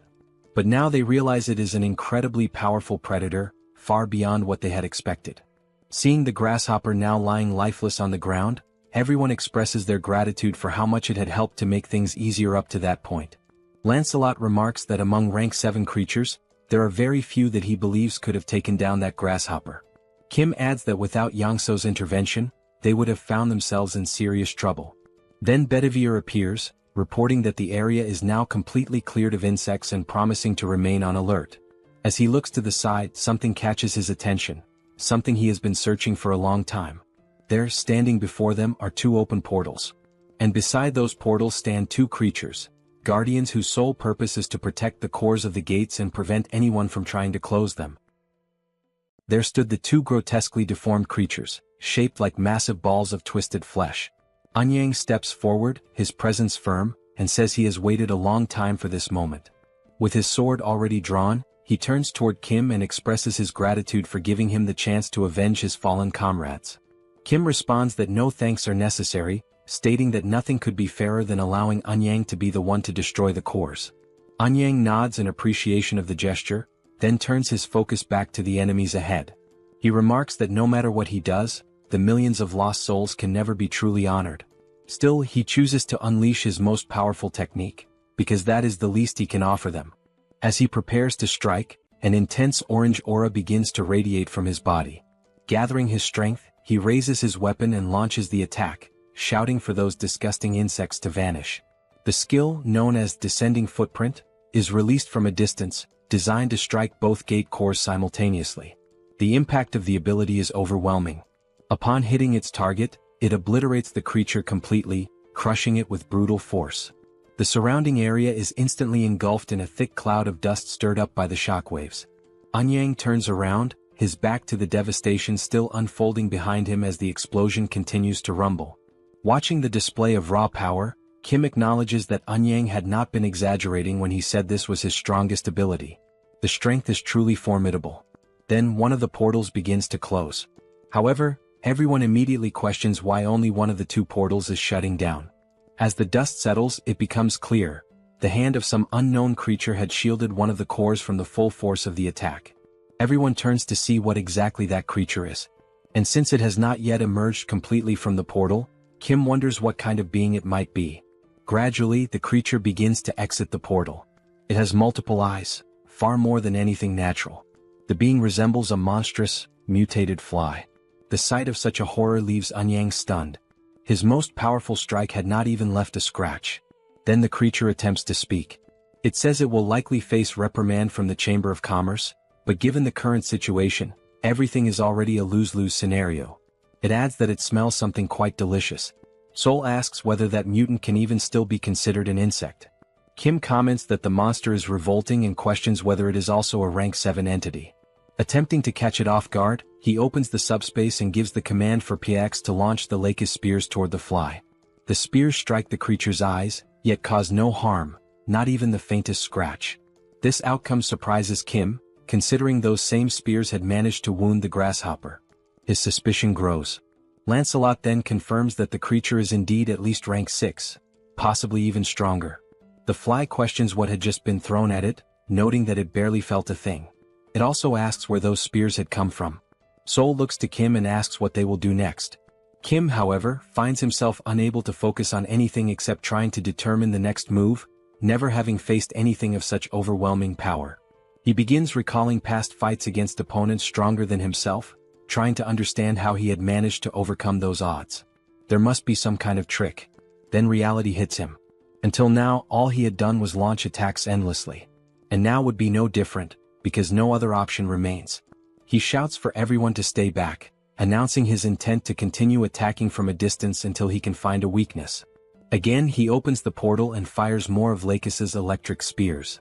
The spears strike the fly, but are effortlessly deflected, causing no visible damage. The creature mocks the attack, sarcastically claiming that the pain was unbearable. It then wonders aloud whether it should simply wipe everyone out, leaving no survivors. Yet it says it feels too lazy to move. Now face to face with Kim, the creature hovers menacingly as Kim desperately searches for a solution, or at least tries to determine whether it's worth continuing to attack despite the lack of results. Kim remarks that the only small advantage is that the fly considers them so insignificant, it doesn't even seem to have acknowledged the presence of the humans. Lancelot calls out to Kim and insists that he doesn't need to fight this monster directly. All they need to do is find a way to destroy the gate's core, and the creature will vanish along with it. Kim responds that he knows that, but still can't stop himself from trying to take the monster down. Lancelot agrees to try and distract the creature. Once an opening appears, they all know what to do. Kim agrees with the idea but wonders how Lancelot plans to do that, especially when even the Lakis spears are being ignored. He concludes that the only possible solution is to find something the insect would be attracted to. Then, an idea seems to strike him. He reaches into the subspace and pulls out an oversized electric repellent. The system display shows that it carries an electric attribute, with functions including penetration, shock, and provocation. When Kim realizes what is happening, within mere seconds, the creature is already alarmingly close to him, as if it had been rapidly drawn in by some invisible force. With its sudden approach, the hundreds of eyes covering the fly become clearly visible, revealing how horrifying the creature truly is. The fly then questions what the object is, calling it both fascinating and beautiful. Kim begins to tremble with fear, mistakenly believing that the creature is speaking about him, and not the oversized electric repellent it now holds. While he remains paralyzed with terror, Lancelot shouts out to Mordred, urging him to act quickly and strike at the hand that is still guarding the gate core, while the fly remains distracted. Using his stealth skills, Mordred advances toward the enormous arm shielding the core. He gets close and then leaps in the direction of the core. Maintaining his stealth, he strikes with his dagger, aiming directly at the core that had been under the creature's protection. The blow lands cleanly, slicing the gate core in half. In that very instant, the system displays a notification indicating that the dimensional account's ownership has been transferred, though there are no details available about the previous owner. The account now holds 48,881 mana stones, totaling 74,616 in Kim's possession. Additionally, the system reports that the dimension associated with Beelzebub has lost all commercial rights. The Beijing region is restored to Earth's territory. At that moment, while the fly is still holding the repellent, visibly mesmerized by it, the creature is suddenly pulled backward, sucked into the portal and sent back to its own dimension. Following this, the dark and oppressive atmosphere that had enveloped the area begins to fade, and daylight returns. One of the Chinese men, noticing that everything appears to have returned to normal, asks if it's really over. The sunlight breaks through once again, shining over a landscape that had, just moments earlier, been completely blanketed in toxic gas. All the men shout in celebration. At last they have successfully cleared the Chinese gate. In a moment of relief, Kim collapses into a sitting position on the ground. Lancelot approaches and asks if he's alright. Kim replies that he is, even though his legs gave out and he nearly got eliminated by a giant fly. He explains that when the creature got that close to him, there was nothing he could do. The panic was so overwhelming and immediate that he couldn't even think about entering the subspace. In other words, this time he came back from the dead. He adds that what is most shocking is the fact that even a monster like that is afraid of the multidimensional Chamber of Commerce, the same organization behind the ongoing war. And if they wish to return to their former lives, they will have to confront that very group, to stand against something that even terrifying monsters fear. Seeing Kim so drained, Lancelot asks Mordred to remain on alert. Kim can only think about how he needs more allies, and how he must become even stronger. Sometime later he is seen speaking with Eun. The Chinese warrior asks why Kim had requested to borrow the martial arts manuals. Eun remains in disbelief, especially because when Kim mentioned that he could copy the manuals, he never expected it would happen instantly. With the help of Pax, Kim manages to compile all the manuals into a single, extremely thick volume. Eun expresses that he still feels he hasn't thanked Kim properly, and says it's a shame that Kim has to leave so soon. Kim tells him not to worry as he is already configuring a portal to this location and will be visiting regularly. He adds that if they ever need help, they should not hesitate to reach out because he will be there. Eun then asks what Kim plans to do next. Kim responds that his next destination will be Japan. And so, the scene transitions, revealing what awaits Kim and his companions in Japan. Sometime later, Kim had already returned to Korea and was now in conversation with the colonel, who began by congratulating him on successfully closing the gate in Beijing. The colonel, clearly concerned, asked if Kim had been injured or suffered any harm, to which Kim promptly responded that he was fine. However, Kim turned the focus back onto the colonel, noting that the commander himself did not appear to be in good shape. That was when Kim noticed a woman seated beside the colonel and asked who she was. The woman, visibly enthusiastic, introduced herself cheerfully as Park Seo-yeon, the representative of Busan. She added that it was a pleasure to finally meet Kim and mentioned that she had heard a great deal about him from the commander. Outside, one could clearly see the identification tags of both representatives, visible even from a distance. At that moment, the system displayed a notification. A declaration of war had been issued between Fukuoka and Busan. This time, the duration of the conflict would be 7 days, and the condition for victory was to eliminate the opposing representative. Everyone in the room was caught off guard, surprised that Fukuoka had declared war against Busan. The colonel then turned to Kim, asking if he remembered what had previously been said about Japan, that the situation over there was not looking good. Kim affirmed that he remembered, though he noted that China had been the more urgent matter at the time. The colonel explained that on that very same day the previous government of Japan had collapsed, and an ultranationalist group known as the Society for the Awakening of Restoration had seized power. As the name implied, this group revered beings from other dimensions and exalted awakened powers. Kim commented that it reminded him of the traitors from the First Corps who ended up turning into goblins. The colonel placed an image on the table and said that it showed the appearance of one of their enemies. Kim picked up the photo and was taken aback. It clearly depicted some sort of fish.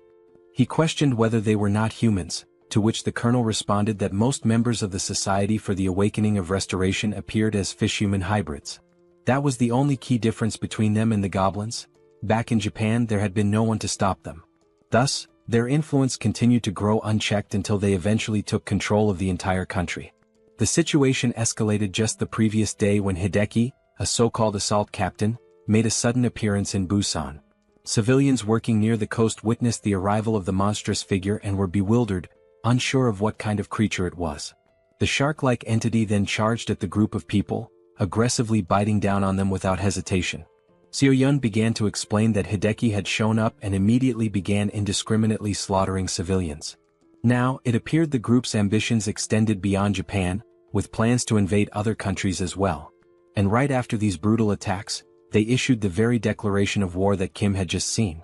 Kim felt overwhelmed, struggling to understand how the situation had devolved into such chaos so quickly. Seo-yun explained that no one knew anything about the true nature of the enemy, only that they were fishmen. No one knew their numbers, nor the extent of their powers. What was known, however, was that in only 6 days the fish would reach Busan. The colonel added that attempts had been made to contact military units to recruit awakened individuals, but the turnout had been shockingly low. Kim joked that he finally understood why the colonel looked so unwell. As he thought further, he realized that these humans had also aligned themselves with beings from another dimension. At first glance, they resembled the goblins of the First Corps. However, back then, the most powerful enemies had still been limited to rank 8. Now, it seemed that nearly every enemy was at least rank 7 or perhaps even stronger. Beyond that, they had no intelligence on their enemies, no information about which beings they had formed alliances with. And relying solely on Mordred to gather intelligence was no longer sufficient. Given all this uncertainty, the only rational approach was to assume the worst and begin preparations accordingly.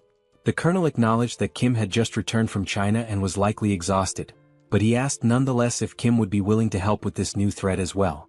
Without hesitation, Kim responded affirmatively, surprising the colonel with his speed and resolve. Kim then stated firmly that he would do everything he could to stop the enemies.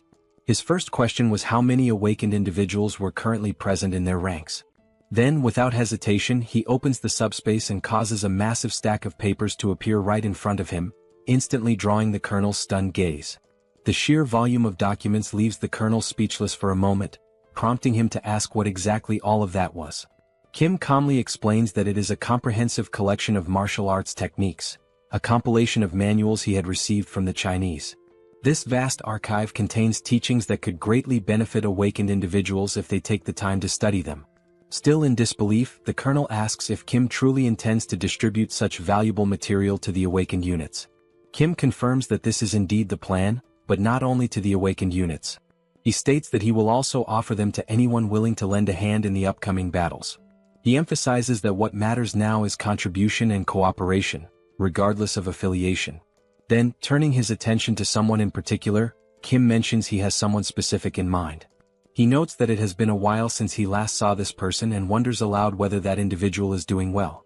He's referring to Mr. Song, the large man who had previously been under mind control. Appearing slightly embarrassed, Song responds that he's doing fine, especially since his unique ability lies in being incredibly durable. Kim, looking serious, mentions that he has a difficult request to make. He asks whether Song would be willing to do him a favor, specifically, something important that will take place in Busan within 6 days. The scene transitions swiftly to the international airport, where James stands facing Kim. James tells him not to worry and assures him that this upcoming task will be easy for someone like him. He also mentions that he had been waiting for Kim. Curious, Kim asks him why he had been waiting. James replies that he once said he would only help if it involved going to the United States. But after witnessing Kim's capabilities, James realized he had been mistaken about him all along. James then admits that he had never truly understood the nature of Kim's ability and, intrigued, asks just how many machines Kim currently has connected to it. Sometime later, Kim finds himself walking through the area, deep in thought. He reflects on how the earlier misunderstanding with James had been resolved and shifts his attention toward evaluating their current combat strength. At the moment, their forces consist of 200 awakened troops and 20 awakened fighters, in addition to James himself. Kim wonders if the people of Murim are still occupied with clearing out Beijing and notes that he intends to reach out to them soon. He considers that he might need additional help in order to move forward with his current strategy. His thoughts drift toward the Camelot facility, a base he had constructed to house the knights. Realizing that it has been quite some time since he last used a strengthening stone, he checks the system and sees that a considerable number of enhancement stones have now accumulated. Unable to recall the last time he used any of them, Kim decides it's the perfect moment to put them to use and allocate them wisely to increase his force's capabilities. He immediately uses the stones and initiates the summoning of the other Knights of Camelot. The system promptly displays a notification that all 12 knights are being summoned. And then, almost instantly, the knights begin to emerge one by one, each appearing with purpose and presence. They gather slowly, walking with quiet strength as they come together to regroup. Witnessing this, Kim feels a surge of excitement. It truly feels as though he is reuniting with family after a long time apart. Now, at long last, as everyone has waited for, all 12 knights of the Round Table have been named, assembled, and are fully prepared for the approaching confrontation. After that, on D5 in Busan, a thorough and detailed meeting took place to discuss the approaching battle. However, given the complete lack of intel regarding the enemy's composition, strength, and tactics, the gathering ultimately served more as a damage control session than a strategic planning one. Based on the points covered in the meeting, both the father and James immediately began working on their assigned responsibilities. The father took charge of constructing a fortified base designed to withstand enemy assaults, while James focused on modifying a warship capable of engaging the enemy at sea. In particular, James's role proved to be of extraordinary importance in this operation. Though there was initial concern among the others about the weight of responsibility placed on his shoulders, it quickly became evident that James was nothing short of a technology fanatic. Rather than feeling burdened, he welcomed the challenge with excitement. As time grew short, Kim made the decision to request reinforcements from the martial artists as well. Anyang and his men reported that they had managed to get things in order back in China, just in time to lend their assistance in Busan. Unfortunately, not everyone could leave China, so only the strongest among them came to help. They dedicated themselves to training the awakened troops by using martial arts manuals to enhance their capabilities in combat. While watching the intense training sessions unfold, Kim expressed his gratitude for their support. However, Anyang replied that there was no need for thanks. What Kim had done for China was far greater and could never be repaid so easily. Anyang added that there was something he had been unable to say the last time they met, and now, he had a favor to ask. Curious, Kim asked what kind of favor it was. Anyang pulled something out and showed it to him, a sort of remarkable beauty and significance. He explained that he had used an enhancement stone on the weapon, which had significantly amplified its power. He then asked Kim if it would be possible to duplicate this sword, completely catching Kim off guard. Anyang went on to say that if such a sword could be shared with others who needed it, it would surely make a difference on the battlefield. And he emphasized that this was something only Kim had the power to accomplish. Still stunned by the request, Kim asked him to wait a moment, pointing out that it was such a valuable weapon. Duplicating something so rare felt like a big decision. Nevertheless, Kim accepted the sword and sincerely thanked Anyang for entrusting it to him. Eager to test its potential, Kim promised to treasure the sword and ensure that it would be shared with those who needed it most. The system then displayed the sword's stats. It was a rare-grade weapon with wind attributes and included piercing and acceleration options, an extremely powerful and well-rounded blade. Afterward, Kim opened his portal and summoned Minwo, telling him that he had brought a gift. Minwo, exhausted from continuous training, didn't even manage to ask what the gift was. He could only wonder what Kim had in store. A few minutes passed. Minwo began to speak, saying that once he reached skill level 10, he learned that with 1,000 mana stones, he could obtain a classification and a dimensional account. He had since gone monster hunting to gather stones. Minwo continued, explaining that he had been the only one left out of the recent battle against the insects due to his lack of official classification. That exclusion left him deeply frustrated. Kim was surprised by Minwo's frustration and began to wonder whether raising one's skill level truly helped elevate their classification. It was at that moment Kim realized that the majority of martial artists were already at rank 8. He speculated that perhaps some of them had received registration forms from dimensional entities to increase their rank. However, the more likely explanation was that they had simply advanced their level in tandem with their abilities, especially since those registration forms were so difficult to obtain. Then Kim thought about Soul. She hadn't said much about her own progression, despite always staring at the system screen and muttering that it kept asking for more mana stones, leading her to suspect the system itself was trying to scam her. Kim came to a harsh realization: it would take 100,000 mana stones just to reach rank 6. He turned to Minwo and asked how many stones he had managed to collect so far. Minwo answered that he had only gathered 314. Kim then said he would provide the rest of the stones, but only if Minwo agreed to do him a favor. Minwo asked what kind of favor that would be. And so, Minwo joined the upcoming battle against Fukuoka. As preparations progressed, time seemed to accelerate. Finally the day arrived. The day of the battle. Gradually the enemy began to approach from the sea. The waters, calm just moments before, suddenly erupted as the invaders emerged without warning. The fishmen began shouting as they arrived, claiming that nearly 1,000 merfolk were on their way. They boldly declared that human weapons would be useless against them. Furthermore, they offered what they called a bloodless solution: surrender the representative and they would spare the rest. Observing their arrival, Kim noted how articulate the fishman was. The creature had spoken the perfect words to earn himself a punch. Then a magical barrier opened. The fishman, convinced that the humans were about to surrender their representative and capitulate, let out a loud command, ordering the merfolk to attack. From beneath the waves, a vast number of fishmen surged forward. But before the lead fishman could continue his proclamation, something pink came flying toward him. It was a whip. The strike landed squarely, launching him through the air and leaving the rest of his kind stunned in fear. That powerful attack came from the newly appointed knight, who addressed the fishman with absolute contempt, calling him a filthy piece of trash. She was flanked by 3 other knights, standing firm as she boldly declared that those damned fish wouldn't be allowed to take even a single step closer to Lord Kim. The 4-knight formation immediately exuded an intense aura of pressure, striking fear deep into the hearts of the invading fishfolk. Amid the mounting tension, a new figure emerged from among the enemy ranks, a fish-like creature who introduced himself as Lord Makio. His presence marked a shift in the battlefield's atmosphere. Observing the resistance before him, Lord Makio remarked that this scene was quite different from what had previously been described by another of their lords, Lord Hideki. A hammerhead-headed subordinate of his stepped forward, ordering the other fish to stand back as he alone would break through the enemy's defenses. Wearing a confident smile, Lord Makio stated that he would now show them the vast difference in power between their forces. But despite his posturing, the hammerhead fishman was swiftly intercepted and utterly defeated by Percival in a decisive, brutal counter. The blow left him crumpled and motionless, showcasing the sheer gap in strength between them. Witnessing one of their commanders fall so easily, the rest of the fish warriors charged in desperation.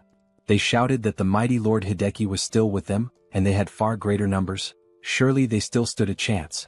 Joining the battle's front line was Anyang, wielding his sacred sword with unshakable determination. Fighting at his side was his trusted aide, delivering a relentless flurry of punches against the enemy. Also present on the battlefield was Soul, effortlessly taking down wave after wave of fish soldiers. Her strikes were sharp and well coordinated, drawing from the new combat techniques she had recently mastered through rigorous training. A bright smile played on her face as she fought with poise and strength. Amidst the chaos, the second Lord Hideki finally made his entrance. Commanding his troops to charge, he stepped forward with a declaration of power, claiming that even among fishfolk, there existed a hierarchy of strength, and they were about to witness it firsthand. But his confidence was abruptly shattered. Out of nowhere, a Virga beam shot through the air at blinding speed and struck him square in the chest, throwing him back violently and halting his advance in an instant. The ordinary fish warriors gasped in horror, eyes wide as they watched their powerful commander being flung through the air like nothing more than debris. Seconds passed as confusion turned into panic. Suddenly, cries broke out among the enemy ranks, urging everyone to retreat. Something was clearly wrong. One of the fish soldiers, now frantic, shouted that they couldn't see any human ships nearby. If there were no ships, there should be no threat. The sea, by all logic, should be a safe haven for them. From the rooftop of a nearby building, Kim silently watched as the fish forces scattered in retreat. There was no celebration in his expression, only observation. He wondered to himself why they were fleeing in such a disorganized manner. Unlike the lizard men or the insect hordes, the fish folk had yet to display any truly formidable power. It left Kim questioning whether this was really the full extent of their strength. Out in the ocean, as the enemy tried to escape, Kim opened a portal high in the sky above the retreating fish. From it, a massive ship descended, an imposing war vessel engineered with unmatched precision and technological enhancements. The fish had plans, no doubt, but against this masterpiece that James had constructed, any strategy would prove meaningless. Inside the ship, Kim gave a direct order to Yangso to set course for Fukuoka. Yangso replied with certainty, affirming that he would take them there, especially now that they had a fully equipped and masterfully modified warship at their disposal. While they sailed on the newly modified ship, Yongsu was excited to be steering the vessel, while Kim thought about how it had already been 2 hours since they had set off for Fukuoka. Besides having escaped earlier, no monsters had appeared. In other words, it had been 2 hours without any incidents or disturbances, completely silent. Kim wondered if perhaps they were being lured somewhere, but he considered that he would have to be extremely careless to be used as bait, which would be far too obvious. He realized that Lancelot and the other knights must be busy defending the base, except for Mordred. As Kim contemplated what could possibly go wrong, and prepared to enter the subspace to protect himself if something did, he suddenly heard an unusual sound. Quickly, he shouted that it was the noise of a strange monster and continued yelling that he had known it was a trap from the very beginning. Outside, on the sea, a giant whale emerged from the water. Kim said that, at first glance, this whale was at least of the same class as the locust, and if it reached Busan, it would cause total devastation, putting Kim on high alert. He then stated that he would try to stop it right there, even though he had no idea how strong it might be. Kim opened the subspace and launched the Eames dimension beams toward the whale. The beams struck the whale, piercing it easily. Then all the other beams also hit, severely injuring the whale. Seeing this, Kim commented that, as expected, the strength of that whale did not even come close to the power of the locust. As the whale sank into the sea, the system appeared, showing that the ownership of the whale's dimensional account had been transferred to Kim, making his current balance 54,827 magic stones. Looking at the system, Kim wondered if it was normal for such a weak enemy to possess a dimensional account and questioned whether this was also part of a bait strategy. Suspicious, he thought about how strong the rank 7 enemies that would appear next might be, but he was ready for whatever came his way, if the enemy had the courage. Or so he thought. About 10 minutes later, Yongsu announced that they had arrived in Fukuoka. Kim was surprised at how quickly they had gotten there. Kim remained cautious since they had crossed the sea without any problems. He had expected to fight the merfolk in the water, but that had not happened. Regardless, he was glad they arrived safely. However, from that point onward, it was completely enemy territory, and he knew he could not lower his guard. Looking up, he saw the giant sign marking the representative of Fukuoka hovering above the heads of the representatives. Seeing that, Kim said that the target, the representative, was more exposed than he had expected, but he did not know what traps or monsters were waiting for him. Kim opened the subspace and said he knew someone who specialized in infiltrating enemy lines. He called Mordred and said it was his turn now, assigning him the mission to infiltrate and gather information about the enemies. Mordred replied that he would carry out the order as commanded by Lord Kim. Then the stealthy knight proceeded to enter the enemy lines without being seen. While infiltrating an enemy facility, he saw 2 monsters arguing with each other. Mordred stopped, intending to listen more carefully. One of the enemies called the other frustrating. The angry enemy said that they had sent 1,000 soldiers but still failed to break through the weak defense in Busan and eliminate the Busan representative. The one reprimanding them was a fat fish wearing clothes, scolding one of the fish who had fled. The fat fish asked why they had failed to complete the mission. Still furious, the fat fish asked where the hell Hideki was and what he had been doing. The fleeing fish said that Hideki had been struck by some gigantic structure and had simply been eliminated easily. The fat fish said that made no sense at all. While the fleeing fish apologized, someone was quietly listening in the background. A man said that apparently they had underestimated the strength of Korea, which had come to help Japan. A large fish security guard said that, in this bidding war, Korea's score had been very high and not without reason. The big fish apologized and told the man not to worry, assuring him that even if they lost Fukuoka, he would ensure there were no losses on their investment. The man then called the big fish's attention, addressing him as chairman, and asked who had given permission to lose Fukuoka. The chairman said that the situation in Busan was not going as expected, but the man responded that, indeed, they had not been able to simply eliminate the Busan representative, but that did not necessarily mean defeat. The director then said that if it was very difficult to confront Busan, they still needed to plan better for the future. Then the director said he would delete the hologram of the regional representative at his own discretion. He gave the command for the president to lock him in the basement. The large man, who was the president, continued walking toward the fat fish and said that, as expected from the director, he had thought of everything and would imprison the representative immediately. The fat fish was the representative, who became frightened and begged the president to wait a little, saying that he was just a rank 8 regular and that the basement was only for monsters like Madagwi. At that very moment, the representative was grabbed by the head by the president, who said he didn't know how long this would take, but he promised.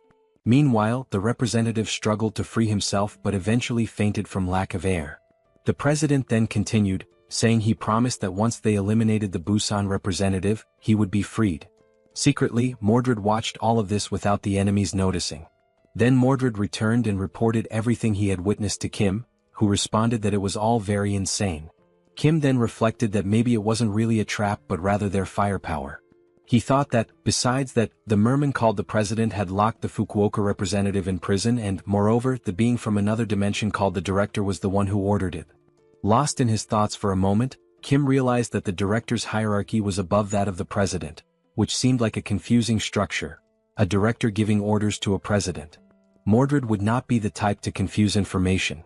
But anyway, Kim said he came to deal with the Fukuoka representative, and regardless of whether it was the director or president, it was none of his business. However, one thing still worried Kim, as the being from another dimension called the director had managed to make the floating text of the representative disappear from the sky. Kim thought that perhaps this director was an exiled mage like the bald Sozen, and he also wondered what kind of creature this Madagwi who was imprisoned underground might be. Kim then realized it didn't matter. What was important was that he should be figuring out how to reach the underground prison at this moment, and that he needed to focus on Fukuoka, not Japan right now. Mordred interrupted Kim's thoughts and said he had brought something from there. He then showed several keys he had managed to take without anyone noticing. From a distance, Kim asked if those were keys and why there were so many. Sometime later they were already unlocking a padlock using the keys. Looking at the gate full of locks, Kim said he now understood why there were so many keys. Before entering, Kim asked Mordred if there were any troublesome monsters locked inside, and Mordred replied that if he had to guess, yes. Because even the representative had mentioned a monster called Madagwi and seemed terrified of being sent to the same place as it. Kim mentioned that even the name Madagwi sounded ominous, but he warned that they wouldn't take any reckless actions. They would only find the Fukuoka representative quickly and leave. Then they entered the underground prison. Kim said it looked like an abandoned hospital or a prison, but it was emptier than he had expected. Mordred made a hand signal indicating for Kim to wait. Kim then asked Mordred what was wrong. But when he looked to the side, he saw a human silhouette emanating a lot of energy trapped inside a cage. Indeed, it was a human chained up inside. Kim was surprised that there was a person in prison there. He asked if that person had been tortured and if he was alright, but knowing he didn't know how the man had ended up there and that he was not an aquatic being, it was better to try to talk first. The prisoner had his eyes and mouth covered. So Mordred removed the tape covering his mouth. The prisoner said he had never heard that voice before and asked who was there, and if he was part of the Divine Awakening sect. Kim replied that he was part of no sect but cautiously said he wouldn't reveal who he was. Only if the prisoner introduced himself first would Kim say who he was. The prisoner then said that he had ended up fighting against the sect, and since Kim didn't know who he was, then he really wasn't part of the sect and had no reason to be eliminated. Kim said the man didn't seem like an enemy and mentioned that those he was fighting against were also part of the Divine Awakening sect. Kim then ordered Mordred to release the man from his chains. While Mordred was freeing him, the man thanked them for saving him even though he didn't know who they were. Kim said that humans needed to help each other survive, and the man replied that Kim was a rare soul in times like these of apocalypse and war. Still intrigued, Kim asked if the man was fighting the sect allied with the government. The man answered no, saying that the cult had taken over the government and unaware of this he had ended up imprisoned. The man then removed the blindfold from his eyes and said his name was Saito Daichi, just an ordinary citizen. Smiling, he also said that he was the one called the Madagui monster by the cult scoundrels. Kim is left shocked by the revelation and immediately asks if Saito Daichi is truly the Madagui. In response, Saito Daichi asks whether Kim has ever heard that name before and, if so, what exactly he has heard. Kim, still suspicious, replies that he had heard the merfolk fear a powerful monster known by that name. Daichi confirms it. He explains that Madagui is indeed a powerful monster ranked at the 7th classification. However, what the merfolk truly fear is not just the monster's strength, but the heat it emits, an intense energy that practically makes Madagui their natural enemy. Still taken aback, Kim asks if this heat is Saito Daichi's own ability, considering that he appears to be just an ordinary person. Daichi calmly responds that his ability is not to transform into Madagui. He then lifts his shirt and reveals something beneath it, a red mark on his body resembling a scar. He explains that the Madagui is sealed within his body.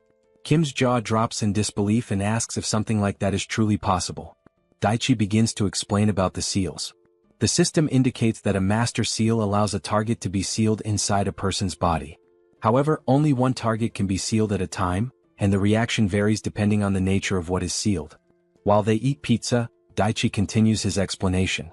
He says that the larger and heavier the sealed entity is, the stronger the reaction on the host's body. The host will lose strength, become extremely dizzy, and may even faint. This is something he learned the hard way after sealing the Madagui. He explains that the Madagui is a monstrous creature of incredible power, immense in both size and strength. He assures Kim that it is without a doubt the strongest rank 7 monster Kim has ever encountered. Madagui destroyed everything in its path, be it monsters or humans. Nothing could stand before it. Its power was such that no attack could affect it. The only thing people could do was pray that the Madagui wouldn't pass through their territory. The only thing capable of stopping the Madagui was Daichi's unique ability. The government was aware of this and carefully planned the sealing of the monster with the help of several awakened individuals. And it was only through their combined efforts that the Madagui was safely sealed. But the real problem emerged after the sealing. Only later did they realize that the government faction pushing for the sealing of the Madagui was actually the Divine Awakening cult. But by the time they noticed, it was already too late. The cult had infiltrated by sending in agents who had not yet undergone the merfolk transformation, so no one suspected them. And as soon as the Madagui was sealed, the cult began killing the awakened. Because the awakened had gathered together to seal the monster, they were all conveniently in one place, making it easier for the cult to eliminate them all at once. This was how the cult exterminated every awakened who refused to join them. Daichi explains that he was one of those who resisted. As a result, they kidnapped him and imprisoned him there. Daichi then bows and thanks Kim for saving his life. Kim replies that such formality isn't necessary and asks what Daichi plans to do next. Daichi says that, unfortunately, he's not sure. There isn't much he can do on his own. He then adds that if it were possible, he would unseal Madagui and release it upon the divine cult to destroy them. However, if he did that, he too would be caught in the destruction and die. Because Madagui is uncontrollable and unstoppable, releasing him would result in the total annihilation of Japan. Kim then asks if there are any restrictions or a price to pay for releasing the seal.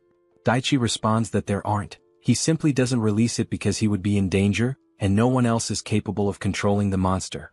Kim is both surprised and excited, asking if that's really all that's stopping him, giving the impression that he's come up with a good idea. Sometime later within the city, one of the patrolling merfolk senses something unusual. What grabs his attention is a strange, loud noise. But when he looks down, he sees the building housing the merfolk being torn apart from within. The structure appears to be collapsing from the inside. Suddenly, it explodes completely, sending debris flying in all directions and destroying nearby buildings in the process. Amidst the devastation, the dust begins to settle. And from within the cloud of destruction, a monstrous gaze emerges. It is Madagui, now unsealed, rampaging and laying waste to everything in his vicinity. The merfolk who had been nearby see him and can do nothing but widen their eyes in sheer terror, fully aware that this is the end for them. They are frozen in place, paralyzed with fear, unable to move a single step, still struggling to believe that the Madagui is truly standing there before them. Meanwhile, the Madagui continued to advance, and with every step it took closer, the merfolk began to feel as if they could no longer breathe. A suffocating sensation overcame them, as though the very air was being burned away.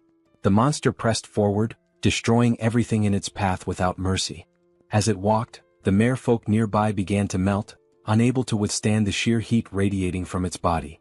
From within the subspace, an emergency shelter Kim had created to protect Daichi from Madagwi's wrath, Kim carefully observed the destructive force of the beast outside. At that moment, a notification from the system appeared, stating that the representative of Fukuoka had been eliminated. As a result, Busan had officially won the territorial conflict. Kim acknowledged the representative's elimination and told Daichi not to worry about the rebound effect from the unsealing. Turning to Daichi, Kim assured him that he would take care of everything properly, instructing him to focus only on resealing the monster. Upon hearing those words, Daichi realized this was not the moment to be impressed. But even so, he couldn't help but think Kim was a genuinely admirable person. And it wasn't just because of his strength. It was the way Kim simply did what needed to be done, helping others without hesitation, as if it were the most natural thing in the world. Moved by Kim's resolve, Daichi felt that he too had found someone to look up to, someone who inspired him to do what must be done. Steeling himself, he began removing his shirt. Yes, that's right, just like anyone else would when preparing to bear a scar of such power. Daichi gathered his courage, stood before the portal, and faced the approaching monster. He shouted that the beast's brief moment of freedom was over, it would now be sealed once again. Upon hearing that familiar voice, the Madagwi instantly recognized it as belonging to his natural enemy.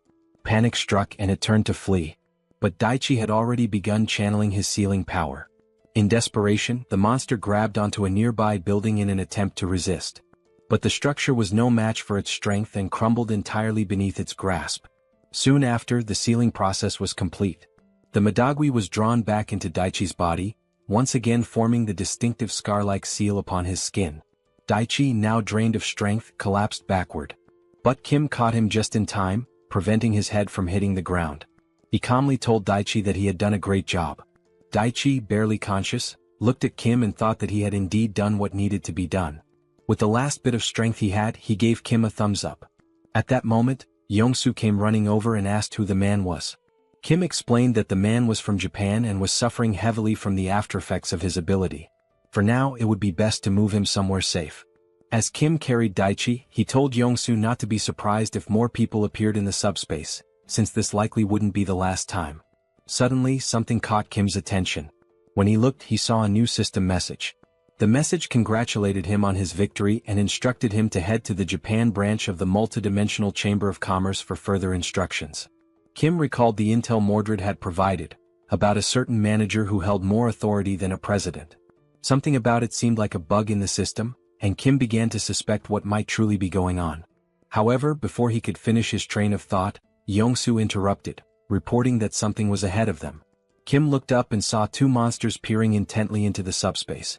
What surprised him even more was the fact that, despite the widespread destruction in the city, the area where they stood remained completely untouched, as if protected by some strange field. Kim realized with a jolt that this place was none other than the accursed multidimensional Chamber of Commerce, the Japanese branch. Yongsu, recognizing the monsters as enemies, said he would take care of Daichi and told Kim to handle the remaining business. Kim expressed his thanks. Outside, the two monsters conversed. They noted that the Madagwi had been unexpectedly released, and that the Fukuoka representative had been eliminated, likely the reason for the chaos. Seeing the floating tag above Kim's head identifying him as the representative of Seoul, they quickly realized that he was most likely the one responsible for everything. Then, a notification from the monster's own system appeared, showing that they had just received a fund of 3,000 magic stones. It was the perfect chance to redeem themselves for past failures. As one of the monsters, the president, devoured the stones, the other warned him to ensure the job was done properly this time. He urged the president to make sure the fight was worth the investment. In the background, the president, already a massive creature, began to grow even larger and more monstrous as he consumed the stones. His body mutated with raw energy. Now fully transformed, the monstrous president roared in fury and challenged Kim directly, declaring that he would not disappoint and demanding that Kim face him. After that, the director demanded that the president prove himself worthy of the investment. The president, with a ferocious expression, responded with determination that he would not disappoint. Raising his voice, he let out an earth-shaking roar, attempting to intimidate the enemy standing calmly in front of him. He anchored his feet firmly into the ground, gathering momentum, and then launched himself forward in a powerful leap. Charging with relentless aggression toward Kim, who remained composed, not flinching as the monstrous president barreled toward him. But just as the president closed the distance, a brilliant light emerged from within the subspace. This radiant burst revealed itself to be none other than the mighty spears of Lakis, which shot forth and pierced through the mutated fish-like creature with precision, forcing him down to his knees, immobilized and gasping. The director, witnessing this unexpected turn of events, stood frozen in disbelief. He could not comprehend what had just happened before his eyes. He questioned aloud, perplexed as to how the president could fall so easily and be overwhelmed so swiftly, especially after the substantial investment he had poured into elevating him to the prestigious 7th classification. His confusion was palpable, unable to fathom the failure after boosting his power. Then a system notification appeared, announcing that Kim had received 14,000 magic stones. The timing of the message puzzled Kim, for he had not yet finished off the president, who remained alive, albeit gravely wounded. Kim's attention was then drawn back to the director, who began speaking, remarking that, frankly, Japan used to be stronger. But as everyone could see, Korea had now become prime real estate in the world of awakened powers. Continuing his monologue, the director revealed his original plan. He had intended to establish Japan as his primary base and from there, proceed to conquer neighboring countries, expanding his influence step by step. However, in light of recent events, he admitted that perhaps his strategy had been flawed from the start. The director, adjusting his tone to a more businesslike offer, turned to Kim and proposed a new alliance. He asked whether Kim would be interested in using Korea as the new staging ground to dominate other nations. Should Kim accept the investment, the director promised Korea would reap numerous benefits. For example, Kim would gain the authority to declare war on regions such as Osaka or even Tokyo itself. Hearing these words left the president, still bleeding and crouched on the ground in utter shock. He could not believe what he was hearing. His eyes widened as he questioned what the director truly meant by this sudden shift in allegiance. But the director, showing no interest in the president's disapproval, continued as though uninterrupted. He added that, beyond the political power, Kim would also gain access to more magic stones, with the only condition being that it would be rewarded as a prize for victory and for claiming the Fukuoka Gate. He raised his hand, pointing his thumb toward the surroundings, stating that if Kim accepted this offer, he would like him to eradicate this pitiful place filled with losers. He expressed his distaste for working in such a public and exposed office, complaining that it hindered his ability to operate effectively. By eliminating it, he claimed, Kim's classification would increase significantly. Kim couldn't help but wonder silently if this monster truly had the power to raise his classification. The director then, in a seemingly casual manner, asked whether there were any awakened buildings in Korea as well, hinting at his intricate knowledge of awakened infrastructures. At that moment, the president, writhing in pain on the floor, showed signs of deep frustration. Glaring with fury, he gripped the spears lodged in his chest, yanking one free while speaking through clenched teeth. He accused the director of telling a completely different story from the promises he had originally made. Fuming with rage, the president rose to his feet and with all his remaining strength, hurled the spear toward the director, aiming for a lethal strike. However, as the weapon approached, a green aura enveloped the director's body. Despite the force behind the throw, the spear was completely repelled. No matter how much force the president applied, he was unable to breach the director's defensive field. Observing this from a distance, Kim identified the power as repulsion, but something about it felt off. Regardless of how strong a repulsion ability was, there should at least have been some slight impact or recoil, but the director remained perfectly still, unaffected. It was in that moment that Kim came to a realization. The director's power level might not be of a mere 6th rank, it was something beyond. The director then addressed the president sharply, telling him not to interfere when he was in the middle of an important discussion. Turning his attention back to Kim, he requested that Kim eliminate the president first, remarking that while the president excelled at avoiding attacks, he utterly lacked defensive capabilities. But the scene quickly shifted as the president began losing a tremendous amount of blood. Observing this, the director nonchalantly stated that there was no longer a need for Kim to finish him off. The president's end was near, his life slipping away due to his severe blood loss. Curious, Kim inquired about the director's exact classification. With a smirk, the director explained that members of the Chamber of Commerce handled matters differently. He suggested Kim should consider him a rank 0 existence, the highest possible classification. Since they operated on Earth, after all, they needed certain privileges and benefits to manage affairs efficiently. Abruptly shifting the conversation, the director asked Kim if he would accept the proposal or not. His tone left no room for evasion. Kim, now sweating profusely from the sheer pressure of the situation, thought to himself about the nature of the proposal. It was essentially an offer to switch sides, to stop being the invaded and instead become the invader, with a range of perks attached. Nervousness mounting, Kim hesitated, asking for a moment to consider. But the director quickly pointed out that throughout the vast universe, there were countless beings with abilities similar to Kim's. He even mentioned the man Kim had just rescued recently, hinting that he too possessed a comparable power. The director continued, saying that if there were already many like that in the places Kim had been, one could only imagine how many more existed across the entire world. At that moment, the director stated firmly that he was merely offering an investment. He emphasized that this did not give Kim the right to become arrogant or presumptuous about his strength. However, within that very instant, Kim's thoughts revealed his conviction. This being clearly had no understanding of his real powers. The director mistakenly believed that Kim's abilities were limited to sealing alone. It became evident to Kim that the director truly had no clue about his actual potential. Now, with a growing sense of certainty, Kim internally confirmed that the director was completely ignorant of his true power. Kim then confronted the director with a direct question, asking what would happen if he were to refuse the offer. The director, without hesitation, responded that if Kim refused, it would simply be over. In the very next breath, without a moment of doubt, Kim declared his refusal. The abruptness of this answer sent a shockwave through the director, who questioned in disbelief whether Kim was truly being serious. Kim, with a composed demeanor, confirmed once again that his refusal was absolute and unwavering. The director, now visibly frustrated, remarked that he had no idea what Kim was relying on. He urged Kim to reconsider, warning him to think carefully as there were no other options available to him. But Kim, remaining steadfast, turned toward the director and stated that his decision had already been made. He further added that he had accomplished what he came here to do and was now leaving. This bold attitude left the director completely dumbfounded. He had just been blatantly rejected, despite being a high-ranking member of the multidimensional Chamber of Commerce. The director, bound by the organization's strict policies of neutrality, knew that making direct investments was absolutely forbidden. And yet, there he stood, so brazenly discussing an illegal investment, only to be outright refused. His initial plan was to keep everything hidden. No one was ever supposed to find out about this, which was precisely why he resorted to subtle coercion and manipulation, intending to corner Kim into accepting the investment. It was practically blackmail masked as a business deal. But as Kim began to walk away, the director's thoughts raced, questioning whether that man was truly doing this. Was he really just walking away from an offer of this magnitude?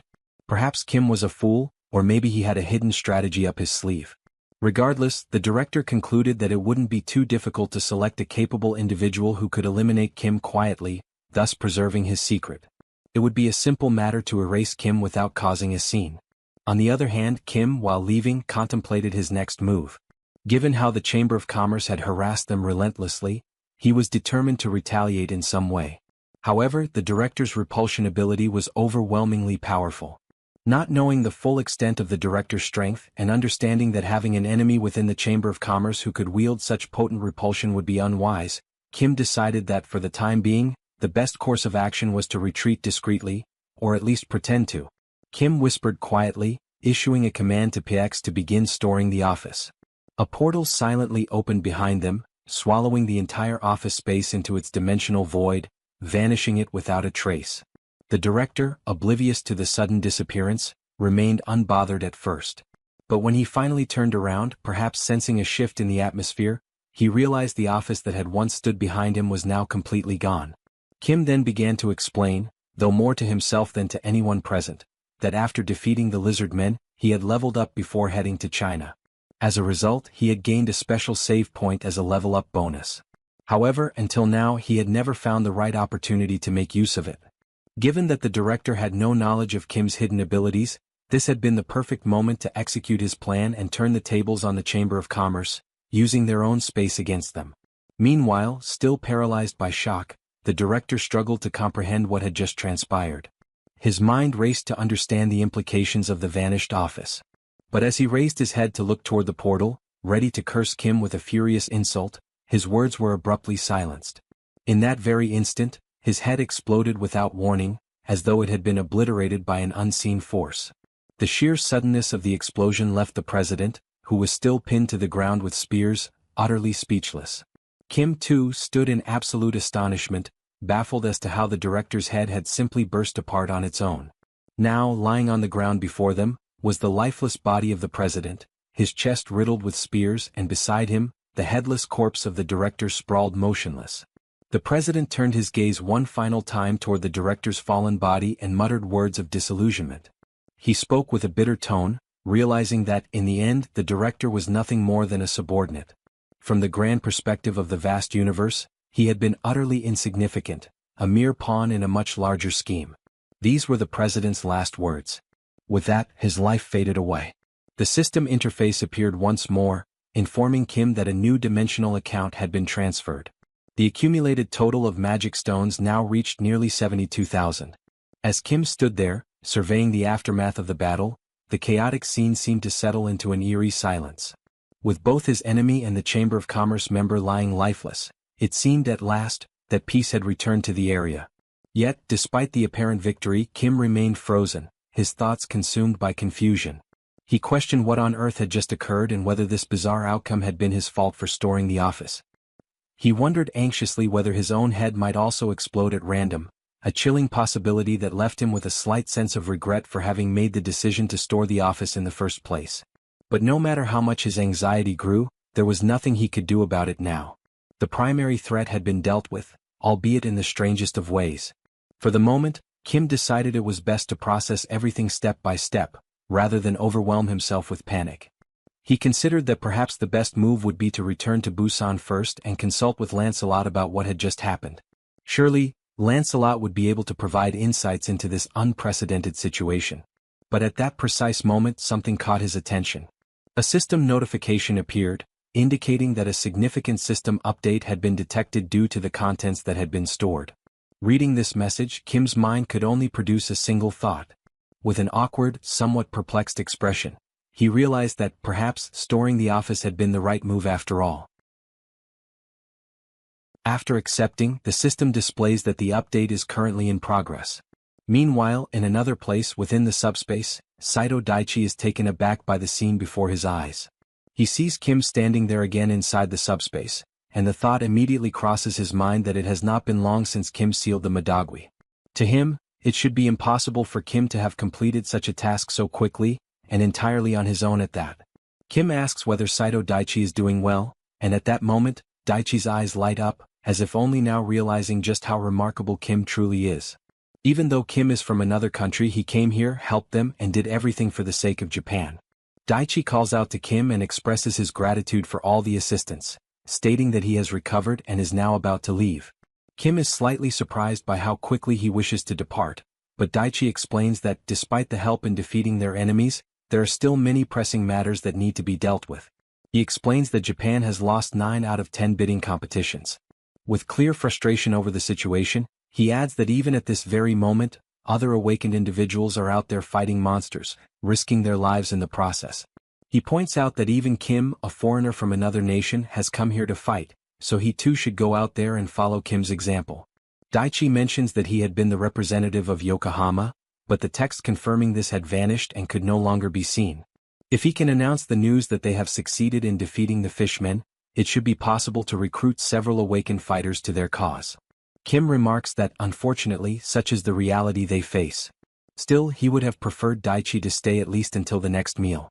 Yet, since Daichi has made his decision, insisting any further would not be appropriate. Saito Daichi says that if they make it quick, it will be fine. They then share a brief meal together, and afterward, Kim tells him that if he ever needs any assistance, he must not hesitate to reach out. Even though Daichi does not like depending on help from others, Kim also mentions that he had been planning to set up a subspace portal in the area. Kim asks whether Daichi ate well and if there is anything else he needs. Daichi promptly replies that he is fine and expresses his gratitude once again for all the help. With that, he begins walking toward the exit, turns back to face Kim, and says that if Kim ever needs help, he only has to say the word. Daichi will certainly come and will also make sure to release the Madagui. Watching his new ally leave, Kim feels pleased to have learned more about the regional representative, especially since Mordred had previously mentioned that the branch leader holds the authority to sign off on the title of regional representative. Looking at the system display, Kim notes that it is good that this new feature has arrived. The system then confirms that the update is complete. Inside the newly updated room within the subspace, Kim walks forward, remarking that everything seems so ordinary, with no documents or unusual objects in sight. Suddenly, something appears and announces that it has been waiting for him. The entity has the form of a cube, with small propellers that allow it to hover in the air. Recognizing the voice, Kim is taken aback and asks if this is now Pax. With his updated appearance, Pax confirms that it is indeed him. Kim asks what has happened to his appearance, noting that he looks somewhat different. Pax explains that he has acquired a proper form after the system update and that, along with this, new functions have been added. He asks Kim if he would like to see them. Kim, astonished by how much more human-like Pax sounds now, agrees that he certainly wants to check out the new features. With a cheerful tone, Pax announces that he will go over the newly added functions, which amount to 4 major updates. The first is the message transmission system, which can only send messages to targets within a designated area, with certain limitations on the formats that can be used. The second function is the satellite observation system, similar to the first in that it only works within the designated zone. These capabilities leave Kim even more impressed, but Pax continues. The third feature is the hologram adjustment system, a visual interface that allows the modification and customization of holograms. Finally, the fourth addition is the dimensional lifeform registry application. However, due to low hardware capacity, there are limitations on the classification level that can be registered, with the current maximum being level 7. Hearing this fills Kim with delight. His eyes light up at the possibilities and he remarks that Pax is practically a god. With more portals across the world, the range of observation could expand dramatically, and now, on top of that, messages could be sent as well, turning his ability from merely a logistical hub into a fully unified logistics command center. Kim's eyes gleam, and then he forms a mischievous smile, hinting that he has just thought of something. He tells Pax that he wants to display a message. Meanwhile, elsewhere in Japan, Seoul is sighing out of sheer boredom. She complains that Kim had told them to be prepared, yet there were so few enemies remaining that the battle ended before she could land even a single punch.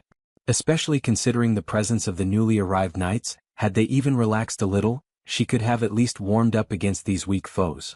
She remarks that, had she known things would turn out this way, she would have traveled to Japan without Kim, whom she mockingly refers to as number 3.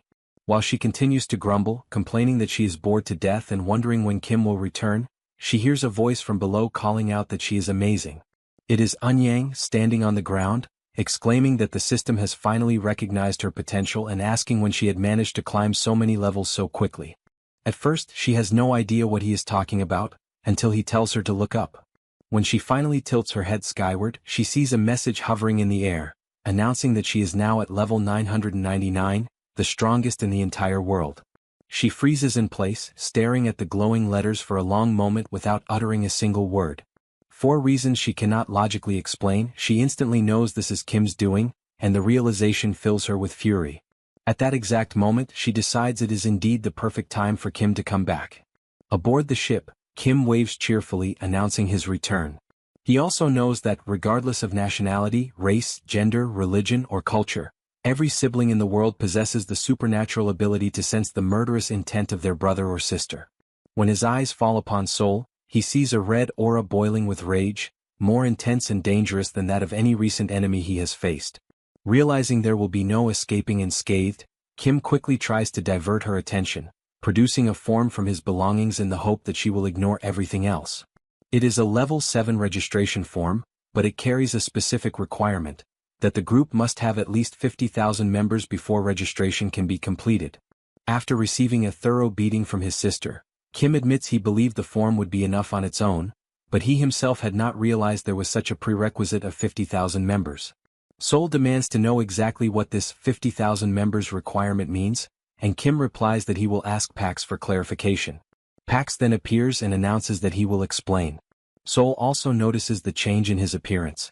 He proceeds to describe how the system includes a function that allows the creation of groups, enabling someone to establish a group and recruit members into it.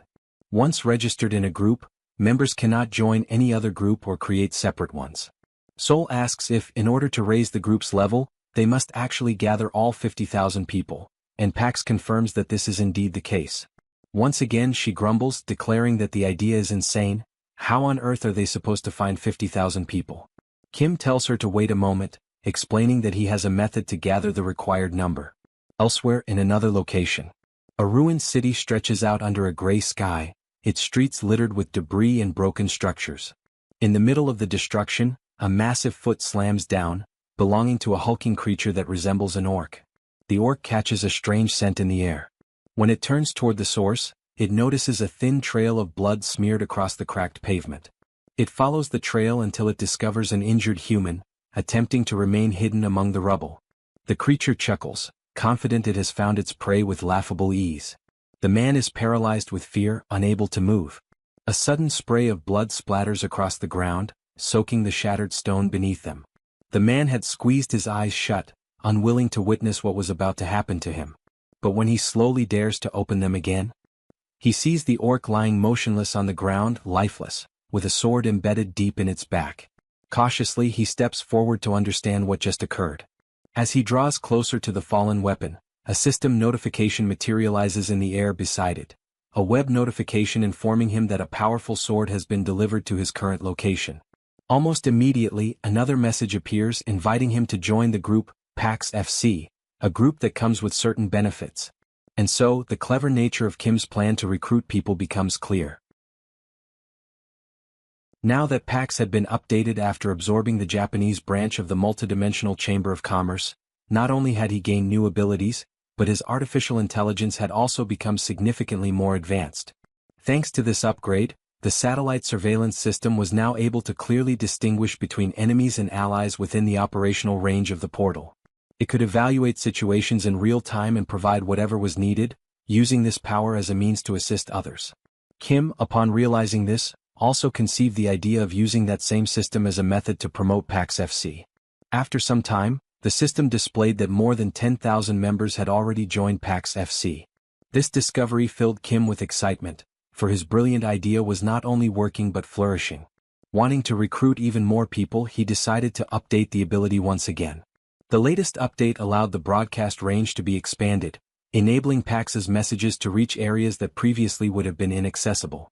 The system reported that 8,000 magical stones had been consumed during the upgrade and that both the communication range and the transmission speed had increased fivefold. With this improvement in place, Kim departed together with Yongsoo to install additional portals, beginning their journey with a trip to Busan, accompanied by his personal pilot. After successfully installing the portal in Busan, and just as they were on their way to Gwangju to establish another one, Pax suddenly appeared, reporting that a problem had arisen. Indeed, an unexpected situation had occurred. People had begun to gather in large numbers around the portal. Many did not truly understand what it was. Some even assumed that Pax FC referred to a football team.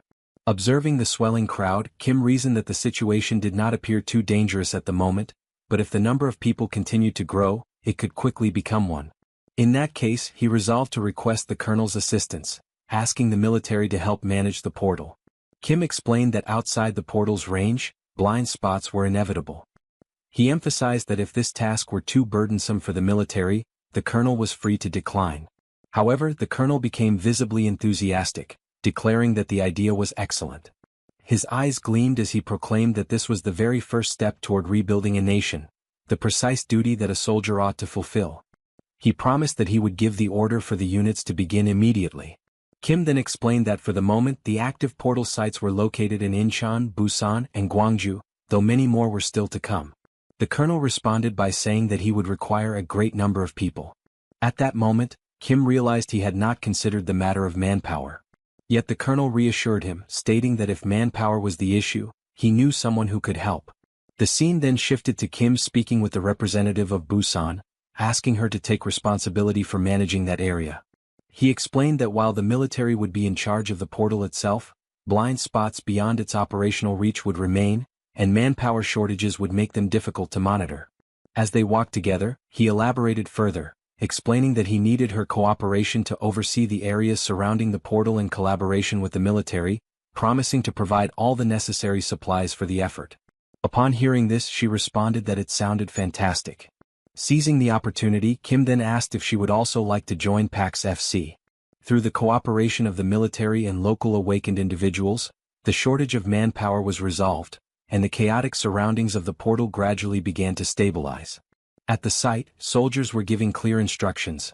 No one was to push forward, and distribution would proceed one box per person in strict order, so patience was required. As they handed out supplies, they repeatedly announced that these provisions came from PAX FC, adding that anyone who joined would receive even more the following day. Through such promotional efforts carried out here and there, the system soon indicated that the number of members had surpassed 40,000. Kim's expression twisted into something almost psychotic, for everything was unfolding even better than he had planned. Now, only 10,000 more members were needed to reach level 7. Interrupting his moment of exhilaration, Pax appeared once more, reporting that another problem had been discovered. He explained that he had detected a being from another dimension, one that showed no intention of attacking, and asked what action should be taken. Kim was astonished, questioning whether it was truly possible for a dimensional being to exist without hostility. The scene then shifted to the introduction of this unusual creature. It was small, fluffy, and undeniably cute. Facing it directly, Kim attempted to identify its species, and realizing this, the tiny furry being began to cry, pleading for Kim to spare its life. Astonishingly able to communicate in a manner similar to a human, the little creature begged, insisting that it had nowhere else to go and promising that it would remain hidden, causing no trouble to anyone. Only then did Kim recognize that the creature was indeed peaceful. Kim stated that he wished to hear its story and suggested that they sit and talk for a while. The adorable creature was deeply moved by the human's attitude. While they were speaking inside, the little creature explained that his dimension had been destroyed by an invasion. While searching for refuge, he had managed to infiltrate during a migration toward Earth. Nibbling on some cookies as he recounted his tale, he revealed that his name was Solon and gradually told the entire story of how he had ended up there. Kim realized that the account could very well be true. After all, Earth itself had also suffered invasions from other dimensions. It was entirely possible. If Earth failed to defend itself, humanity too would eventually become nothing more than refugees. Kim asked whether Solon had come to Earth alone, and this question made the small, fluffy creature cry once again. Still sobbing, he clarified that he had not come entirely by himself. In the beginning there had been many companions. He recalled how he had been their leader and had devised a plan to lead them to a mountainous area to establish a settlement. Unfortunately, it had not been a safe zone. Because of his misjudgment, many had been killed and devoured by monsters, and the survivors had scattered. He explained that they were probably still hiding somewhere, but emphasized that they all possessed a heightened sense of smell. This detail piqued Kim's curiosity. The little one confirmed it, explaining that their keen olfactory ability allowed them to evade detection by monsters.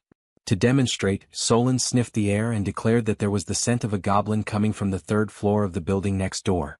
Kim was left stunned by such a remarkable ability. To be absolutely certain, Kim asked if he might verify the claim.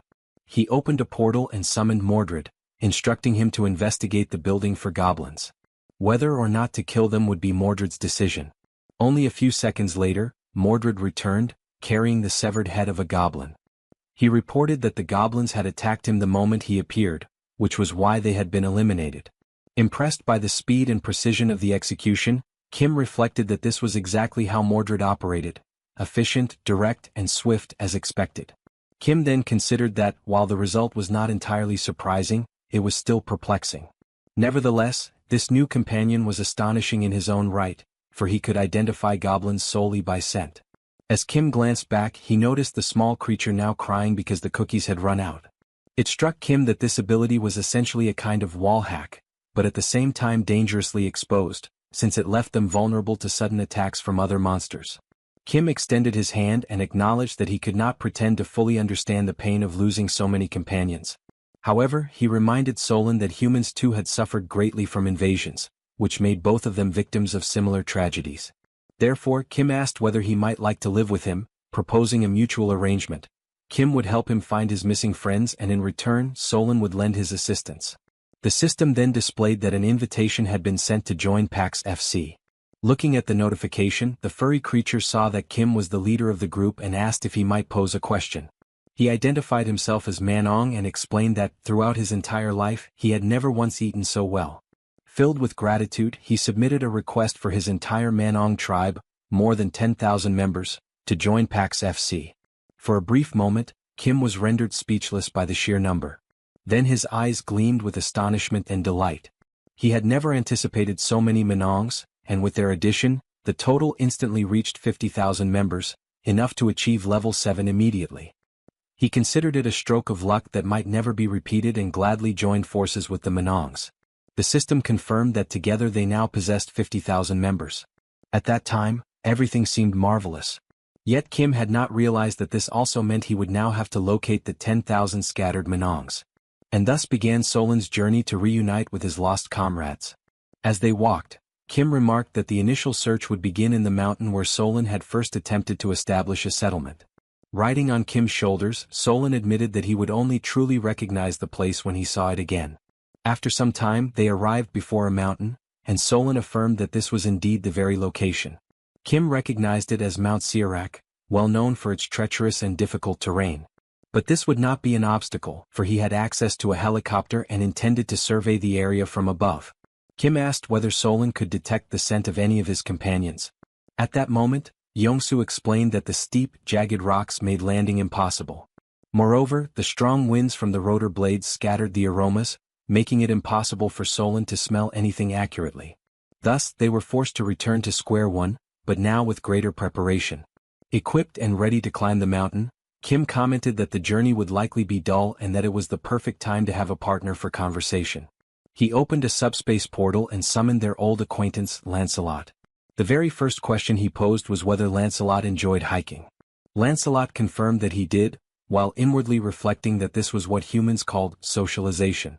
Already anticipating such a response, Kim continued to ask Lancelot various questions as they ascended, seeking to learn more about his life and his past.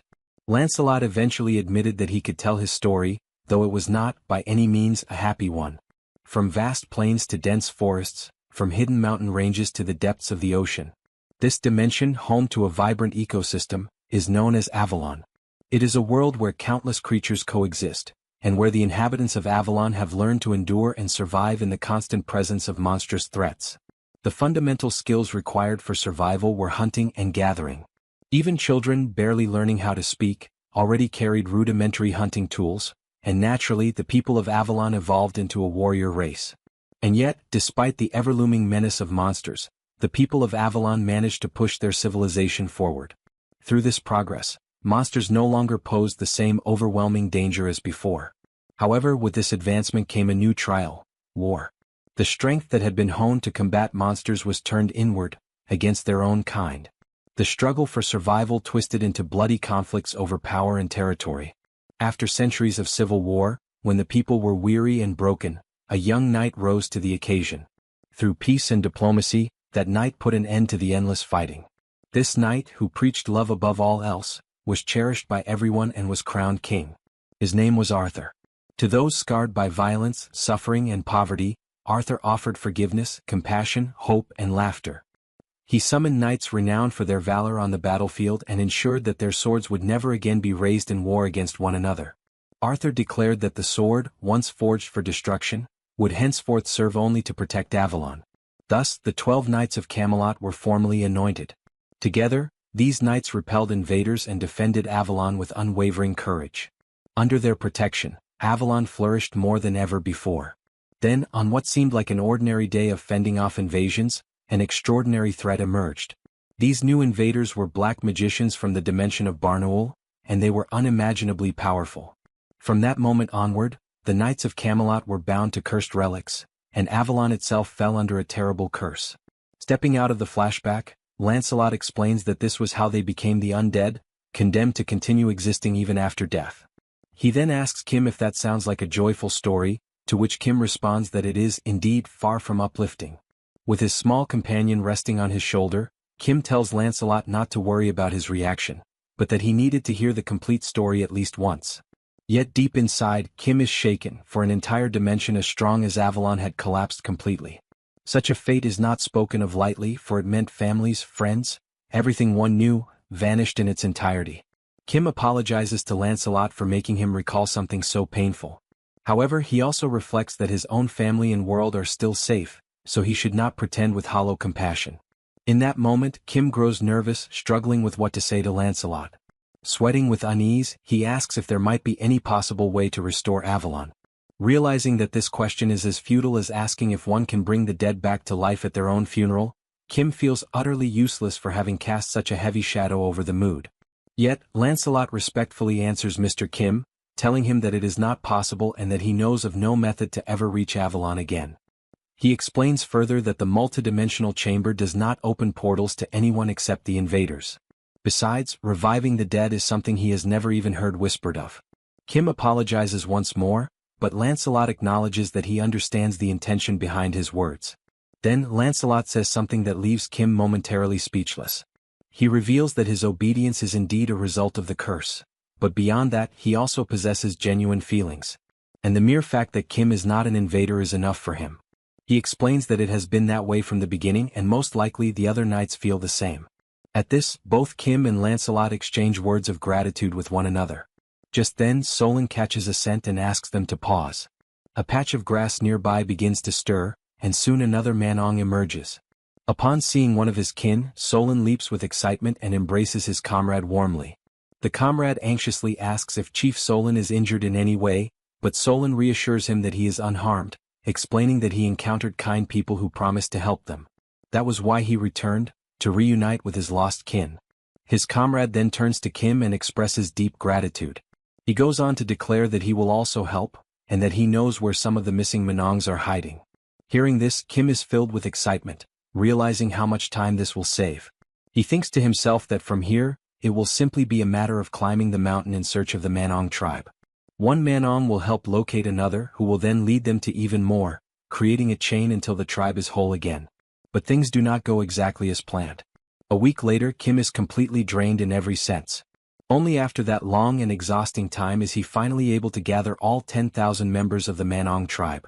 Exhausted and moving like an old man, Kim tries to recall how many mountains he has climbed over the course of the past week, all while wondering why the manhwa seem to have such an attachment to mountains.